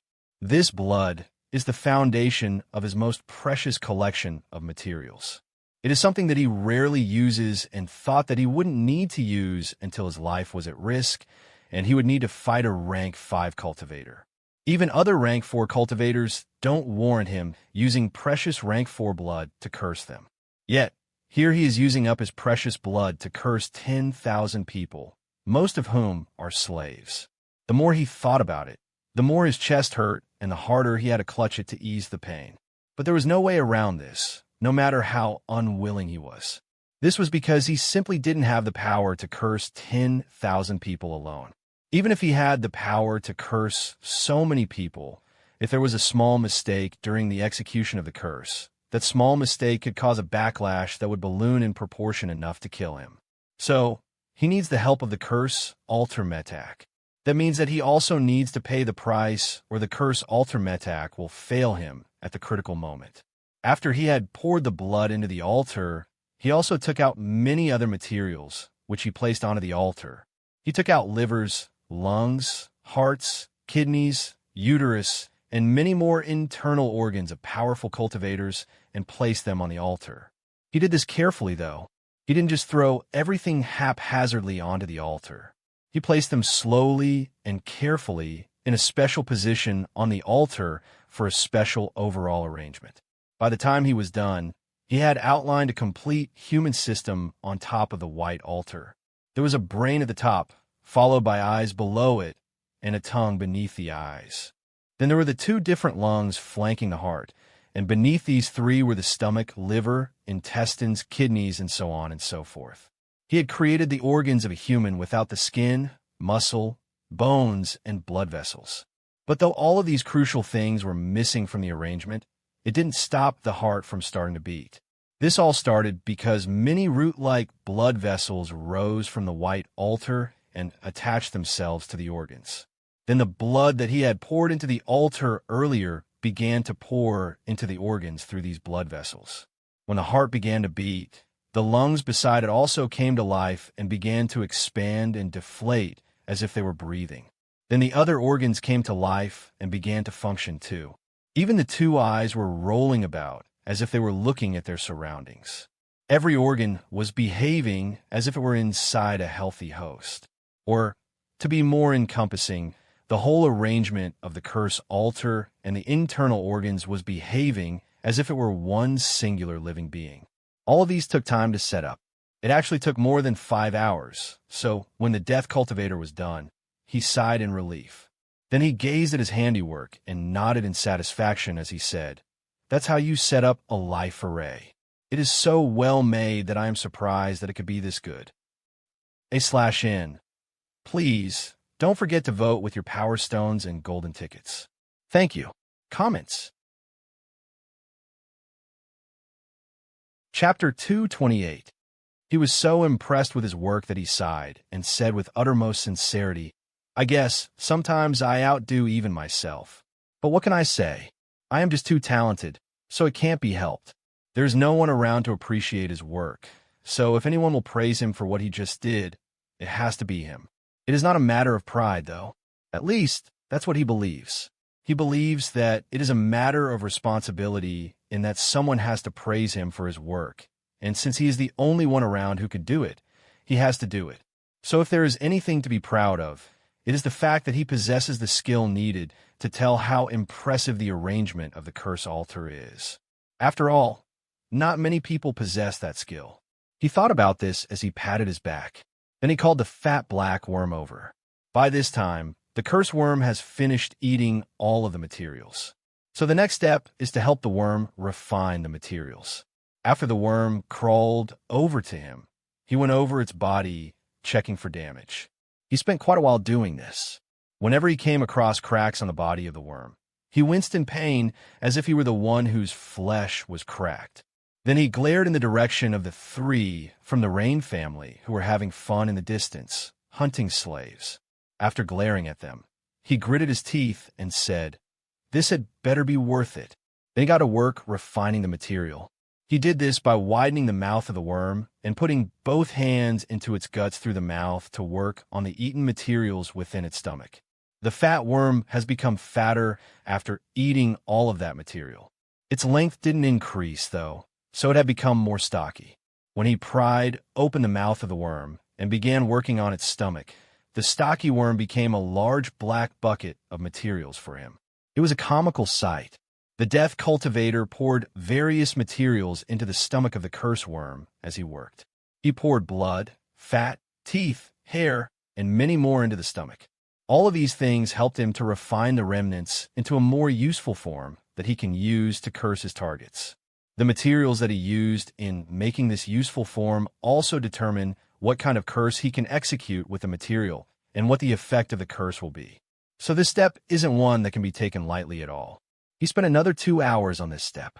By the time he was done, the Rain family had had their fill of fun and had come over to watch him work. So they were there to see him pull out a large black candle from the worm. The candle was short, but it was as thick as a tree trunk. It had a wick made of human hair and had white teeth stuck at various portions of its length.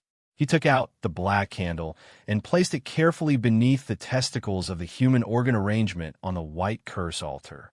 Blood vessels immediately rose from the white bone altar and attached themselves to the black candle as if it were an organ. The blood vessels snaked through the black candle and reached all the way to the top.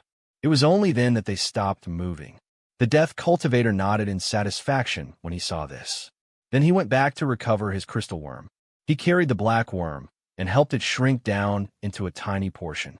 Then he opened his mouth wide and pushed the tiny black worm into it. He swallowed the tiny worm whole. The three people watching by the side saw the worm wiggle down his throat as a lump that was too large for his throat. It looked like his throat would break open rather than accommodate the worm. But the death cultivator managed to push the worm down into his stomach without causing visible damage to his throat. The three from the Rain family thought that this was impressive. After he had swallowed the curse worm, he said to Skarg, "It is ready, and I have good news." When he heard this, Skarg said, "What good news?" In response, the death cultivator pointed at the candle as he said, "I have done what you asked. The curse is slow-acting and will get stronger progressively. The curse can also be used to find the person you're looking for, but there are some caveats." This made Skarg ask impatiently, "What are these caveats?" The death cultivator replied, saying, "The location tracking will work only when there is one person left for the kill, and it will only continue to track that person as long as they are alive. If that person can't hold on anymore, we will be unable to track them." Skarg nodded in satisfaction when he heard this and said, "You don't need to worry about that. The person I am aiming for won't die easily. But the death cultivator wasn't done. He said one last thing. The longer the curse lasts, the more you will have to pay to keep it active. This made Scarred frown in displeasure. But before he could complain, the death cultivator said, I am not doing this to cheat you. It is just that the materials that you gave me to use for the curse are lacking. I have made them work, but they can't last long. He pointed at the black candle as he said, I can let them run their course and run out if you want. But if you want the curse to remain active for a long time, it will cost a lot more resources, which you need to pay for. Comments? Chapter 229. Then he shrugged and said, It is your choice. We can go the long but expensive route, or the cheap but short route. After getting the explanation for why the duration of the curse would cost money, he understood why the death cultivator had said that he would need to pay more, so he had no need to complain anymore. What he had to do now was to decide how long he wanted the curse to last. In order to decide, he asked, saying, I need the curse to be running before I can find the person I want, right? The death cultivator nodded and said, Right. This answer helped Scar decide. He immediately said, Then go ahead and take however long you need. So the death cultivator said, Understood. Then he went over to light the black candle. He used another metak for this job, not some ordinary matchstick. The metak that he used was the death flame metak. This was why the flame on the black candle was white. It was white, sickly, and pale flame from which the faces of ghosts in agony could be seen from time to time.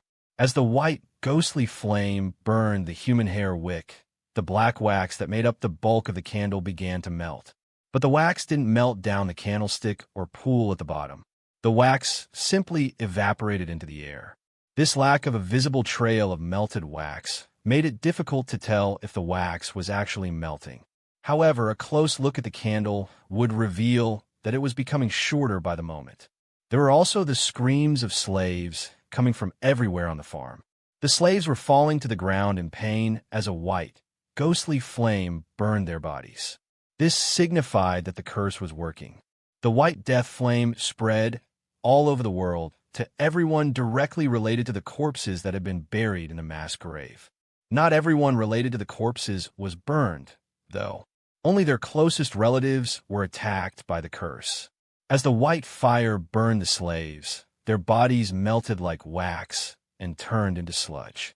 They writhed all over the floor and screamed in pain, but shouting did nothing to help them. It was as if they were the ones being burned on the white curse altar. By the time the white flame was done with them, what was left behind were pristine white bones. Over time, more and more slaves succumbed to the curse. This created a feedback to the original black candle that strengthened the death flame burning on top of it. The white flame became bigger and thicker. It was turning from intangible fire into something thick and tangible like white wool. This also made the screaming, ghostly faces in the flame clearer and more permanent. All of these signs indicated that the curse was getting stronger. As the curse got stronger, it began to affect stronger people related to the corpse.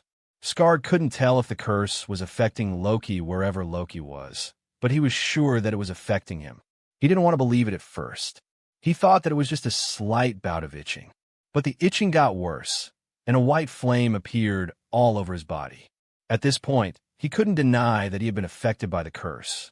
So he shouted in anger at the death cultivator, saying, What happened? Are you trying to kill me? The death cultivator rolled his eyes and said, What do you mean by what happened?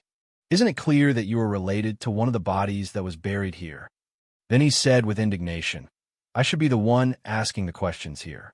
I should ask how come you're related to the people buried here. He was indignant, but he didn't dare to waste time talking.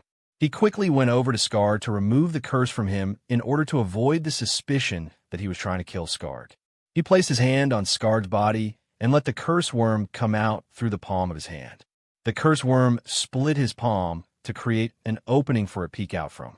They began sucking the white flames from Scarred's body. As he did this, the death cultivator said, Didn't I warn you that this could implicate your family? This kind of widespread curse is not a good idea. We can curse someone we never intended to curse this way. Are you sure that there is no one else in your family somewhere else? If they are, you should check up on them as soon as possible to make sure that the curse didn't reach them.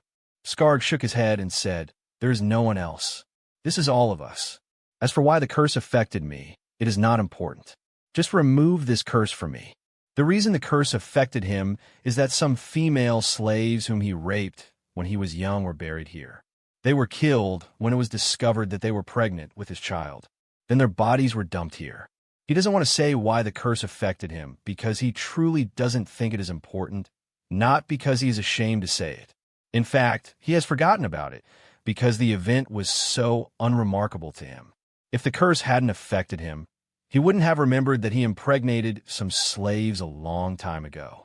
Those slaves and their unborn children would have remained a forgotten and fleeting past.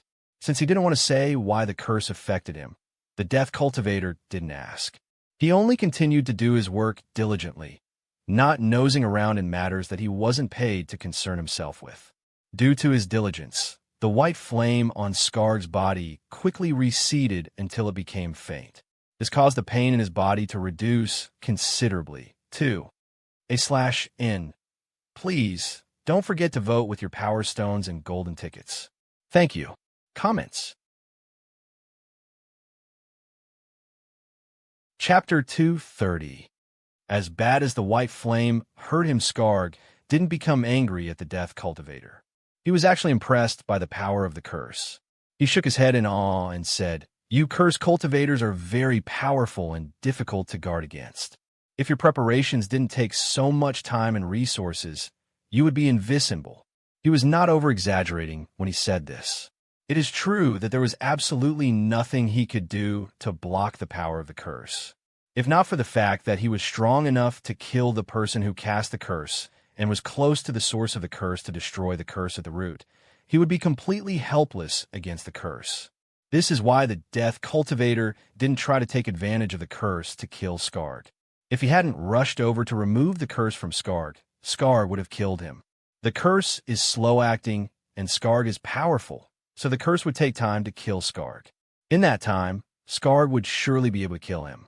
Even if Skarg alone can't kill him, there are still Skarg's 2 children to help him.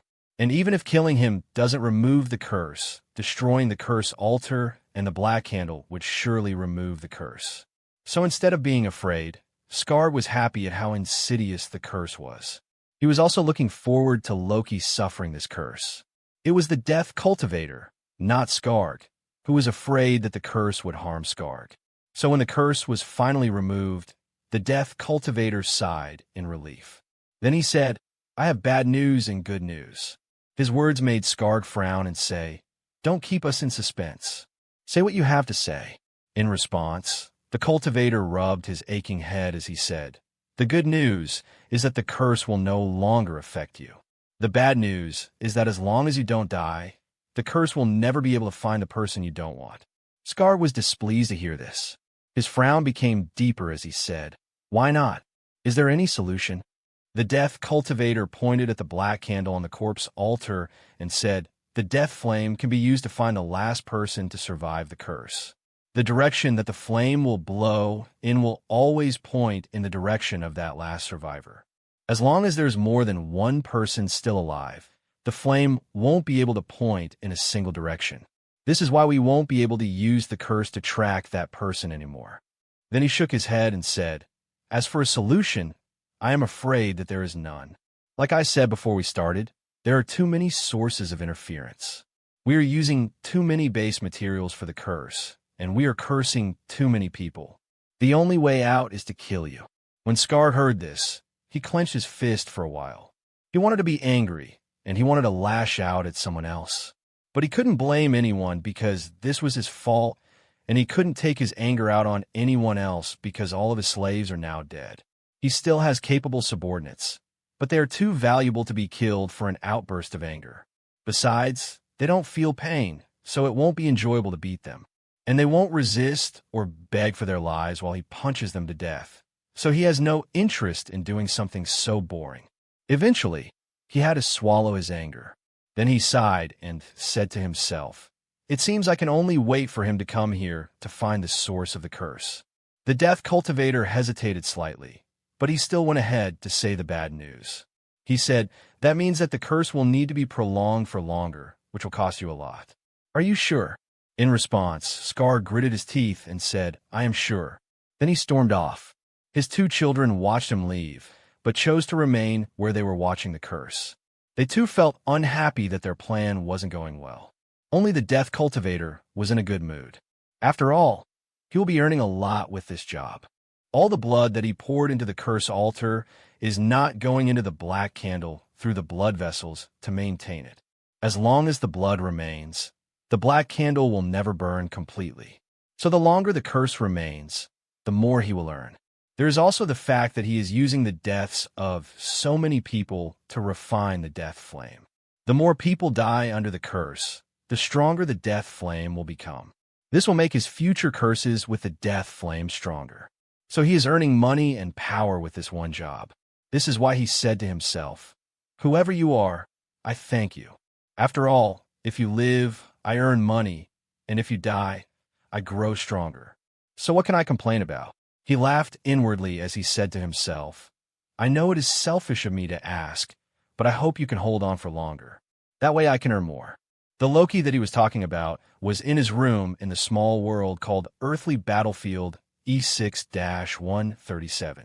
He was sitting on a mat with his eyes closed as he focused on fusing the energy threads in his brain when he suddenly heard the cracking of something. He felt the cracking in his body far more clearly than he heard it. The sensation was as if something was breaking within him. It pulled him out of his focused state and forced him to look at the source of the discomfort. /N.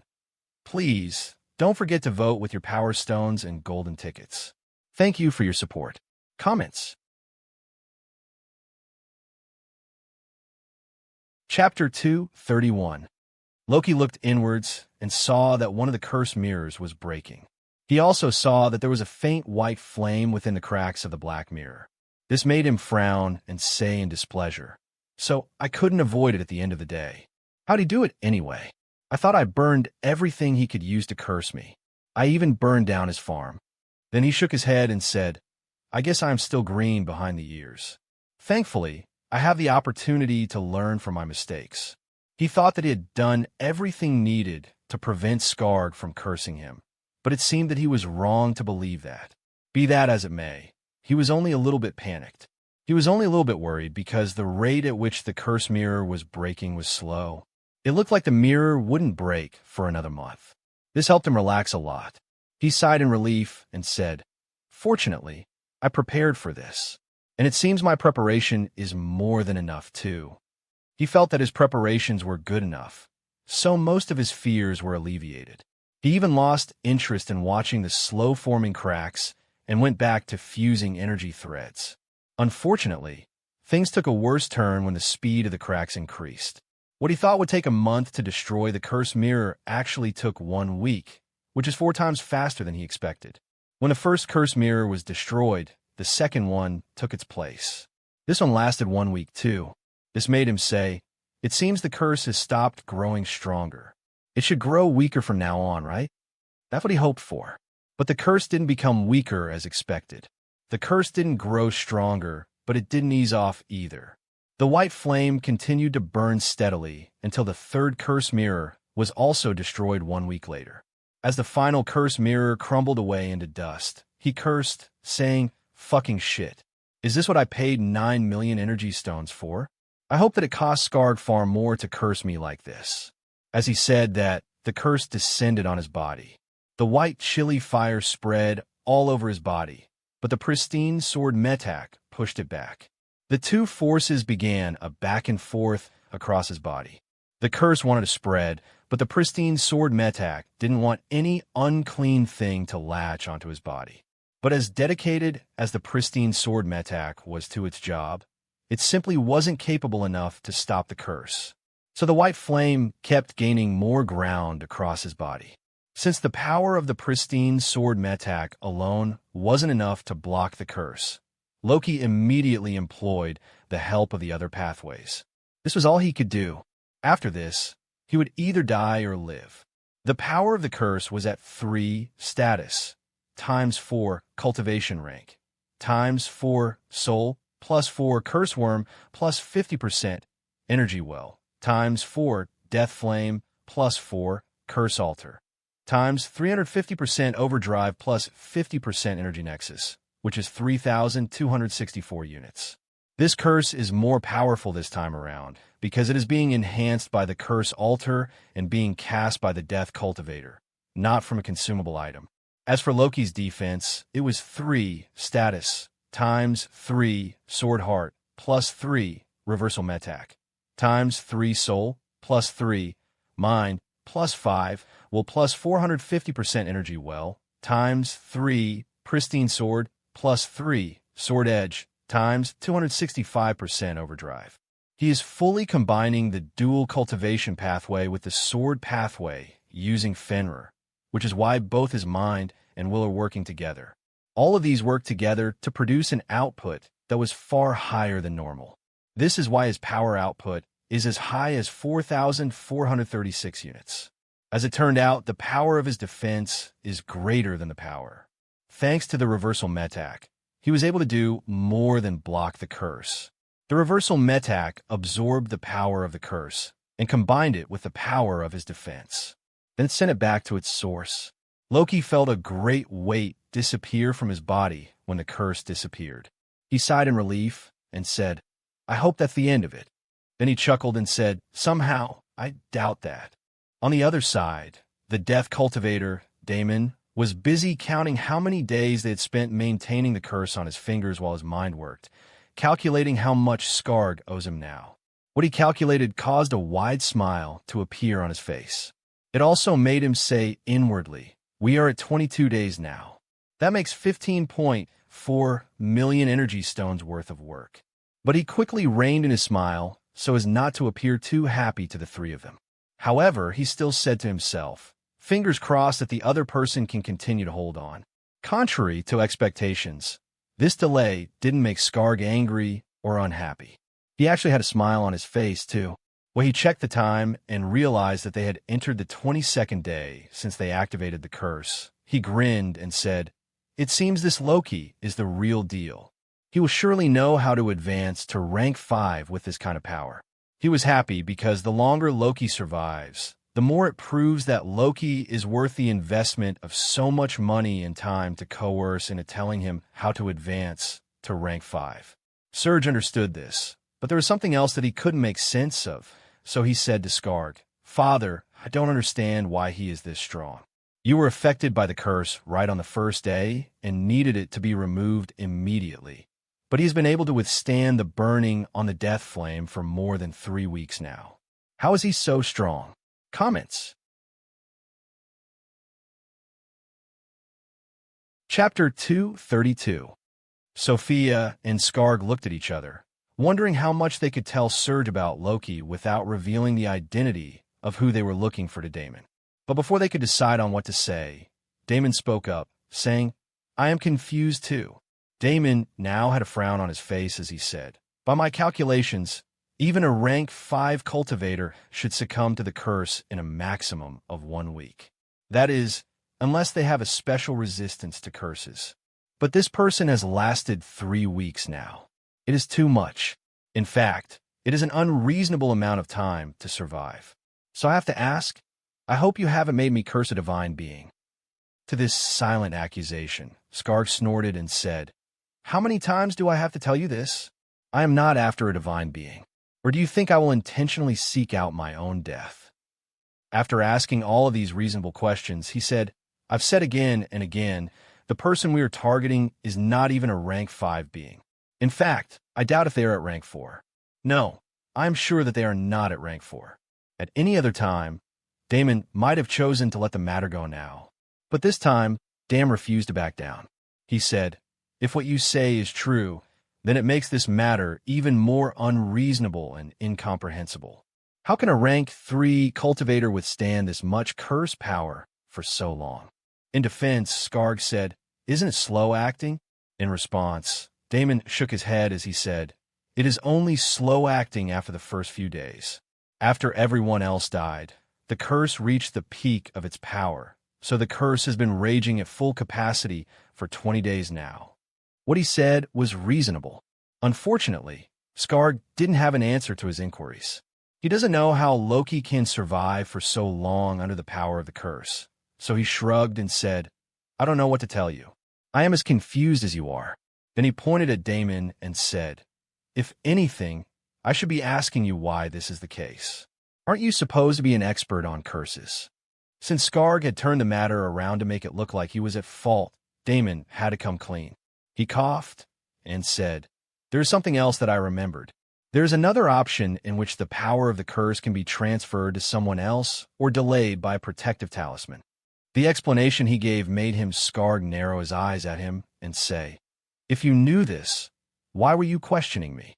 Damon couldn't admit that he had become curious about the identity of the person and wanted to use trickery to force Skarg into telling him about the person.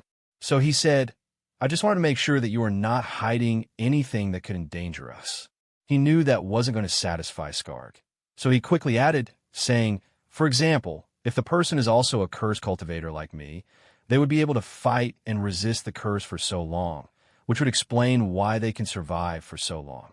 But if that is the case, then we're also at risk of being cursed because they can trace back the source of the curse to fight back. If this is possible, I would like to know so that I can prepare. After all, the foundation of the power of curse cultivators like me is ample preparation." He had exaggerated a little bit about his claims of a curse cultivator being able to trace back the curse to attack them. He didn't lie, though. Such a thing is possible, but only for highly skilled and highly powerful curse cultivators. However, those kinds of cultivators are very rare. Besides, they will need to break his curse first before they can attack him through the link.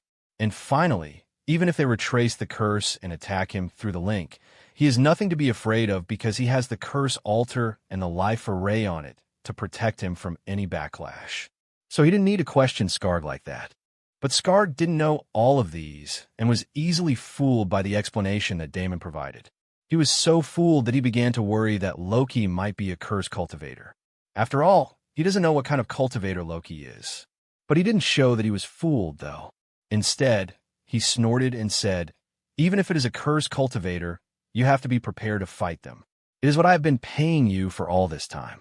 This wasn't exactly true, but Damon didn't argue with Skarg.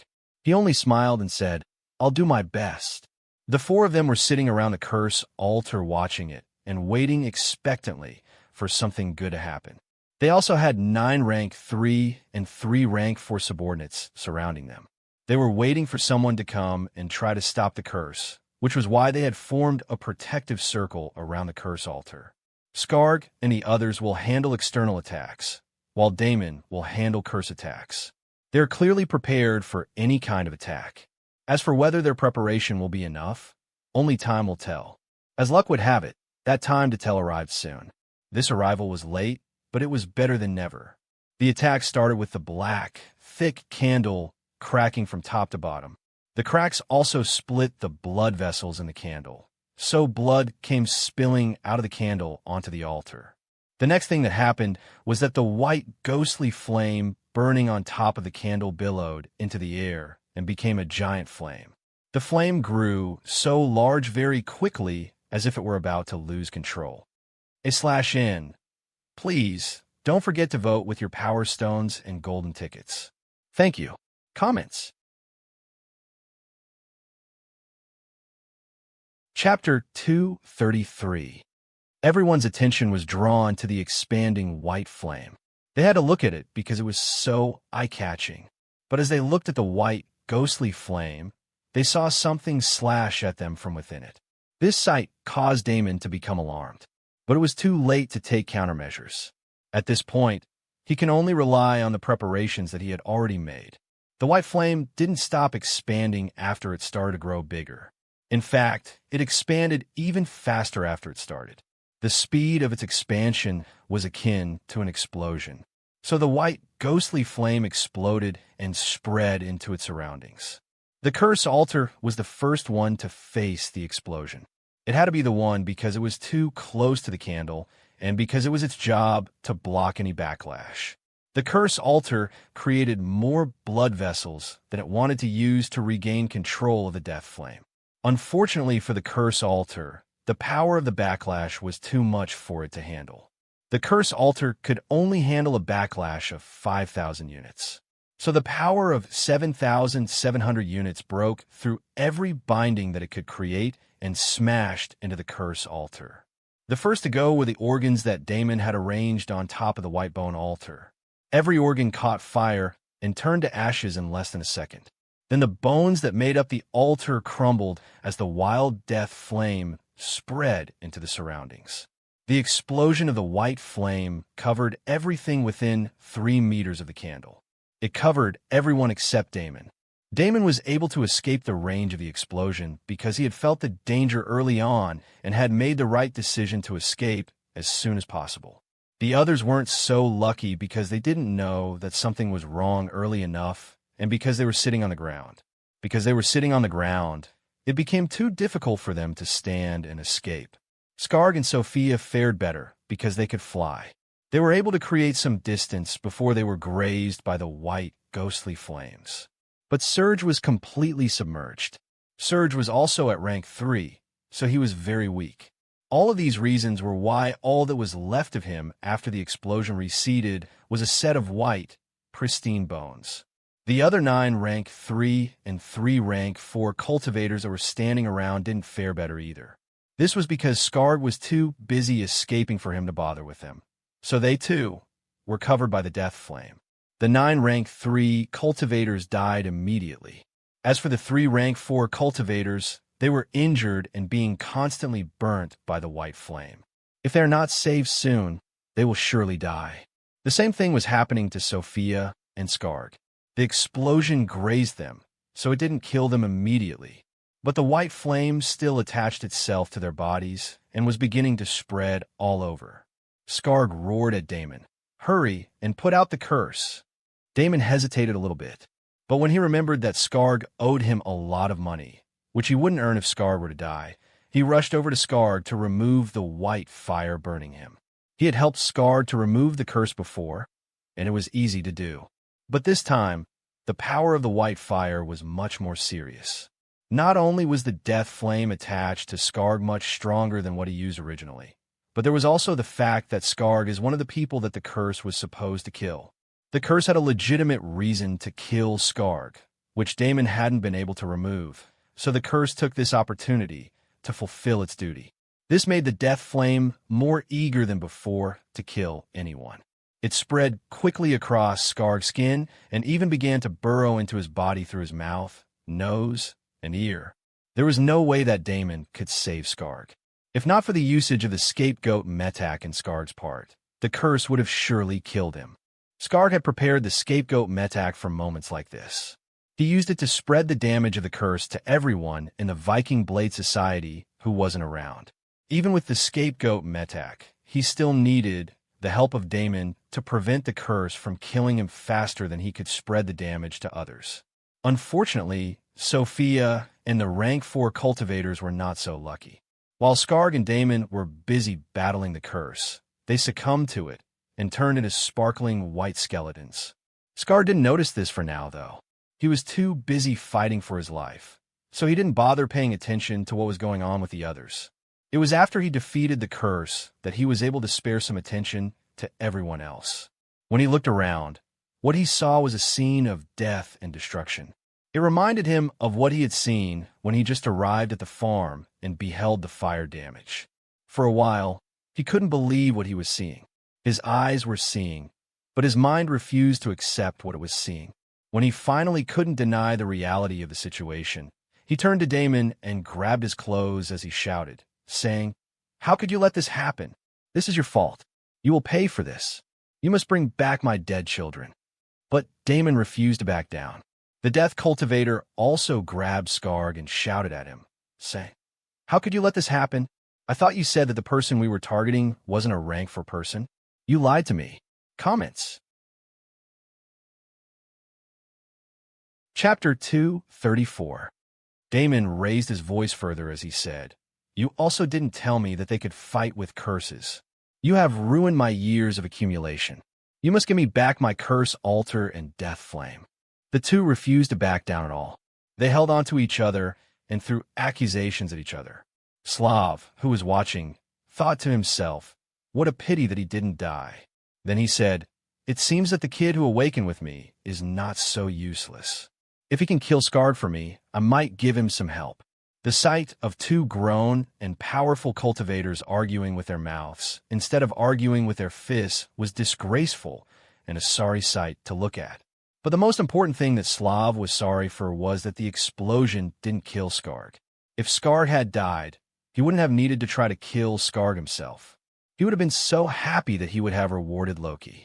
Unfortunately for him, things didn't work out how he wanted. So he could only continue to watch the situation while waiting for an opportunity to strike.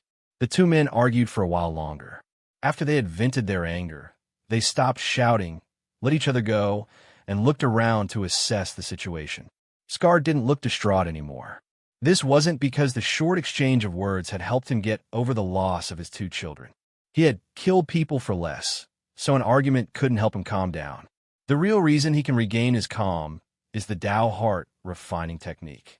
That argument was only an add-on. Without the sky-raising giant technique, he would have been overwhelmed with emotions and would have fought Damon to the death. So it was thanks to his Tao heart refining technique that his face was calm now.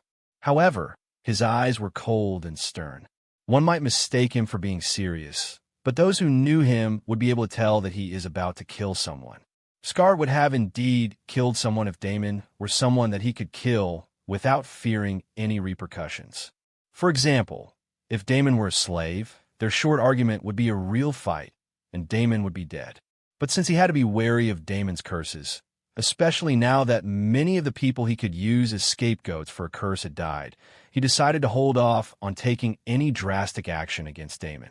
Damon didn't know that Scarred was about to kill, but even without knowing that, he knew that he had to tell Scarred some good news or he would be in trouble.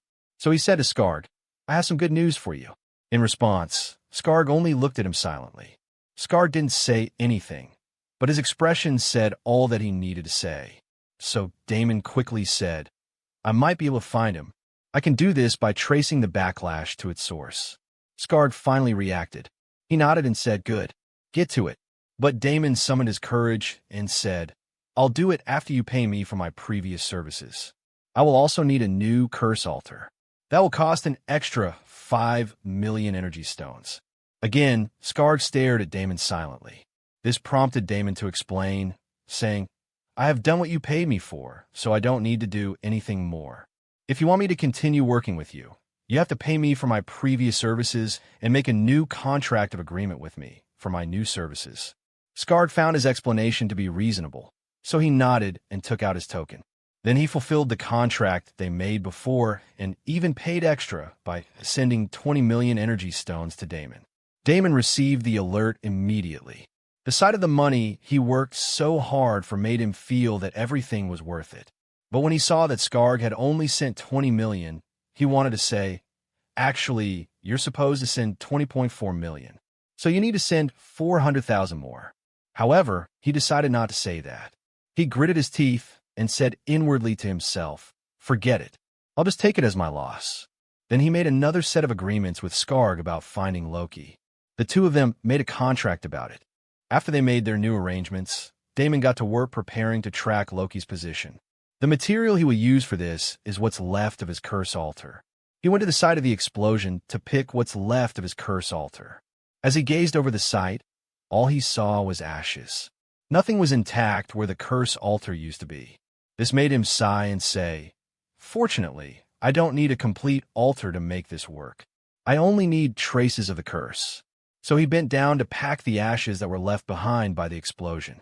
He also picked the bones of the people who were killed by the backlash of the curse. He didn't touch the corpses of Scarg's children, though. He didn't dare to do anything to them that might make Scarg angry. So he only used the corpses of the subordinates, and he only picked 2 of them. After doing this, he went around looking for pieces of the altar that might have escaped the explosion when they were blown away by the backlash of the curse. His quick search proved to be fruitful. He found some bones and some blood splatter. As for the internal organs, none of them managed to escape. He wasn't surprised by this because the internal organs were supposed to take his place and withstand a curse backlash for him. Clearly, the internal organs did their job well. Since the power of that curse backlash was so great, he wasn't surprised that no trace of the internal organs was left. Comments. Chapter 2:35. The loss of the curse altar made Damon say, "If I hadn't set up the life array on the curse altar, or if I had decided to cast the curse myself instead of using the curse altar, I would be toast by now." Then he chuckled and said, "More like I will be a skeleton like the others." But jokes aside, who is that person whom Skarg is targeting so much? He or she is at least at rank 4 and is exceptional too. They also seem to be a sword cultivator. Both of these are a bad combination. His eyes glanced at Skarg briefly before he went back to picking bone shards of his curse altar all over the ground. While he was doing so, he said to himself, "To think he said the person isn't rank 4. He definitely lied to me. While I am not surprised that he lied to me, I still can't believe that he will lie to me. Why would he do something like that? Isn't it a better idea to tell me what I am dealing with? Is it that he didn't know that he was targeting a rank 4 being? Even if he didn't know, he surely knows now, but he is still targeting them." Then he shook his head in disapproval as he said, "As if being at rank 4 cultivator isn't bad enough. It is also a sword cultivator? The sword cultivator can also fight curses. How did he encounter such an enemy? If their curse attack is so strong, then I can be sure that their normal physical attack will be much stronger. Maybe I should rethink my strategy. I should just make the tracking device for him and leave. Whatever he does with the tracking device will be his business. As for me, my business will be to run away from Skarg as far as possible so that I can preserve my life enough to enjoy the money I've earned." A lot of things went through his mind as he worked to gather the materials he needed.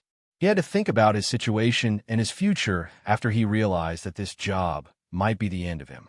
Once he did a lot of thinking, he came to the conclusion that he couldn't continue to be tied up with Skarg, or if he fell, Skarg would bring him down together. He made this internal decision without telling Skarg, though. What he did was to finish collecting the materials and feed them to the curse worm.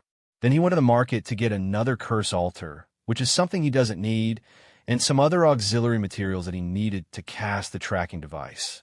He doesn't need a curse altar to make the tracking device because he is only tracking, not attacking the origin of the curse. There shouldn't be any danger in making the tracking device, but Damon refused to do it without a curse altar. He wanted to be safe rather than sorry. So he got a curse altar, and he got a very good one, too. The curse altar that he bought was better than his previous one, which made it also more expensive. But since he wasn't the only one paying for it, he didn't mind the premium price. The curse altar is also made with the bones of rank 4 cultivators and rank 4 beasts. But each bone was also infused with a fragment of the soul of a rank 4 being, which makes the altar more powerful. The infusion of souls into the bones also made the bones possess a green tint. This green tint became more obvious when the altar began to glow during the process of using it to forge the tracking device. The curse altar was as large and as tall as a table, but the eerie green glow that was coming from it made it look bigger. As for Damon, who was standing in front of the altar and working diligently on it, the eerie green glow made him look like a ghost. Damon was very satisfied with his new curse altar. He was also satisfied with the tracking device that he had forged with it. The two of them brought a smile to his lips, and this smile grew wider the longer he admired the altar and his handiwork.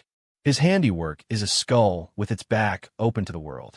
There's a white candle made of bone ashes standing in this hole in the skull. There's a small translucent white flame on the candle. The small flame on the white candle is pointing in a certain direction as if the wind were blowing it in that direction. But there was no wind blowing on the candle. There was only a cold breeze swirling around the pale flame. Damon held the skull in the palm of his hand while he admired it. The sight of his work impressed him greatly. Since there was no one around to admire his handiwork and praise it, he took it upon himself to do so. But he had to put an end to the admiration session when he saw Skarg's stoic and cold face. Then he went over to his employer to hand over the tracker. As he gave Skarg the tracker, he said, "I did my best, but I couldn't track the person you're looking for. I could only track the location from which the curse backlash came. So if the person has moved from that location, you won't be able to find them. When he saw Scar glare at him, he quickly added, but this is not a waste. As long as you can find something related to that person in the location this tracker leads you to, I can make a better tracker that will be able to track the person directly. He stopped there and didn't say this. I can also use the material you find at the location to curse the person again. But I won't do that, no matter how much you pay me. Comments. Chapter 236. Scar was silent for a while as he considered what Damon had said. Since Damon had already done his best, and he couldn't force Damon to do better, he had to be content with what he had been given. So he nodded and said, "Good enough. Let's go." But Damon shook his head and said, "I'm sorry, but I can't leave with you. I lost a lot of things that need to be rebuilt and replaced. I need to get on with replacing them as soon as possible, and they will take a long time. Let's do this. You go there and look around. If you don't find who you're looking for there, you can send for me. I'll come and help you make a better marker." Scar didn't like this, so he stared at Damon with cold, stern eyes. But Damon refused to change his mind. The death cultivator stared back at him with eyes full of determination. Seeing that Damon couldn't be convinced, Scar snorted and said, "Fine, I'll go alone." Then he turned to leave. He left with the new subordinates that he came with, leaving Damon alone at the site of the previous explosion. Damon watched him go before muttering to himself, saying, "I wish you would go there and die. That way, I will be finally free from this entanglement." After saying this, he began packing his things. But as he did so, he grumbled some more, saying, "I don't want to keep messing around with a rank 4 being that is giving you so much trouble. Or maybe even a rank 5 being. Can we kill a rank 5 being? So what if we kill them? They will just reincarnate and become another person. So we won't know them, but they will know us, and they will hold a terrible grudge." He shook his head and said, "I don't want that. I don't want it all." He muttered while his hands worked, but the muttering didn't delay him. His hands were quick to grab everything that he needed into his pouch. Then he shrank the curse altar down into a small pebble, which he placed into his energy well. He looked around one last time to make sure that he didn't miss anything. Then he took to the air to leave. However, he had only gone a short distance before something struck him from behind. Damon immediately shouted, "Traitorous Scarg, I knew not to trust you. You're a bastard."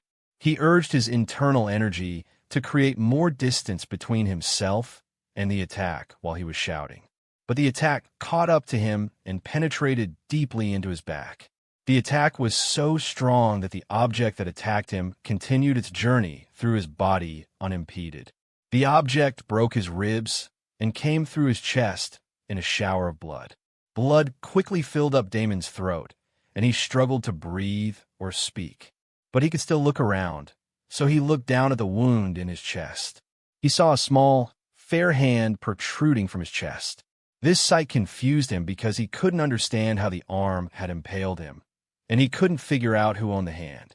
He was still confused when he heard his attackers say, "No more curses. It is cheating. Let them fight with their hands. That's more manly." Damon didn't know this person was, but that didn't stop him from saying, "Fuck you." It was all he could say before he lost consciousness and died. Slav threw his body down to the ground. Then he turned to look in the direction that Scarg had gone. The mark on his forehead glowed brightly as his eyes focused in that direction. His eyes shifted around, and he saw the 5 rank 5 beings hiding around Scarg. So it is clear to him that Scarg is bait for him. They are waiting for him to step into the trap before they take action against him. This made him click his tongue in annoyance and say, "At most, I will employ my own rank 5 cultivators to do my job for me. Since you want to play dirty, then we can all play dirty." He doesn't want to be stalking Scarg around like this while not being able to get rid of Scarg. What he wants to do is to become a divine being. He has the materials he needed to advance to rank 6 and also has the experience of advancing to rank 6. So advancing to rank 6 will be very easy for him. Unfortunately, he can't advance to rank 6 yet because of the people looking for him. Those powerful people are using Scarg's blood to track him. This is a troublesome thing to deal with. He can avoid their tracking for now, but he won't be able to do so when he begins the process of ascension. Besides, even if they can't find him when he is ascending, they can use Skard to curse him, which will make him fail his ascension. All of these make it imperative to get rid of Skard. Unfortunately, they also make Skard a good bait for him. So he can't make a move against Skard himself. He needs someone else to do the dirty job for him. Right now, he has decided to employ people to kill Skard for him. But he doesn't mind giving Loki a hand so that Loki will have a better chance of killing Skard for him. He could have killed Damon earlier when the Death Cultivator went to the market. But he waited for Damon to create the tracker and give it to Skard. That way, he ensured that Skard would meet Loki before he killed Damon. Now that he has done what he can do for Loki, his figure starts to become faint. It was as if he were a mirage that was fading away. As he faded into nothing, he said to himself, "At least I have recovered my life-bound divine metax and a rank 5 cultivation." Comments. Chapter 237. His voice was full of confidence as he said, "With the Space Blink metac and my rank 5 cultivation, I will be able to reincarnate without any issues in my last life. So even if I fail and die in this life, I can always have another chance in my next life. At that time, I won't have any more injuries, so I will have time to immediately kill my father after I awaken." Then he sneered as he said, "With this insurance, I can go all out in this life with peace of mind. Let me see if these people are willing to go all out and lose their divine posts for a divine metac." After saying this, his figure disappeared completely. All that was left behind was the echoing laughter of confidence from Slav and the corpse of Damon bleeding out on the ground. Neither of these things remained for long, though. The sound of the laughter disappeared soon after Slav was gone. Even the echoes of his laughter were also quick to disappear. As for Damon's corpse, it was quickly ravaged by the wild animals that were attracted by the scent of his blood. His corpse lasted longer than the echoing laughter, but it only remained intact for less than 6 hours and disappeared completely in less than a day. On the other side, Skard went on a mission to find the person who murdered his children. His mission is one of revenge, but also power. If he can get power from Loki, he won't try to get revenge. But if he can't get power, he is willing to settle for revenge. So, as angry as he was still logical enough to prioritize benefits. He didn't walk to the location that the tracker was indicating. He took an airship, so the trip was fast. More luck also shone on him. So he found the world barrier and the city that leads to earthly battlefield E6-137. However, this was where things had become tricky. He couldn't continue his tracking mission because he couldn't pass through the world barrier. Only those who had authorization from the sect could use the train to pass through the world barrier. Anyone else who wants to pass through the world barrier has to be powerful enough and have a lot of lifespan to spare for the trip. He wanted to get Loki at costs, but that didn't include the cost of giving up his lifespan, so he decided to do something less dangerous. Instead of going himself, he decided to send someone to track Loki for him.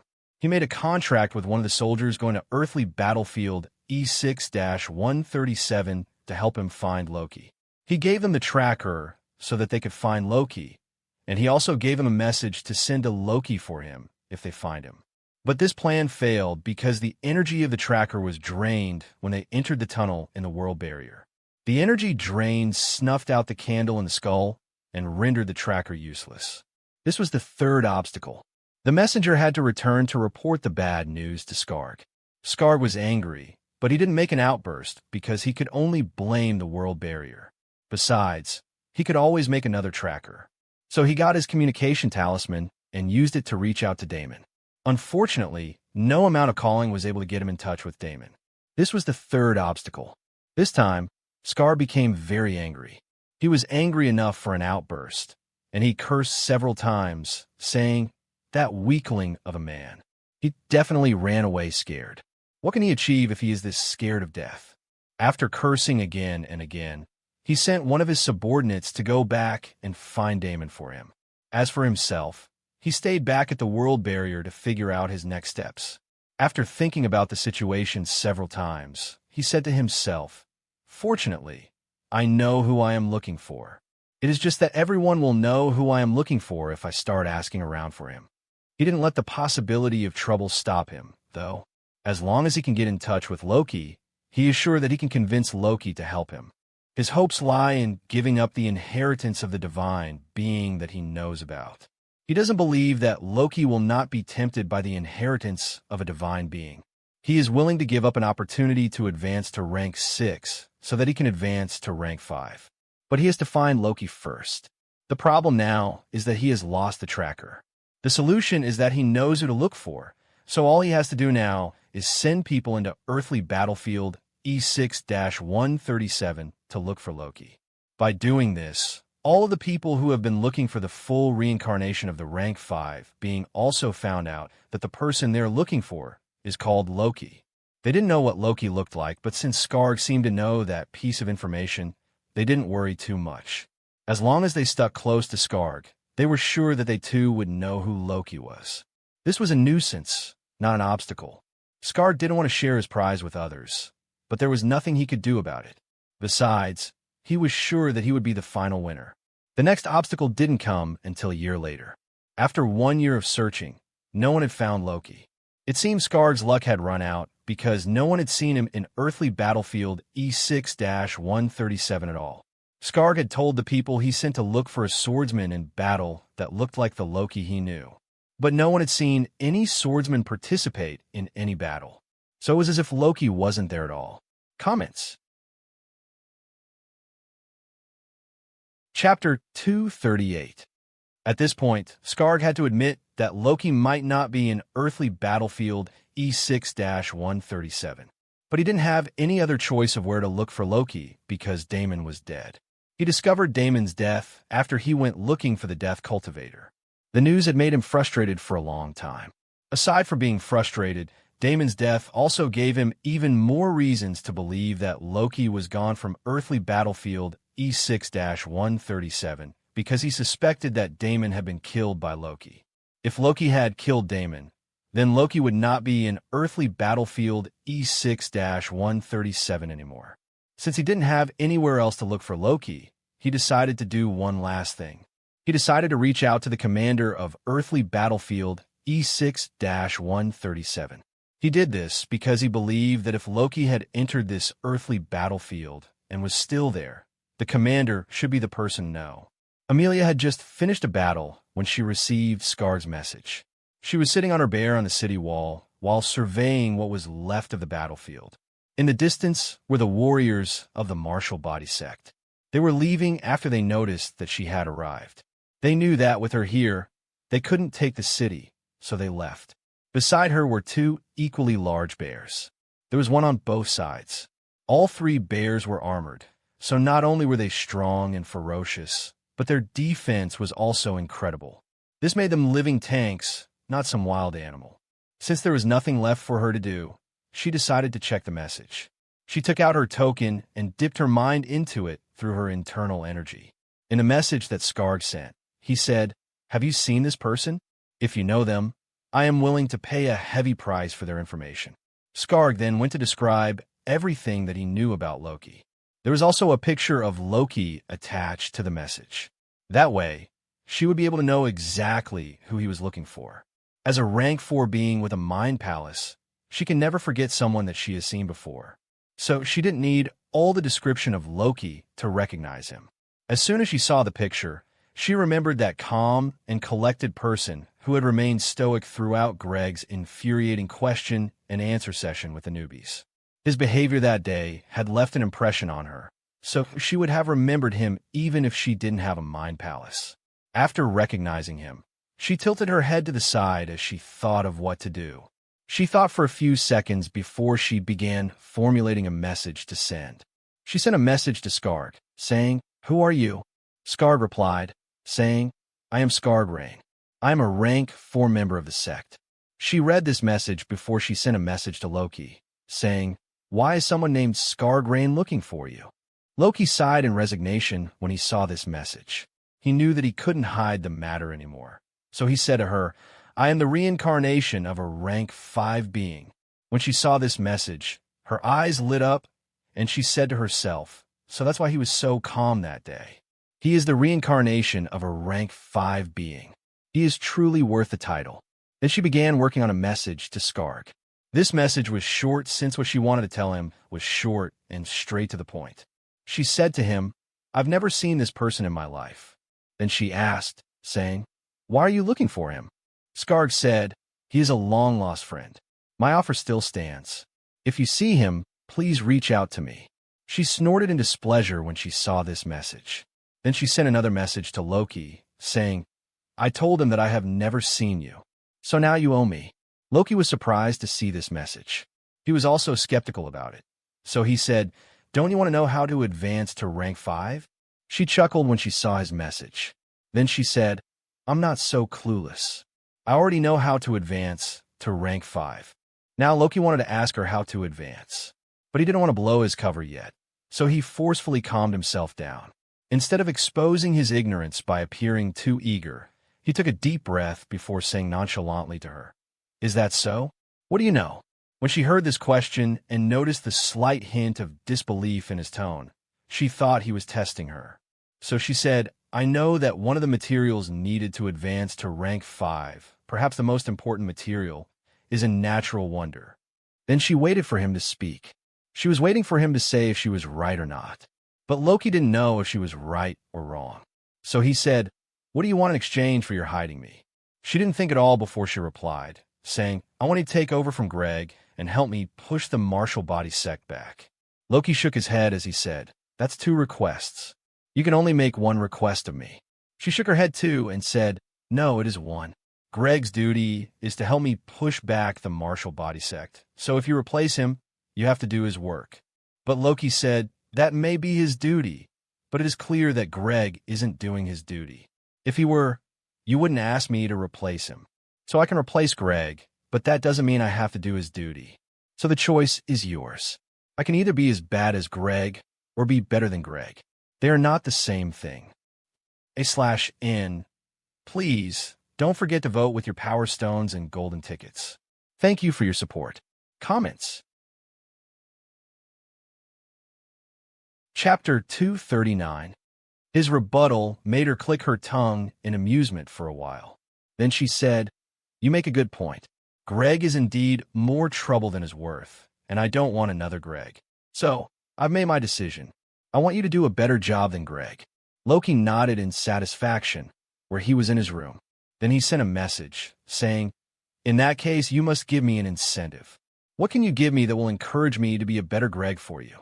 She threw the question back at him, saying, "What do you want?"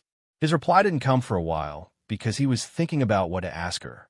He thought to himself, saying, "I don't need her money, so I shouldn't ask for that.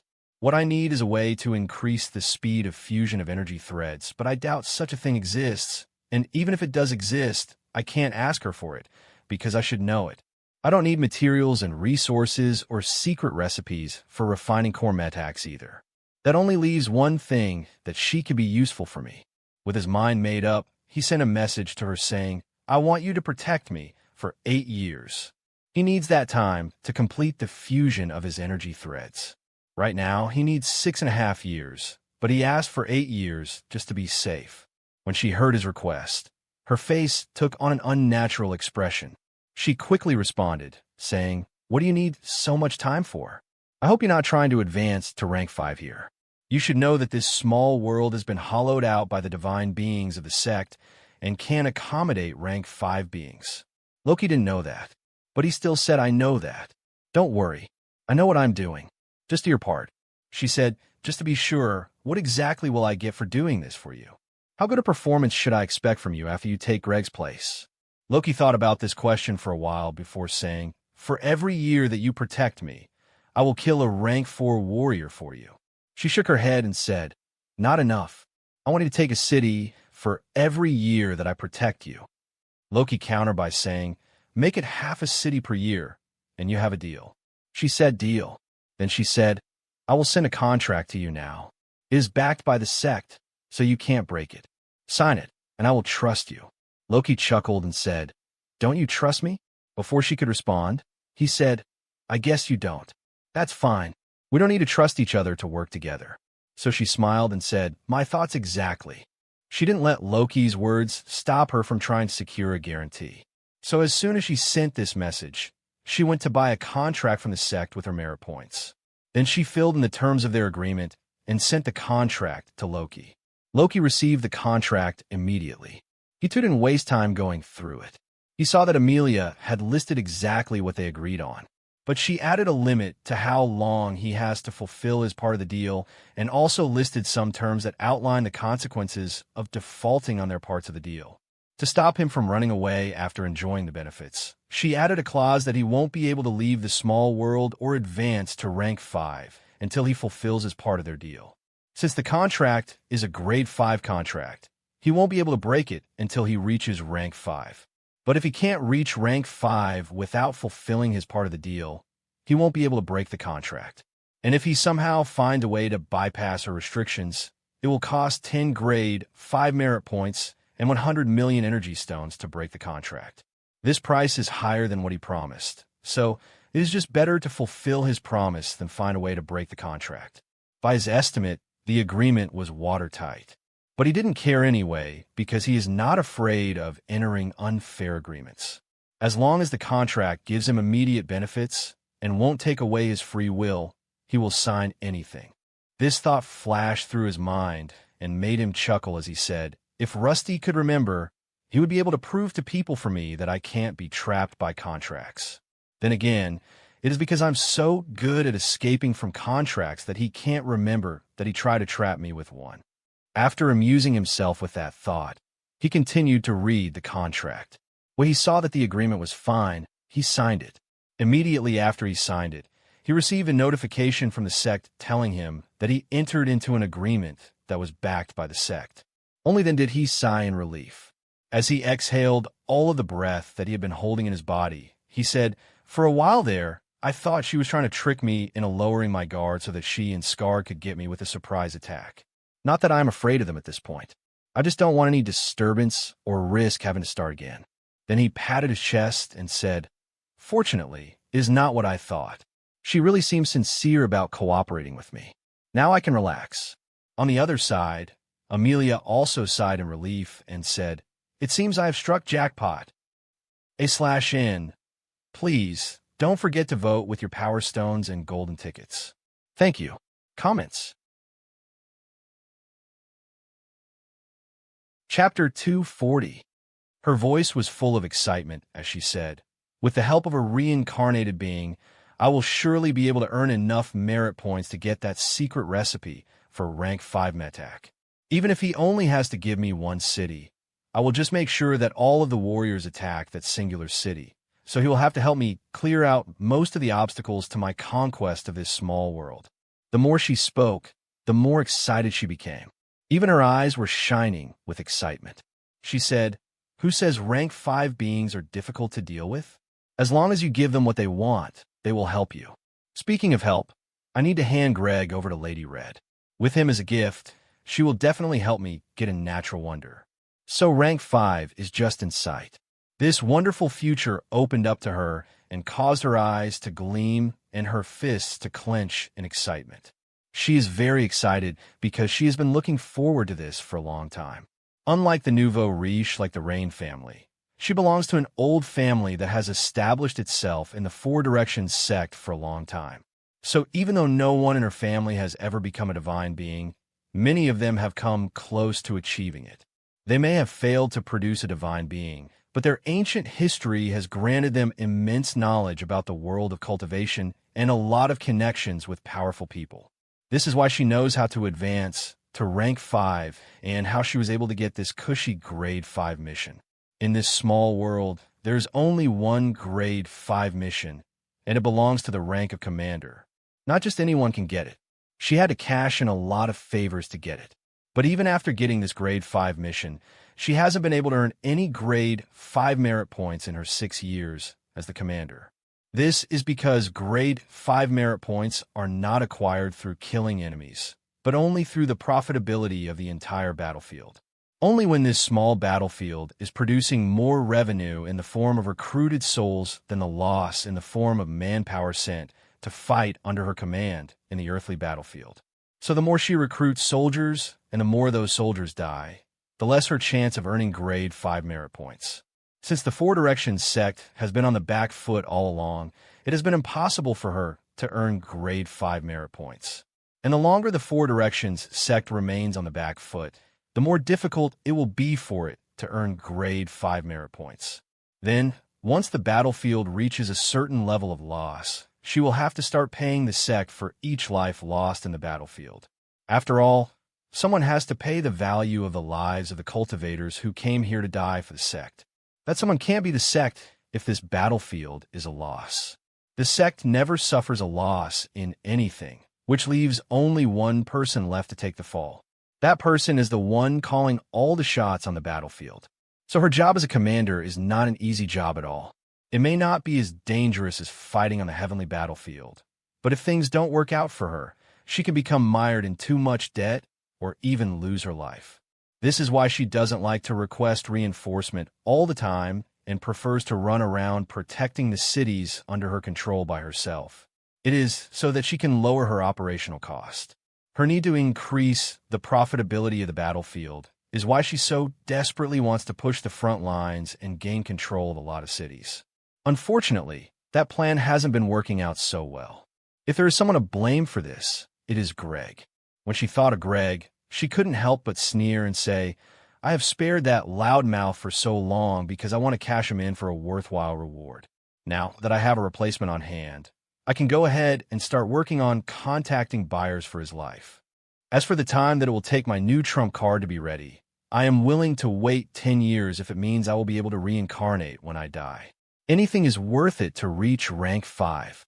Even as she was speaking, she was already using her token to reach out to potential buyers for Greg's mutated life ability. Lady Red is her top choice because she is an easygoing rank 5 lady who is said to have only recently become a rank 5 in this life.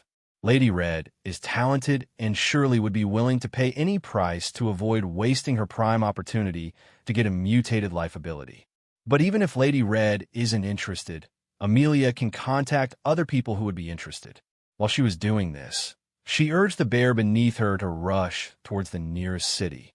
Apparently, that city is already being attacked, and they need reinforcement. This is what she does every day. She goes around the front line, reinforcing cities and helping them push back the warriors of the martial body sect. She has to do this because she doesn't have enough manpower to assist her. Of course, the lack of manpower is not the sect's fault. It can't be the sect's fault because the Four Directions sect is the strongest sect in the blessed heaven world. The Four Directions sect has the most pathways under its control, and even one pathway alone, the pathway of slavery, can take on many pathways on its own because an enslavement cultivator is usually a one-man army. /N. Please, don't forget to vote with your power stones and golden tickets. Thank you for your support. Comments. Chapter 241. So the reason why she is lacking manpower is that she doesn't want to request more. But even though she is being miserly with manpower and is working day and night to put out fires everywhere, she is still struggling to break even on this business called Earthly Battlefield E6-137. Fortunately, things are about to turn around for the better. The thought of this put an extra spring in her step and put her in a good mood for the rest of the day. But just to make sure that nothing would go wrong with her plan, she told Greg not to mess with Loki. She even ordered him to protect Loki. She also sent some rank 4 cultivators to post 419 to protect Loki. This put a lot of strain on her already shallow pool of manpower, but she considered it worth it to protect her golden goose. She even requested more manpower to make up for the deficit. Scar wasn't in a good mood, though. He still couldn't find Loki, and there was nothing he could do about it. So there was no way he could be happy. He went to find other death cultivators to help him, but they didn't have any materials to work with, so that was also a dead end. This made him very angry, but he could only rage impotently, as there was nothing left to do. He didn't know that Loki was on Earthly Battlefield E6-137, but hadn't been seen by people because the people who saw him only saw him once, and most of them were dead after the failure of Amelia's shot campaign. He also didn't know that Amelia had lied to him. He suspected that she may be hiding something from him, but again, there was nothing he could do about it. He waited for one more year for news of Loki. When that didn't work out, he decided to give up. He quit and left the world barrier. His departure was one carried out with immense regret, but he also left with the intent to find the person who killed Damon. Of course, Skarg failed to find the person who killed Damon, so he could only give up on that, too. Later on, everyone who was looking for Loki also gave up in their pursuit. This allowed Loki to live the next few years in peace.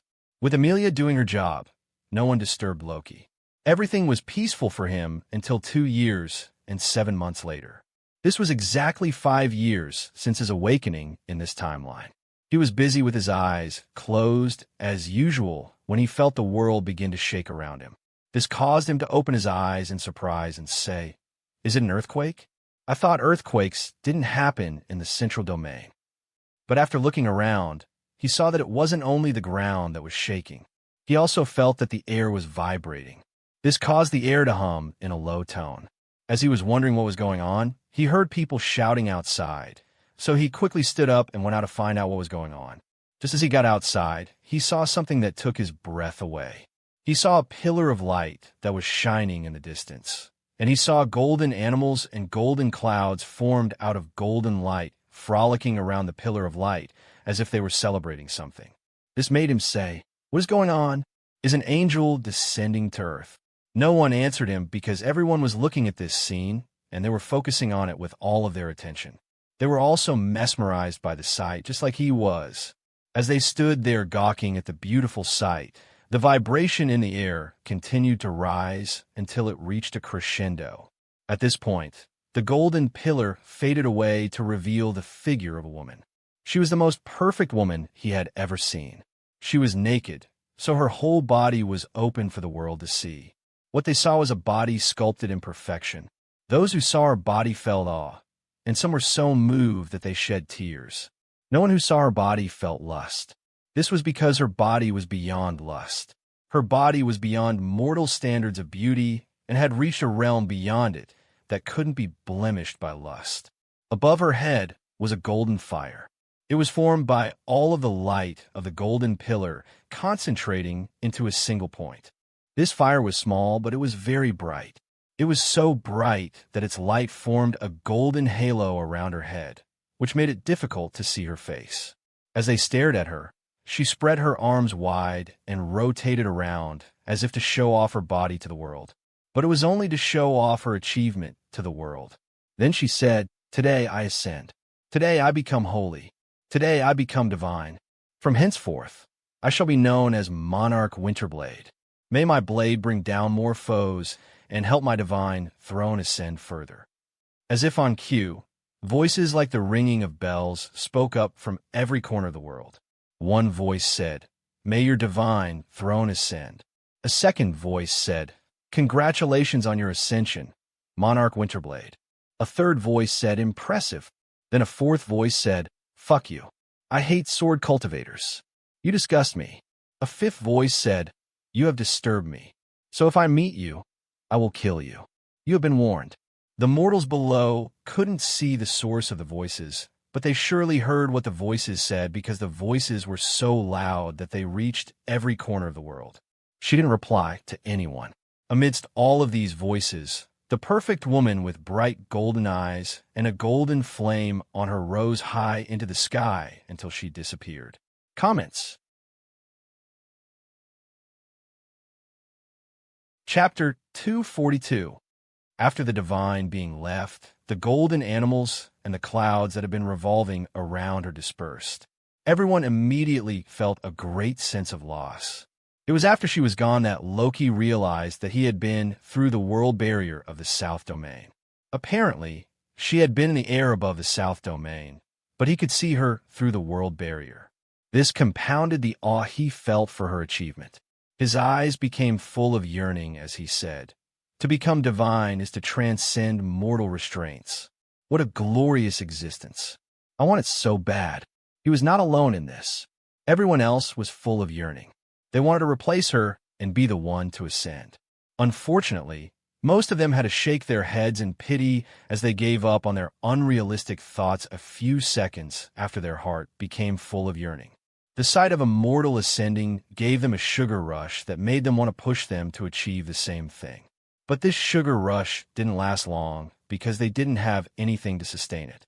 They didn't have any viable way to achieve ascension, so their sugar rush came crashing down. They had to admit that they were mediocre and destined for mediocrity. After coming back to reality, they returned to doing whatever it was that they were doing before they caught a glimpse of greatness. But Loki was not like these people. He had a good chance of advancing to rank 6, so he didn't experience the crashing of the sugar rush. He believed that he had a viable plan to become a divine being, and he believed that it was only a matter of time for him to achieve it, so he didn't give up as they did. He still went back to doing what he was doing before, but he did it with more enthusiasm and determination than usual. He went back in his room, shut the door, and sat down to focus. Then he closed his eyes and concentrated on fusing his energy threads. Thanks to the quadruple mind attack, he is already halfway to the finish line. This further encouraged him to focus. The celebration of the world for the ascension of a new divine being in the Sword Way sect of the South Domain had a lot of impact on the world and the people in the world for a while. But most of the impact mellowed out after a few days since the event. The world returned to peace and quiet. Of course, there was no peace on the battlefield. But for Loki, all was peaceful and quiet. In that time, a lot of things happened. Many people died, and many of Loki's guards were changed. One of the most important changes that happened was that Greg advanced to rank 4. Many people groaned when they heard the news because they feared the worst. As it turned out, they were right to be afraid.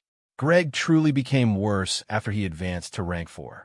He created more trouble everywhere, but because he also used his newfound power to beat the warriors of the martial body sect, Amelia allowed him to continue to strut about like a peacock. Fortunately, none of these changes affected Loki.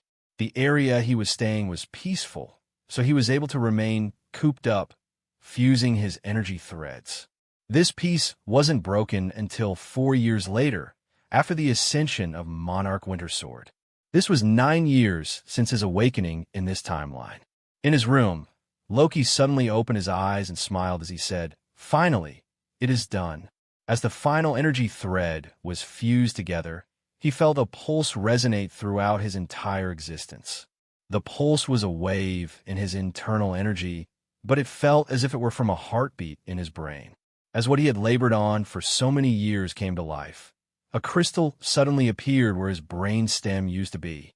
This crystal was clear as day to him, and it was beautiful. Energy from his energy well was pumped through 450 energy threads into this crystal to solidify it. So the crystal rapidly expanded and hardened. When the expansion and hardening were done, all that was left was a round ball with a crystalline surface that possessed exactly 450 faces. What's most interesting is that there were phantom copies of all of the metacs in his energy well in the crystalline ball. This made the crystalline ball possess an exact copy of the content of his energy well, including Fenrir and his life ability.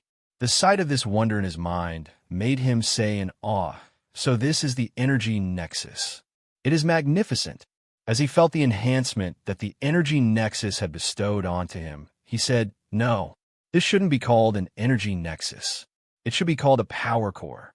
To prove his point, he stood up and activated his life ability. This caused a black metallic liquid to stream out of his energy well and cover his whole body. After a while, the black metallic liquid hardened into a black, tight-fitting suit of armor. With his armor ready, he punched forward with all of his might.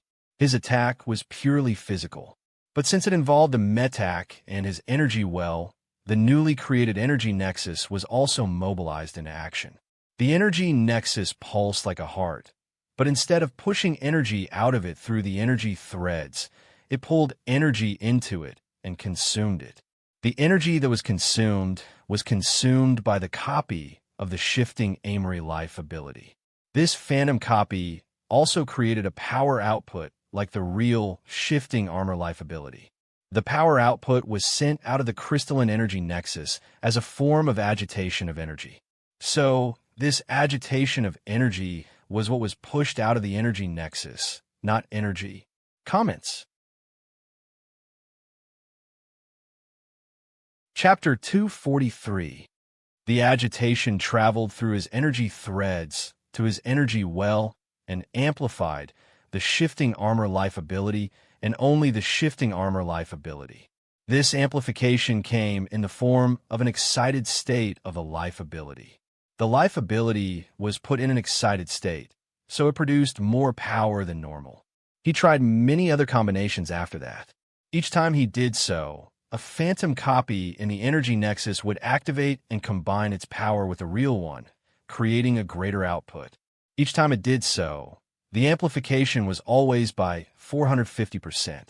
So something that should be 3 Tao status times 3 telekinesis metac times 4 body plus 5 life ability plus 450% energy well times 4 body lever plus 4 living armament plus 4 energy amplifier plus 4 force lever times 300% overdrive, which is 5,832 units, became 3 Tao status times 3 telekinesis metac times 4 body plus 5 life ability plus 450% energy well times 4 body lever plus 4 living armament plus 4 energy amplifier plus 4 force lever times 300% overdrive plus 450% energy nexus, which is 14,580 units because of the amplification of the energy nexus. This made his eyes light up and say, "So, it is a 150% increase. I wonder how much of an increase it would be when I advance to rank 4. This is why he calls the energy nexus a power core. It is because it enhances his power. Of course, this power didn't come for free. The energy nexus consumed as much energy as his metax did, which means he is now consuming double the amount of energy. So he is consuming an extra 100% of energy for a boost of 150% to power. This makes it very worthwhile to him, but it is not always worthwhile for other cultivators. A cultivator with a total capacity of 50% will have their power at 3 Tao status times 3 telekinesis metac times 4 body plus 5 life ability plus 50% energy well times 4 body lever plus 4 living armament plus 4 energy amplifier plus 4 force lever times 300% overdrive, which is 4,104 units. This power will then be enhanced by the energy nexus to 3 Tao status times 3 telekinesis metac times 4 body plus 5 life ability plus 50% energy well times 4 body lever plus 4 living armament plus 4 energy amplifier plus 4 force lever times 300% overdrive plus 50% energy nexus, which is 4,788. This is only an increase of 16.66% to their power, but they will still need to consume an extra 100% energy to acquire this meager boost of power. So the boost of the energy nexus isn't as worth it compared to his situation. When he thought of this, he smiled and said, "Fortunately, this is only a side effect of gaining the energy nexus. The main purpose of the energy nexus is to become the mind palace. Without the mind palace, the energy nexus will cost more than it is worth for them." Then he curled his lips and said, "Not for me, though. For me, the energy nexus is already more than worth all of the time and effort and energy that I spent on it and will continue to spend on it. A boost of 150% to his power is about 10 times the boost that most cultivators gain from their energy nexus, but this power is not enough for him. He wants to see how far he can take it, which means he wants to advance to rank 4 as soon as possible. With his mind made up, he began to walk towards the door. There was only one goal in his mind as he did so, and he wasn't willing to let anything stop him. After all, he spent 9 years creating the energy nexus. It was just right for him to want to solidify his effort into an increase in cultivation, which he can take with him to the past if he reverses time. On the way there, he said to himself, "I have level 12 energy density, rank 5 Tao heart, 300% overload limit, and an energy nexus. All I need now is a rank 4 core metac of the forging pathway to advance to rank 4 myself. But who should I target? And how should I target them?" This question made him pause just as he reached the door. Instead of opening the door to go on the hunt, he decided to first work on deciding who to hunt. So he said to himself, "Greg is a good option, but he is at the front lines doing Amelia's bidding. And aside from him, I don't know any other viable option. I just don't know the people in this battlefield. As he came to this conclusion, his eyes lit up, and he said, but I know someone who should know everyone on the battlefield. And she's my ally too. So rather than going out wasting my time, why don't I let her help me out? He thought this was a good idea, so he immediately messaged Amelia, saying, I am almost ready, but I need a rank 4 forger to complete something. She said, what do you want me to do exactly? He replied, saying, send one rank 4 forger to me. You should also send their information to me, including information about their life ability. If you do so, I will give you your cities in a week's time. She said, all right, but you'd better fulfill your promise, or there will be hell to pay. At this point, she has waited for nearly a decade. She can't let all of that time that she spent go to waste, so she has to fulfill this request. Fortunately, this request is a small matter. It is clear to her that any forger that she sends to Loki will die, but it is still a small request because she won't be the one who needs to pay the value of the life of the rank 4 cultivator. Plus, even if she will be the one to pay, that will only be in case this battlefield turns out to be a loss. So, comments. Chapter 244. So if Loki turns out to be a good investment, and she makes the battlefield highly profitable, she won't have to pay for the life of the rank 4 forger, and she will also earn grade 5 merit points doing so. In fact, she will earn so much merit points that the life of one rank 4 cultivator will look insignificant. This made her willing to send any forger to him as long as that person isn't Greg. So she immediately sent a rank 4 forger to Loki. After doing so, she began making preparations for a shock campaign and preparations to discharge Greg. As she did so, waves of excitement began to bubble within her. She grinned and said to herself, finally, all of these wait is about to bear fruit. After 9 years, the natural wonder has already been prepared. All I need to do is exchange Greg for it. Once Loki makes a move, he will surely turn the battlefield upside down, and I will be able to earn a lot of merit points from it. Then I will get the secret refinement recipe and use it to advance to rank 5.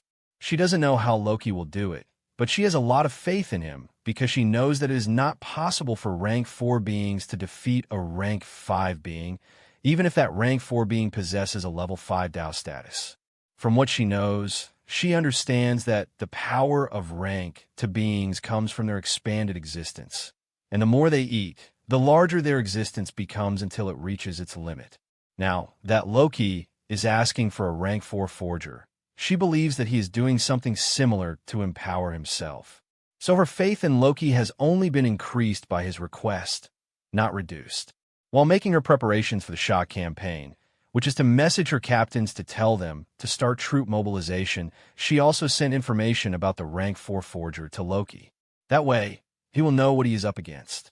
This message reached Loki while he was waiting in his room for the rank 4 forger to come. He skimmed over the description of the woman and focused on the line about her life ability. This part of the message said, her life ability is Crown of Metal. It enhances the telekinesis core metak and transforms it into magnetism. This made him say, this is going to be tricky. I hope the defenses of my armor will be able to keep up, or I'm screwed. Then he laughed and said, how funny it would be if the prey I am hunting turned on me and killed me. What kind of hunter would I be? He was laughing about it, but it was a serious matter that he took more than seriously. So after laughing, he continued to read more about her. However, 10 minutes later, he sensed someone approaching his door. He couldn't see them, but he sensed their mind approaching his room. This hasn't happened before because no one was allowed to disturb him. So he knew that this person must be the one that Amelia sent to him. So he grinned and prepared to take action. The rank 4 forger, a lady called Lancer, felt confused about being asked by the commander to come here.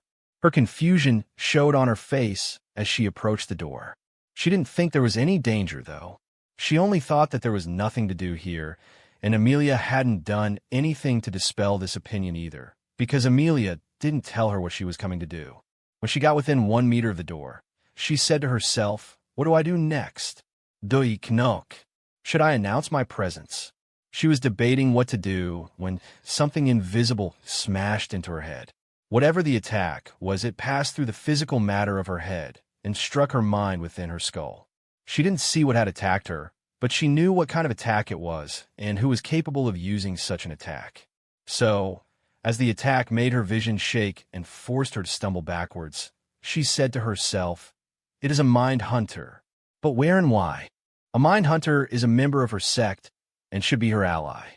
She is also deep within the city, where there shouldn't be any danger. So not only was the attack unexpected, but it also should be impossible. Just as she was wondering why she had been attacked by someone who should be her ally in a place where she should be safe, she sensed fast-moving metallic objects coming for her from behind the door.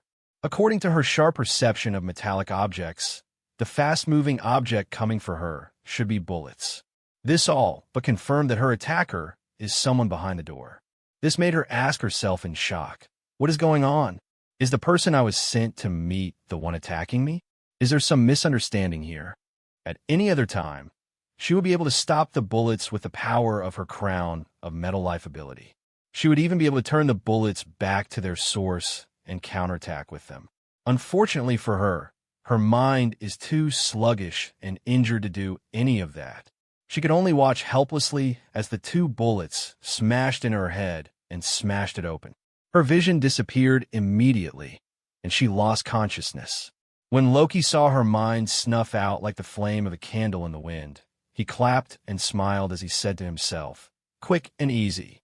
It is like ordering takeout." Then he received a notification from the sect about the debt he has to pay for the value of her life.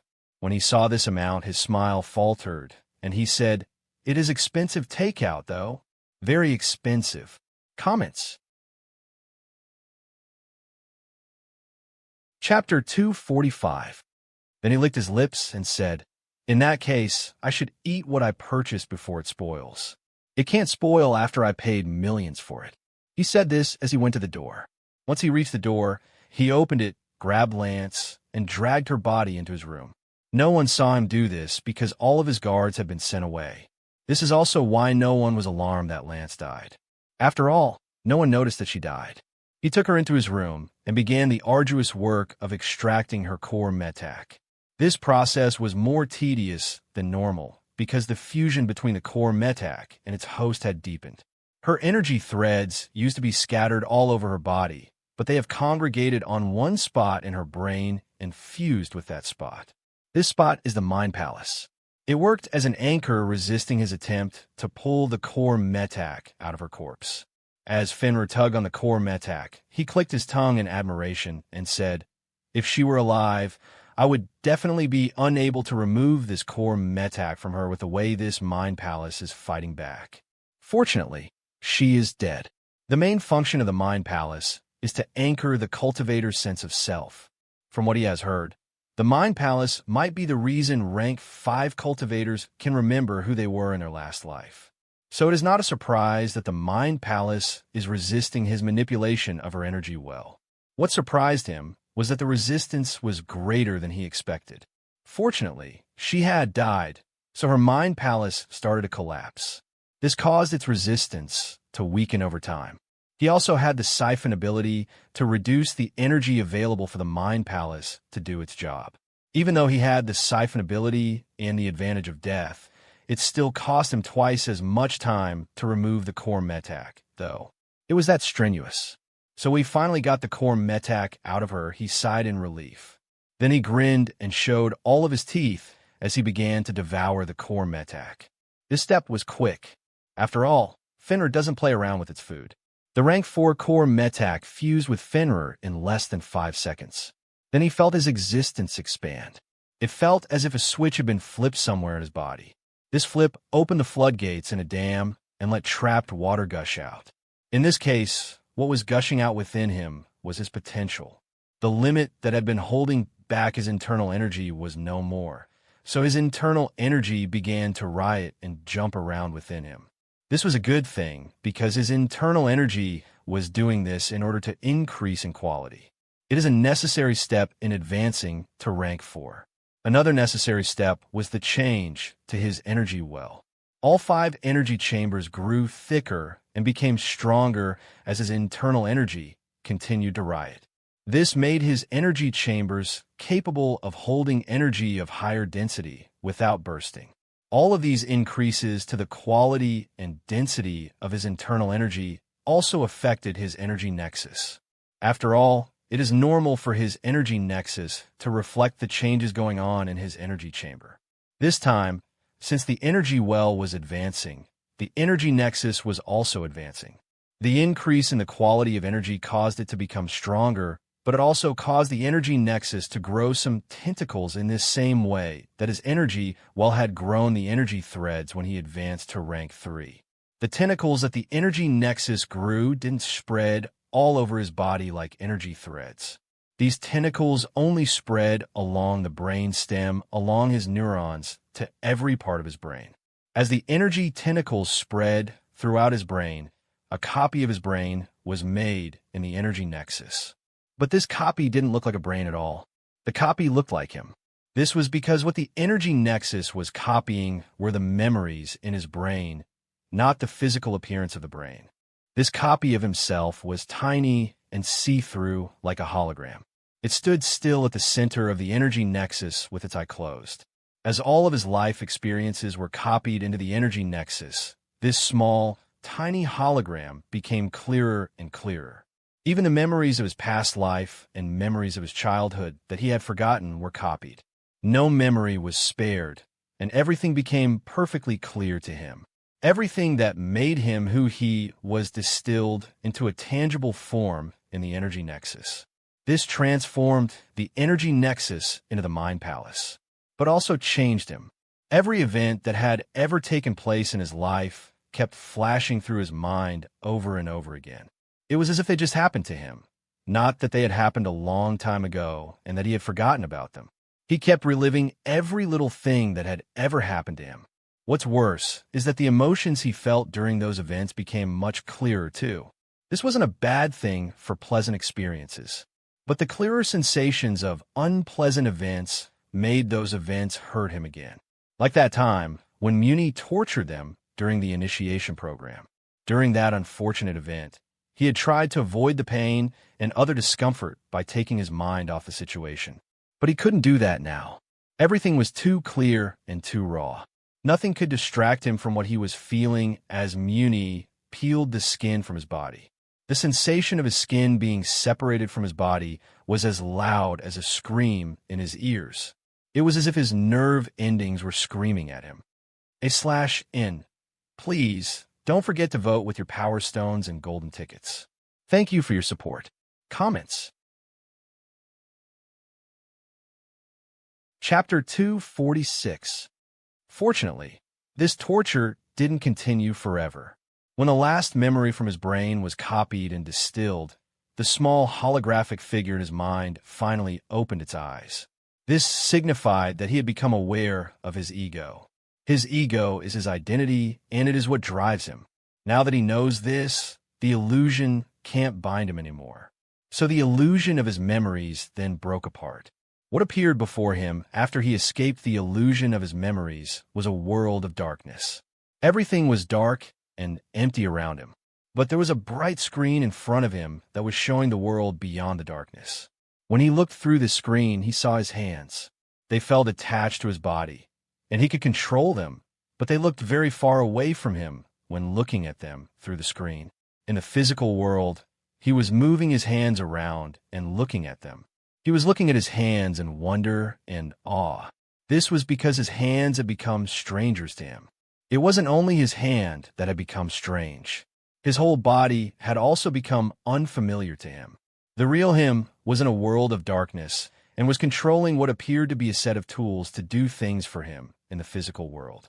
These changes were far more than physical. They were mostly psychological. The way he sees himself and what he identifies as a part of himself has changed now. But he wasn't afraid of these sudden changes. This is because from now on, he will know who he is regardless of the changes to his body. As memories of his past settled and collapsed into a single truth, he saw himself in his past life always struggling day and night in the rat race called life. He was a wage slave working harder than most people, but still too close to financial ruin if he so much as lost his job for a few months. Life had been set for him. He was to finish college, get a job, work there for half of his life, have a family, have kids, retire, and die. He was not satisfied with this. Even then, as a lowly wheel in the machine of life, he yearned for more. He believed that there had to be more to life than working 9 to 5. But his hopes and aspirations were cut short when he died young. Then he was reborn in this world as a slave. He was told right from when he was a baby that his purpose in life was to serve the Rain family.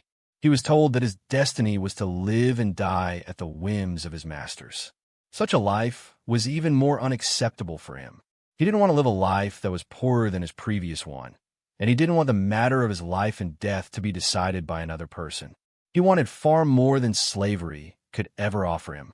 The unfulfilled yearning of his past life was added to his aspirations for this life to create a greater yearning. That yearning has now combined with everything he has done and achieved so far to create a single truth of who he is. So understanding dawned on him, and he said, "So that's how it is. I aspire to greatness. I fight for total freedom. I want to be carefree. I want to be free, and I want to be happy. I despise rules, and I want to be able to do whatever I want. This is because I am Loki the Unshackled." The tiny man in his mind palace shone with light that illuminated his mind and dispersed any darkness and uncertainty about who he is and who he aims to become. So his voice was full of confidence as he stood up and said, "I am Loki the Unshackled. I will be free to feel what I want, like what I want, and what I want.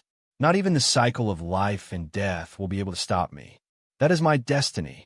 This declaration eliminated the slight disconnection between his body and mind. Instructions from his mind began to flow freely to and from his body. It made him feel whole and completely.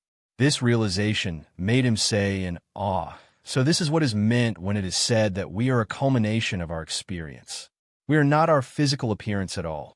In fact, it can be said that we are trapped in the body. The body is just a vessel that we pilot. In the past, I could never pinpoint where my consciousness was in my body. But now I know where it is without a doubt. What a novel experience." As he said this, he pushed his internal energy into his mind palace. All of the energy that he sent to the mind palace went into the tiny holographic figure. So much energy caused it to expand in size. But as the tiny holographic figure expanded, his body began to rise from the ground. He hadn't become lighter, though. He was levitating because something was pulling him up. The more energy that he pushed into that tiny figure, the higher he rose into the air. It was as if he had a hot air balloon in his head. By blowing hot air into the balloon, he can fly. His eyes lit up with understanding, and he said, "So this is how rank 4 cultivators fly. How interesting. It is as if I am a puffer fish. But how does it work? Is my mind interfering with gravity somehow? Or is it just bending space around me? All of that energy that I am consuming to fly surely must be doing something, right? It must be producing some kind of force. But what force is it?" He continued to test this ability and realized that he could control how fast he could fly and what direction to fly through the movements of the tiny figure in his mind. Or it could be said that the tiny figure is his mind. So just like he is piloting his body through his mind, he can also control how to fly with just a thought. He tested the flying for a while, but the limited space in the room limited how far he could take this newfound ability. So he decided to go outside and test it more. He immediately went outside after making this decision. Then he soared into the air. He was wearing his armor, but he wasn't using it to fly at all. Everything was done with a single thought. The ability to fly felt more like he had an organ within his head that he could control and use to give himself uplift. The only problem was that the speed of flying was slower than the speed of using his body to run. It wasn't a big problem, since being able to fly is still way better than not being able to fly. After flying around for nearly 30 minutes, he decided that he wanted more. To be specific, he wanted more action, and he wanted to see how well the flying ability would fare in a fight. So sent a message to Amelia, saying, "I am ready." Then he took a look at his stats through the power identification ability. Age, 34 years, 4 months, / 77 years, 9 months. Race, human.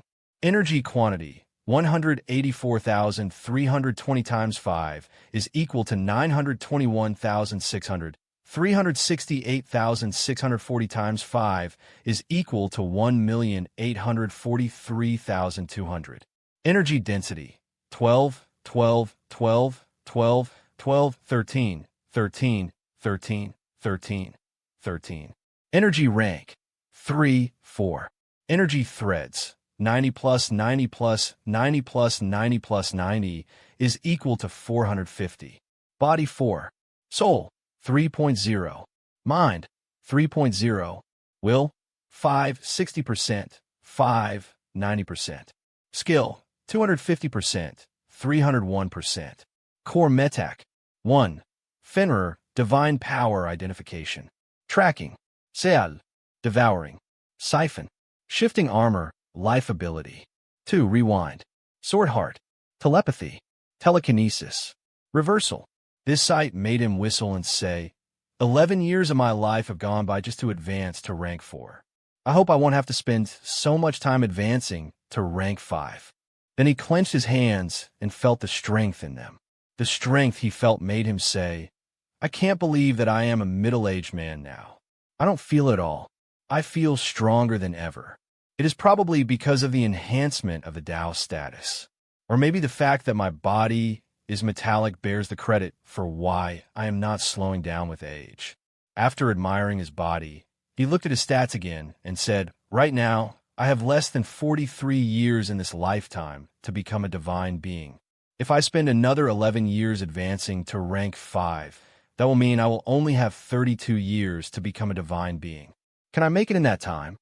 In response to his question, he shook his head and said, I don't know. But I know that my Tao heart will definitely reach rank 6 before I reach the end of my lifespan.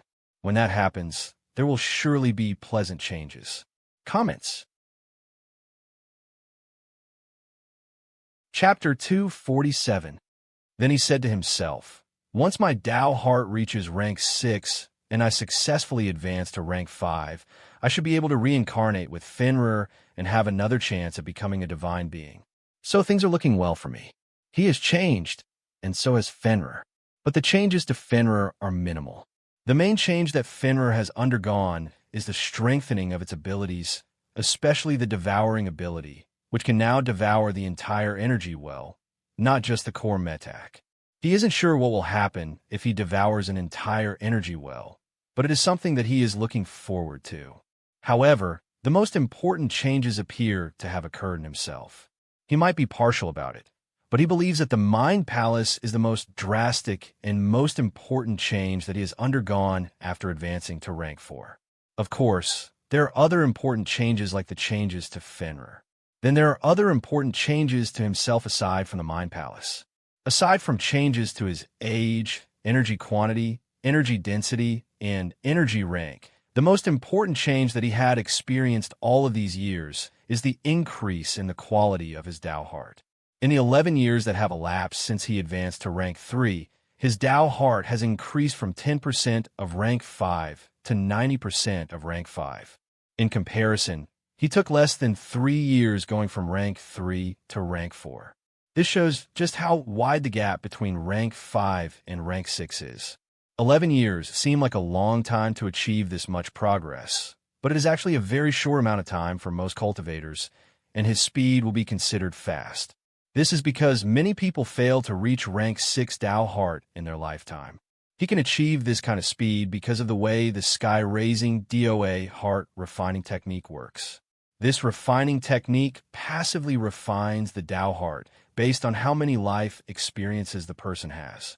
So, the more life experience a person has, the faster their Tao heart will be refined. Since he has the memories of his past life, he has a wealth of life experiences that are far more than people his age should have, which is why the speed of refining his Tao heart is so fast. Of course, the speed of refinement can become faster if he actively uses the refinement technique to refine his Tao heart. But he hasn't had the time to do so all of these years because of the need to fuse his energy thread. Now that he has fused his energy thread and advanced to rank 4, he should have more time to actively refine his Tao heart. But that time won't be soon because he has something more important to do at the moment.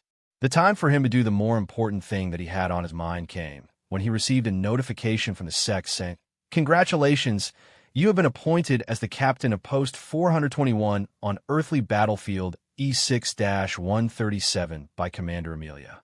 This is a Grade 4 mission. Do you accept?" He accepted the mission immediately. So multiple notifications came from the sect informing him of what he had gained access to. Amelia also sent a message saying, "All is set. We're just waiting for you now. Take down the city opposite your new post, and we will follow you." He replied, saying, "Understood. I'm on my way. I'll tell you when I arrive." Then his figure streaked through the air as he rushed towards the destination. His destination is a fortress city that Greg has taken recently and is in charge of.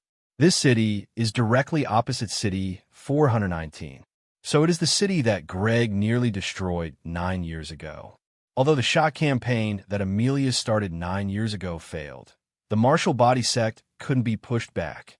They still managed to take the 3 cities that were lacking in rank 4 protectors. It just cost Amelia a lot. Greg had been in charge of that city all along and had done a good job holding on to it despite the hatred and frequent attacks of the warriors of the Martial Body Sect. But Greg has been dismissed now. Loki wanted to catch one last look at Greg and maybe grab the airship, but Greg was gone by the time he arrived at Post 421. This made him say to Amelia, "What did you do with Greg?" She replied, saying, "I discharged him." This surprised Loki, so he said, "Here I thought you would kill him. I guess everyone was wrong when they said that you hated him to the bone." She replied with a laugh and said, "I do hate him, but he is worth more alive to me. Don't worry, I will tell you what I have planned for him later." Loki shrugged and said, "Whatever. I have reached my post now and will start the attack." She said, "Good. Keep me updated so that we can coordinate with you." He read this message before saying, "Understood." Then he moved on with what he came here for. He didn't really care what she was going to do with Greg. He just found the thought of her killing him for all of the troubles he has caused interesting. What he truly cared about was the airship. But now that she wasn't going to kill him and there was no airship for him to take, he decided to accomplish the next goal on his agenda, which was to gain enough Grade 4 merit points to buy the Level 4 Tao status. So he came down from the sky and began preparing his people for the attack. Fortunately, Amelia had prepared transportation in the form of an airship for them. This airship didn't have powerful guns and wasn't armored, so it wasn't a battleship. It was just a troop transporter, but it was better than nothing. When the airship arrived above the airspace of the enemy city, the enemies saw it and activated the siren alarm to signify an attack. The defenders of the city also began to prepare for the attack. A blue energy shield quickly covered the city. It sealed the area around the city completely and made it so that no one could enter the city. If everything goes well for the defenders, the energy shield will hold long enough for reinforcement to arrive. When combined with the fact that there was a rank 4 warrior protecting the city, it became unlikely for the city to fall anytime soon. Comments. Chapter 248. But Loki didn't plan to let them have their way. He said to the driver of the airship, "Land the airship and follow my lead." Then he took to the air. He flew straight towards the city. His goal was the energy shield. As he got close to the blue glass dome above the city, he clenched his fist into a punch and cocked his arm back. What he was going to do was clear to everyone, but they couldn't understand what he hoped to achieve by doing this. Everyone stopped what they were doing to see what he was going to do. So they saw him smash his fist into the glass dome. The power of his punch was 3 Tao status times 4 telekinesis metak plus 4 reversal times 4 body plus 5 life ability plus 3 mind plus 450% energy well times 4 body lever plus 4 living armament plus 4 energy amplifier plus 4 force lever times 300% overdrive plus 450% energy nexus, which is 47,520 units. He had used 2 pathways for that attack. 6 metacs were used, including his life ability, and 120,000 units of energy were consumed for that single attack. But the result made the expenditure worth it. The power of his punch smashed into the glass dome and shattered immediately. The whole glass dome exploded into fragments of energy that turned into blue motes of light that scattered into the air.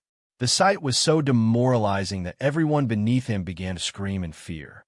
People were rushing about, which caused a stampede to take place. This was the behavior of the mortals. But even the cultivators were not feeling good because of the turn of events. Even the rank 4 warrior that was supposed to be their backbone swallowed nervously. The rank 4 knew what he should do, but he didn't want to do it. Their job is to defend the city. But common sense dictates that they can't defeat someone who can break the energy shield with one attack. The war between his duty and common sense raged within for a while. This caused him to be frozen in indecision.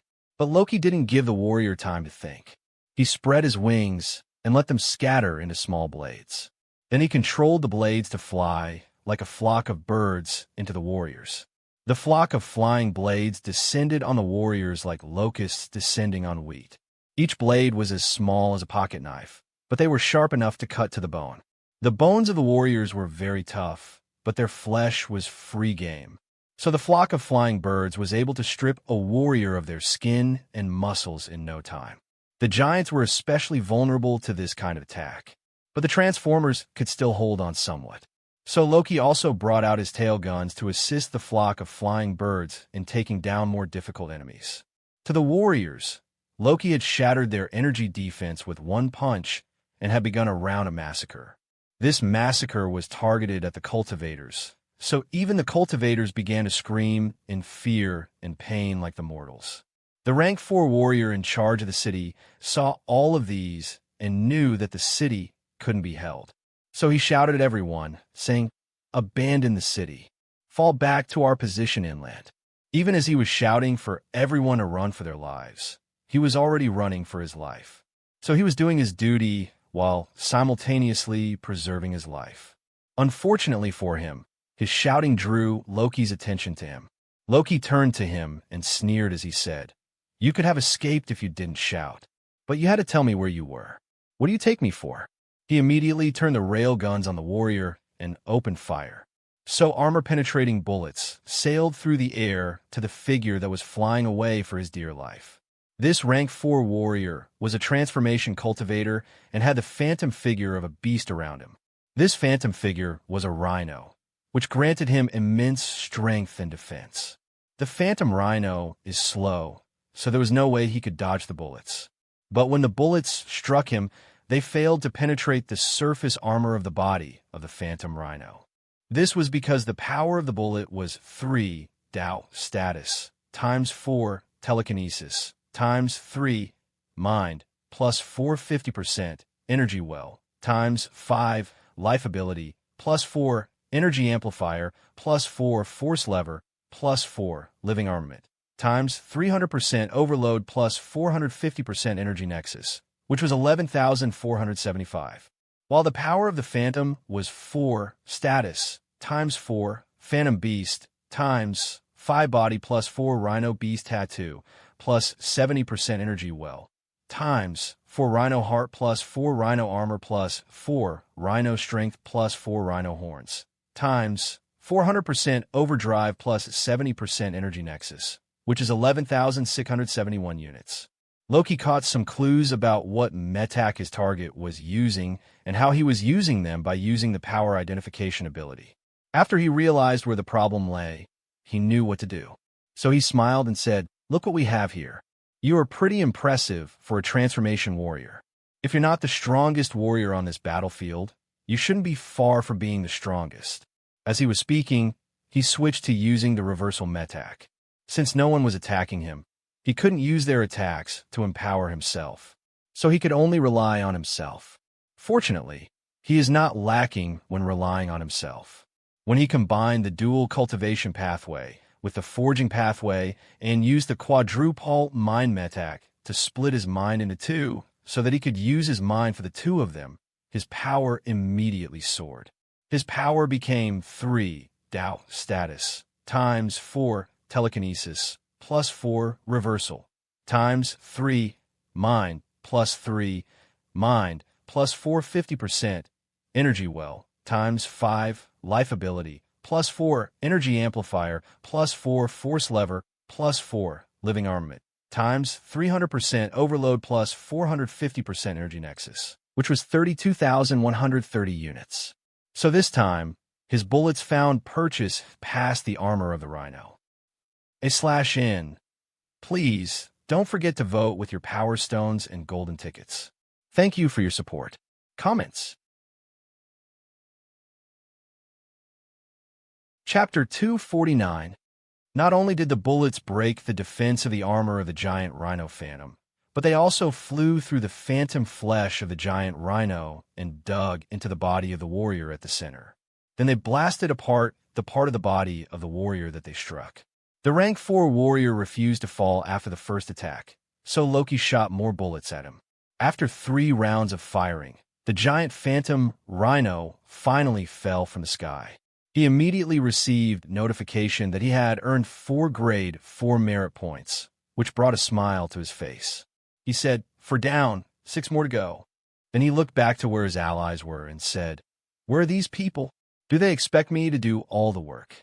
He saw that they were still lagging behind, so he shouted at them and said, "Hurry up, I'm leaving the rest to you."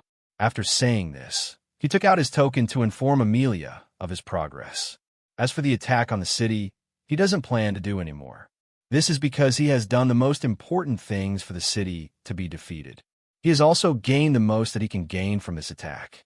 Killing more people won't earn him any grade 4 merit points, so he left the rest of the defenders to his subordinates. He said to Amelia, "I have breached the defenses of the city."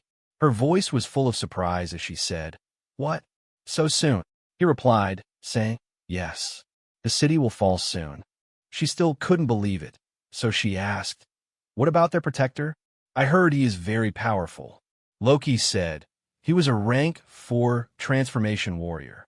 He was powerful, but he is dead now." She said in disbelief, "To think that the powerful protector that they left there to block our advance has fallen in such a short amount of time. That's unbelievable. In that case, after the city is secure, you should advance in a straight line to the next city inland. I will take care of the cities adjacent to the one you just took." Loki saw her message and realized what she was doing, but he didn't mind it, so he said to her, "Understood." By this time, his subordinates had arrived and were working to clear out the remnants of the warriors still in the city. These remnants were not much since most of the warriors had escaped. The warriors that had escaped were not going to the cities that flanked this one for refuge. They were falling backwards into the city inland, because of the order of their superior before he died. Since he was going to attack that city anyway, he decided to take his soldiers to pursue the warriors. That way, the warriors won't be able to reinforce this second city and make it more difficult. Their pursuit was by land. They caught up to the warriors, surrounded them, and killed them. What no one expected was for them to encounter a team of warriors rushing to reinforce the city that had just attacked. They were coming from inland, so Loki's team met them and fought with them for a while. Loki didn't do much in this battle. He just killed the most powerful rank 3, which was enough for his team to secure victory. This fight slowed them down considerably. But even then, they still managed to catch the next city off guard because no one expected the 4 directions sect to go further inland. Usually when a city is attacked and falls, the cities on the left and right are next to be attacked. No one goes further inland to attack, because it means risking being surrounded by enemies and cut off from reinforcement. But Amelia had asked him to take the attack inland, so here he was doing exactly that. And it was even very easy to do. This was because not only were the defenders of the city not ready for an attack, but they also didn't have a rank 4 protector. This city also had far fewer defenders because they had sent their defenders to reinforce the first city that was attacked. It was their soldiers that Loki encountered on the way over. This situation, plus the fact that any and all reinforcements had gone to the first city that was attacked or to the 2 cities flanking it, made the city too easy to take. Loki broke the energy shield again. Then he stood by and let his subordinates mop up the rest of the defenders. That was easy for them because the defenders of the city didn't put up much of a fight. As he watched them work from where he was in the air, he said, "This is easy now, but if I'm right about what Amelia is doing, things will become very difficult later on." For now, his subordinates didn't think that there was any problem. In fact, things appeared to be going very well for them. Their captain was absurdly strong, and they were killing their enemies easily. So there shouldn't be a problem. But even the most ignorant of them realized that something was wrong when the next target was another city further inland. This will make it so that they will be 4 cities deep into enemy ranks. Post 419, his original post, is where the ranks of the 4 directions sect end. Post 421, the one Greg was dismissed from, and he took over recently, is where the ranks of the Marshall body sect begin. So post 421 was already within enemy territory. This makes it so that the first city that they attacked is 2 cities deep within enemy lines, and the second city that they attacked is 3 cities deep in enemy ranks. At this point, they're already at risk of being surrounded and submerged by the enemies. But Amelia still wants them to go deeper. /N. Please, don't forget to vote with your Power Stones and Golden Tickets. Thank you. Comments. Chapter 250. If they go further inland, they will be surrounded by the Marshall body sect, even if the Marshall body sect isn't doing anything to surround them. So many of them began to waver. Unfortunately for them, the choice of where to attack isn't theirs. They can either obey orders or pay a fine. That is as much choice as they have in this matter. Loki didn't bother to convince them that the situation was fine and that there was nothing to worry about. After he received the order, he began leading them to the next city. But as bad as things were for his team, it was worse for the Marshall body sect. This was because the battlefield had been thrown into disarray. When the commander of the Marshall body sect first heard of the attack, he ordered the 3 cities around City A, the first city that was attacked, to reinforce City A. This order was why City B, the city behind City A, had sent out its soldiers to reinforce City A. Unfortunately, the soldiers of City B were caught on the way and killed. As for the cities on the left and right of City A, their reinforcement managed to reach City A safe and sound. They had also sent their rank 4 protectors, so there were 2 rank 4 warriors with the reinforcements. Unfortunately for them, by sending away their soldiers, they reduced the defense of their 2 cities. This gave Amelia an opportunity that was immediately exploited. She sent soldiers to attack the 2 cities while their defenders were away. She used overwhelming force to attack by sending the forces of 3 cities to attack a single city. So the 2 cities were quick to fall. The forces of 3 cities had attacked a city with only half of its defenses. It was no wonder it fell so quickly. The 2 cities fell even before the soldiers they sent out as reinforcement arrived at City A. So when the 2 teams of reinforcement arrived at City A, they found no one there. What they received for their efforts was the news that their cities had fallen. The fall of these 2 cities caused panic among the Marshall body sect. They reacted by asking the reinforcements to continue to hold City, while they sent reinforcements from nearby cities to take back the 2 cities flanking City A. But this move didn't go well at all. This was because Amelia wasn't fighting fair at all. When the Marshall body sect sends reinforcements, they only send reinforcements from the 3 nearby cities. That means they're only mobilizing the forces of 3 cities while the rest of their forces remain split into the remaining hundreds of cities. Amelia, on the other hand, wasn't moving the soldiers of a few cities. She has actually mobilized most of the soldiers that she has in the small world. This means that she left hundreds of her cities mostly defenseless.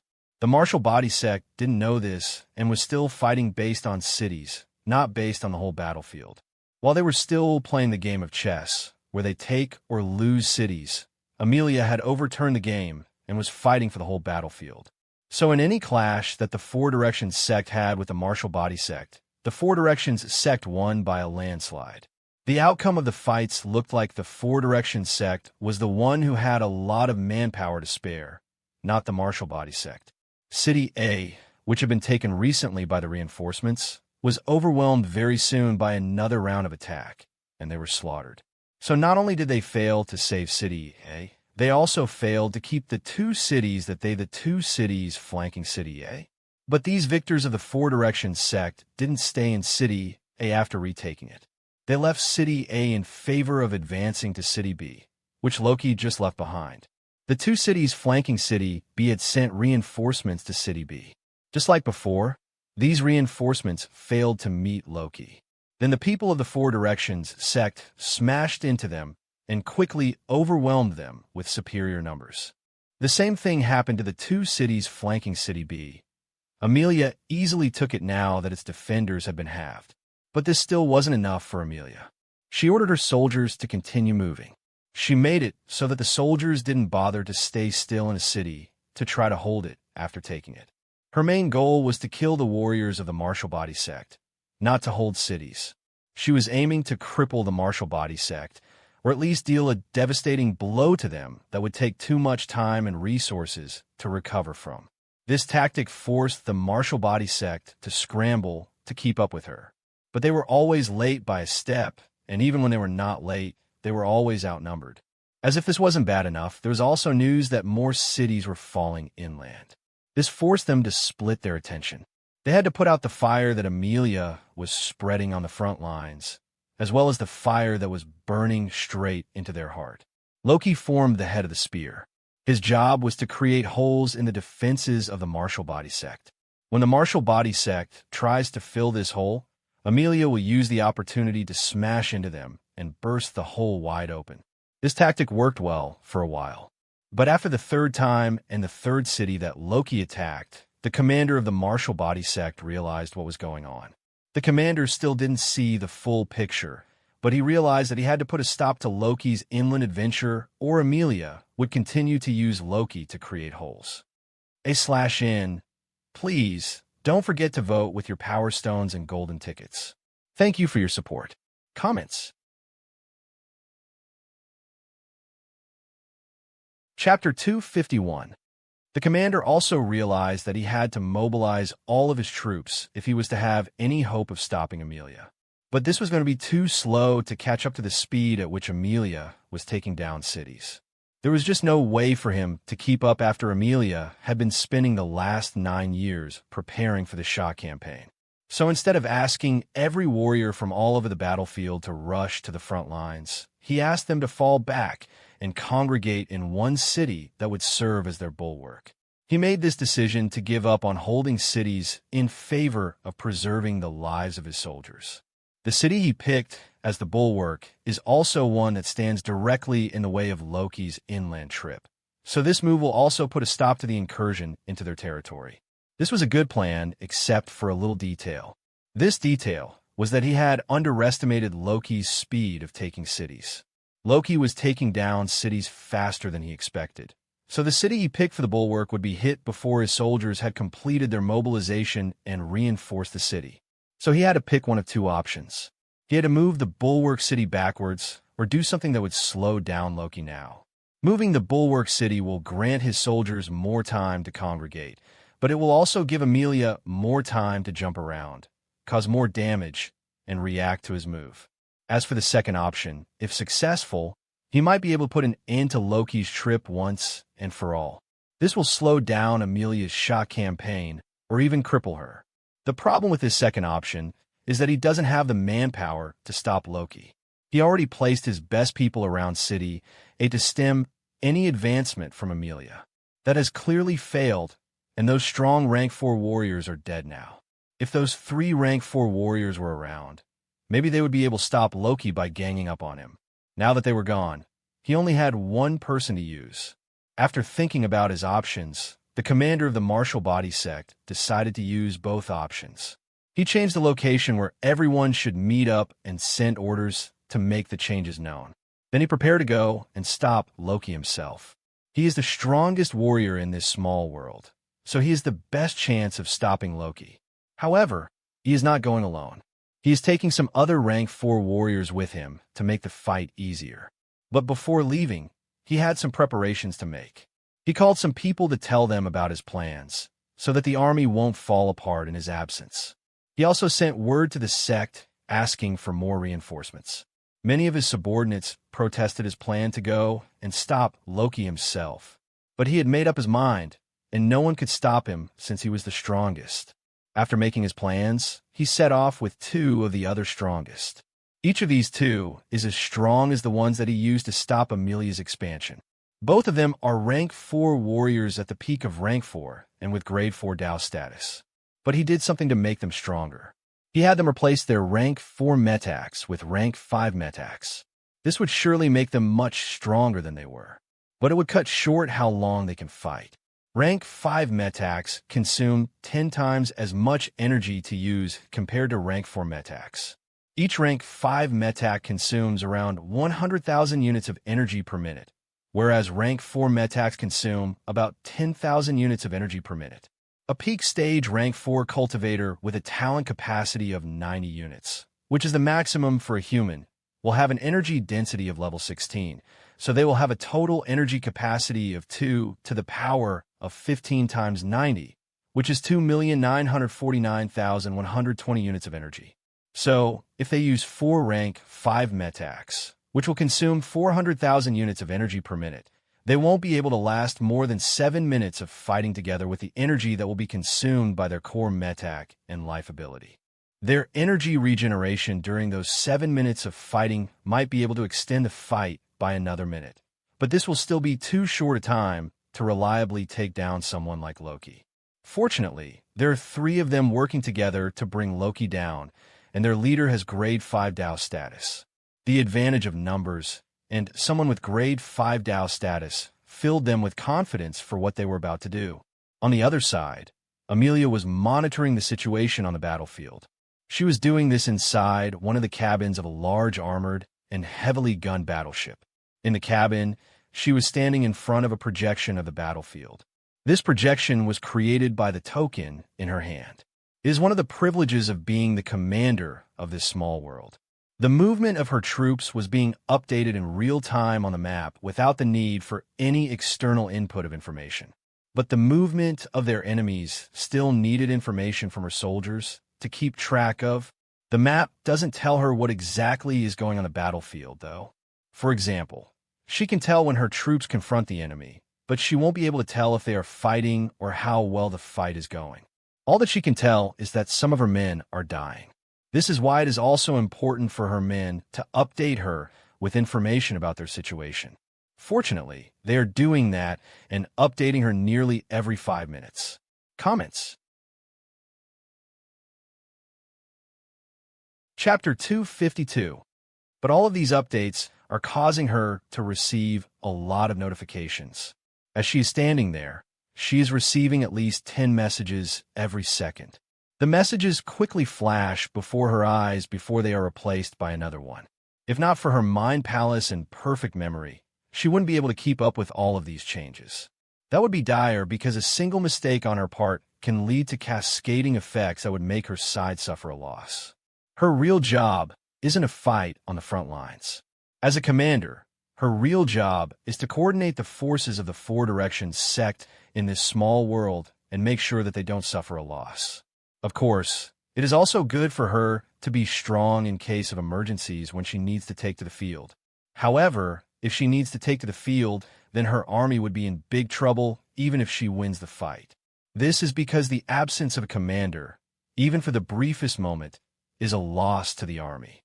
Fortunately, she hasn't had the need to take to the battlefield in this shock campaign, and it is all thanks to Loki.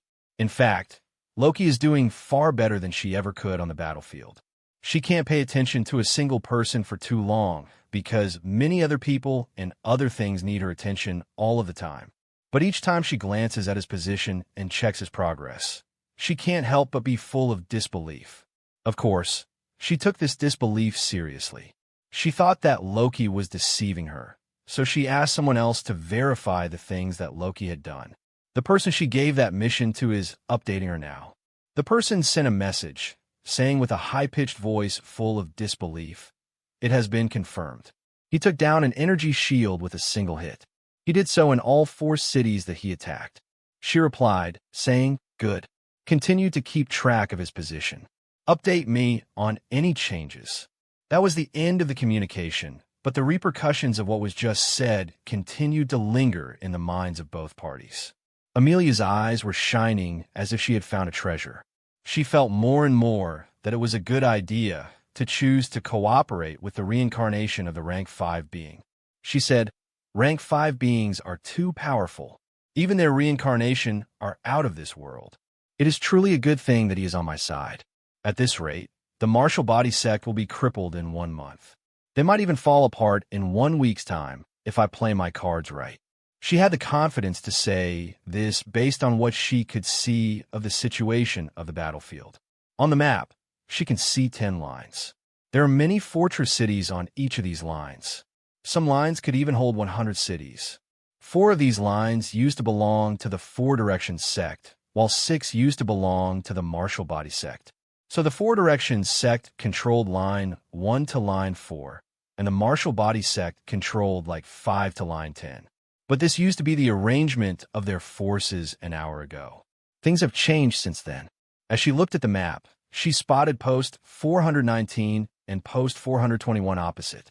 Post 419 is standing on line 4, which used to be the front line of the 4 directions sect, and post 421 is standing on line 5, which used to be the front line of the martial body sect. Then she saw City A behind post 421. It is on line 6. Behind her, City B, City C, and City D. These are the 4 cities that Loki had attacked. They reside on line 7, line 8, and line 9. This means that there is only 1 line left on the battlefield under the control of the 4 directions sect that is still intact.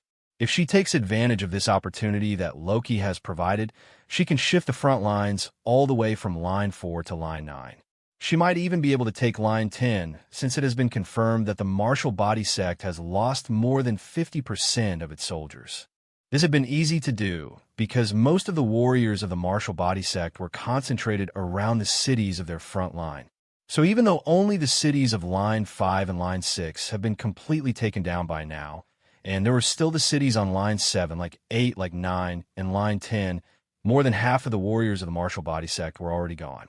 In comparison, she had lost less than 5% of her troops in this shock campaign. So even if the remaining 50% of the martial body sect congregate at a single location, as some reports are indicating, she is still sure that she can wipe them out because she still has 95% of her army. As she thought of this, she grinned and said, "It will just cost a lot to wipe them out, but it will be possible to do. At that time, I can finally earn enough merit points to leave this small world." Her eyes gleamed with anticipation as she spoke. But she had to stop fantasizing and return her attention to the work of coordinating the battlefield, especially since a message just arrived from Loki. Loki said, "I've taken the 4th city. This is all I owe you." She said, "That's good, but I need you to do one last thing. I need you to hold that last city for me." Loki replied, saying, "I promise to take cities, not to hold them. I have done my part." Comments. Chapter 253. She didn't argue with him on this. She said in agreement, "I know, and you're right, which is why I want to offer you another deal." This piqued his interest, so he said, "What deal is it?" She replied, saying, "If you help me hold the city for a week, I will give you an opportunity to earn a natural wonder." Loki thought about her proposal for a while before saying, "Make it 3. But she said, "I can't do that. I can only give you an opportunity to earn the natural wonder. How much you can earn is up to you." He didn't even know what a natural wonder was or how valuable it was, so he couldn't really be sure if what she was offering was a good deal or not. But he was sure that what she was asking him wasn't a big deal either. He could easily hold the city for a week, and it would even help him earn grade 4 merit points, since he hadn't earned any since that first rank 4, being that he killed before. So he said, "Fine, I'll hold the city, but you must send more people to take care of the riffraff. I will only act to deal with the rank 4 enemies." She immediately said, "Deal." Then she quickly spent 1 grade 5 merit point to buy a contract. She filled in the terms of their agreement in the contract before sending it to him. In all her years of working as the commander of this battlefield, she has only earned 3 grade 5 merit points. 2 of the 3 have been used to buy grade 5 contracts to secure her agreements with Loki. It can be seen just how much she is willing to invest in him. On the other side, Loki received her contract. After skimming through it, he signed it and yawned. He yawned because he was bored. After yawning, he said, "Where are the enemies? How far do they need me to go deep into their territory before they realize that I must be stopped? They should come quickly to dislodge me." Ever since he fought that rank 4 transformation warrior, he hasn't fought another rank 4 warrior. This is because most of them were situated on the front lines. So he missed them by attacking inwardly. They haven't been able to catch up to him, but he hopes that they will do so now that he has stopped trying to take down more cities. This is the main reason he accepted Amelia's deal. His original plan was to leave and scour the battlefield looking for rank 4 warriors to kill. But when he heard Amelia's request, he knew that she wanted to use him as a shield to block the recovery of the martial body sect, so he decided to go along with her plan. As he thought of this, he said, "I hope they can come to stop me as soon as possible, or I might just sleep." The bad news is that no one showed up to stop him as soon as possible. The good news is that someone finally came to stop him after 1 hour of waiting. He was sitting on the airship when he sensed them. He had sensed them without seeing them because the 3 of them had a mind palace. A mind palace might be invisible to other cultivators, but to a mind hunter, a mind palace is like a torch in the dark. Even without looking directly at the torch, one would be able to see the rays of light that the torch casts into the world. So he turned in their direction to confirm what he sensed. When he saw the 3 of them and realized that they were warriors of the martial body sect, he smiled and said, "Finally." Then he said to the soldiers around him, "We are about to be attacked by the enemy. I'm going to deal with them. Stay alert and prepare for surprise attacks while I'm gone." After saying this, he took to the air in the direction of the 3 of them. Of the 3 of them, 2 were giant warriors, and the last one was a transformation warrior. The transformation warrior was a kind of bird. The phantom bird was as large as a house, while the warrior herself was safe at the center of the phantom. None of them was wearing armor, but the 2 giants were equipped with weapons. The giant at the head of the trip was carrying a large hammer, while the other giant was wearing large gauntlets. The 3 of them approached in an imposing manner, but Loki wasn't fazed. He even had a smile of anticipation on his face. No words were spoken. Both sides started attacking as soon as they got within range of each other. Loki was the first to make a move because he had a means of attack with the longest range. 2 rail guns, each with 2 barrels, sprouted on his shoulders and began firing at the enemy. He used the telekinesis core metak and the reversal core metak right from the start.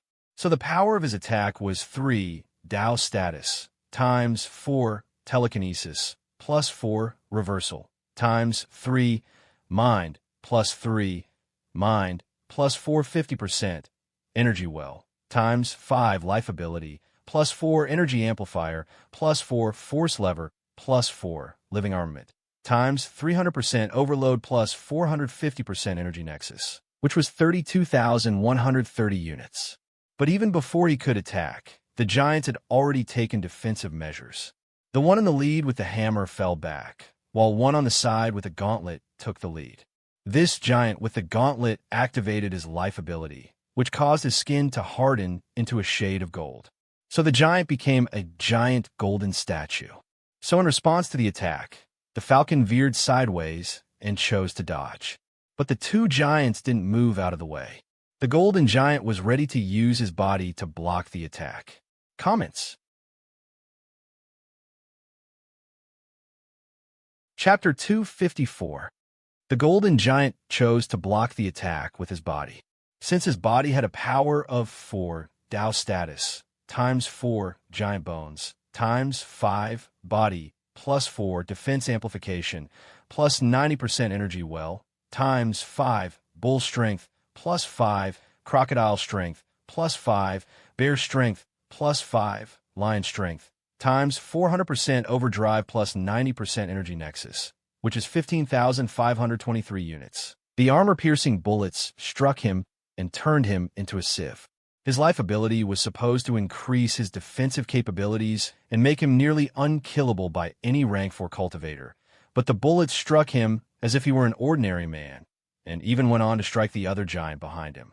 The 2 giants had lined up perfectly So most of the bullets that struck the giant in front also struck the giant at the back. The only difference was that the power of the bullets had reduced significantly after hitting the first giant.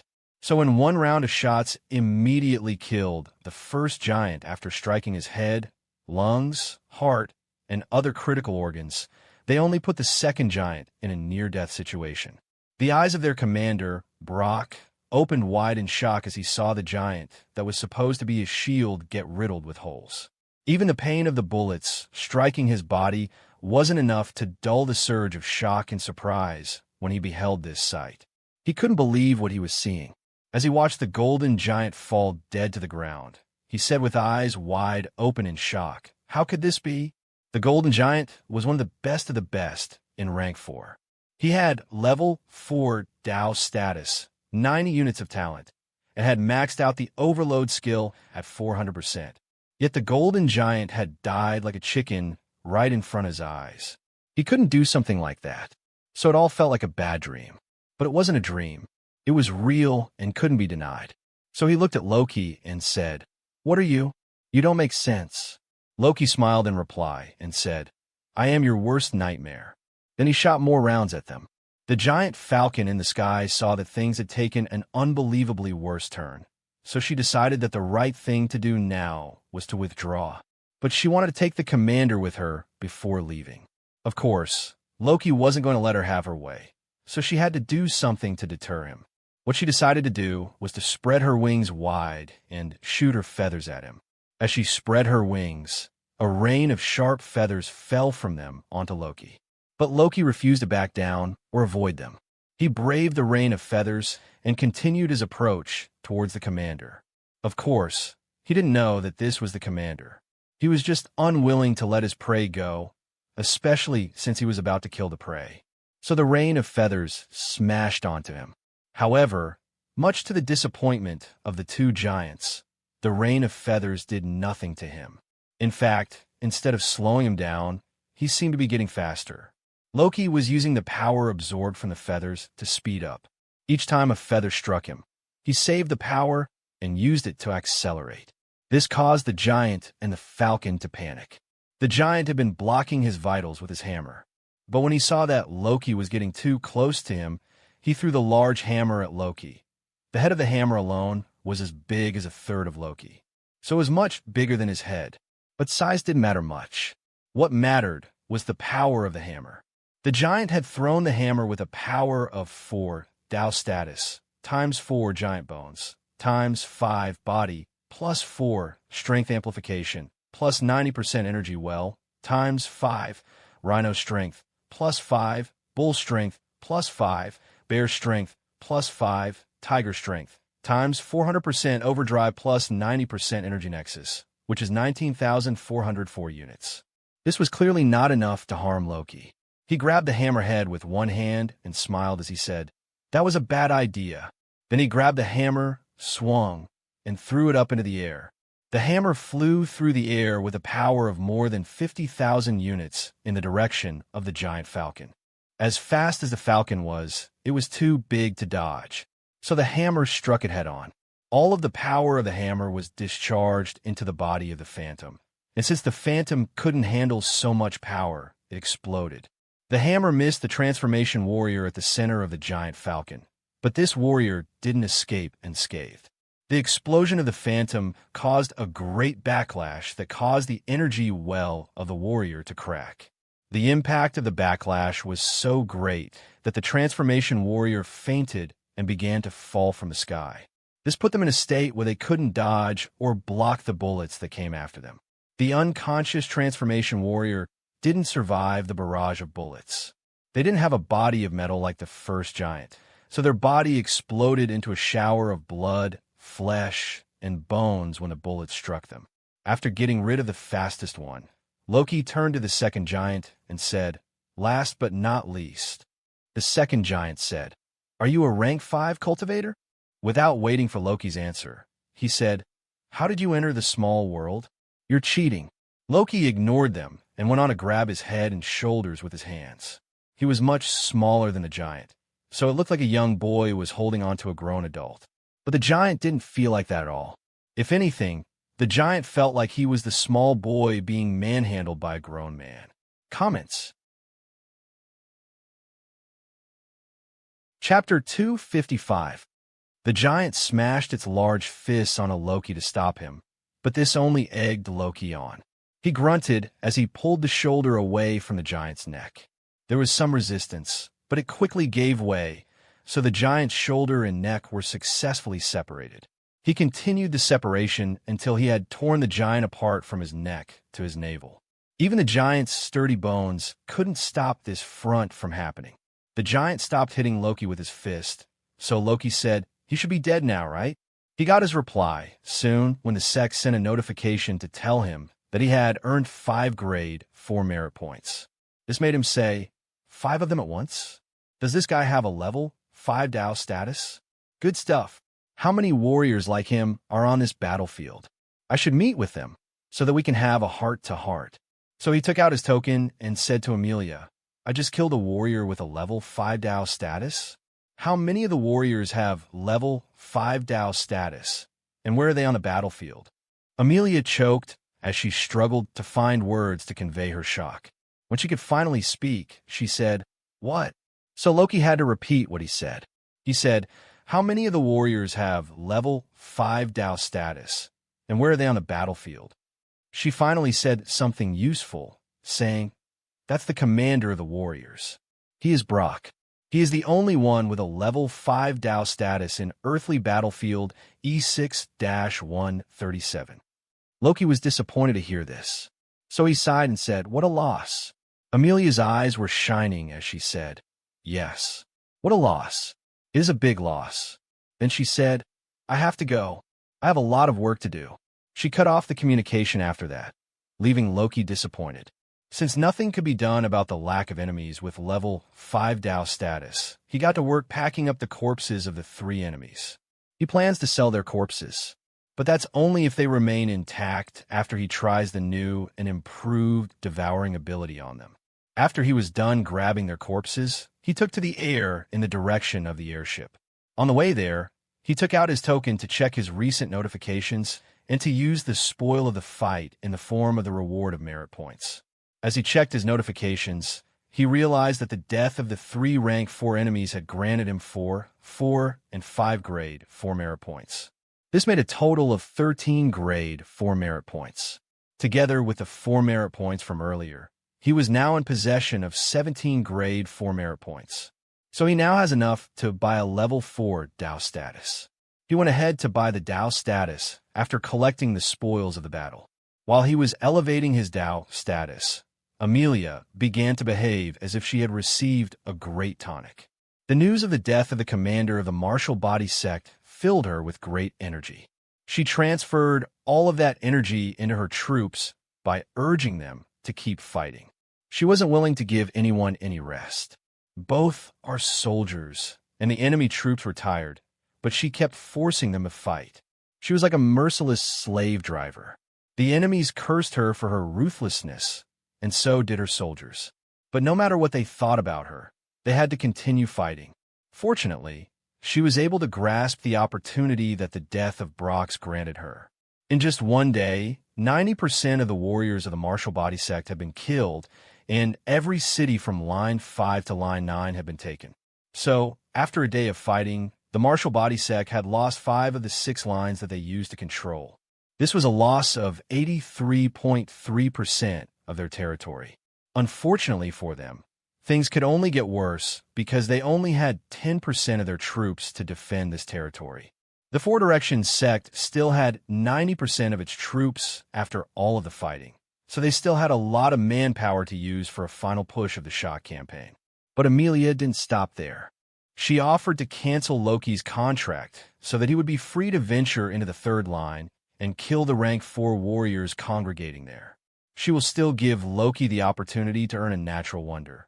So he took the deal, and she supported him with the remaining 90% of her troops. With everything set, she gave the order. So after a day of fighting, the combined might of Loki and thousands of soldiers struck the rest of the forces of the martial body sect. The martial body sect was nearly wiped out by this move. The warriors who didn't die only escaped by running out of the small world through the portal at the back of the battlefield. So, Line 10 also fell under the control of the Four Directions sect. Thus, the conquest of earthly battlefield E6-137 was complete. Of course, this didn't mark the end of fighting in this small world. The small world can't be sealed from the Martial Body sect, or the souls from the Northern Domain won't be able to enter the small world. So the Martial Body sect will always be able to gain access to the small world. Even if Amelia can seal the small world, she won't do so because the hole in the small world is how the Four Directions sect steals souls from the Northern Domain. And as long as the hole is open, the Martial Body sect will always be able to enter the small world in large numbers and fight for control of it.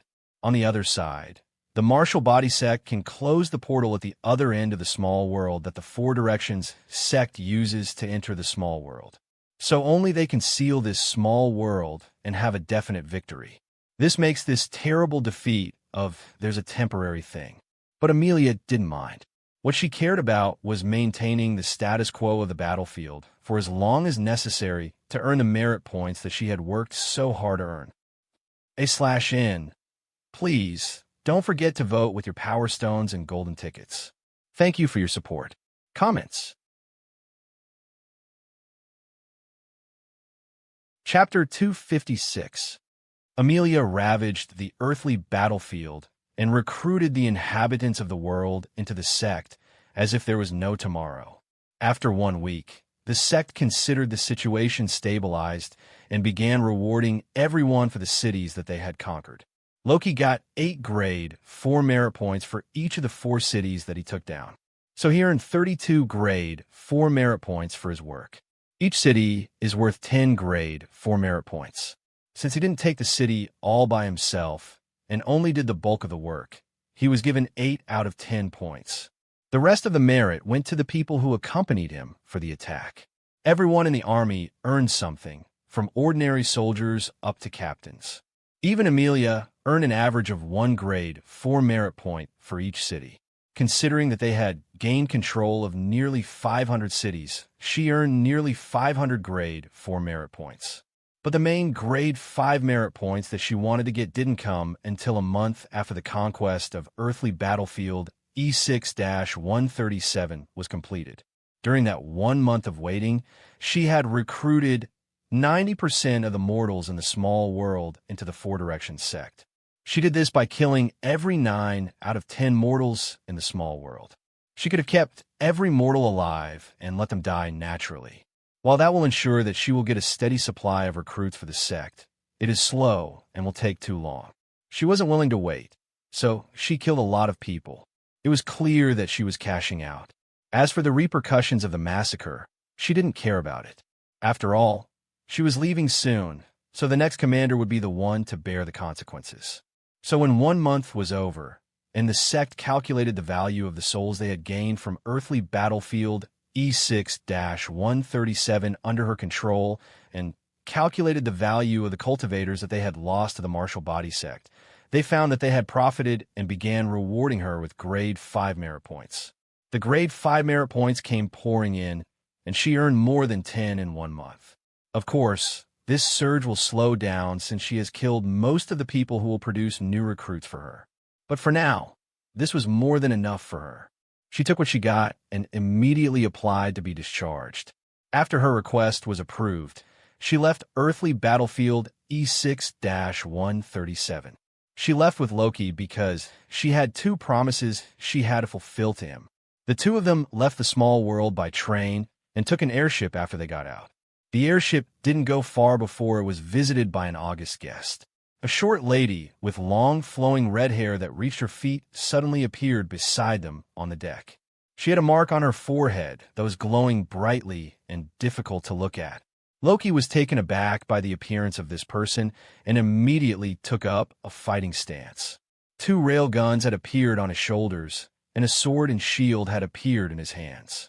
But when he saw Amelia bow to this person, he relaxed a little bit. Amelia said to the visitor, "It is good to see you again, Lady Red. Thank you for meeting me here." But Lady Red wasn't looking at her. She was staring at Loki. To be specific, she was looking at Loki's armor. Lady Red said to Loki, "So you must be the secret weapon who helped her gain complete control of that small world. At a glance, I can tell that you are no ordinary cultivator. This mutated life ability of yours looks interesting." She was complimenting Loki, but her words only put her on edge even more. He said to her, "I hope you won't ask to borrow my life ability. I'm afraid I'll disappoint you if you do, because I don't like to share."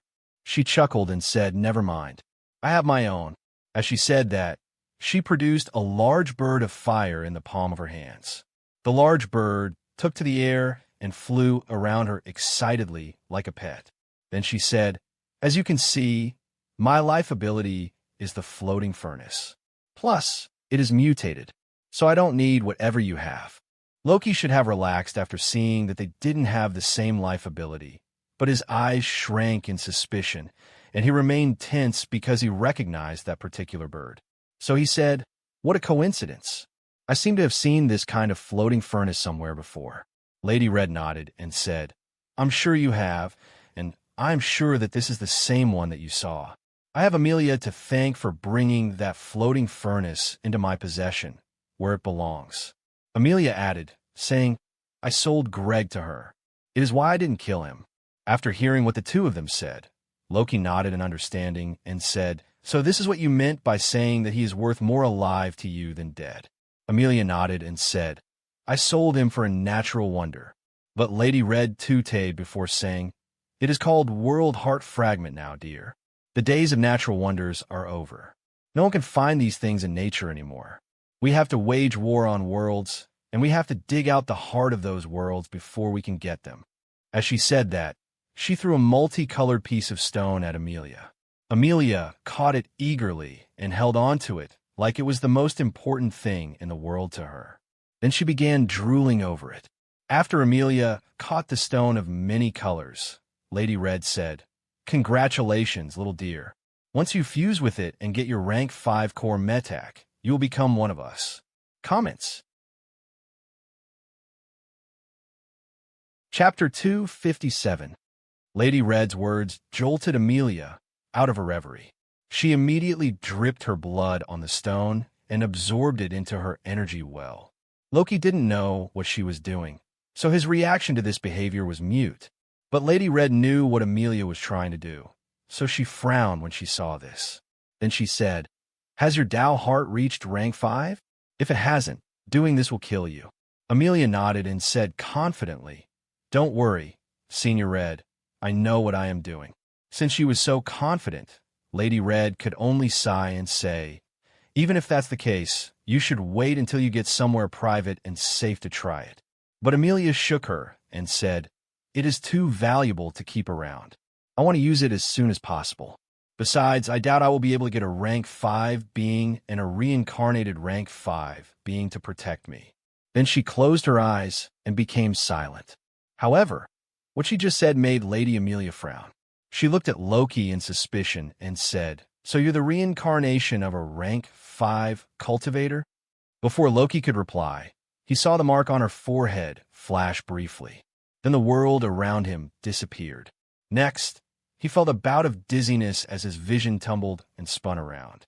When he got his bearings again, he found himself in a world of fire. The sky and the earth were burning with flames. There was also a colossal red bird burning in the sky and serving as the sun of this world. Loki was rightfully confused by this sight, but he became certain that whatever was going on was an attack from Lady Red when she appeared in front of him. He rushed to attack her, but found that he couldn't move. He also discovered that he couldn't activate his life ability. He tried again and failed to activate any metac, including the rewind metac. Apparently, he was completely helpless in front of her. While he was doing this, she looked at him and shook her head in disappointment. Then she said, "You were confused when I brought you here. If your confusion was because you didn't know where we are, it indicates that you have never been a rank 5 cultivator. Every rank 5 cultivator should be able to recognize a mental world when they see it. There is also the fact that I was able to bring you here forcefully without your agreement. This is definite proof that you have never been reincarnated. A mind as scattered as yours can never go through the cycle of reincarnation intact. Loki didn't deny her claims when she said them. It was mostly because he couldn't say anything even if he wanted to. His mouth was sealed. But even if he could speak, he didn't have anything to say to prove his claim of being the reincarnation of a rank 5 being. So he could only remain silent and listen to her. Fortunately, she didn't expect anything from him. She had only brought him here to prove some things. After saying those two things, she said, "I don't care that you lied about your origin. What I care about is that you're powerful and will be useful to me. At least, that's what Amelia told me, and why I decided to give you this opportunity. If you can help Amelia in that small world, you can surely help me in my quest to invade and conquer another small world. This small world will be intact, unlike the playground called the earthly battlefield. There will be a world will there, so defeating the forces of that small world will be more difficult. But I am sure that with the right preparations, we can do it. With your power and mind combined, we have at least a 60% chance of victory. We should be able to conquer the world and take its world heart." Her voice became stern as she said, "And if we don't succeed, you will surely die. I will make sure of that because I will kill you myself. But if we win, I will become a divine being and will help you in your quest to ascend too. I will also give you some of the spoils of war in the form of some world heart fragments." She stared into his helpless eyes as she said, "I am not asking you if you will join me on the invasion or not. I'm sure that Amelia must have told you something about it. She had probably phrased it as if you had a choice in the matter and that it was an opportunity for you. But you don't have a choice in this matter. You will follow me on that invasion and help me conquer the world, whether you like it or not. Don't look at me like that. To ask for your opinion is to pretend that I care about your opinion and willing to accept your rejection. The truth is that I am not willing to accept the rejection, and I won't pretend to or waste your time acting as if I care about your opinion. So it is a sign of my respect to you that I am telling you all of these up front." Then she asked, saying, "Do you understand me? Not if you do." Loki felt the force restricting his neck loosen. He still couldn't speak, though, so he nodded in understanding to her. She smiled and said, "Good." Then the world of fire shattered around him. He felt that same sense of vertigo and dizziness from earlier, but it was quick to disappear. When he recovered, he found himself in his body again, and the world around him had recovered. He also realized that he could move his body again. So what he did was to step back and put some distance between himself and her. He also used the power identification ability on her. /N. Please, don't forget to vote with your power stones and golden tickets. Thank you for your support. Comments. Chapter 258. Race, human. Tao status, 5. Energy quantity, 90. Energy density, 20. Energy rank, 5. Body, 5. Soul, 5. Mind, 5. Will, 6, 2%. Skill, 500%. Metak, floating furnace. To be honest, he felt shaken by what had just happened. The fact that her stats had reached the limit of what mortals can achieve, and then some more, only helped him confirm that if she had wanted to kill him earlier, he wouldn't have been able to resist it. In order to prevent what just happened from happening again, he activated the quadrupole mind metak and used it to combine the reversal metak with the telepathy metak to protect his mind. Then he prepared to kill himself by denoting his energy nexus. That way, he will be in control of his death and will be able to reverse time if the worst were to happen. Lady Red noticed that his mind had become sturdier, but that only made her smile. She even said, "Interesting. I wonder what you just used to increase the defense of your mind. I didn't know forgers could do something like that." In response, Loki cursed inwardly and began contemplating reversing time now instead of waiting before it was too late. After speaking, Lady Red began approaching him. She walked slowly towards and said, "I promise that I won't take anything from you. I just want to see what you have that can be used to reinforce the mind. I'm just trying to satisfy my curiosity, I promise." Just after speaking, a multicolored light flashed beside them. This multicolored light was coming from Amelia. It was coming from her forehead. Amelia's eyes were still closed, but a multicolored mark had appeared on her forehead. It was this mark that was producing the light. Lady Red glanced at Amelia and smiled as she said, "It looks like she is doing well.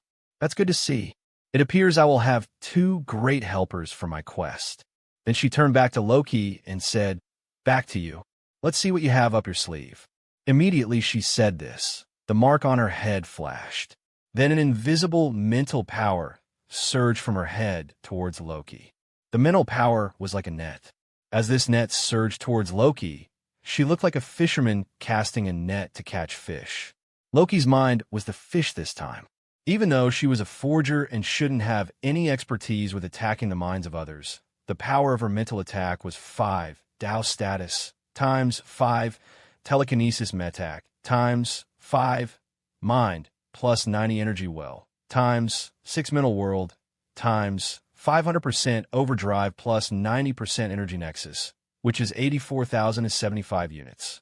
On the other side, the power of Loki's mental defense was 4 Tao status times 4 telepathy metac plus 4 reversal times 4 mind plus 4 mind plus 450% energy well times 4 mind shield times 300% overdrive plus 450% energy nexus, which is 12,000 units.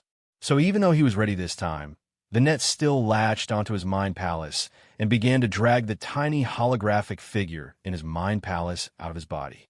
The best that all of his preparations could accomplish was block the net long enough for him to see the nature of the mental attack and how it worked, but also gave him time to execute desperate actions. Instead of letting her mental world capture his mind, he decided to detonate it. He infused too much energy into the tiny holographic figure and caused it to explode. This caused his mind to shatter instantly. The injury killed him immediately. So the rewind metac and Fenrir activated and took his consciousness away from his body. As he was swept away into the river of time, his mind was in shock as he said, "How can she be that powerful? She is not even a mind hunter. Yet, she can produce a mental attack with a power in the tens of thousands." Then he remembered that she, too, hadn't used her full power. So he said, "Damn it, that was just a casual mental attack on her part. She didn't use a single metac against me. That was all her natural power as a rank 5 being. If she had used one single metac on me, she would definitely be more powerful. It is all because of the amplification from her energy well. It has gone from amplification by percentage to the full power. No wonder she is strong." He can still remember the part of her power output in the bracket for her permanent stats. What should have been 90% had become 90. This is 100 times increase in the amplification of her energy well. There was also the presence of her mental world in the attack.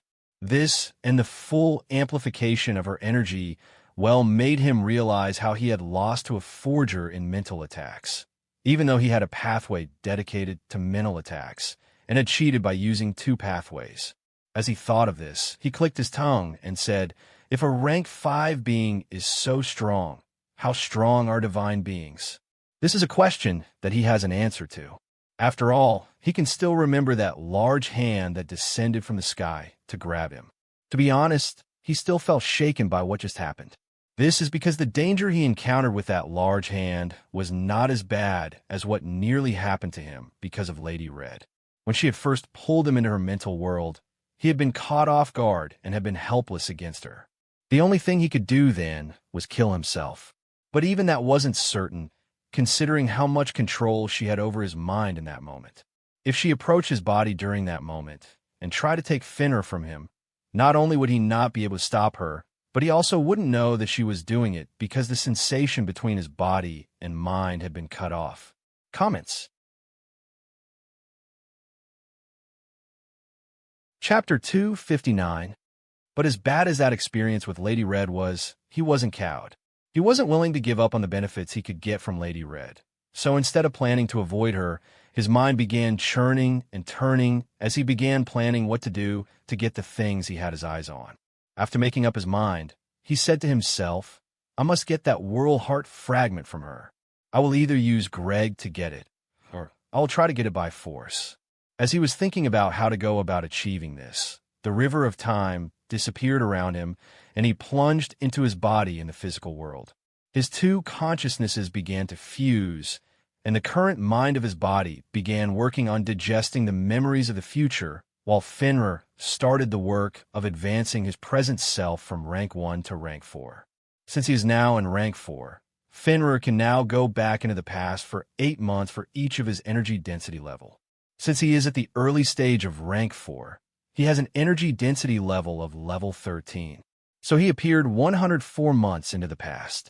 This point in time was a little farther than the point in time he awakened, so after everything was done, he opened his eyes and saw Slav hiding behind Muni.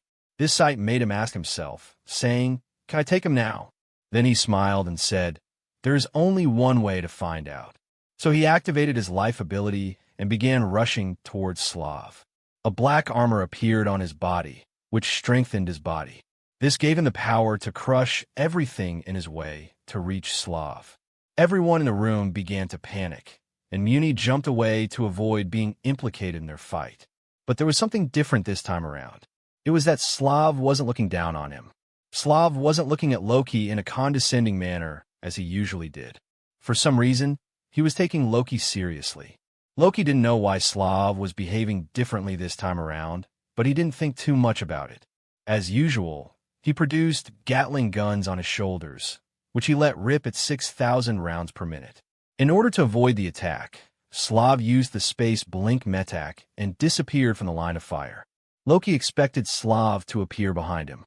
Then Slav would take the initiative by attacking him with the space tier metak. But this didn't happen this time around. Slav did appear somewhere behind him, but it was at the door. Slav also used the space tier metak to enhance his hand. But he didn't use his hand to attack Loki. What he attacked was the door.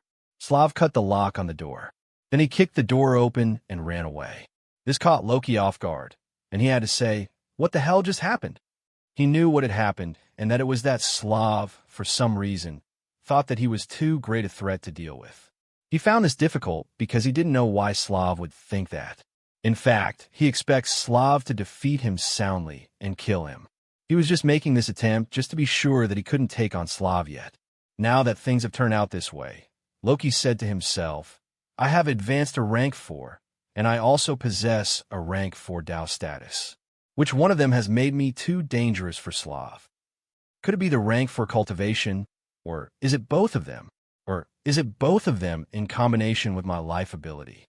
Could it be that my overall power has become too great for Slav, or is there a single thing about me that is making Slav wary of me?" He still couldn't figure it out, so he snorted and said, "Why should I trouble myself about this when I trouble Slav about it? Let me just ask him. I'm sure he knows the answer." After saying this, he glanced one last time at the door and in the direction that Slav had gone. Then he infused too much energy into the tiny figure in his mind palace and caused it to explode, thereby killing him. He committed suicide so that he could reverse time and have another fight with Slav.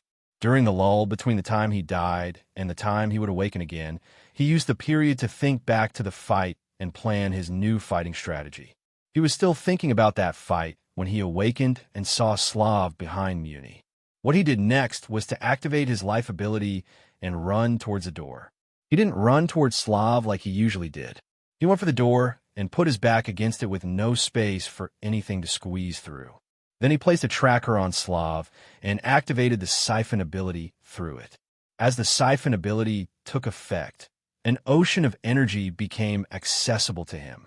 All of the energy seemed infinite. It gave him the confidence to do something he had never dared to do before. He stretched out both of his hands and let the black, shifting material that made up his arm grow 3 tentacles. After the tentacles reached 1 meter in length, he made them split into 3 tentacles each and continued growing these 3 extensions. When these 3 extensions reach a meter, he made them split into 3 extensions again. This now made for a total of 27 tentacles for a single arm of his. But he didn't stop there. He continued to make the tentacles split. He also made large spiked thorns grow out across the length of every tentacle.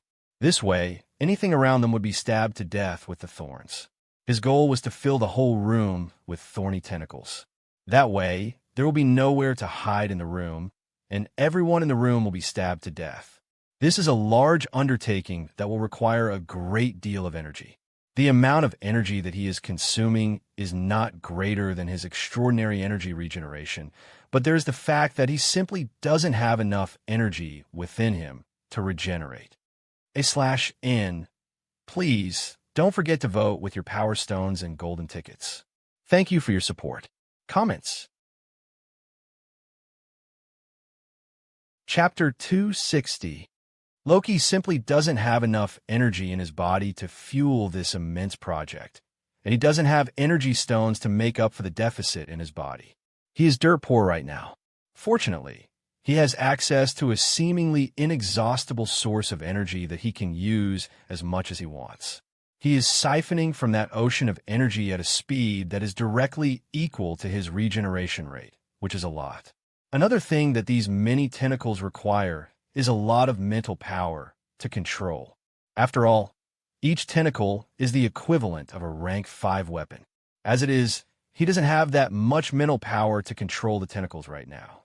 But he also doesn't plan to control the tentacles.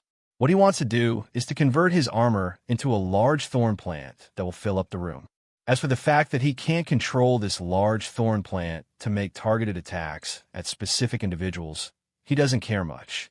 He would have needed to care about not being able to control the tentacles if he didn't have infinite energy.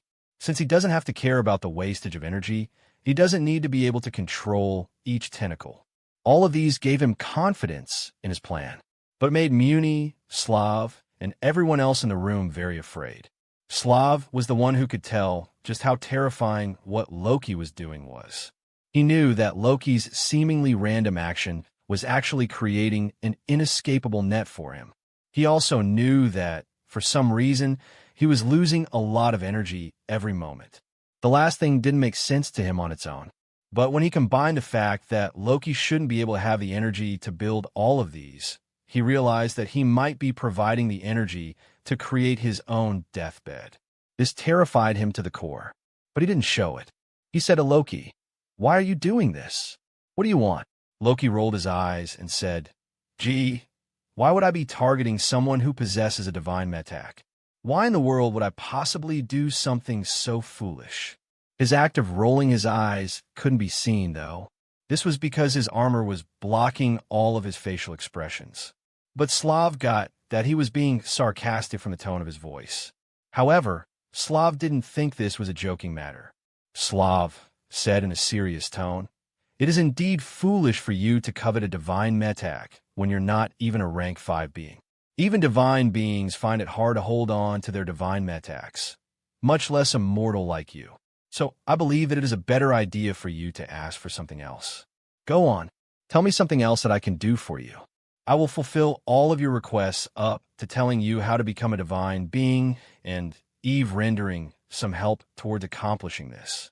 Loki sneered as he said, "Here's a question I have for you. Why do you have infinite energy, and is it really infinite? Or is it that you regenerate it faster than you can use it, making it seem infinite?" Slav didn't reply. This was because he didn't need to. Loki's questions have made it clear that there is no deal to be had here. It was clear that Loki wasn't taking his offer seriously at all. So Slav began considering his options to escape. He looked at the walls and began contemplating whether he had enough power to cut through them and escape. But Loki didn't give him the chance to get to work on the walls. When Loki saw Slav glance at the walls, he hurriedly produced his 2 Gatling guns, which he let loose on Slav. Slav had to disappear to avoid the hail of bullets. But whenever he appeared somewhere else, the Gatling guns would swivel to his new position and rain down bullets on him. This forced him to change his position constantly, so he couldn't focus on the wall to cut them open. This way, he had nowhere to escape to. For now, he was safe and could constantly avoid the gunfire. But the space to teleport to in the room was shrinking every moment. So very soon, he would have nowhere to teleport to and would either be shot to death or skewered by thorny tentacles. Slav's sorry fate is for the future, but everyone's sorry fate came much earlier. Slav could avoid the gunfire, but Muni, who he was hiding behind, couldn't avoid the first volley of gunfire. Muni is a rank 3 cultivator with a rank 3 life ability, level 2 Dao status, and nothing else. He had nothing else because he had sold off all of his metacs to afford the increase to his talent. This made him too weak to withstand the barrage of bullets that struck him. He didn't even have a chance to resist. He was shot through into a sieve, and blood with his liquefied organs came pouring out of the holes onto the ground. Muni's case was just one of many. Since a rank 3 cultivator couldn't preserve their lives in the midst of Loki's wanton gunfire, none of the initiates could possibly hope to survive it. The initiates began to panic, so they began to scream, and they ran around as they screamed. All of these created a lot of distractions and obstacles for Slav. In their bid to avoid the thorns, the initiates had to take up the little available space in the room. This constrained Slav and made it more and more difficult for him to dodge Loki's gunfire. So he began killing the initiates to create space for himself. But this could only work for a short while, and even their dead bodies were also occupying space. /N. Please, don't forget to vote with your Power Stones and Golden Tickets. Thank you for your support. Comments. Chapter 261. Eventually, Slav was cornered with nowhere to go. With nowhere left to go, Slav turned his attention to the thorns themselves. He decided to deal with them to create a way out of his predicament. So he used the space tier metac on his hands, which caused the space around his hands to vibrate. Then he used his hand as a blade to cut the tentacles and thorns. Loki couldn't control the tentacles the way he could control the whips, so he couldn't make them avoid Slav's hand and ensnare Slav. The tentacles were mostly stationary, which made it easy for Slav to cut them. Slav's hand went back and forth severing the black thorny branches. But this was only a stopgap that could, at best, buy a short reprieve. He couldn't cut the tentacles faster than they could regenerate and grow new tentacles. So despite his hard work, the thorns were still slowly and surely encircling him. Eventually, Slav couldn't hold back anymore. So Slav activated the space freeze metac. In the past, this had worked well to neutralize Loki. The power of space had been overwhelming to him. The power of that move was like the curse attack from the effigy. He didn't have the tools to defend against both the curse and the power to freeze space. So he had been helpless against it. Even now, Loki expected this to be the end for him. He still didn't give up, though. He still resisted with everything he had. He used every tool at his disposal to resist. One of the things that he had now that he didn't have before was his mind palace. As it turned out, the power of the space freeze metac didn't affect his mind palace. The space freeze metac had frozen his body, but his mind could still move, and he could still think. Since the tiny holographic figure in the mind palace could still move, he made it absorb a lot of energy in order to make the body float. With the mind palace taking action, he could finally resist. Since he could resist, his mind palace produced power that was equal to 4 Tao status times 4 telekinesis metac plus 4 reversal times 1.5 mind plus 1.5 mind plus 450% energy well times 300% overdrive plus 450% energy nexus, which is 1,800. This power was pitifully low, but Slav wasn't faring well either. After all, the power of the space freeze metac was 1 cultivation rank times 6 plus 90% energy well times 1 space freeze times 500% overdrive plus 90% energy nexus, which is 40.71 units. This tiny power of 40.71 units was enough to freeze him before it worked on a fundamental level that he couldn't resist. But now that he could resist this fundamental power, this kind of power became flimsy to him. Since he could block the attack, the reversal metac took effect. It absorbed the power of the space freeze metac and amplified it with its own power. Then it threw the combined power at Slav. Slav had wanted to take advantage of Loki's incapacitation to kill him, but the power of the space freeze metac was bounced back onto him. So he was the one who froze in the air. Loki didn't let this opportunity go at all. He turned around and unleashed the 2 Gatling guns on Slav. The bullets from the 2 of them struck the young master and tore his body apart. The turn of events made the eyes of the small figure in Loki's mind widen in surprise. Then he said to himself in disbelief, so that's why he was scared of me. That's why he chose to run away earlier. He knew that I would be able to break the restriction. In the physical world, Loki's body stood frozen in front of the door. He was the only one in the room, as everyone else was dead. Since he stopped shooting around, the whole room went quiet. Because Slav was dead, Loki lost his access to the infinite supply of energy. So he couldn't continue to grow the tentacle forest. He also didn't need the tentacle forest anymore. So he withdrew all of the tentacles back to his body. Then he went over to Slav's corpse. Without the tentacles in his way, he was able to easily reach Slav's body. And with no one else in the room, there was no one to distract him from bending down to Slav's corpse. When he bent down over Slav's body, he realized that there was only one divine metak within him. This divine metak was the one that was sealed away by Fenrir's ability. The other two had disappeared to places unknown. This sealed divine metak was the one Slav used last. It was the space freeze metak. Loki took the space freeze metak and used it to replace the telepathy metak. After he was done with this, he clapped his hands and said, "Let's go fishing again." Then he committed suicide and went back in time.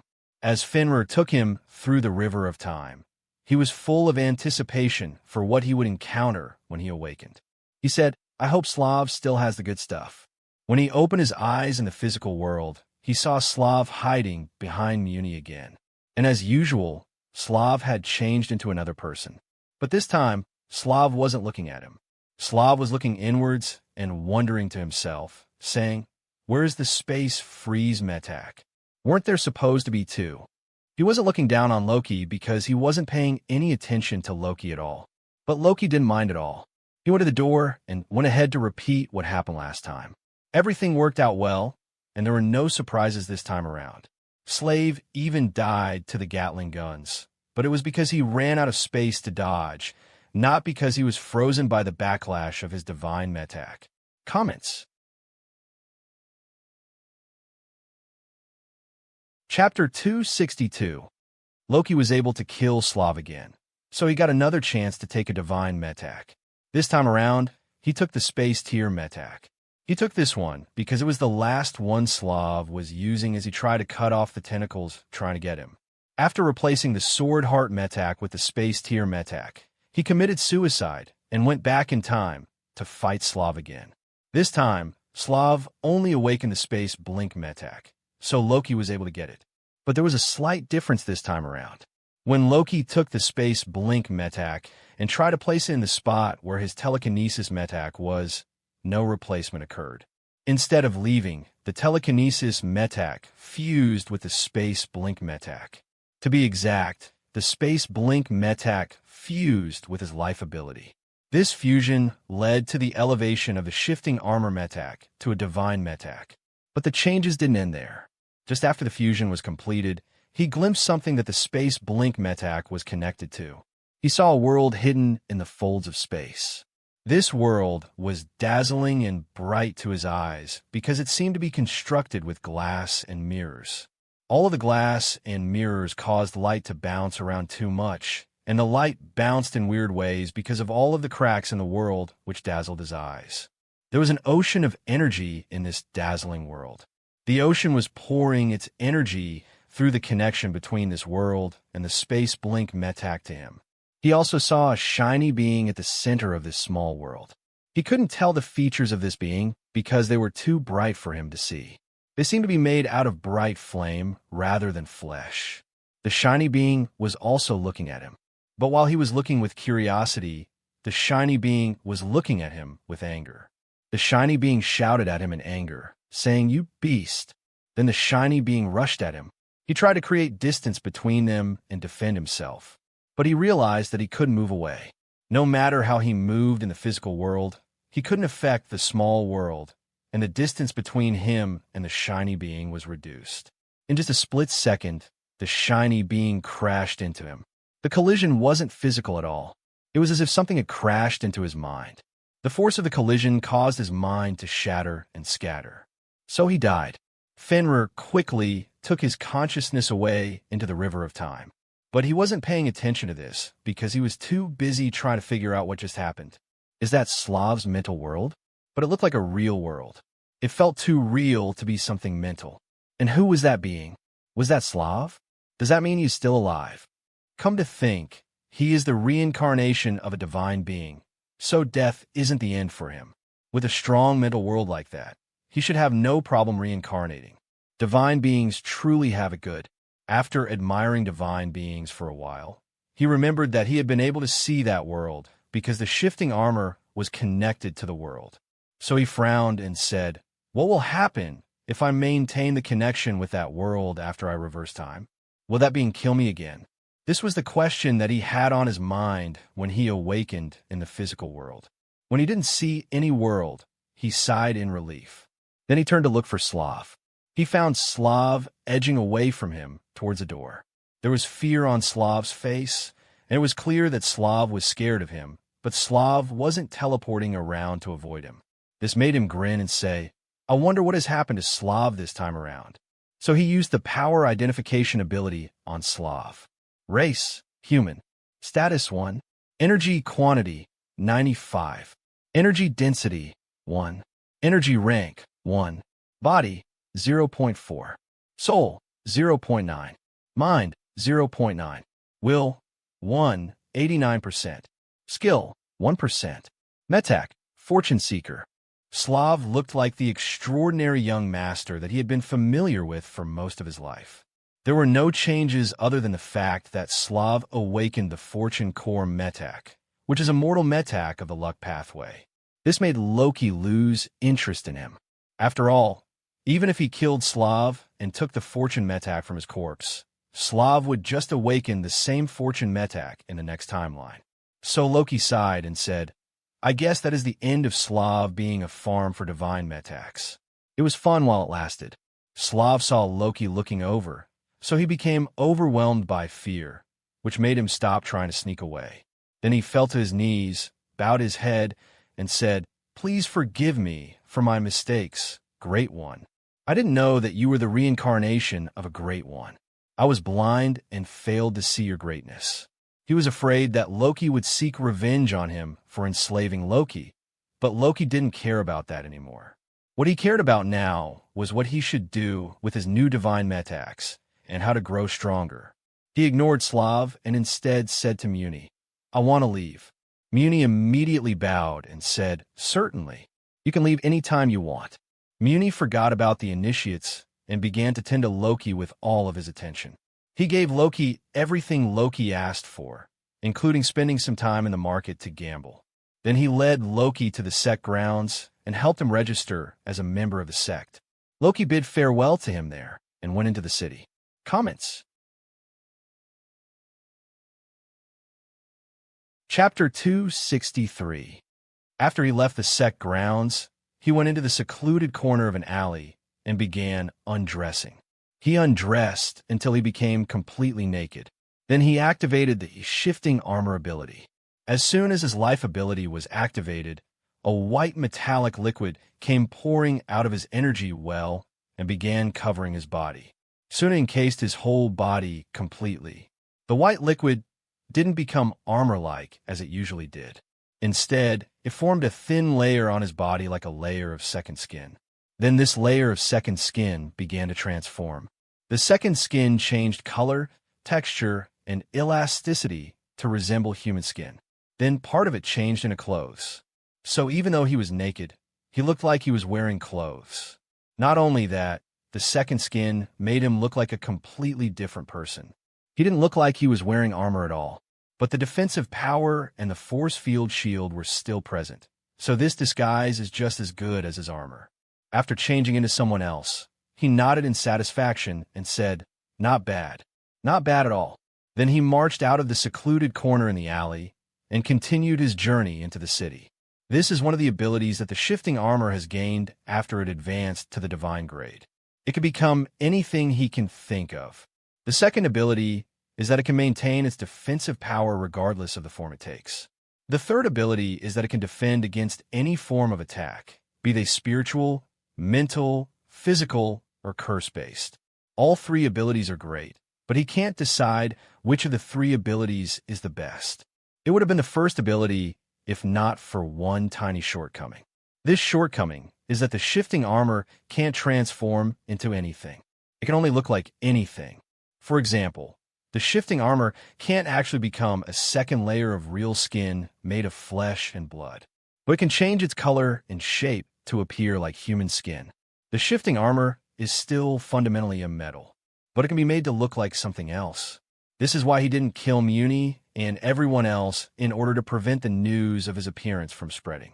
He didn't need to because no one was going to find him based on his looks. This gave him the confidence to march around the city with confidence. Of course, didn't mean that he was completely free. The fact that he doesn't look like Loki anymore didn't mean that he still wouldn't get in trouble because of his identity. So he had some things that he planned to do eliminate every source of trouble. As he marched to the central market, he said to himself, I need to gamble, acquire some information by the necessary metacks, find some forgers to eat, get the method to advance to rank 5, sign up for the heavenly battlefield, and maybe schedule a meeting with Lady Red for her world heart fragment. So many things to do, and so little time to do them. I guess I can only take things one step at a time. His ultimate goal for now is to advance to rank 5, but he doesn't know how to do that. This put him in the same situation that Skarg is in. What he can do now is reach the peak of rank 4 as soon as possible. Then he will explore the opportunities to advance to rank 5. There are 2 opportunities he knows that can lead to advancing to rank 5. The first option is to work for the sect. As long as he has grade 5 merit points, the sect will tell him how to advance to rank 5 and will even be willing to help him advance. After all, he has proven himself to be a dedicated asset to the sect. The second option is to gain Lady Red's help. Lady Red is a peak stage rank 5, so she should know how he can advance. She is also in possession of a world heart fragment. These 2 things make her a viable target for assistance. The trouble with her is that he doesn't have a method to contact her. There is also the fact that meeting her face-to-face can be problematic. So he plans to shore up his strength first. He wants to do that by acquiring rank 5 metacks and a level 5 DAO status. Level 5 DAO status will require taking a grade 5 mission from a sect, of which the only available one is going to the heavenly battlefield. So he will take a stop in the sky soon. In the meantime, he will try for the second best option, which is to chat up Amelia. So he still signed up for the grade 3 mission and was assigned to Earthly Battlefield E6-137. There was also the option to sign up for a grade 4 mission, but he didn't want to do anything that would make him lose out on going to Earthly Battlefield E6-137. After all, his goal for going to any Earthly Battlefield right now is to meet Amelia, not to earn grade 4 merit points. After signing up, he began the next step of his plan. This step was to acquire a lot of money to buy the rank 5 metacks that he needs. In order to accomplish this, he went to visit his favorite gambling houses. He no longer had any scruples about ripping them off since he was now always disguised, so he had fewer reasons to hold back. And he was a rank 4 cultivator, so the managers of the gambling houses were too afraid to tell him to leave. The gambling houses would rather announce that they had run out of money and closed down their shop than tell him to go after he had won too much money. Comments. Chapter 264. In order to save their necks, many of the gambling decided to close down their shops and call it a day. So he had to keep moving from one gambling house to another. His antics made many gambling houses shut down that day. By the time he was done, he had earned 104 million energy stones with the 800,000 energy stones that he started with. It was only then that he called it a day and went to the information broker to acquire information about certain things that he was curious about. He took his usual seat and said to the attendant, I would like to know why rank 5 cultivators are so strong. I would also like to know what a natural wonder is and how to get it. The attendant said, the information about why 5 cultivators are much stronger than the rank 4 beings will cost you 5 million energy stones. As for the information about natural wonders and how to get them, we don't sell that kind of information. This made Loki curl his lips in disdain and say, do you not have it? Or are you being forced not to sell it? The attendant chucked as they said, it seems the honored guest is well informed about the state of the world. You are right to suspect that we have been ordered to stop sharing information about natural wonders. It is not the only thing that we have been forced to stop selling. We can't sell anything that has to do with how to advance to rank 5 or sell any information related to the power of divine beings. Loki said, "Here I thought you were just saying that as an excuse because you don't actually have the information. It seems that the divine beings are being very thorough with their ban." Then he said, "So if I ask you to tell me why divine beings are so strong, am I to expect that you won't tell me, no matter how much I offer?" The attendant's androgynous voice came saying, "That's not exactly correct. It is true that we have been banned from giving you that information, but we only have to obey the order because we're not divine beings ourselves. So if you offer our boss a way to advance to rank 6, we will be willing to break that rule for you." This made Loki nod his head in understanding and say, "I see. Benefits above everything else." The androgynous voice said, "Exactly. If we can deal with the repercussions of breaking the rule, why bother with the rule at all?" Loki was in agreement with this sentiment, but he also remembered a question that he once asked in the past about divine beings, for which he was told that the information wasn't available. So he said, "If I ask if divine beings have infinite energy, what will you say?" The attendant said, "If it were any ordinary person, we would tell them that we don't have the information. But for an extraordinary person like you, we can tell you the truth, which is that we have the information but can't divulge it." This answer made him twitch his eyes a little bit. This was because the attendant had called him an ordinary person who could be dismissed with an excuse. Of course, this slight change in his expression wasn't noticed by the attendant and couldn't be noticed by anyone because it was his real face that changed, not the fake face presented by his second skin. Right now, it appears that he took the reply well, but he still asked, saying, "And what makes me an extraordinary person?" The androgynous voice chuckled and said, "If a rank 4 being is not extraordinary, who else can be extraordinary?" Loki said, "Fair point. But I hope you haven't been using this to cheat weaker cultivators that come here to buy information." The attendant immediately said, "We don't do that here. We always deliver what we are paid for." Loki didn't believe this at all. In fact, he was still worried that they would cheat him now, because if they discriminate based on cultivation, it means that the treatment that he will enjoy now won't be as good as what he would enjoy if he were a rank 5 cultivator. This suspicion made him say, "I will pay now. Make sure that there is information about the mental world and the fact that the full power of their energy well is empowering them, not a percentage of it like it used to be before." In response, the attendant said, "You have nothing to worry about. As long as you pay the right amount, we will give you all the information we have about the topic, as long as that information is not banned." Since Loki didn't have any other choice, even if he was suspicious, he paid the 1 million energy stones. But he did promise himself, saying, "When I advance to rank 5, I will come and have a chat with their so-called boss and get to know him better. I bet I can convince the man or lady to tell me information for free." He sneered and said, "With enough power, their boss might even be willing to give me other things for free. Things like money for free." Then he began to chuckle inwardly. Now that he knows that the boss of this establishment is a rank 5 being, not a divine being, he can't help but have covetous thoughts about the wealth of information that this establishment possesses. The attendant didn't know what he was scheming at all. They were too busy putting together the information he purchased and bringing it to him. After he got the parcel, he broke it open to check its contents immediately. So he soon became engrossed in it. He read that the foundation of the power of rank 5 beings can be split into their mental world and their full energy well. Both of them are created when a rank 4 being advances to rank 5. Comments. Chapter 265. The note said, "The power of the mental world is the most subdued of the two. Its full power won't be displayed until the advancement to rank 6. For now, the mental world is mostly useless in a fight between rank 5 beings. Its main use is to secure reincarnation after death. The mental world is derived from the mind palace. The mental world builds upon the ability of the mind palace to remember everything that has ever happened to them, and is more durable than the mind palace in that it won't scatter after death like the mind palace. This makes it the foundation of the reincarnation of rank 5 beings. After reading this, Loki said inwardly to himself, "So the rumors are indeed true. The Mind Palace is important for reincarnation."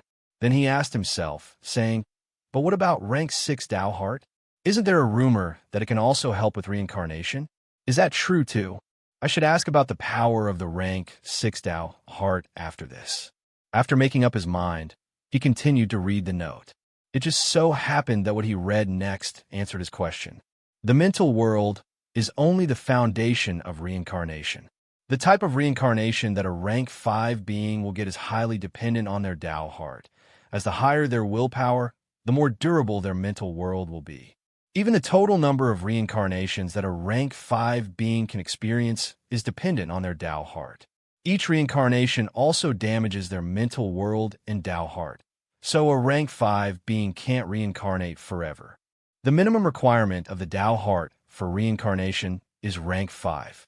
But after a single reincarnation, the Tao heart and the mental world will weaken. So if the rank 5 cultivator doesn't rebuild their mental world and reforge their Tao heart to rank 5, they won't be able to reincarnate anymore. So usually, if a rank 5 being can't return to their rank 5 cultivation after reincarnation, they won't be able to reincarnate again. These difficulties are why the limit for the number of reincarnations available for rank 5 beings per lifetime is just 1. Only rank 5 beings with rank 6 Tao heart can break this limit. A mental world built with a rank 5 Tao heart will be able to sustain more than 1 reincarnation without the need to return to rank 5 cultivation. After all, even if the quality of the Tao heart falls, it can only fall from rank 6 to rank 5, which still meets the minimum requirement. Plus, this kind of durable mental world with a rank 6 Tao heart will be able to carry the life ability along the cycle of reincarnation and make sure that the reincarnator starts with rank 3 cultivation in their next life. This made Loki say, "Not bad at all. This is indeed in depth. I don't think they are holding any information out on me. If they are, I can't tell." Then he continued to read the note.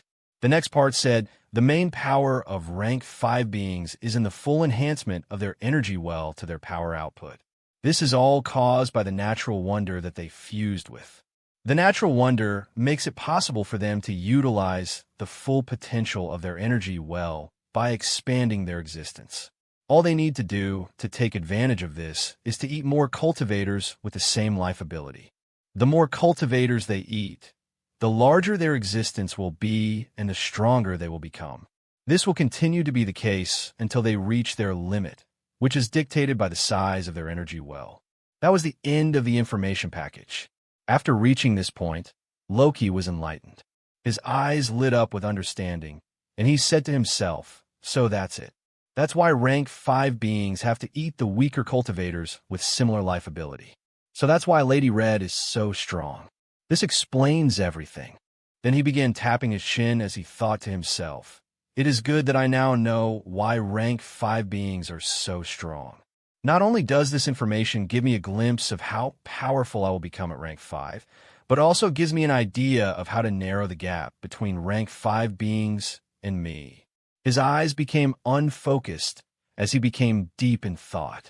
He said to himself, "Currently, my lineup is the Telekinesis Metak, the Space Freeze Metak, the Space Tear Metak, the Reversal Metak, and the Rewind Metak." He smiled as he thought to himself, "All of them are divine Metaks, which is good. But there are some problems now. 2 of them belong to the Space Pathway, which has no branch Metaks to take full advantage of them. I also don't have anything to help defend my mind and defend against curses. Not to mention that I can't attack the mind anymore. Granted, I don't need to worry about my defense now that the shifting armor has become a divine Metak. But it doesn't change the fact that I won't be able to make good use of the 2 space pathways without branch Metaks, and I won't be able to take full advantage of the power of all 5 pathways if I can't fuse them together." As he thought of this problem, he scratched his chin and said to himself, "Right now, I can fuse the Space Tier Metak, Reversal Metak, and Shifting Armor. I can't do anything with the Rewind Metak except to reverse time. That leaves the Space Freeze Metak. If I can find a way to make the Space Freeze Metak work with others whenever I attack, I will be set. My power will soar. Then he clapped his hands in excitement and said to himself, I know just what to use. /N. Please, don't forget to vote with your power stones and golden tickets. Thank you for your support. Comments. Chapter 266. After he was gone, the attendant took out a book and began writing in it. She was a lady, and the hand that she used to hold the pen was fair and delicate. She wrote in line, saying the special guest is gone. In response, something invisible wrote in the next line, saying, what was his reaction when you told him about the condition to break the rules? She wrote, when I told him that we would answer any question if he told you how to advance to rank 6, he didn't seem frightened, overwhelmed, or balk at the idea of helping someone advance to rank 6. He also seemed to accept the request as being reasonable. The person on the other side said, so he thought that it was reasonable, but didn't explore the idea. Since he didn't call the request absurd, it means that he doesn't think advancing to rank 6 is absurd. That means that he has confidence in advancing to rank 5 himself. At least, he believes that he has a chance of becoming a divine being.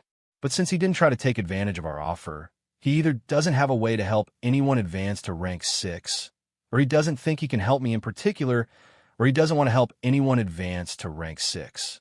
Then they asked, did he even ask for what pathway I belong to? The attendant replied, saying, no, he didn't. The reply came, saying, this crosses out the possibility that he doesn't think he can help me. This is unless he already knows my information and knows what pathway and life ability I possess. But I'm willing to bet on the other two. He either can't help anyone or he doesn't want to help anyone. But which is it? The attendant didn't know, so she wrote, I can't be sure. This made the other person say, but what can you be sure of? What else did you notice about him that is of note? Aside from the fact that he is using a disguise and that he is worth more than 100 million energy stones, I can't tell anything else. The other person was silent for a while. Then they said, in that case, we will have to keep an eye on him. If he comes back, continue to treat him as a special guest. The attendant wrote, of course. Every person worth more than 100 million energy stones is a special guest. In response, the invisible pen wrote, I can count on you to do that. Goodbye. Since the conversation had ended, the attendant closed the book. As she did so, the third eye on her forehead blinked. Through this third eye, she can see through walls and see everyone in their booths. So she can see every customer and all of the attendants in the shop. The customers will surely be shocked to know that the booths don't offer any privacy to them. But the other attendants won't be surprised by this.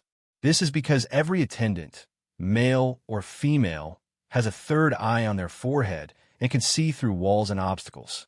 Not only can they see through walls, but they can also see some information about the people they are looking at. They can tell the strength and value of the person they are looking at with their eyes. This was also the case with Loki. When the attendant had looked at Loki earlier, all that she saw about him was his appearance was also fuzzy to her. The first made her understand that Loki was stronger than her, which was normal. But the fact that she couldn't tell what he really looked like clued her to the fact that Loki was using something to hide his appearance. However, she was able to tell that Loki was worth more than 100 million energy stones because she is a money cultivator. This is why she decided that Loki is to be treated as a special guest. On the other side, Loki had just killed a rank 3 mine hunter. The fight drew the attention of the city police, so he had to pay a fine. He paid the fine before carrying the rank 3 mine hunter into a hotel. Then he got to work extracting the core metak from the corpse of the mine hunter. After extracting the core metak, he fused it with the energy chamber containing the space freeze metak. This led to the creation of a divine metak named the mind freeze metak. This mind freeze metak is the opposite of the space freeze metak in that it doesn't freeze the body. It instead freezes the mind. Another difference is that the mind freeze metak has a targeted effect, instead of freezing everything around him. So the effect of the mind freeze metak will be hidden from others, but the mind freeze metak won't be able to freeze attacks like the space freeze metak can. While it is debatable which one is better between the Space Freeze Metac and the Mind Freeze Metac, he still prefers the Mind Freeze Metac because there are branch Metacs for it that he can purchase to enhance its power, unlike the absolute absence of branch Metacs for Space Freeze Metacs.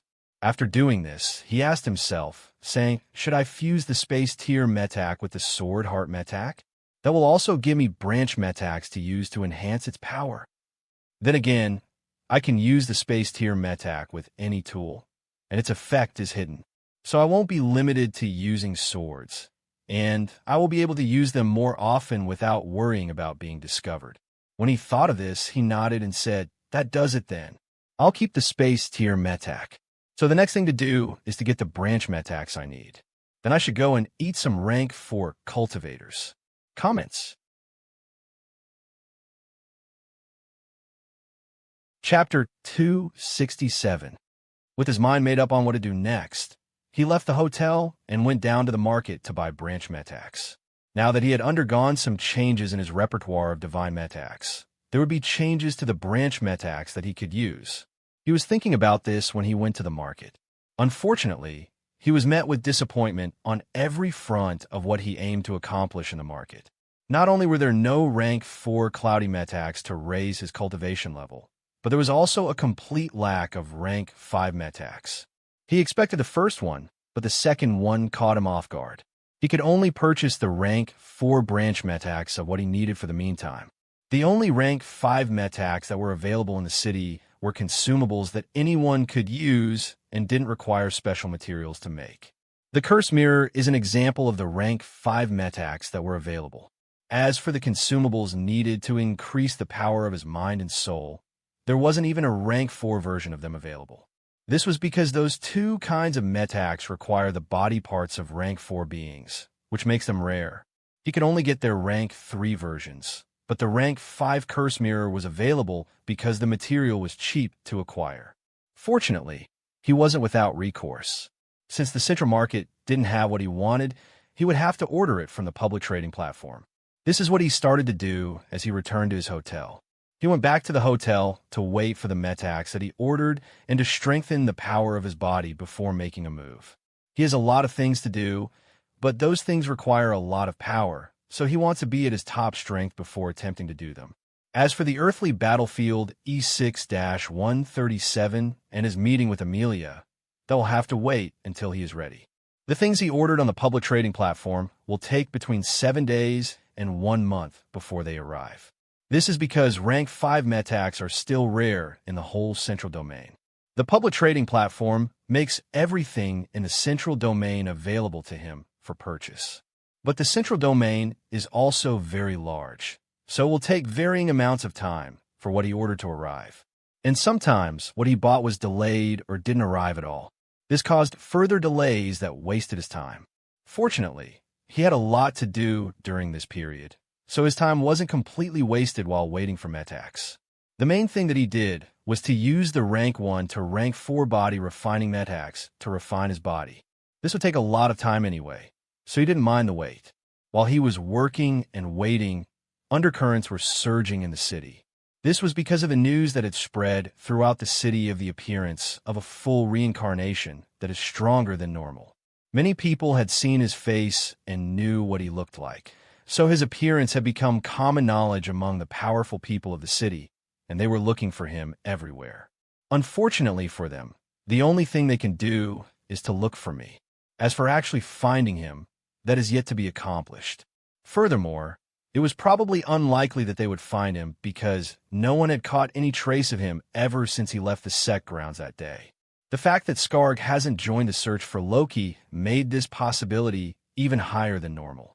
When he heard about this, he chuckled and said, "This city sure is lively. They have so much time and freedom on their hands that they can afford to waste their time looking for me." If I remember correctly, they used to be on lockdown during this period of time.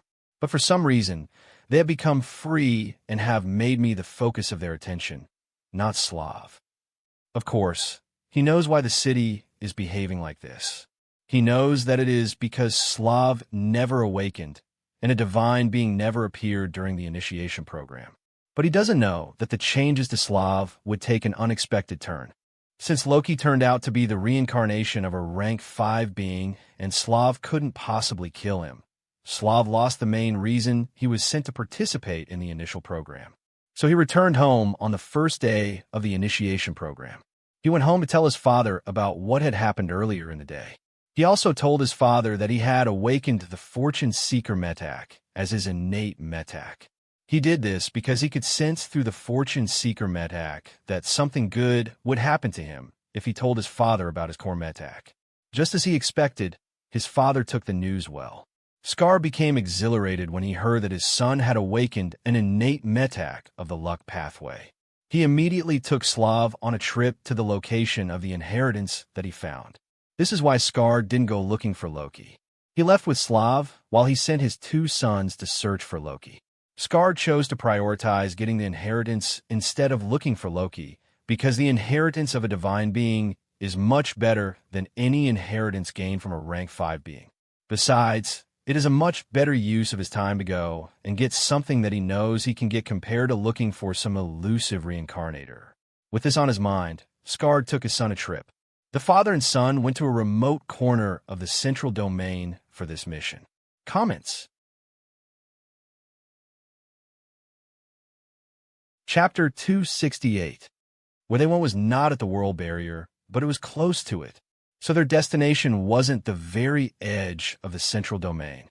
It was just remote and hidden part of the central domain. On their way there, he pulled his son aside on the airship and said to him, "I believe that the inheritance is the damaged cave heaven world of a divine being, so it is going to be dangerous." Slav nodded in understanding, but he didn't really understand. So he said, "What's a cave heaven world, and why is it dangerous?" In response, Skarg rubbed his mustache as he said, "The cave heaven of divine beings is their internal world. I heard it was created in their mind. I don't know how they managed to do it, but I know that it is one of the foundations of the power of a divine being. There should be a lot of good things in this broken cave heaven, but since it is damaged, it is in danger of collapsing. That collapse can be accelerated by our presence, and the cave heaven can collapse with us within it. This is why it is so dangerous." This time, Slav truly understood. So he said as he was nodding, "I understand." Skarg said, "It is good that you do. I'm telling you this so that you will know that we don't have a lot of time to spend in it if I'm right, and the inheritance turns out to be a broken cave heaven world. You are to grab whatever you can in 5 minutes. We can't spend more than 5 minutes there, or we will be risking death." Slav nodded in understanding, and Skarg gave more warnings and told him more things to watch out for. Despite all of these warnings, Skarg was still very excited by this trip. The journey took them 8 days, which was because their destination was far, and because they encountered a persistent storm for many days, which slowed them down. Even though the storm was heavy, they still managed to reach their destination relatively intact. When they got there, what they found was a large and deep forest. There were no cities, towns, farms, or signs of civilization there. The whole place was a forest full of tall trees and powerful wild animals. It was a daunting sight. Fortunately, the 2 of them were not alone on this journey. They went with Skarg's human puppets, which made the journey here through the storm easier for them. The father and son, together with the human puppets, made a total of 10 people. This gave them the confidence to venture into the dark forest. Their confidence was quickly put to the test because they were attacked as soon as they entered the forest. The whole journey through the forest was fraught with danger because it seemed everything in the forest hated them. But they didn't stop for anything. They killed anything that appeared to stop them. They didn't stop moving forward until they reached a large chasm in the ground. But even then, they only stopped to take a short rest before they continued the journey. The chasm in the ground was so long and deep that it looked like the valley between 2 mountains. Since there were no mountains around, the chasm looked like a canyon. The entrance to the canyon was hidden by trees and overgrowth. If they didn't have a map, they wouldn't have been able to find it. But even with a map, it was still difficult for them to navigate through the chasm because there were too many twists and turns in the path. After they got through the entrance of the canyon expanded in size, and more than one path appeared. These paths made the whole underground look more like a maze in the ground, not a canyon. The farther along they went, the deeper into the ground they went, and the more humid it became. They also encountered more snakes, poisonous insects, scorpions, and dangerous frog monsters. By this time, 5 out of the 8 human puppets had died from the attacks of various wild beasts. Skarg survived because of his great strength, while Slav survived due to luck. Slav was only rank 1, but he was able to survive because he could sense good and bad fortune. He couldn't sense the sources of danger from his environment, but he could sense if doing something was generally good or bad for him. The human puppets were not so lucky. The only good news was that the space for movement became smaller and more cramped, so they stopped encountering large beasts. But things got so bad that they had to crawl on their hands and feet to continue their journey. Fortunately, they managed to reach the end of the canyon. They appeared in a large cave with one of the walls painted with images drawn with black ink. After Skarg made the human puppets clear the vines on the wall, they were able to tell that the images on the wall were an instruction on what to do next. So Skarg said to Slav, "The rest is up to you now. You have to push one of the 3 rocks for the inheritance to show up." There were 3 large rocks in the cave, standing in a triangle at the center. According to the instructions, a proper inheritor will pick the rock that will unlock the inheritance and push it out of the triangle formation. It was also written on the wall that failure to pick the right rock would lead to death. How they will die wasn't stated, but the method didn't need to be stated for Skarg to take the warning seriously. So Skarg didn't bother to test the rocks himself. He immediately set Slav to it, while he distanced himself from the rock. The distance was just to keep him safe from anything that might go wrong, but it was also to make sure that his presence wouldn't interfere with the test. /N. Please, don't forget to vote with your power stones and golden tickets. Thank you for your support. Comments. Chapter 269. Slav went up to the 3 rocks and examined them one by one. He did that over and over again several times in a row. So it was clear that he couldn't find whatever it was that he was looking for from the rocks. This sight made Skarg panic a little bit. He was worried that SLV wouldn't be able to make the right choice and would doom them. But Slav wasn't worried. He was only a little bit confused. He was confused because after using the Fortune Seeker for so long, no rock stood out to him. It was something else that stood out to him, since he trusted his guts. So, to speak, he decided to go along with what he could sense. So he went over to the drawings on the wall and put his hand on the mark of a hand that had been placed in a hidden corner. When he did that, nothing happened, but he continued to maintain the posture for several more seconds. Skarg thought that something had gone wrong, so he was surprised when the wall cracked and broke down to reveal a tunnel behind it. His eyes widened, and his mouth became agape in surprise when he saw this tunnel. Then he said in realization, so that's how it was. It was all a trap. The instructions were a trap. Only a true luck cultivator would be able to spot the danger and avoid it. Slav nodded in agreement and said, all of the rocks felt wrong. So I decided to do the only good thing that I could do in this situation. Skarg went over and clapped Slav on the back as he said, "Good boy. You're my lucky star." Slav was overwhelmed by the praise from his father and puffed up his chest in pride. But he said with modesty, "It wasn't that difficult. I was just doing what felt good." Skarg shook his head and said, "If it were easy, everyone would be able to do it. So you have done very well. But for now, let's see where this tunnel leads to. You go first and lead the way." Slav nodded in understanding before walking to the tunnel. When he didn't sense any misfortune awaiting him, he went into the tunnel. Skarg and the 3 remaining human puppets followed behind him. The 5 of them went in a straight line through the tunnel, but the tunnel itself wasn't straight. The tunnel curved and twisted several times, and the fact that they appeared to be going uphill made the trek a little bit more difficult. After reaching a certain spot, Slav made them stop and wait. There was still more to go through the tunnel, and they hadn't reached the end, so Skarg was worried when Slav asked them to do this. But when Slav said that he felt that it was a good idea to stop here, Skarg immediately put aside all of his worries. They waited in that spot for more than 10 minutes before there were any changes. And when the change did happen, it was too fast to keep track of. One moment, they were in a cramped and dark tunnel. The next moment, the whole world twisted around them, and the tunnel faded away instantly. Then a magnificent new world was revealed to them. This new world was bright and dazzling to the eyes. This was because the whole world seemed to be made of glass and mirrors. The glass and mirrors were also cracked, so the way that light bounced around in the world was erratic, which made the world extra dazzling to the eyes. There was also a shining star above this world. The shiny star was golden and looked like it was made out of burning golden flames. This sight mesmerized the two of them. The human puppets were not impressed, though. Their gazes were as dull as ever, and they continued to look straight ahead without any change in their expression. So it was only the two people with free will who were impressed with this sight. Skarg, in particular, was very excited.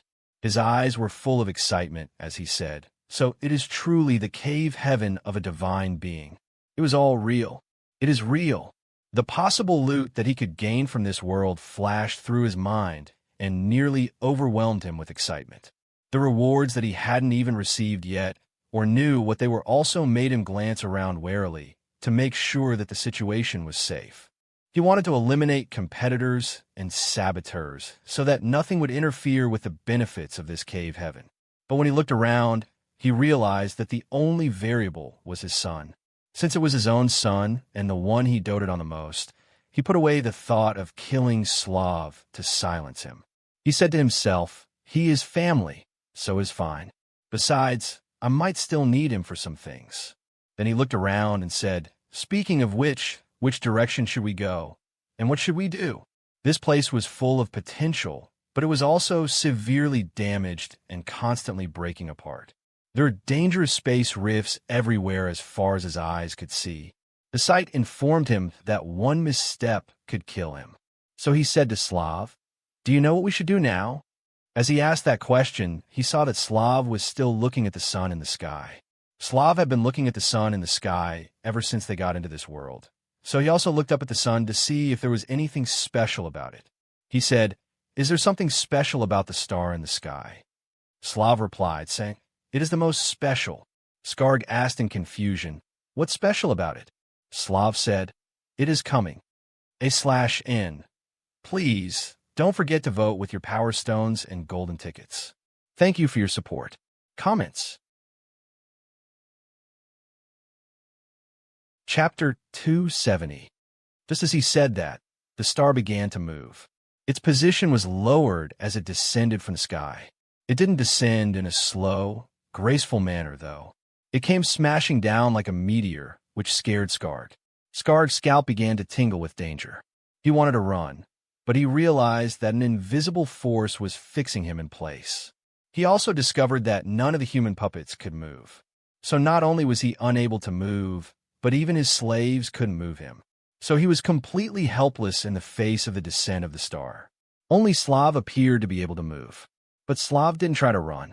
Slav only raised his hands to the sky with a look of confusion in his eyes. This was the same kind of confusion that he experienced earlier in the test of the 3 rocks. The rules were saying something, but his guts were telling him something else. Just like last time, he decided to follow what he was feeling. So instead of running, he stood still and waited for the star to descend on them. Slav felt that something good was about to happen to him, but Skarg only felt danger. As it turned out, Skarg wasn't wrong about this. When the star descended, it descended with so much force that it caused an explosion of sorts when it smashed into the ground.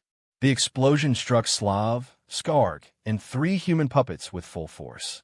The power of the explosion was so great that it was capable of lifting them and carrying them away. But since they couldn't move, they had to bear the power of the explosion head-on. Unfortunately for them, they couldn't withstand the power of the explosion head-on. Their bodies were shattered and scattered into dust. The dust was finally able to move, so the dust of their corpses was what was blown away by the explosion.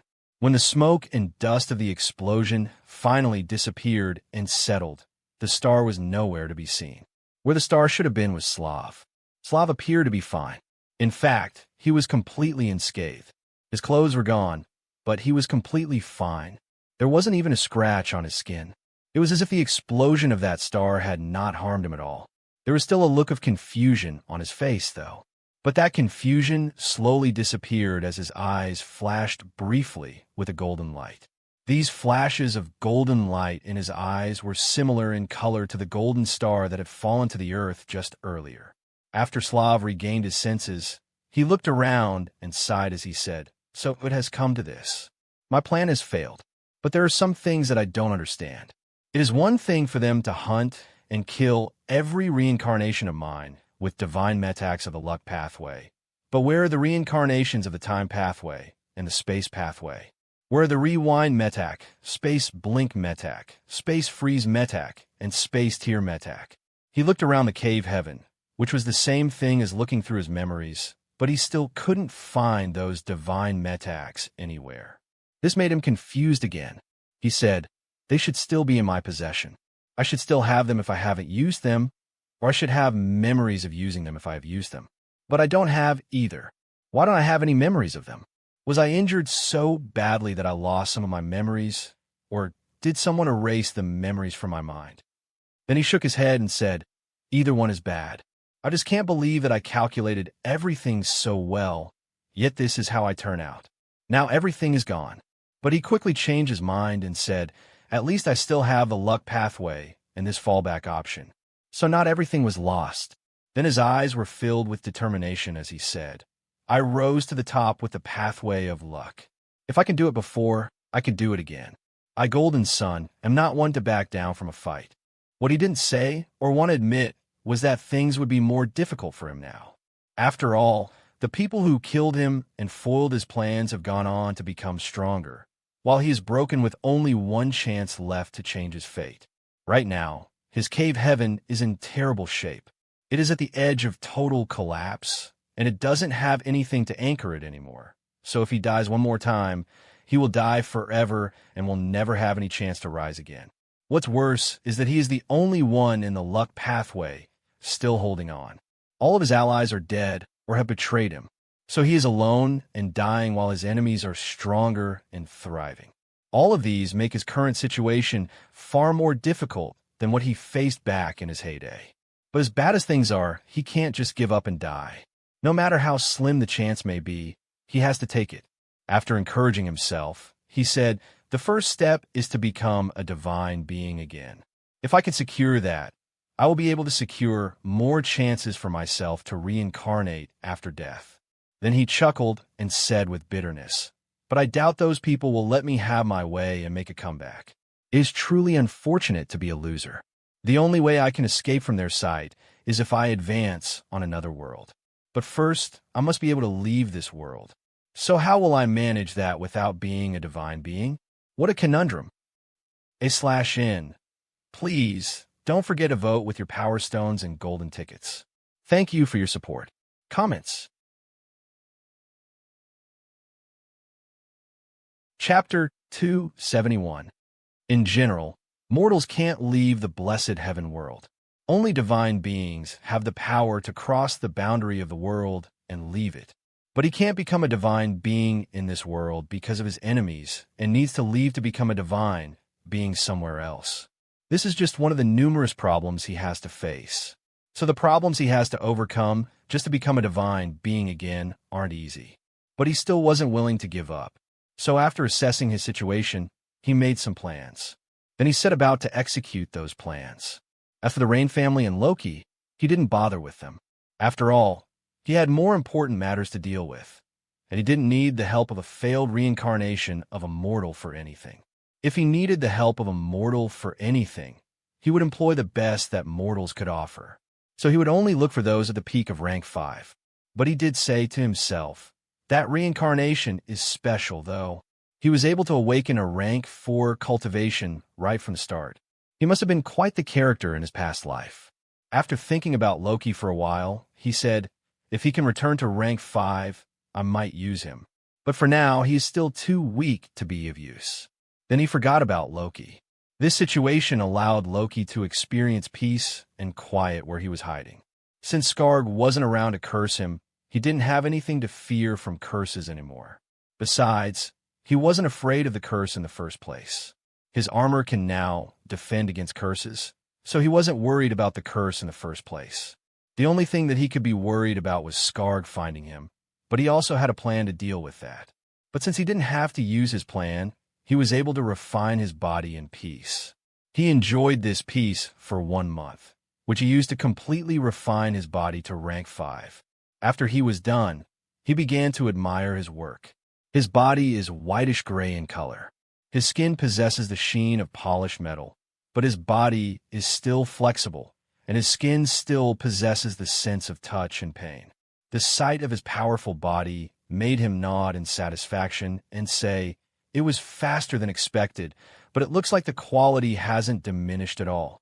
In fact, my body looks better than ever. Truly worthy of a rank 5 body." Then he used the power identification ability to admire the complete state of his existence. Age: 34 years 6 months / 77 years 9 months. Race: human. Energy quantity: 368,640 times 5 is equal to 1,843,200. Energy density: 13, 13, 13, 13, 13.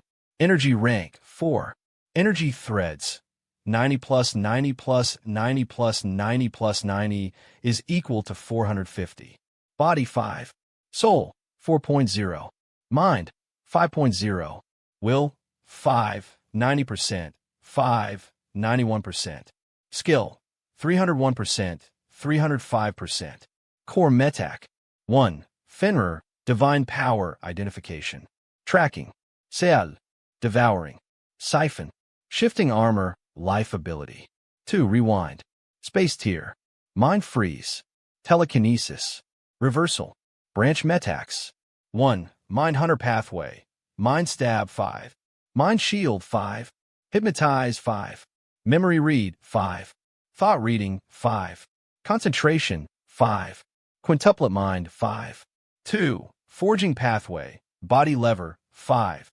Living Armament 5. Force Lever 5. Energy Amplifier 5. Lightning Engine 5. Copper Body 1. Iron Body 2. Refined Steel Body 3. Titanium Body 4. Tungsten Body 5. 3. Dual Cultivation Pathway. Charm 3. Cultivation Extraction 3. Knowledge Digestion 3. He has made a lot of progress in the 1 month since he awakened. His body has reached rank 5 with the aid of the rank 5 Tungsten Body Metak, and his mind has also reached rank 5. His mind can now advance beyond his rank thanks to the creation of the Mind Palace, which broke the limitation on the power of his mind. Now, only the power of his soul is still shackled to his rank, but that will be solved when he advances to rank 5. Aside from these two, the main changes to him are in the assortment of his branch Metaks. He was able to order the Metaks that he needed, so his library of Metaks has expanded.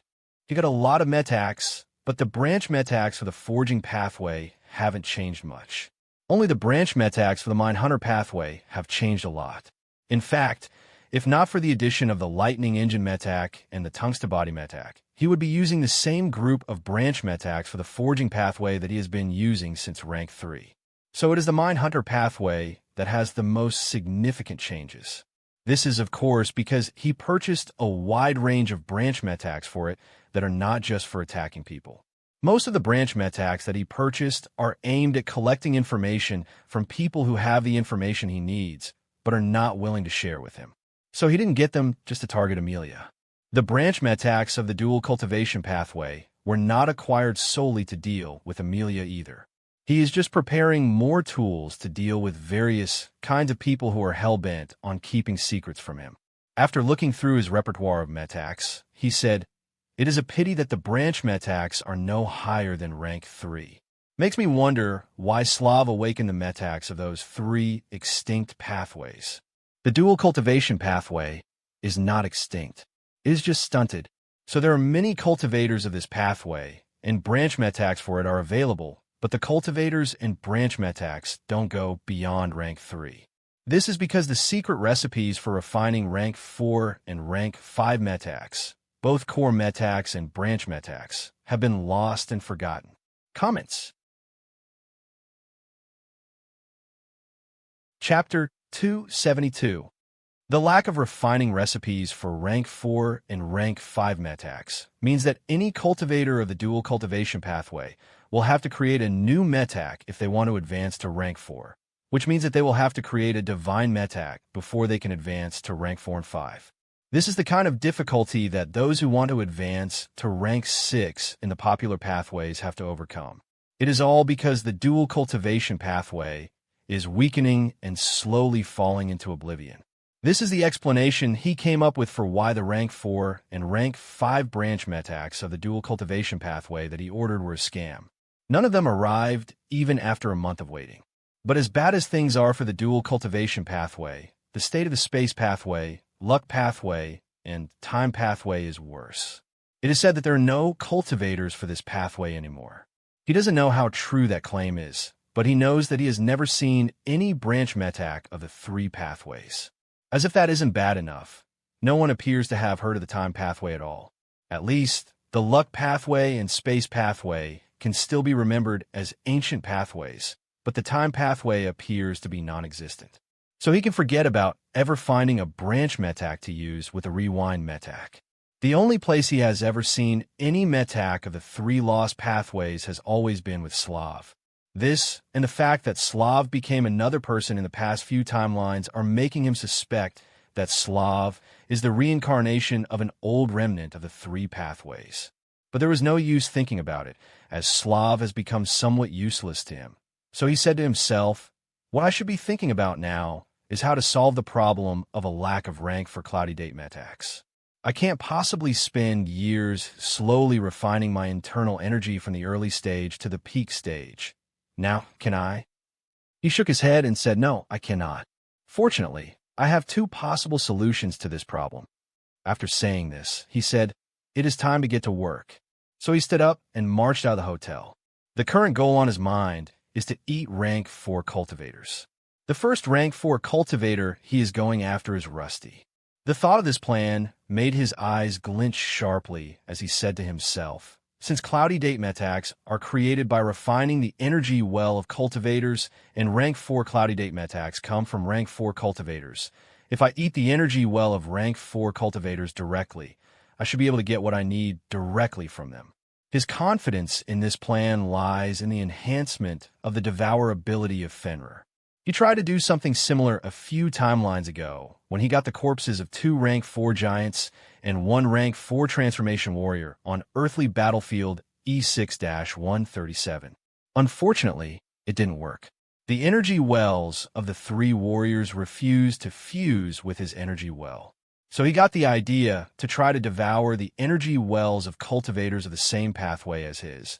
And the first pathway he decided to target is the forging pathway. As far as he knows, there are 2 rank 4 forgers in this city. He is familiar with one of them and even has a bone to pick with that 1 rank 4 forger, which is why he is going after Rusty first. If the devour ability still doesn't work with Rusty, then he can only try to use the cultivation extraction metac of the dual cultivation pathway on the other rank 4 forge cultivator in the city. This is the second plan he has in mind to solve the problem. That other rank 4 forger cultivator is a female, so the cultivation extraction metac should be able to work wonders with her. And since the cultivation extraction metac doesn't have any restriction on pathways, he should be able to try out this plan with other female rank 4 cultivators. With this on his mind, he went in the direction of his old stomping grounds. To be specific, he is going to the location of the factory of the Rusty Bolt Society. He is going there because he doesn't know where to find Rusty, but he knows how to force Rusty to appear. The thought brought a smile to his face. He said to himself, it will be just like old times. His journey took him from the central market at the center of the city to the 7th Street at the edge of the city. When he got there, he found the factory still standing and still operational. This made him say, then again, the 10 months that I spent here were all spent in the future 1 year from now, after this round of the initiation program is over. So it is not surprising that the factory is still operational. How did it start again? He asked himself. Then his eyes lit up as he remembered, and he said to himself, ah, yes, I remember now. It started with a warning. So he stood in front of the factory and shouted, saying, this old building has been scheduled for demolition at the order of Rusty. If you cherish your life, leave now. Leave now, or it will be too late when this factory collapses on top of you. I repeat, this old building has been scheduled for demolition at the order of one Mr. Rusty. The demolition will take place now. So if you cherish your life, leave now while you can.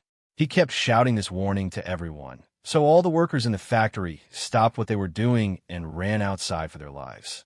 His warning was effective because no one wanted to die for Rusty. Comments. Chapter 273. After shouting the warning for 5 minutes, Loki got to work breaking down the factory. He started breaking it down little by little. He broke down a wall here. Then he waited a minute before breaking down another section of the walls. His posture and aggressive stance were grand, but he was taking his time actually demolishing the building. So word of this was able to reach Rusty, and Rusty was able to rush over before he was done destroying 1/10 of the factory. By the time Rusty appeared, a small crowd of people had gathered around the factory. Most of them were members of the Rusty Bolt Society, but there were other unrelated bystanders mixed into the crowd. One group of bystanders that stood out from everyone was the police officers. There were 5 of them, and they were all rank 3. Since he was clearly a rank 4 cultivator, the police officers didn't try to use force on him. But Loki still gave them something to make them back off because they had rank 4 cultivators in the police department who would interfere with his plan if he didn't follow the rules. So everything was ready by the time Rusty came over. Only Rusty didn't know this. Rusty thought that this was a small dispute, and he didn't know who he was dealing with, which was why he decided to come. If he knew what was truly going on, he wouldn't have made an appearance. Just like Loki remembered him, he was wearing a large black mech. The rockets at the back of the mech were spewing hot flames as the mech soared through the air, bringing Rusty to the factory. But even before he reached the factory, he was already screaming, saying, "What are you doing? I never ordered any demolition. Is there a misunderstanding here?" With the man of the hour in the scene, Loki decided to take action. He shrugged his shoulders and said, "It is about time you showed up." As he spoke, the layer of second skin on his body began to change. It ballooned in size as if he were being inflated. Then the second skin turned into a giant silver mech. The giant silver mech had 4 arms, each carrying railguns. There were also 2 Gatling guns on the shoulders of the giant mech. This was the same giant silver mech that Greg uses. They looked practically identical. The only differences were that this mech had wings, didn't have missile launchers, was smaller in size, and used a blue energy signature, not red like Greg's. Loki was about to start shooting when he caught sight of the bystanders and the police officers. He realized that if he let his gun loose right now, he would kill too many people and cause too much destruction to the city, which would increase the cost of the battle. He is rich, but he is not wasteful. So he put away his guns and flew over to grab Rusty. Rusty already suspected that things might not be as he was led to believe when the person demolishing his precious factory transformed into a mech. At that moment, he became hesitant to move forward. So when Loki began approaching him with blinding speed, he knew that he was right to be suspicious. Then he decided that he didn't want to have anything to do with this, and that it was time to leave. He turned around to escape immediately. This timely decision helped him move away from the factory, but he still couldn't escape the danger. Loki was too fast, so he caught up to Rusty and grabbed him with 2 of his hands. He used his 2 hands to raise Rusty into the air, while his other 2 hands punched the black mech in a bid to break it open and get the man hidden within it. This turn of events scared Rusty to the core of his being. He started shouting, saying, "Who sent you? What do you want? I can give you anything you want. Just name it." He was pleading for his life, but he didn't hold back in the fight at all. He threw everything he had at Loki to escape, even though he was already begging for mercy. One of the hands of the mech turned into a chainsaw, which he smashed into the silver mech. The other hand turned into a drill, and he used it to stab the silver mech. He used everything he had, but everything he could dish out was inadequate. There weren't even sparks to show for his effort. The only way he could tell that he was actually attacking the enemy was that the drill bit and the blades of the chainsaw were fracturing and breaking.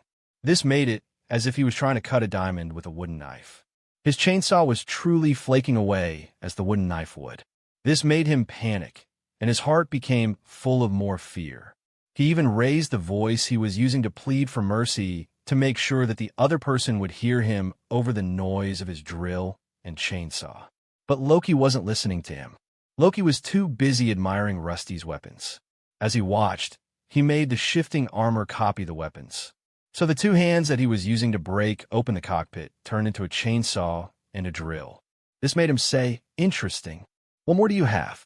As if in response to his question, Rusty produced a flat circular shield that created a large blue energy shield around it. He smashed the energy shield against Loki's face, but that only caused the energy shield to crack and shatter.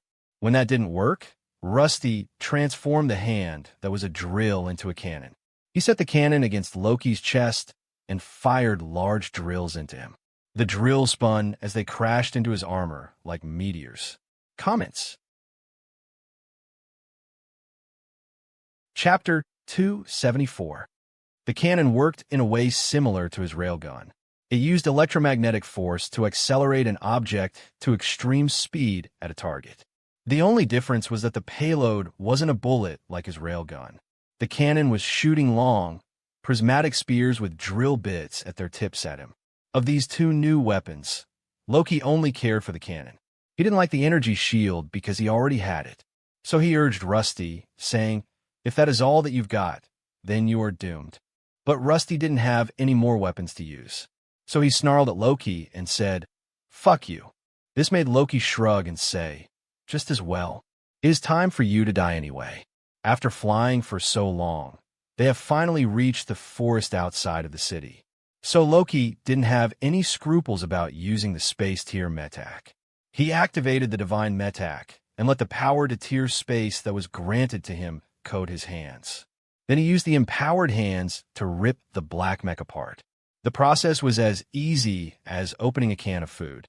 The mech came apart in his hands with a satisfying pop. Then the mech hissed as it died after its critical systems were crushed and cut open. The feeling was too good for words. It made Loki say, "So that's how it feels." It was truly worth the wait. To be honest, he could have killed Rusty a long time ago. He could have crushed Rusty into a patty with the strength of his hands when he first grabbed the black mech. But he waited until they left the town so that he could test and confirm the effect of the space tier metak. Now that he has confirmed that the power of the space tier metak is reliable and its effect during usage is not obvious when used, even if it is used against something powerful that is resisting him, he will be able to use it in future fights with confidence. With his experiment done, he proceeded to grab Rusty's head. Then he activated the memory read metak. This caused the power of his mind to surge into Rusty's mind and scour his memories for information. He can't read all of Rusty's memories with this metak, as Rusty's mind can't handle the invasion of external influence on his mind and the forceful search of his memories.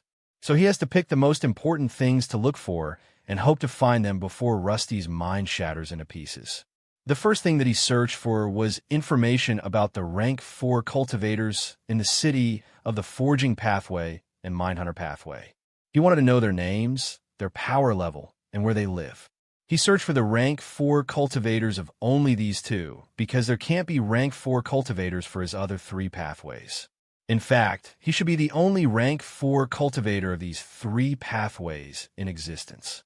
After he got the information about this next target for hunting, he searched for information on how to advance to rank 5. But the only thing that Rusty knew about this topic was that he could get the recipe to refine rank 5 telekinesis metak from the sect with grade 5 merit points. Loki already knew this, so the information was useless to him. However, by the time he learned this, Rusty's mind had reached its limit. So his memories had become too scattered to read, and there was nothing left to learn from him. This made Loki scoff before he crushed the skull in his hand in a pulp amidst Rusty's cries of pain. Rusty's screams ceased immediately after his skull was crushed. This caused the forest to return to its state of quiet and tranquility. Only the calls and tweets of birds could be heard now. But Loki didn't appreciate the quiet at all. He quickly moved on to the next step, which was to use the devouring ability to extract Rusty's energy well. He didn't target the core metak like he always did, so Fenrir crushed the energy well after swallowing it. Once the energy well was eaten, something that hadn't happened before happened to him. The density of his internal increased. The increase in the level of the density of his internal energy was minimal. It was only from level 13 to level 14. But this was a significant increase because it meant going from the early stage of rank 4 to the mid stage. This made him smile and say, "So I was right. Fenrir can indeed increase cultivation now. I guess this means I don't need cloudy dates anymore." Then he glanced at the city and said, "I need 2 more rank 4 cultivators to reach the peak, though. So I hope the people who can help me are still in the city." As it turned out, the people he needed were present in the city. And as usual, they didn't want to give him their energy well. He expected the resistance, and their resistance wouldn't have mattered much if not for the fact that some of them were tricky to deal with. This was especially the case with the second rank 4 forger that he went to hunt. There are 2 rank 4 forgers in the entire city. Of the 2 of them, only Rusty forges rank 4 mechs and uses them. The other rank 4 forger, EATER, specialized in forging puppets and golems. The puppets were weak, and he didn't even need to fight them to take them down. He could use the mind stab metak to break their weak minds or disconnect the control link between the puppets and EATER. The puppets had this weakness because EATER was actively controlling them with her mind. But the golems were not being controlled, were autonomous, and had no minds to attack, so he had to take down the golems with brute force. Comments. Chapter 275. However, despite all of his success against the puppets and golems, he couldn't get EATER because she had hidden herself somewhere unknown. She was just controlling her puppets from afar, so he couldn't track her. No one knew where EATER was hiding in the whole city. Rusty thought that he knew, but after Loki used what he knew to search for her, he still failed to find her. After spending more than 2 hours searching and failing to find her, he gave up on her.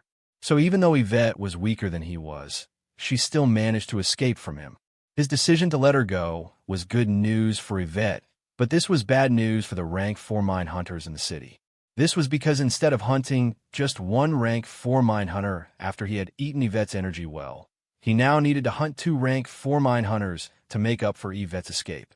But Loki didn't care that 2 rank 4 mine hunters would have to give up their lives to help him, and he didn't mind it at all. In fact, he was looking forward to it, because it would give him the opportunity to use the Mind Freeze medak against worthy and strong targets. The result of his experiment, this time with the Mind Freeze metak, was even better than the one with the Space Tier metak, because it made the fight with the Mind Hunters quiet and easy. After he froze the minds of the Mind Hunters, they stood there and let him kill them. So there was no noise or destruction of the environment during the fight. Since he didn't attract any attention during the fight, he didn't have to pay any crime tax to the police, and he didn't have to take the Mind Hunters out of the city to kill them. Once he froze their minds, their body would also freeze, so they wouldn't resist when he went up to them to slit their throats. This made him say that the fight was as easy as taking a candy from a baby. In fact, no one knew that he had killed the 2 Mind Hunters, which was a good thing, as the death of so many rank 4 cultivators in one day by one person would have caused the whole city to panic. But he used a different identity for each kill and attracted no attention during his last kill. So people were only aware of the death of Rusty and the fight with EATER. They didn't know that the person responsible for these 2 things was the same person. They also didn't know that Loki, who happens to be the reincarnation of a rank 5 being, was the one who killed Rusty and that he was the one causing trouble all around the city. If they knew, this would have attracted more attention and caused more panic. After having his fill of rank 4 forgers, he then began his trip to Earthly Battlefield E6-137. This trip took him 6 days to complete. 3 out of the 6 days were spent on the road, and another 3 days were spent waiting for the train to take him into the small world. Eventually, he was able to meet Amelia. He wasn't the only one who gained a privilege, though. There were many recruits with him who had been accepted to Earthly Battlefield E6-137 and were meeting the superior commander together. Amelia had also arrived with some captains who were in need of recruits. Greg was one of these captains because the recruits he gained just a month ago were all killed on the way to their post because of the ambush of the Marshall Body sect. As usual, Amelia spoke to them first. Then she made Greg conduct a question-and-answer session. While the question-and-answer session was going on, Amelia was watching everyone's reaction and using it to determine where they should be placed. Or at least, that's what she intended to do. She couldn't do this because her attention was fixated on Loki. Her eyes were on him because she could sense danger from him. To be exact, it was the large armored bear that she was riding that could sense immense danger from him. The bear was so frightened by his presence that it was quaking in fear beneath her. This made her furrow her brows in thought. She thought to herself, if he is so powerful, why is he here? What can this small world provide to him? Is he here just to hide, or is he here for my position? She had these thoughts and many more on her mind throughout the question-and-answer session, so she didn't have time to spare to pay attention to the reactions of the new recruits. While she was absent-minded, the question-and-answer quickly devolved into an arguing session. Then things got worse and were about to escalate into an all-out brawl. So Amelia had to step up to interrupt the fight. She stopped the fight before it began with a few words. Then she distributed the new recruits into different posts based on what she saw of their behavior when the fight was about to start. She distributed everyone except for Loki. After everyone had been given a post, she said to Loki, "You will follow me." The captains were confused by this arrangement, but they didn't question it at all. They took their recruits and left with them. This left Amelia and Loki as the only ones still standing there. With everyone gone, she could finally ask the burning questions that had been simmering within her ever since she noticed Loki's danger to her bear. She said, "What are you doing here?" Loki looked her straight in the eyes and said, "I am here for you." She wasn't surprised to hear this, as she had guessed something similar just earlier. But hearing it and confirming that this powerful being was coming for her caused her body to tense up in response. /N. Please, don't forget to vote with your Power Stones and Golden Tickets. Thank you for your support. Comments. Chapter 276. Despite her fear, she said, "If you want my position in the army, I can't give it to you. Only the sect can assign someone to this position, and the sect has an internal system for deciding who will become the commander. Even if you kill me, you won't get my grade 5 mission." In response, Loki said nonchalantly, "I know." He didn't know, actually, but he had already activated the thought-reading metak, which he is using to hear her thoughts. So he knew what she was thinking and knew that she was speaking the truth, which is why he was confident in putting on airs of someone who had everything under his control. Then he said, "Not to worry. I am not after your position. I am here for 2 things, which you can help me with without any detriments to yourself.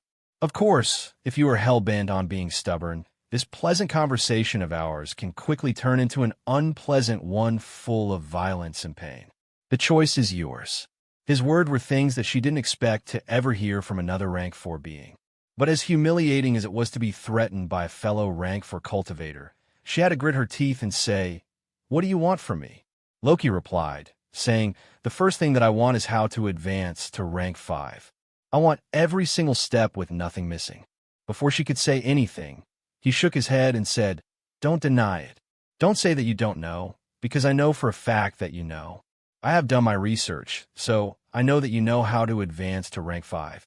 And don't try to lie to me either. I came prepared, so I'll be able to tell if you're lying. You're not the first person I will be asking about this, and you won't be the last, so I will be able to spot any inconsistencies immediately I see them." Then he proceeded to look directly into her eyes as he said, "Remember that the choice is yours. This can be a pleasant conversation, or it could become a conversation that you will regret having." After saying so much, he became silent and waited for her response. He only had to wait a few seconds because Amelia needed time to get her thoughts together and decide exactly what to say. When she was done making up her mind, she said, "There are 5 steps to advancing to rank 5. The first one is reaching the peak of rank 4. She gave him a look over before she said, "With your power, you should have already accomplished this. And if you haven't, it shouldn't be a problem for you." Then she said, The second requirement is a rank 5 Dao heart. This is very important and cannot be omitted. Lacking Dao heart can lead to death, but the most common consequence of a lack of a sufficiently powerful Dao heart is madness. The third requirement is the skill of energy manipulation. You have to reach 400% overload capacity. If you don't meet this requirement, your energy well will explode during advancement, and you will surely die. She took a pause now and contemplated lying for the next two requirements. The first three requirements are pretty common knowledge that anyone can guess based on the previous requirements for advancements. The really important part is what she is about to say next. This next part is the part that people keep secret or at least sell for a lot of money. So, she doesn't want to tell Loki for free. Her resistance to divulge such important information for free made her tempted to lie. After deciding on what to do, she said, the next step is finding a natural wonder and fusing with it. This step is very important because it has to be carried out after the first three steps and before the last step. She took a breath as she said, the first three requirements can be met in any order. Their order isn't important, but the next step has to be taken seriously and carried out in a particular order. So you can only fuse with the natural wonder after you have reached the peak of rank 4, achieved rank 5 Dao heart, and accomplished a 400% overload capacity. Only after doing this can you move on to the last step, which is refining a rank 5 core metak. She stopped talking after saying this. Loki was listening to her thoughts, so he heard her say to herself, I hope you choke and die. But he acted as if he didn't hear her wish for him and said, what is a natural wonder, and how can I get it? She groaned inwardly before saying, a natural wonder is a special object of great power that appears in the blessed heaven world when it collides with other worlds. The only way to get it is through luck when you stumble onto it or from divine beings. Loki's eye twitched when he heard that last option. He even said to himself, you want me to ask the people who banned the creation of more rank 5 cultivators for help advancing to rank 5? How will I manage that? But outwardly, he glared at her and said, are you sure that those are the only two options? Are you very sure? His question made her hesitate for a bit. Then she said, you can also get natural wonders from destroyed small worlds and the cave heaven of divine beings. Her reply made Loki chuckle and say to himself, it seems she is determined not to tell me about invading worlds and getting the natural wonders from the heart of the world. But no matter. I already know from her thoughts. He didn't expose her for hiding that secret, but instead said to her, are you saying that if we destroy this small world, we can get natural wonders from it? Comments. Chapter 277. He looked around with interest and said, how can we destroy this small world anyway? Do we use bombs? What kind of bombs will we need, and what level of power is necessary to blow it up? She shook her head and said, we can't get any natural wonder from this small world because it has been hollowed out by the divine beings of the sect. This is why I said that you can get natural wonders from divine beings. As for how to destroy a world, we can't do that. Only rank 5 beings have a necessary power and can sense where to hit to destroy a world. Loki nodded in understanding and satisfaction. Then he said, you withheld some information from me, but in general, I am satisfied with your performance. In fact, I am surprised that you behaved yourself and didn't act out. Loki knew that it was very difficult for her to behave because she had thought about lying and deceiving him many times, but ultimately held back. So he was impressed with her self-control. But she didn't appreciate his praise. She snorted in response and said, when you're outmatched, the best choice is to behave. Loki nodded and said in agreement, that's true. Anyway, I'm glad that you behaved because even though I can afford it, I don't want to kill a rank 4 cultivator with a level 4 Dao status and a grade 4 life insurance who's on a grade 5 mission. Then he smiled and said, with you being so cooperative, you should have no problem with giving me the contact of the rank 5 beings you know and telling me what you know about them. This is my second request. Amelia felt as if someone was digging out her heart when she heard this request. This was because her connection to rank 5 cultivators is perhaps her most valuable possession. Her family had worked hard to cultivate these connections, and it was through the help of a rank 5 cultivator that she got her grade 5 mission. Yet, Loki wanted to give up all her connections for free. She wanted to fight and even ordered her bear to charge. But when the bear hesitated a little bit because of fear, she remembered why she had capitulated in the first place. So she sighed before saying, "I hope you choke and die." Then she began sharing her contacts and what she knew about rank 5 beings. This part of her conversation took 3 times as long as the previous one because she had so much to say. Loki asked her questions many times, which contributed to making the conversation last longer. His questions always addressed the part that she was trying to hide or pointed out her lies, which frustrated her immensely.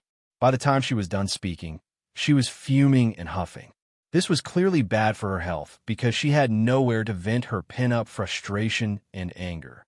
She clearly wasn't in a good mood. Fortunately, her mood didn't matter to her fate. Only Loki's mood mattered, and he was satisfied with what he had gained from her, so she was unlikely to get any violence from him anytime soon. After he got what he wanted, he said to her, "You should take care of your health more. It is not good that you already have trouble breathing after such a short conversation. You look like I just forced you to climb a mountain." She immediately said, "I would rather be forced to climb a mountain." Seeing that she was being so stubborn, he shrugged and said, "I've said my piece. Do what you will with my advice. It is up to you to take care of your health, and you will be the biggest beneficiary of doing so. But if you don't want to take care of yourself, then so be it. With that said, have a nice day." Then he turned to leave. She snarled as he turned around, but she didn't succumb to her urge to tear him apart. She only glared at him with eyes full of venom. Loki didn't care about this, so he let her be. He didn't care about her sour mood while she was answering his questions either. After all, what he forced her to do was truly unpleasant. If he were to insist that she smile and put up a happy face during the interrogation, he would be like a rapist shouting that his victim must enjoy the process of being raped. It is an unnecessary thing to do because, just like during a rape, only his pleasure should matter. The thought of this made him curl his lips in amusement because it was very close to the truth of what had happened. Not only had he raped her intellectually, but he would have done worse if she hadn't cooperated with him. If she had decided to be stubborn, in order to get what he wanted without shattering her mind, he would have resorted to using the knowledge digestion metac of the dual cultivation pathway on her. The knowledge digestion metac works like the memory read metac. It is a metac for acquiring information from a target, but it works through sex with the target. So he would have surely raped her if she hadn't let him rape her intellectually. He didn't want to shatter her mind because it would cost too much to pay for the value of her life. So he would have tried rape before searching her mind with brute force. That's why he wasn't exaggerating when he told her that their conversation could take a very unpleasant turn if she didn't cooperate. He was clearly prepared to use force to get what he wanted, but it is still a good thing that he didn't need to do so. Not only had she saved herself by cooperating, but she had also saved him time and money. She may not be grateful for this, but he is grateful. Comments. Chapter 278. He was thinking about how grateful he was that he didn't have to rape her and chuckling to himself about it as he left her. The train that brought him here is still around, and it is a short distance away, so he entered it. The train left nearly an hour later. During the whole time he was waiting for it to leave, Amelia was also waiting outside the train. She was keeping an eye on the whole time, so it was clear to him that she was waiting to see what he would do and wanted to be sure that he would leave her battlefield. The thought amused him a lot. He laughed and thought about her behavior because of him for a while. He also thought back to his short meeting with Lady Red. These things made him say to himself, "Power is good, but great power is even better.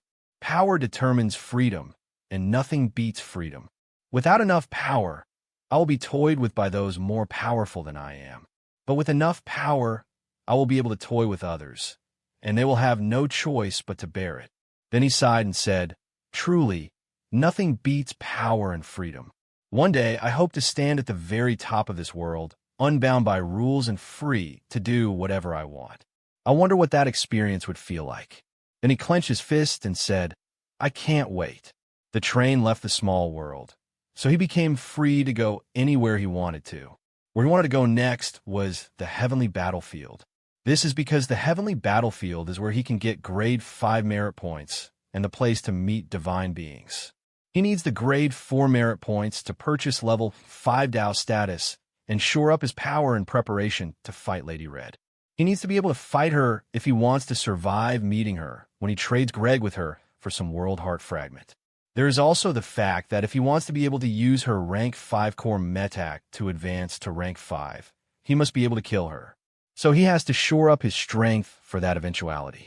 As for why he wants to meet divine beings, it is because he found out from Amelia that divine beings can help him advance as long as he can do something helpful for them. Of course, Amelia didn't tell him this herself. He heard it from her thoughts. It is also how he confirmed that World Heart Fragments can be harvested from the Heart of Worlds, which is how divine beings get all of their supply of World Heart Fragments. All of these reasons make it so that it is very important for him to go to the heavenly battlefield. So he took out his sect token and used it to drop the grade 3 earthly battlefield mission. Then he picked the grade 5 heavenly battlefield mission. After he did this, he asked himself, should I fly up myself or take transportation? Flying will be cheap, but it will take a lot of effort and will be boring. So let's take an airship then. It will also give me the opportunity to meet my fellow travelers. With his mind made up, he immediately checked his token for information about the nearest transportation to the heavenly battlefield. Unfortunately for him, there was no available transportation. Since he had a deadline to report for the heavenly battlefield, the absence of transportation meant that he would have to fly up himself. He didn't like this, but he had no choice in the matter. In order to encourage himself, he said, "The good news is that I will finally be able to meet every sect in the blessed heaven world. So that's something to look forward to." This is indeed something to look forward to, because he has always been curious about the other 4 sections. So his sour mood, because of the lack of transportation, was improved a little bit with anticipation. Then he took to the air and went straight up. On the way to his destination, he thought about his upcoming mission. Unlike the first time he went to the earthly battlefield, he is not clueless about where he is going and what to do there. This is because he had used the memory read metac to scour the minds of the 2 rank 4 mind hunters that he killed 6 days ago. He dug out information about how to advance to rank 5 from the minds of both of them. Then he searched for information about the heavenly battlefield and the 4 sects. So he knows that at any single time, there is usually only one battlefield in the heavens. He also knows that this is because small worlds are rare and difficult to find.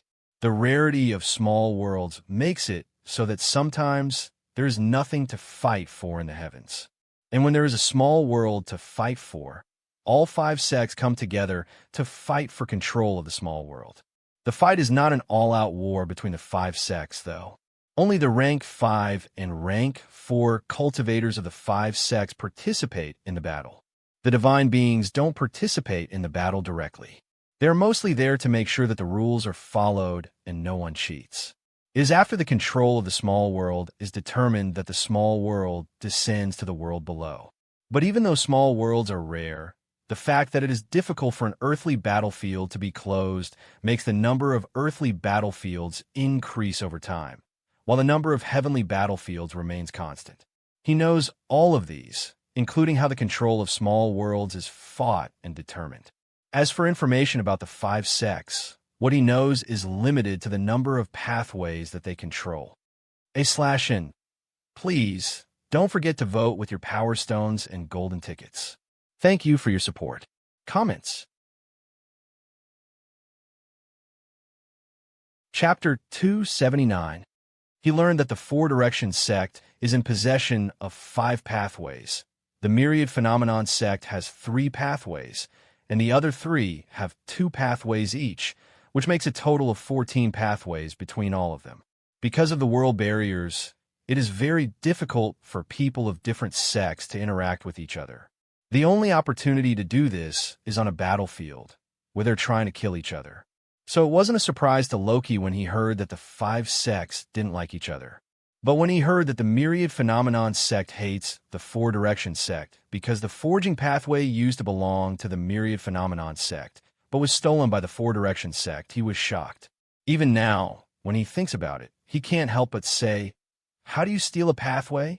Can every pathway be stolen? How did the myriad phenomenon fumble so badly? It sounds unbelievable to him that a pathway could be stolen. If he hadn't heard this information, he would have continued to believe that the forging pathway always belonged to the Four Directions sect. After thinking about it, he said, how many pathways were stolen? And why does the myriad phenomenon sect take out their anger on us forgers? It is not as if we were the ones who stole their pathway. He can understand why the myriad phenomenon sect would be pissed about the loss of their pathway. After all, if the theft hadn't taken place, the myriad phenomenon sect would have 4 pathways, which is the same number of pathways that the Four Directions sect possesses. If both sects had the same number of pathways, their strength should have been equal. But now that the Four Directions sect owns 5 pathways, and the myriad phenomenon sect only owns 3 pathways, there is a glaring disparity in their strength. So it is not a wonder why the myriad sect is so angry. But he doesn't think the people cultivating the forging pathway in the Four Directions sect deserve to be picked on. Not even the possible fact that the Swordway sect came from the forging pathway is a good enough reason for him to condone the hatred of the myriad phenomenon sect for the forge cultivators of the Four Directions sect. But this gave him a lot to think about. However, he couldn't figure out how it came about that the Swordway sect was created by a disciple of the Four Directions sect. When he thought about it, he said, actually, when I think about how wicked the Four Directions sect is with the lives of their disciples, I shouldn't be surprised that they are stealing pathways. But this makes it more surprising that the Swordway sect came out of the Four Directions sect. I just can't believe that the sect would allow their leaks to leave and start their own sect. Apparently, the Swordway sect is the youngest of the 5 sects of the Blessed Heaven World. According to what he saw in the mind of one of the Mind Hunters, the founder of the Swordway sect used to be a member of the Four Directions sect. To make matters weirder, the founder of the Swordway sect also used to be a forger. So if the forging pathway still belonged to the myriad phenomenon sect, they could have gained the sword pathway and the killing pathway of the Swordway sect. This makes it so that the myriad phenomenon sect had lost 3 pathways, not just 1, and they should have owned 6 pathways if the forging pathway hadn't been stolen. With 6 pathways, they would have been the strongest sect in this world, and the second best would be the Four Directions sect in possession of 4 pathways. It is a beautiful future of what could have been, but this beautiful future was stolen from them. This made him chuckle and say, if I were in their shoes, I would be very angry, and I would take out my anger on everyone I could find. That's probably why the people of the myriad phenomenon sect hate forgers like me so much. They're just taking out their impotent anger on the closest target. But the misfortune of the myriad phenomenon sect aside, I want to know how strong one has to be for them to be able to create a sect. Most importantly, I want to become that strong too. If anyone had told him before that it was possible to leave the Four Directions sect and establish their own sect, he would have thought that it was a joke. This is because he has heard that there used to be a lot of sects and pathways in the past, but they were destroyed. So if ancient sects failed to survive the culling that reduced the total number of sects to 5, how could a new one manage to survive and stand out in this day and age? But the news that the Swordway sect is a new sect has given him hope that it is possible for someone to break out from the confines of the Four Directions sect and set out on their own. This has made him feel immense admiration for the founder of the Swordway sect. However, he is not content with being a fanboy of the founder of the Swordway sect. So he feels more yearning and has now become more determined than ever before to also escape the grasp of the Four Directions sect and become strong enough to impose his rules on the world. As he thought of this, he said to himself, if the founder of the Four Directions sect can do it, so can I. Within him, his ambition soared endlessly towards the sky, just like he is currently soaring into the sky. But unlike his trip to the heavenly battlefield, his ambition is endless. He will eventually reach his destination and stop, but his ambitions will never end. /N. Please, don't forget to vote with your Power Stones and Golden Tickets. Thank you for your support. Comments. Chapter 280. For now, his main goal is to become a rank 5 being. But beyond that is his goal to become a divine being. And even further after that is to become the founder of a sect. But he doesn't plan to stop yet. He plans to go beyond the level of a founder and achieve even greater things. The fact that he doesn't know what comes after being a founder of a sect is not going to be a limitation on how far he can aim for. And even if there is nothing after becoming the founder of a sect, he plans to create the next milestone, achieve it, and raise the bar higher for the future generation. The thought of this made him curl his lips and say, "To infinity and beyond." That is my motto. For the rest of the trip, his thoughts were full of grand ambition and his hopes and dreams for the future. These things kept him company across his journey to the heavens. But he didn't just daydream about his ambitions. He also gave a lot of thought to how to achieve them. One thing that he thought about was how he would fare in a fight with Lady Red. He thought a lot about this because she is the only rank 5 forger that he knows, and also the only one who he knows with certainty has World Heart Fragment. In all of his mental fights with her, he couldn't beat her. This is mostly because he doesn't know what metax and tools she has in her possession. There's also the glaring fact that he doesn't know exactly what a rank 5 is capable of and how strong they are. So he couldn't determine for sure that he could defeat her. Of course, he could try to make her weaker so that he could beat her in his mental fights. But that would be of no help to him. Making her weaker intentionally might even make him overconfident when he eventually confronts her, which would be a detriment to him. So it is best that he admits that she is unfathomable.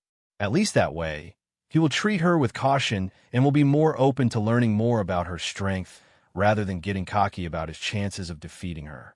He was still thinking about this when he reached the limit of the sky. It didn't feel like a limit, though. At least, he didn't feel that it was a limit when he encountered it. One moment, he was passing through a sea of clouds. His vision was obscured by the clouds, so he couldn't see anything around him. All he knew was that he was rising. Then suddenly, the world brightened, the seal of cloud fell away, and he found himself standing above white ground. The ground was solid enough for him to stand on, but it was also bouncy and soft enough that he believed that he could break through it with his foot if he used too much force. The ground looked sandy and loose like the sands of a desert, but the sand was white and looked like crystals, not soil. This intrigued him, so he bent down to touch the soil. When he touched the soil, he was able to confirm that the sand was indeed white crystals. But the crystal was brittle and was easy to crush in his hands. So it felt like glass, not stone. After checking the loose soil beneath his feet, he stood up and looked around him. As far as he could see, he saw an ocean of white, glassy sand. The large expanse of white, glassy sand also acted like a mirror with a surface that was twinkling like stars and was bouncing and refracting light in various weird ways. He even saw a rainbow cast into the sky by the light reflecting from the surface of the ground. What made his eyes widen in surprise was that there was vegetation in heaven. He saw small shrubby trees scattered everywhere in the ocean of sandy glass. These trees were blue, not green like the ones below, and they appeared to be made of glass. To be exact, they appeared to be sculpted out of glass. This was because their edges were sharp and they weren't moving at all. They were still and stiff as a sculpture would be. Then there were the birds, rodents, deer, and other animals frolicking in the glassy desert. Above was a black veil covering the whole world, and in between this black veil and the white sandy ground is the sun shining with light and heat. It was all quite a sight. This made him say, "So this is heaven. How wonderful." He became intrigued by all of the things he was seeing, so he went around looking at various things. The first thing he did was to catch some yellow fur rabbits and look at their small, single unicorn horns with interest. Then he went to see if the flying birds truly have 2 heads or only look like they have 2 heads because of the trick of the light. Of course, he had to catch them to be sure if they had 2 heads or not. After doing that, he went to see if the frogs lounging on the blue trees really had 4 eyes and 6 limbs. But before he could catch one, it croaked with a voice as loud as a jet engine taking off right in front of him. The loud sound caught him off guard and caused his ears to ring. But this didn't deter him. It made him want to inspect the 6-legged spotted frogs even more. So he rushed at the frog. These are just a few of the things he did. He spent more than an hour satisfying his curiosity and did even more outrageous things, like eating the two-headed birds to see what they tasted like. /N. Please, don't forget to vote with your Power Stones and Golden Tickets. Thank you for your support. Comments. Chapter 281.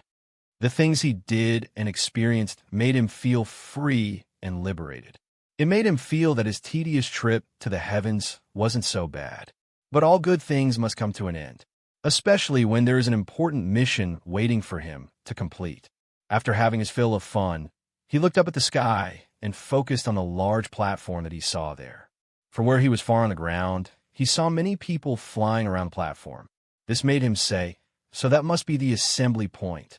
I'd better go and report for duty." After he said this, he took off into the air towards the large platform. The closer he got to it, the larger it became. He had expected the platform to be bigger than it looked, but he was quick to realize that he had still underestimated the size of the platform. The closer he got to it, the more it was proven to be the case. He even clicked his tongue in admiration and said, "I thought it would be as big as the sect grounds, but this is as large as a city."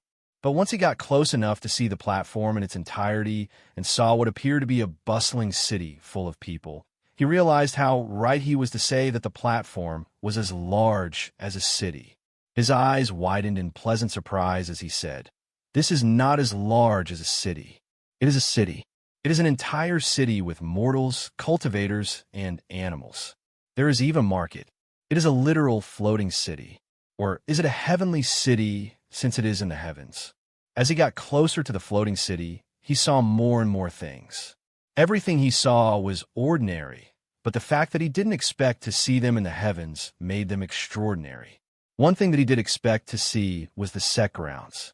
It was the same old sect grounds with the exact same paint color and layout as the mundane ones on Earth. The sight of the same sect grounds made him twitch his lips and say, "Even in heaven, it is the same." Apparently, nowhere is exempt from this. Since he had spotted the sect grounds, he knew where to go to report for duty. He went there immediately to do that, so that he would be able to start his Grade 5 mission as soon as possible. Unfortunately, his enthusiasm was for naught. He was told that he had to wait because the 4 Directions sect and the other 4 sects weren't ready yet. The good news was that he only had to wait 3 more days. This happens to be the deadline that he was given to report for duty, so he could only wait. Fortunately, he was given somewhere to stay in the meantime. But before he went to his accommodations, he went to check the city first. He wanted to know if this city was the same as the ones below. But even before he left the sect grounds, he knew that this city couldn't be similar to the cities he was used to. This was because he was seeing too many rank 4 cultivators moving around. Everywhere he looked, he saw a rank 4 cultivator. This was very different from what he was used to. In the cities below, rank 4 cultivators were supposed to be rare and not easily encountered. But here he was seeing them at every turn. There was even the occasional flash of rank 5 beings shooting through the sky above them. After seeing all of these, he said to himself, "This is all probably related to the fact that there is only one heavenly battlefield, and every rank 4 being in the sect that wants to advance to rank 5 must come here for it." As he went through the city, more differences between this floating city and the normal cities on Earth became clear to him. He saw many of these differences when he went to the market. The first difference he noticed was the large amount of rank 4 cloudy date metacs that were available for sale. The difference here is that there was not a single rank 4 cloudy date metac in the crystal city that he came from. This was just the start. He saw many rank 4 metacs, and even rank 5 metacs for sale in shops. To top things off, he also saw rank 4 branch metacs of the cultivation pathway. But the surprise didn't end there. There were also branch metacs belonging to all 5 sects available for sale. So he saw branch metacs of the enslavement pathway, money pathway, death pathway, forging pathway, mind hunter pathway, strength pathway, transformation pathway, seer pathway, truth pathway, sword pathway, killing pathway, array pathway, talisman pathway, and the pill refining pathway. These pathways belong to the 4 Directions sect, the martial body sect, the Nexus of Truth sect, the Swordway sect, and the Myriad Phenomenon sect.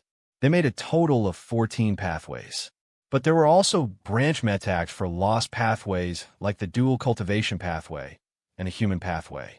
Lastly, there are the branch metacts for the beast pathways, such as the fire pathway, water pathway, earth pathway, wind pathway, etc. All of this was an eye-opener for him. It made him say, "Is this the headquarters of the public trading platform? This is truly heaven. Everything I could ever want is available here. Everything aside from divine metacts. Those are still rare. I doubt that anyone is out there selling the key to immortality for money. In general, the resources available in the central market were far more abundant than what a normal city could have. And the prices were 30% cheaper than ordering them from the trading platform. This made his trip here more and more worth it." Comments. Chapter 282. The first problem that he encountered in all of this paradise was that there still weren't any branch metacts for the space pathway, luck pathway, and the time pathway. But this only disappointed him for a short while. He didn't dwell on it because it was as he expected. However, the second source of disappointment was pretty difficult to let go. This was because it was more useful than any branch metac. This second problem was that he also couldn't find any Dragon Heart. This is a big source of disappointment because Dragon Heart can be used to increase the talent of cultivators. According to his research, the extent to which Dragon Heart can increase one's talent is dependent on the individual, not the Dragon Heart. It was said that the Dragon Heart can double the talent of a cultivator. It was also said that this immense increase in talent is why Dragon Heart was sought after at all costs and why dragons are extinct. He wasn't surprised to hear that dragons were extinct after hearing about the doubling of talent that their heart could provide. So he has not been able to find Dragon Heart. Sure, there are many people selling Dragon Heart on the public trading platform, but he is willing to bet that those offers are scams. The absence of the Dragon Heart in this heavenly city has only proven his suspicions right. After all, if Dragon Hearts can't be found in the literal heavens, it is unlikely to be found anywhere on Earth. This made him say to himself, "I guess I can only wait until I become a divine being before I can increase the size of my energy well." The last vendor he went to saw that he was disappointed after he was told that Dragon Heart is a mythical item that hadn't been seen in thousands of years. So the vendor said to him, "It is not like there is no other alternative." This attracted Loki's attention immediately. He swiveled and turned his head to the man immediately and said, "What is the alternative?" In response, the man said, "Have you ever participated in any heavenly battlefield?" Before he could reply, the man shook his head and said, I doubt that you have, because if you have, you would know the alternatives." This made Loki frown and say, "Are you going to talk or not?" The shopkeeper heard his words and saw the unpleasant expression on his face, so he clicked his tongue in disapproval before saying, "So anxious. The alternative isn't running away." The only reply he got from Loki was a glare of impatience. So the man said, "The alternative is to become the highest contributing soldier during a heavenly battle. If you do, the sect will reward you for your effort by increasing the size of your energy well by 60%. Loki's eyes lit up when he heard this. Then he said, "There is such a thing?" The shopkeeper nodded and said, "Yes, there is. The reward is given to the soldier who kills the most during the battle. So if you had participated in one, you would have seen it. Of course, that's only if the Four Directions sect wins. But you should forget about it, because only rank 5 cultivators can earn it. As far as I know, it is the main reason rank 5 cultivators participate in the heavenly battlefield." Loki became silent and deep in thought after he heard this. The showkeeper thought that he was thinking about his chances of earning the highly coveted reward. But Loki wasn't thinking about how difficult it would be to earn the reward. He was mainly wondering why the information broker didn't tell him about this when he asked for it. So he said to himself, "Is it that they didn't know, or they didn't want to tell me?" He couldn't figure out why they didn't tell him, but the more he thought about it, the angrier he became. He wasn't angry because the money he paid for the information was expensive. In fact, the cost of the information was cheap, and he had raised concerns about it only to be told that the information he asked for was common sense. What is making him angry is the fact that if they can omit information about this, they can omit information about things that he asked for. Intentionally or unintentionally, it is something that he finds unacceptable. Being cheated didn't feel good at all. His anger made his face become frosty, and his eyes become unnerving to look at. This made the shopkeeper step back from him and say, "I hope you don't plan to rob me. You won't get away with it in this city." Loki didn't bother to explain himself. He simply turned and walked away, leaving the bewildered shopkeeper, who didn't know what he had done to make Loki angry, behind. After walking away, he consoled himself by proceeding to buy the rank 4 versions of the branch metax of the dual cultivation pathway. Then he went around checking the functions of the branch metax of the other sects. He wanted to know what the other sects were capable of since he would be fighting them soon. But there were too many branch metax to go through.